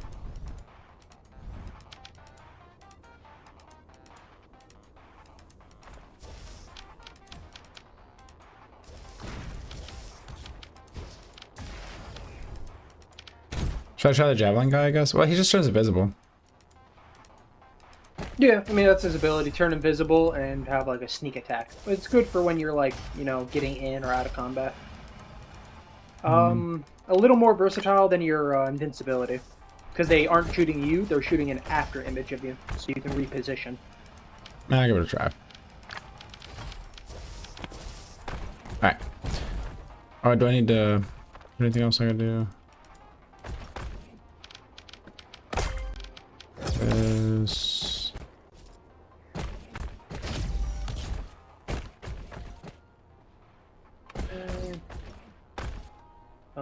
was there anything else? Yeah, I feel like I'm missing something. Didn't I get an item? Like items or something? Oh, yeah, that's going to be on the right side. The gadget rack. Right here. You can turn them on and off. I'd suggest you just leave them on. Oh, okay, I see. Yeah, it's like an optional challenge thing, like you can turn them all off or something. Or maybe there is an actual challenge where you have to turn them off or something. I'm gonna bring the shovel this time to get it upgraded.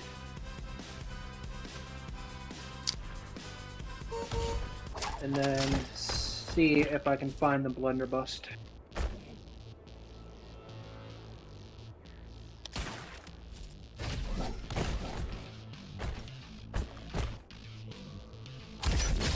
If you have the buddy weapon, do you hold 3, or is the buddy weapon just its own weapon?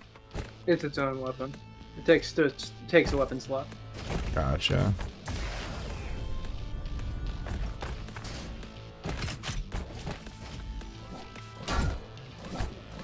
Whack people with a shovel. Whack, whack, whack.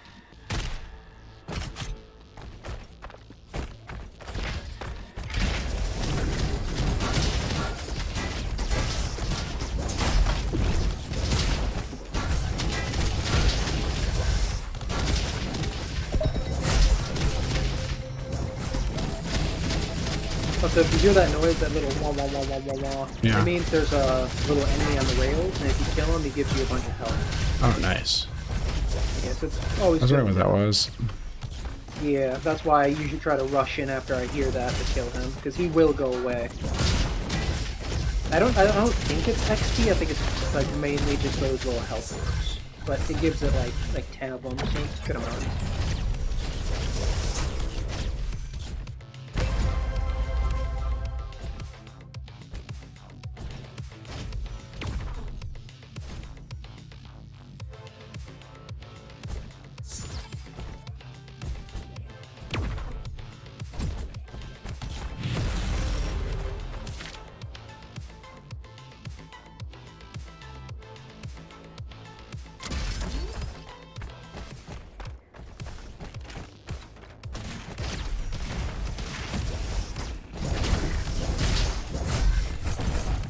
Oh, and I guess you were still cloaked when throwing your javelins.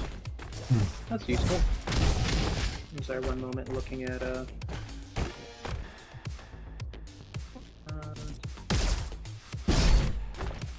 okay.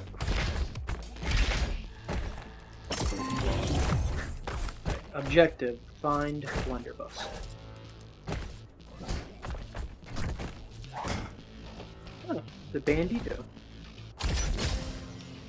I like that. I want to go with bandito.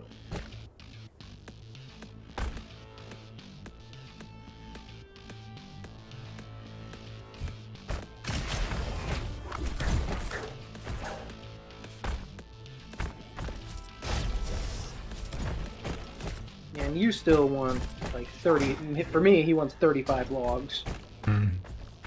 5. I'm 3. Yeah, so I guess I did it enough times. But I'll have to get. You have to actually look around and find the logs. Collectibles in a sense.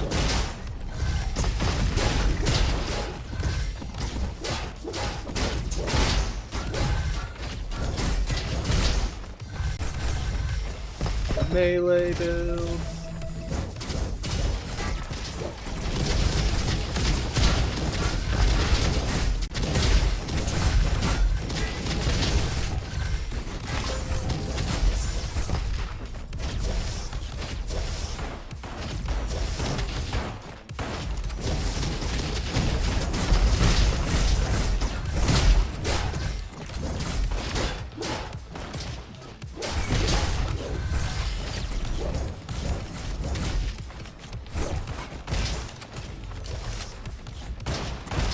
I somehow dropped my weapon.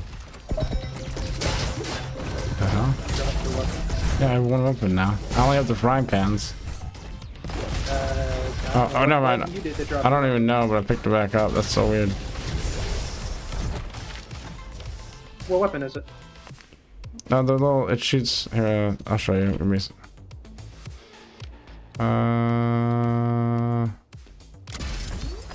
This one.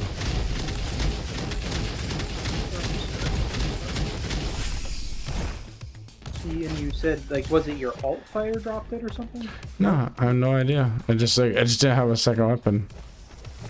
Okay, funky. I mean, I could have clicked something. I just don't know.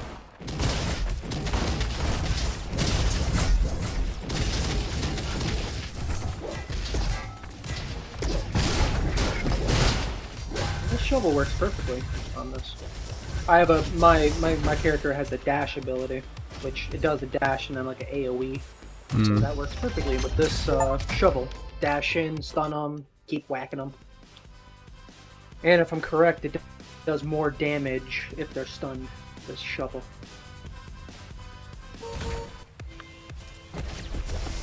Now let's upgrade this weapon. Bada boom! He has alt fire now.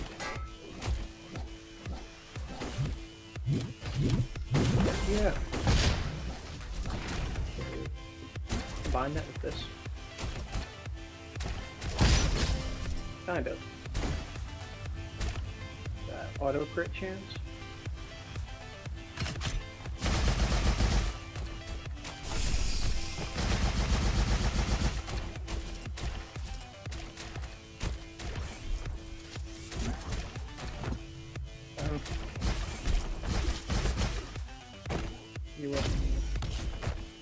Okay, you can only level up your weapons.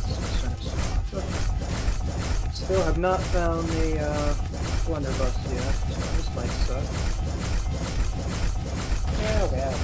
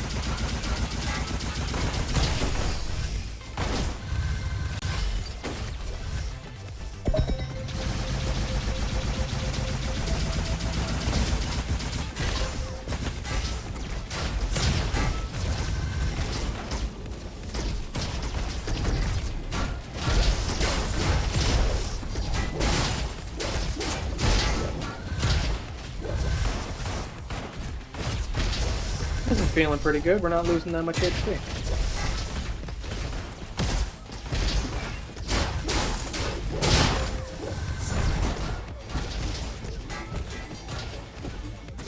Either that or we're regaining the HP because we're using melee, which gives us more HP. Because I'm pretty sure even your melee has it. Oh, okay. Ability on there. Ooh.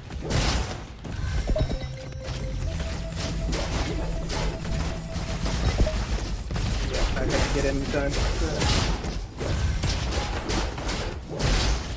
There's also another game that's pretty fun to play called Gunfire Reborn, very similar to this. Have we played it? I think it has... What? I think we played it, did we? Or no? Unless I bought the game for you, I don't know. Oh, let's go this way real quick. I think we played it. I mean, we may have. I don't remember us playing it, but I couldn't see. I thought we did a while back. Maybe not. No, it's a possibility.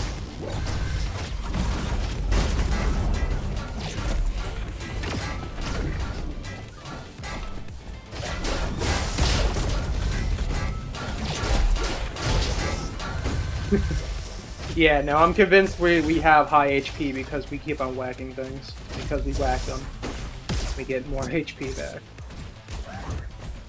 Oh, hey, he has things now. Yeah. Because we get... Okay.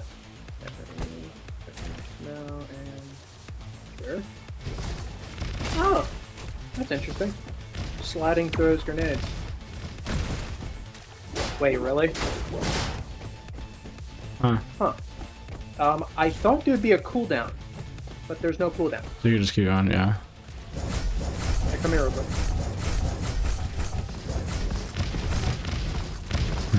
That's awesome. Again, I thought there'd be a cooldown, like every 3 seconds or something, but, I mean, as long as I'm just, they're probably not that strong. I mean, they're about the average shot. I mean, definitely goes right to the build because, you know, I need to get in there so I can throw some explosives at them, teleport. No, this is definitely a good run.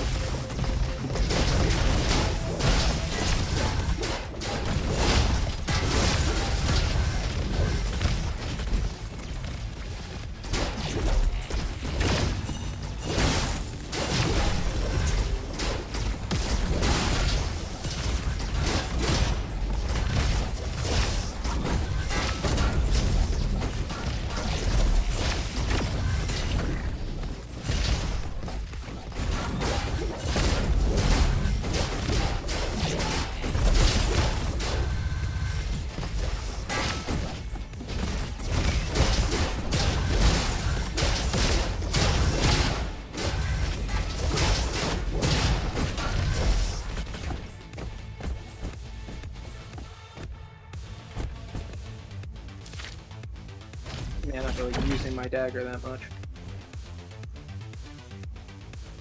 Yeah, I mean, I gotta incorporate using my dagger as well. Melee, dagger.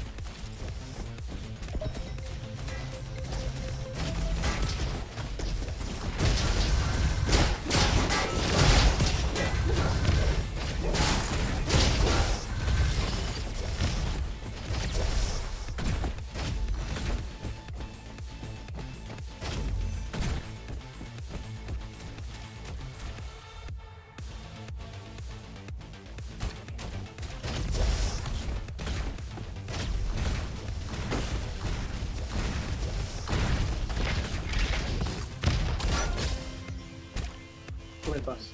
Come on, what's that? Oh wow, that's a nice one. I just straight up get an additional jump. crit damage and explosive radius. Oh, huh. I see what you mean.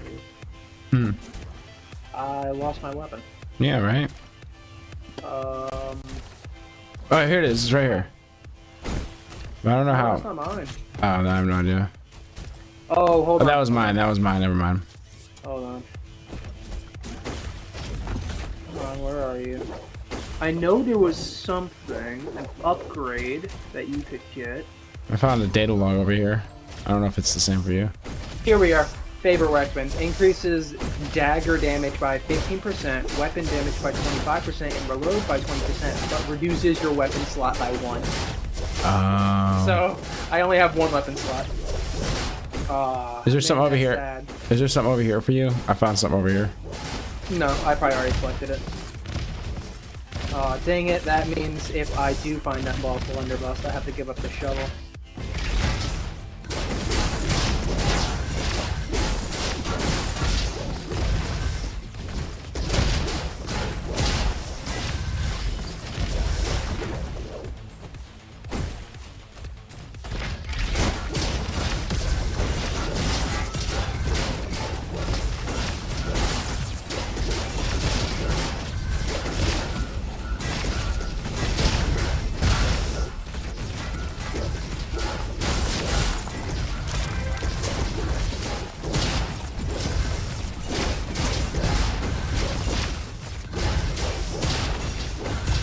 Trying to incorporate like all the moves I have.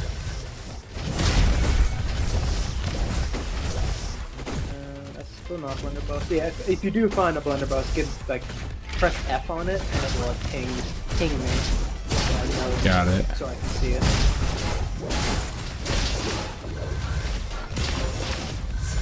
We only have, I think, one more segment before.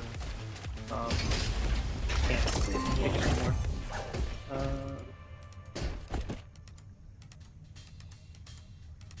Oh, hey, a box of 10 wrenches.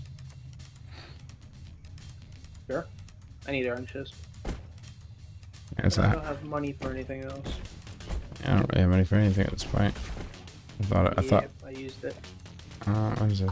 No, it's not gonna be good. Alright, let's go. Ah, dang it. Melee's not gonna be good against this guy.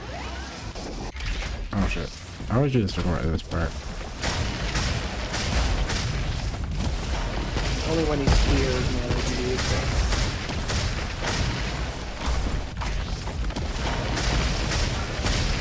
Right, wait, actually. Well, can I just do this?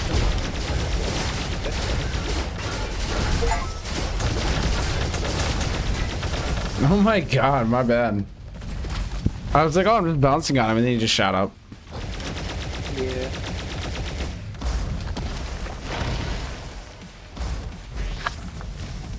It was a really good run so far, damn it. Well, doing fine.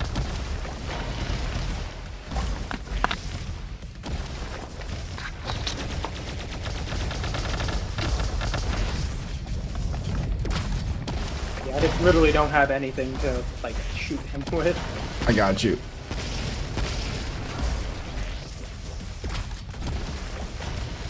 Ten seconds.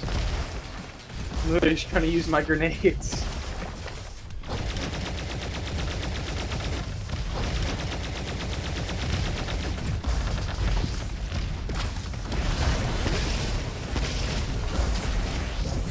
Kind of whacking during that. Ooh. I got hit this one.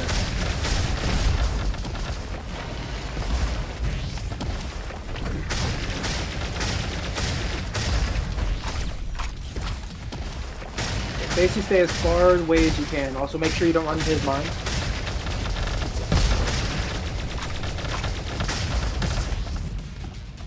And use your invisibility when you can.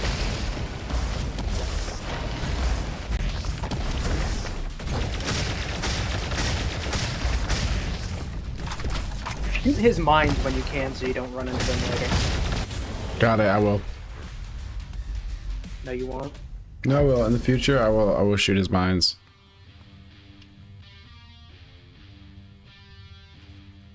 Yeah, Dang it, I did not realize that reduced my weapons. Ah, that was a good one. It was. We did a lot better. Well, I did better. I didn't go down as much. Yeah, no, overall we had good HP. I did that one first time I went down. Yeah. Okay, so at least, well, I mean, we have that unlocked. So, now, blunderbuss. My objective. Find the blunderbuss. I'll maybe go for the shovel again. I'll see how that works out. Because, I mean, the shovel was good.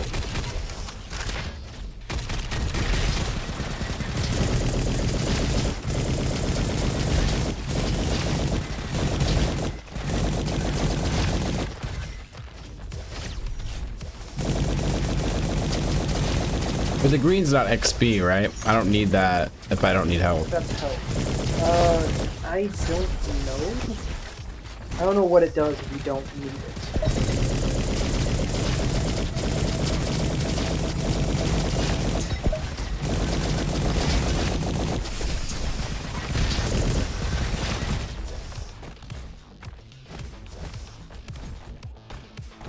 This way. I'm missing the purple area.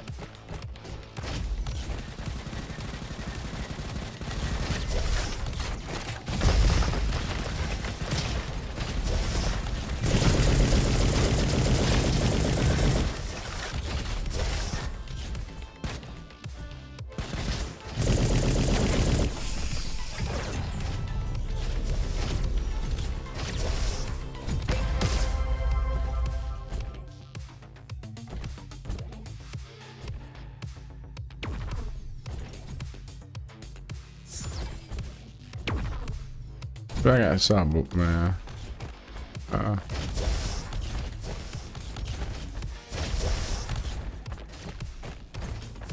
I did bind it to this mouse.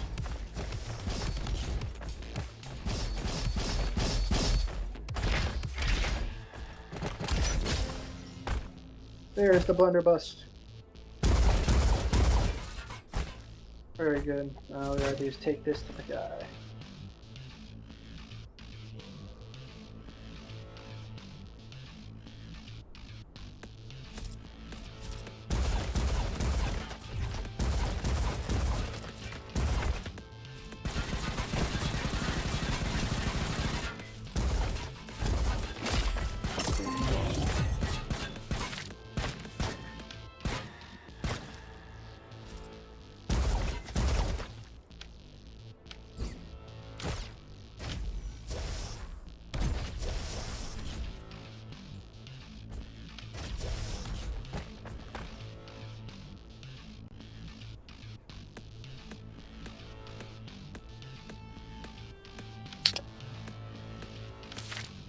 A lot of words.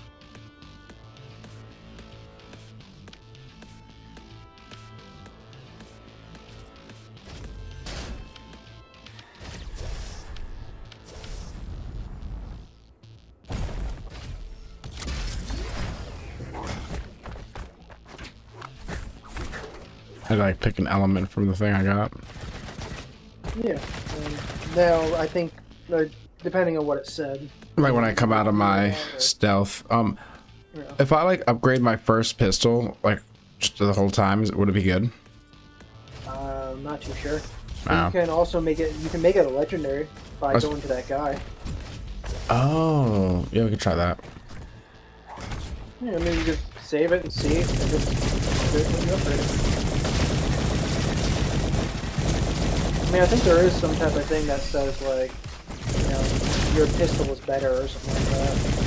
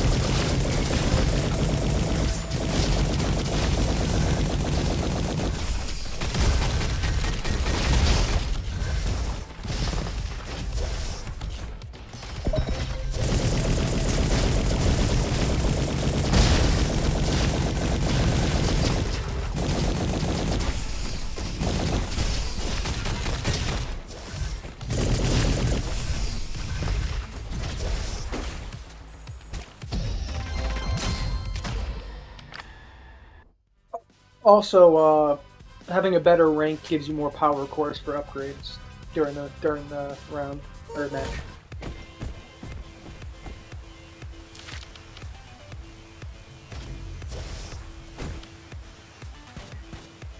Yeah, so yeah, come over here.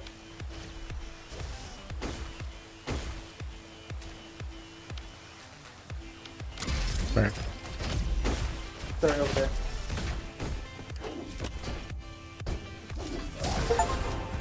Hey. Yeah, now it has, and you can also look and see what different things it gave you. It gave you an underbarrel. It gave you. Also, you can hold tab to look at your weapon stats. All right.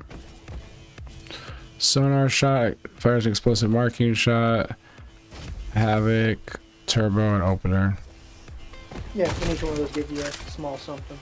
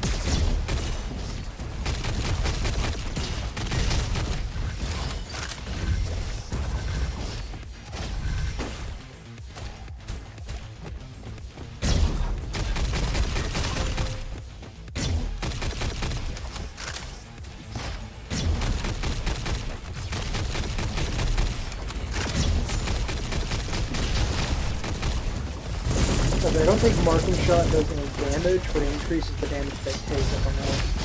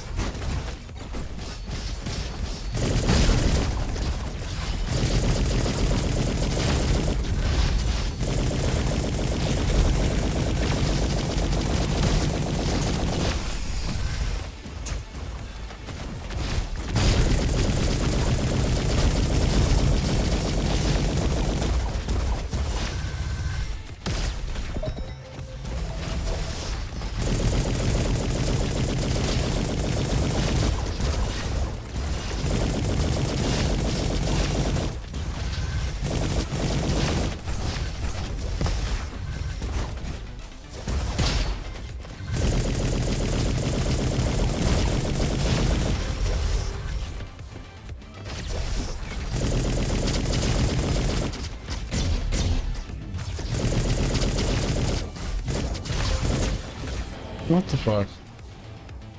You don't have to hit me. That's so annoying.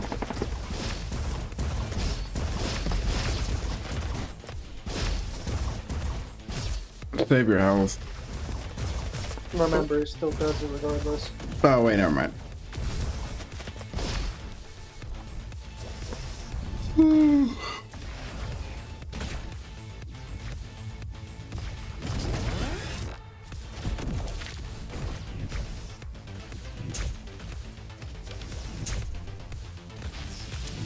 Oh no, what the fuck? I'm taking damage. I'm trying to upgrade. What the hell? I think I can reach the house fast.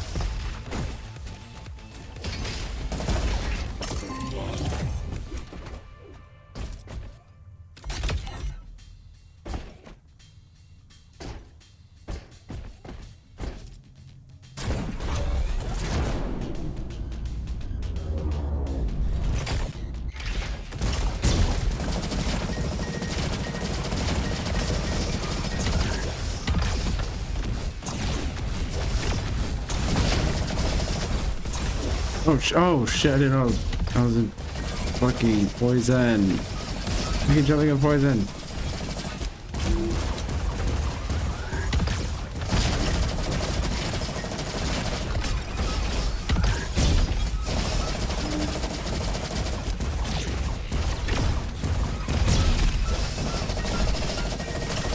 Okay, so I guess you can't stand behind it for too long or he'll start to split or something.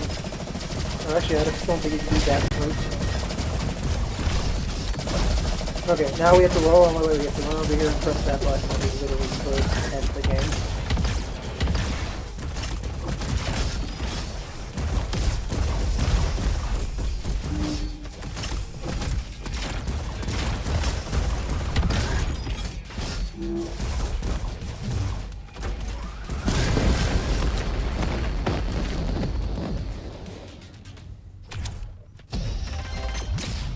Wait, I didn't get the chance to pick.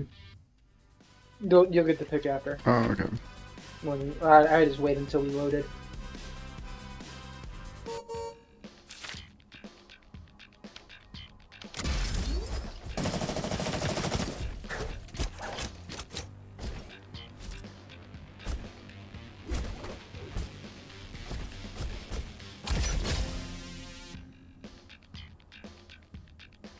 A rapier. Sure, I'll get a rapier.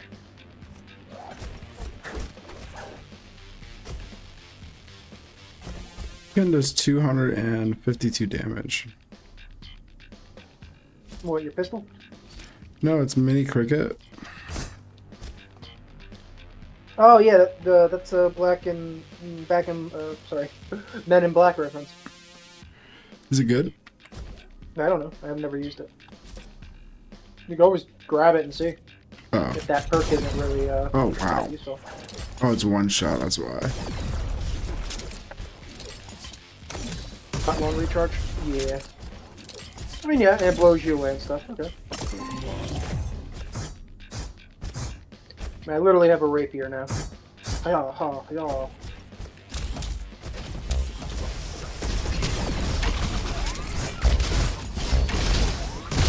Yeah, so this one is just reload speed, really.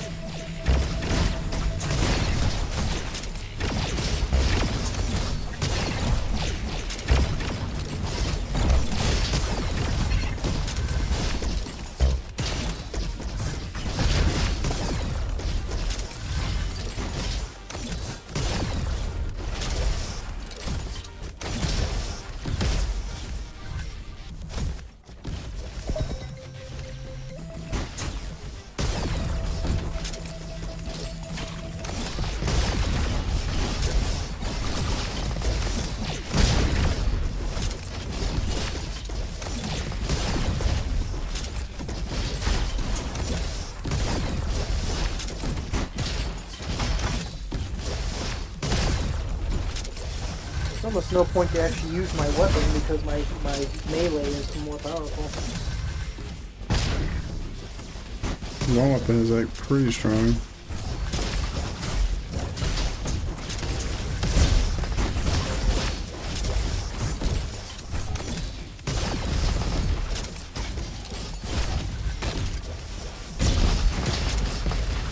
Are you serious? I barely got caught by that.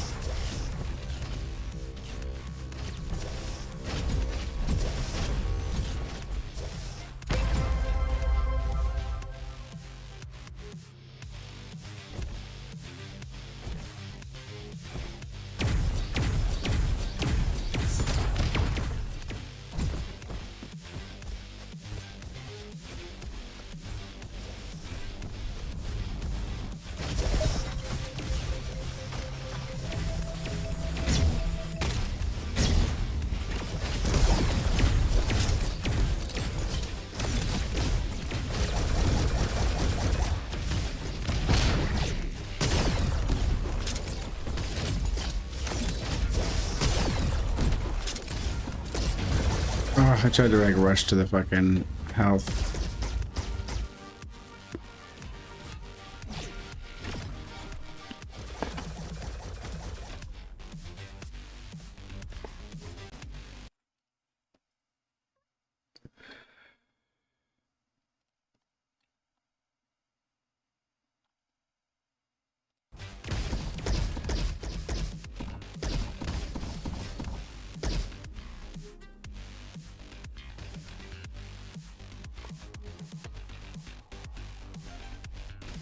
We just have 10 seconds. Well, just about 10 seconds.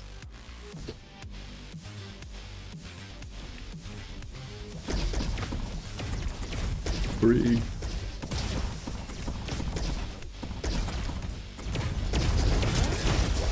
What the fuck? No! Alright, well, that's game.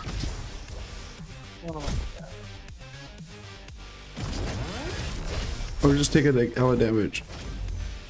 That's crazy. Yeah, don't get hit. Okay, here's your blunderbuss, sir.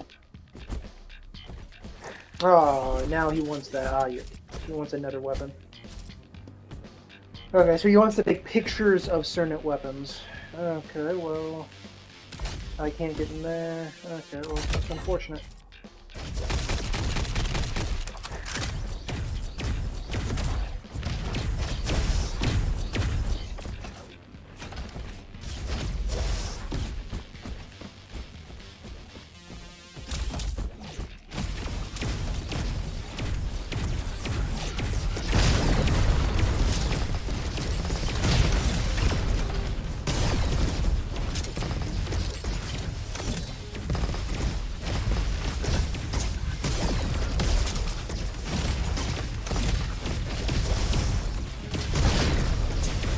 What? Dude, like a random hit. Like, I don't even understand how that thing hit me, man. Or does it like track? I don't think so. Most projectiles in this game don't. That's, I just don't understand. Just like randomly shot over there or something? I don't know. I just like go out of cover and I'm hit. It probably shot in like an AoE, like a burst shot. Yeah. Multiple shot type thing.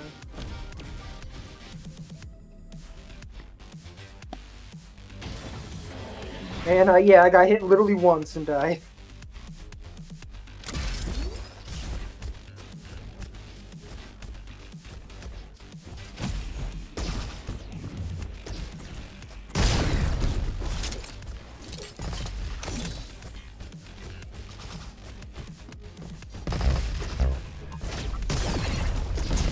No, bro.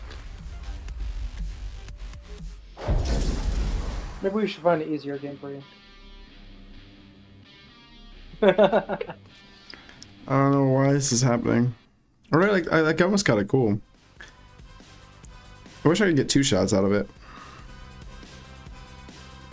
Might be a perk for that, like a starter thing for that.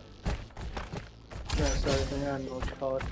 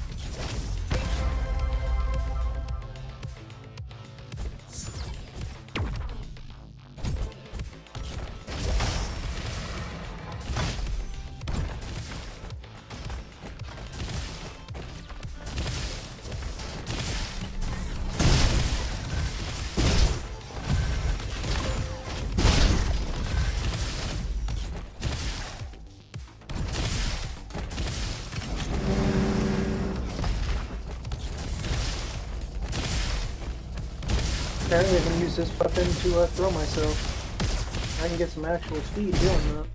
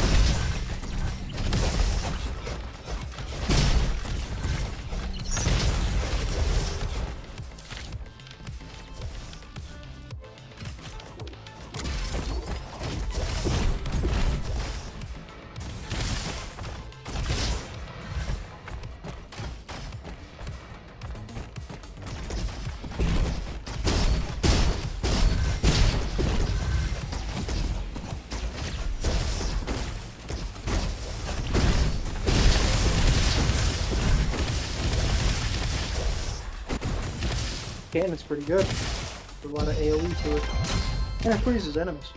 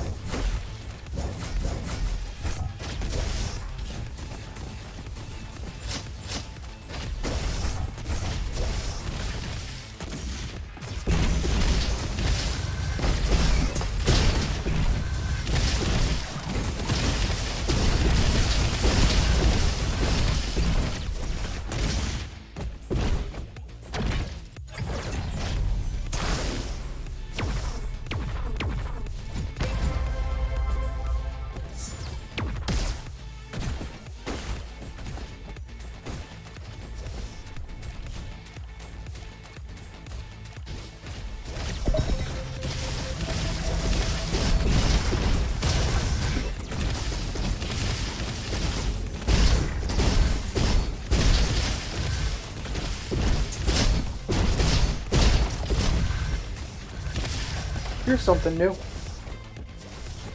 Come over here. What is this?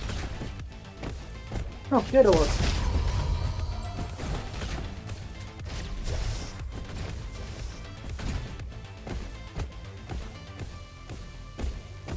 Come this way.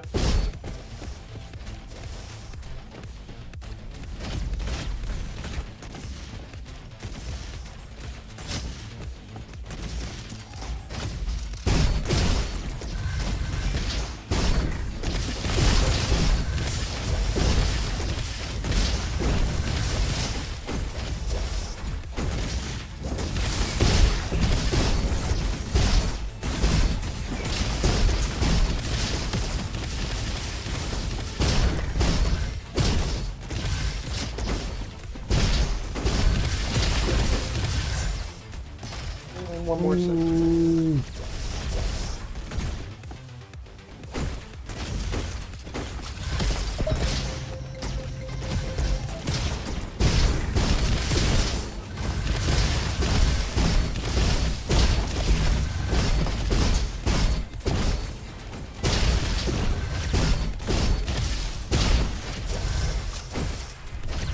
Oh, there might be more directions.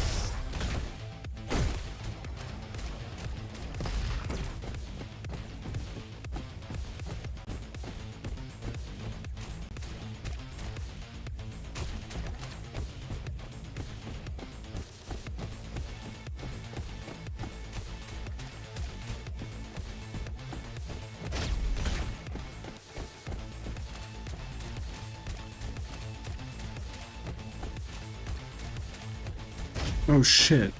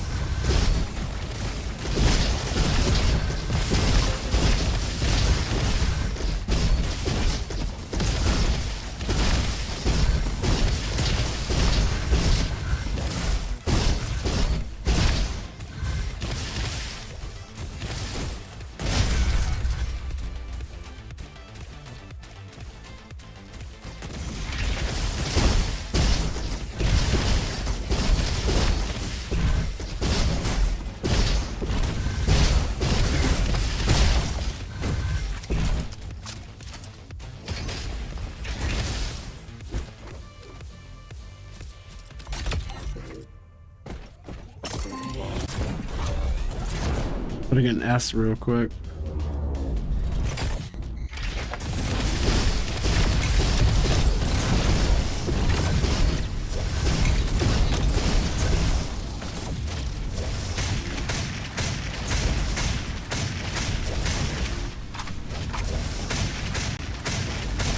Gotta hit him in that little medical area of action.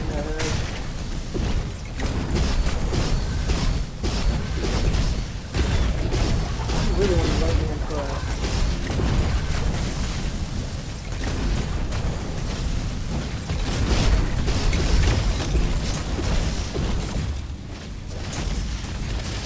No one died. No, no, nice.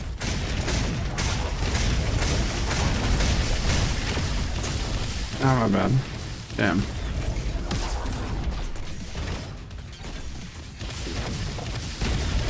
That sucks.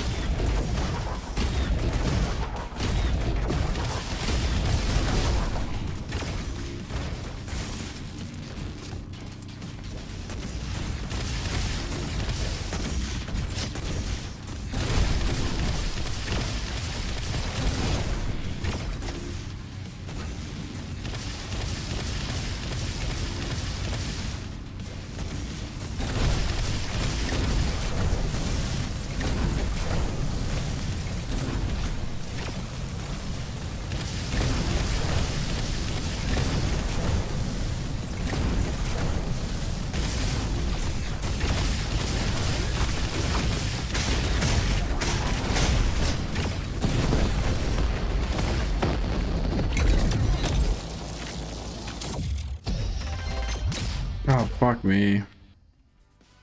Well, we would have had to kill him like a minute and a half sooner. Even before you died, he would basically have been dead.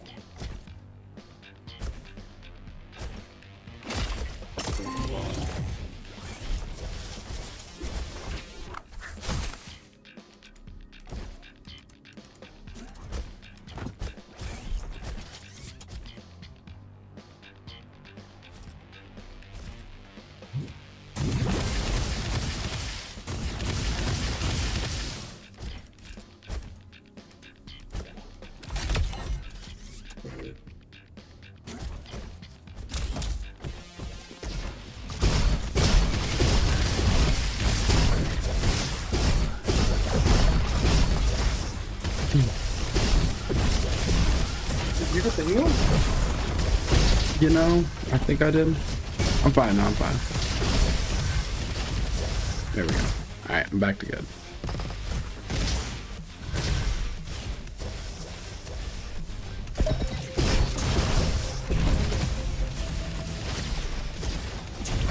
Wow, I ran into it. That is just so dumb.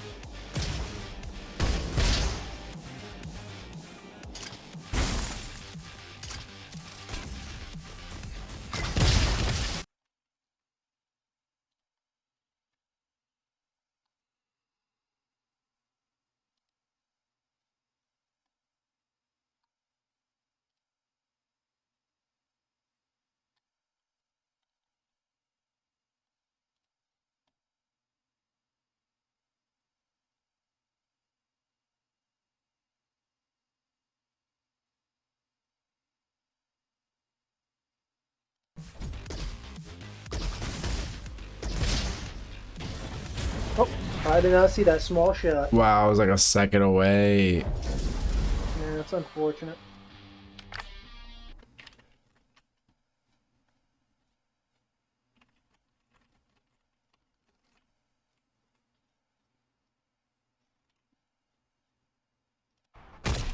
You can spend your winches.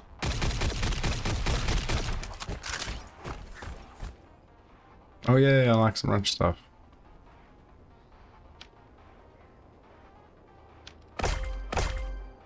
I have 1, 2, 3, 3 actual upgrades to max, like get everything that is useful, and then it's 99 wrenches to get someone who you gamble with your surplus wrenches to get rewards. So I'm gonna save him till the end. I think this is a good time to get off. Yeah, I'm about to hop off myself. Yep. Take care. Yep, good playing with you. Same to you.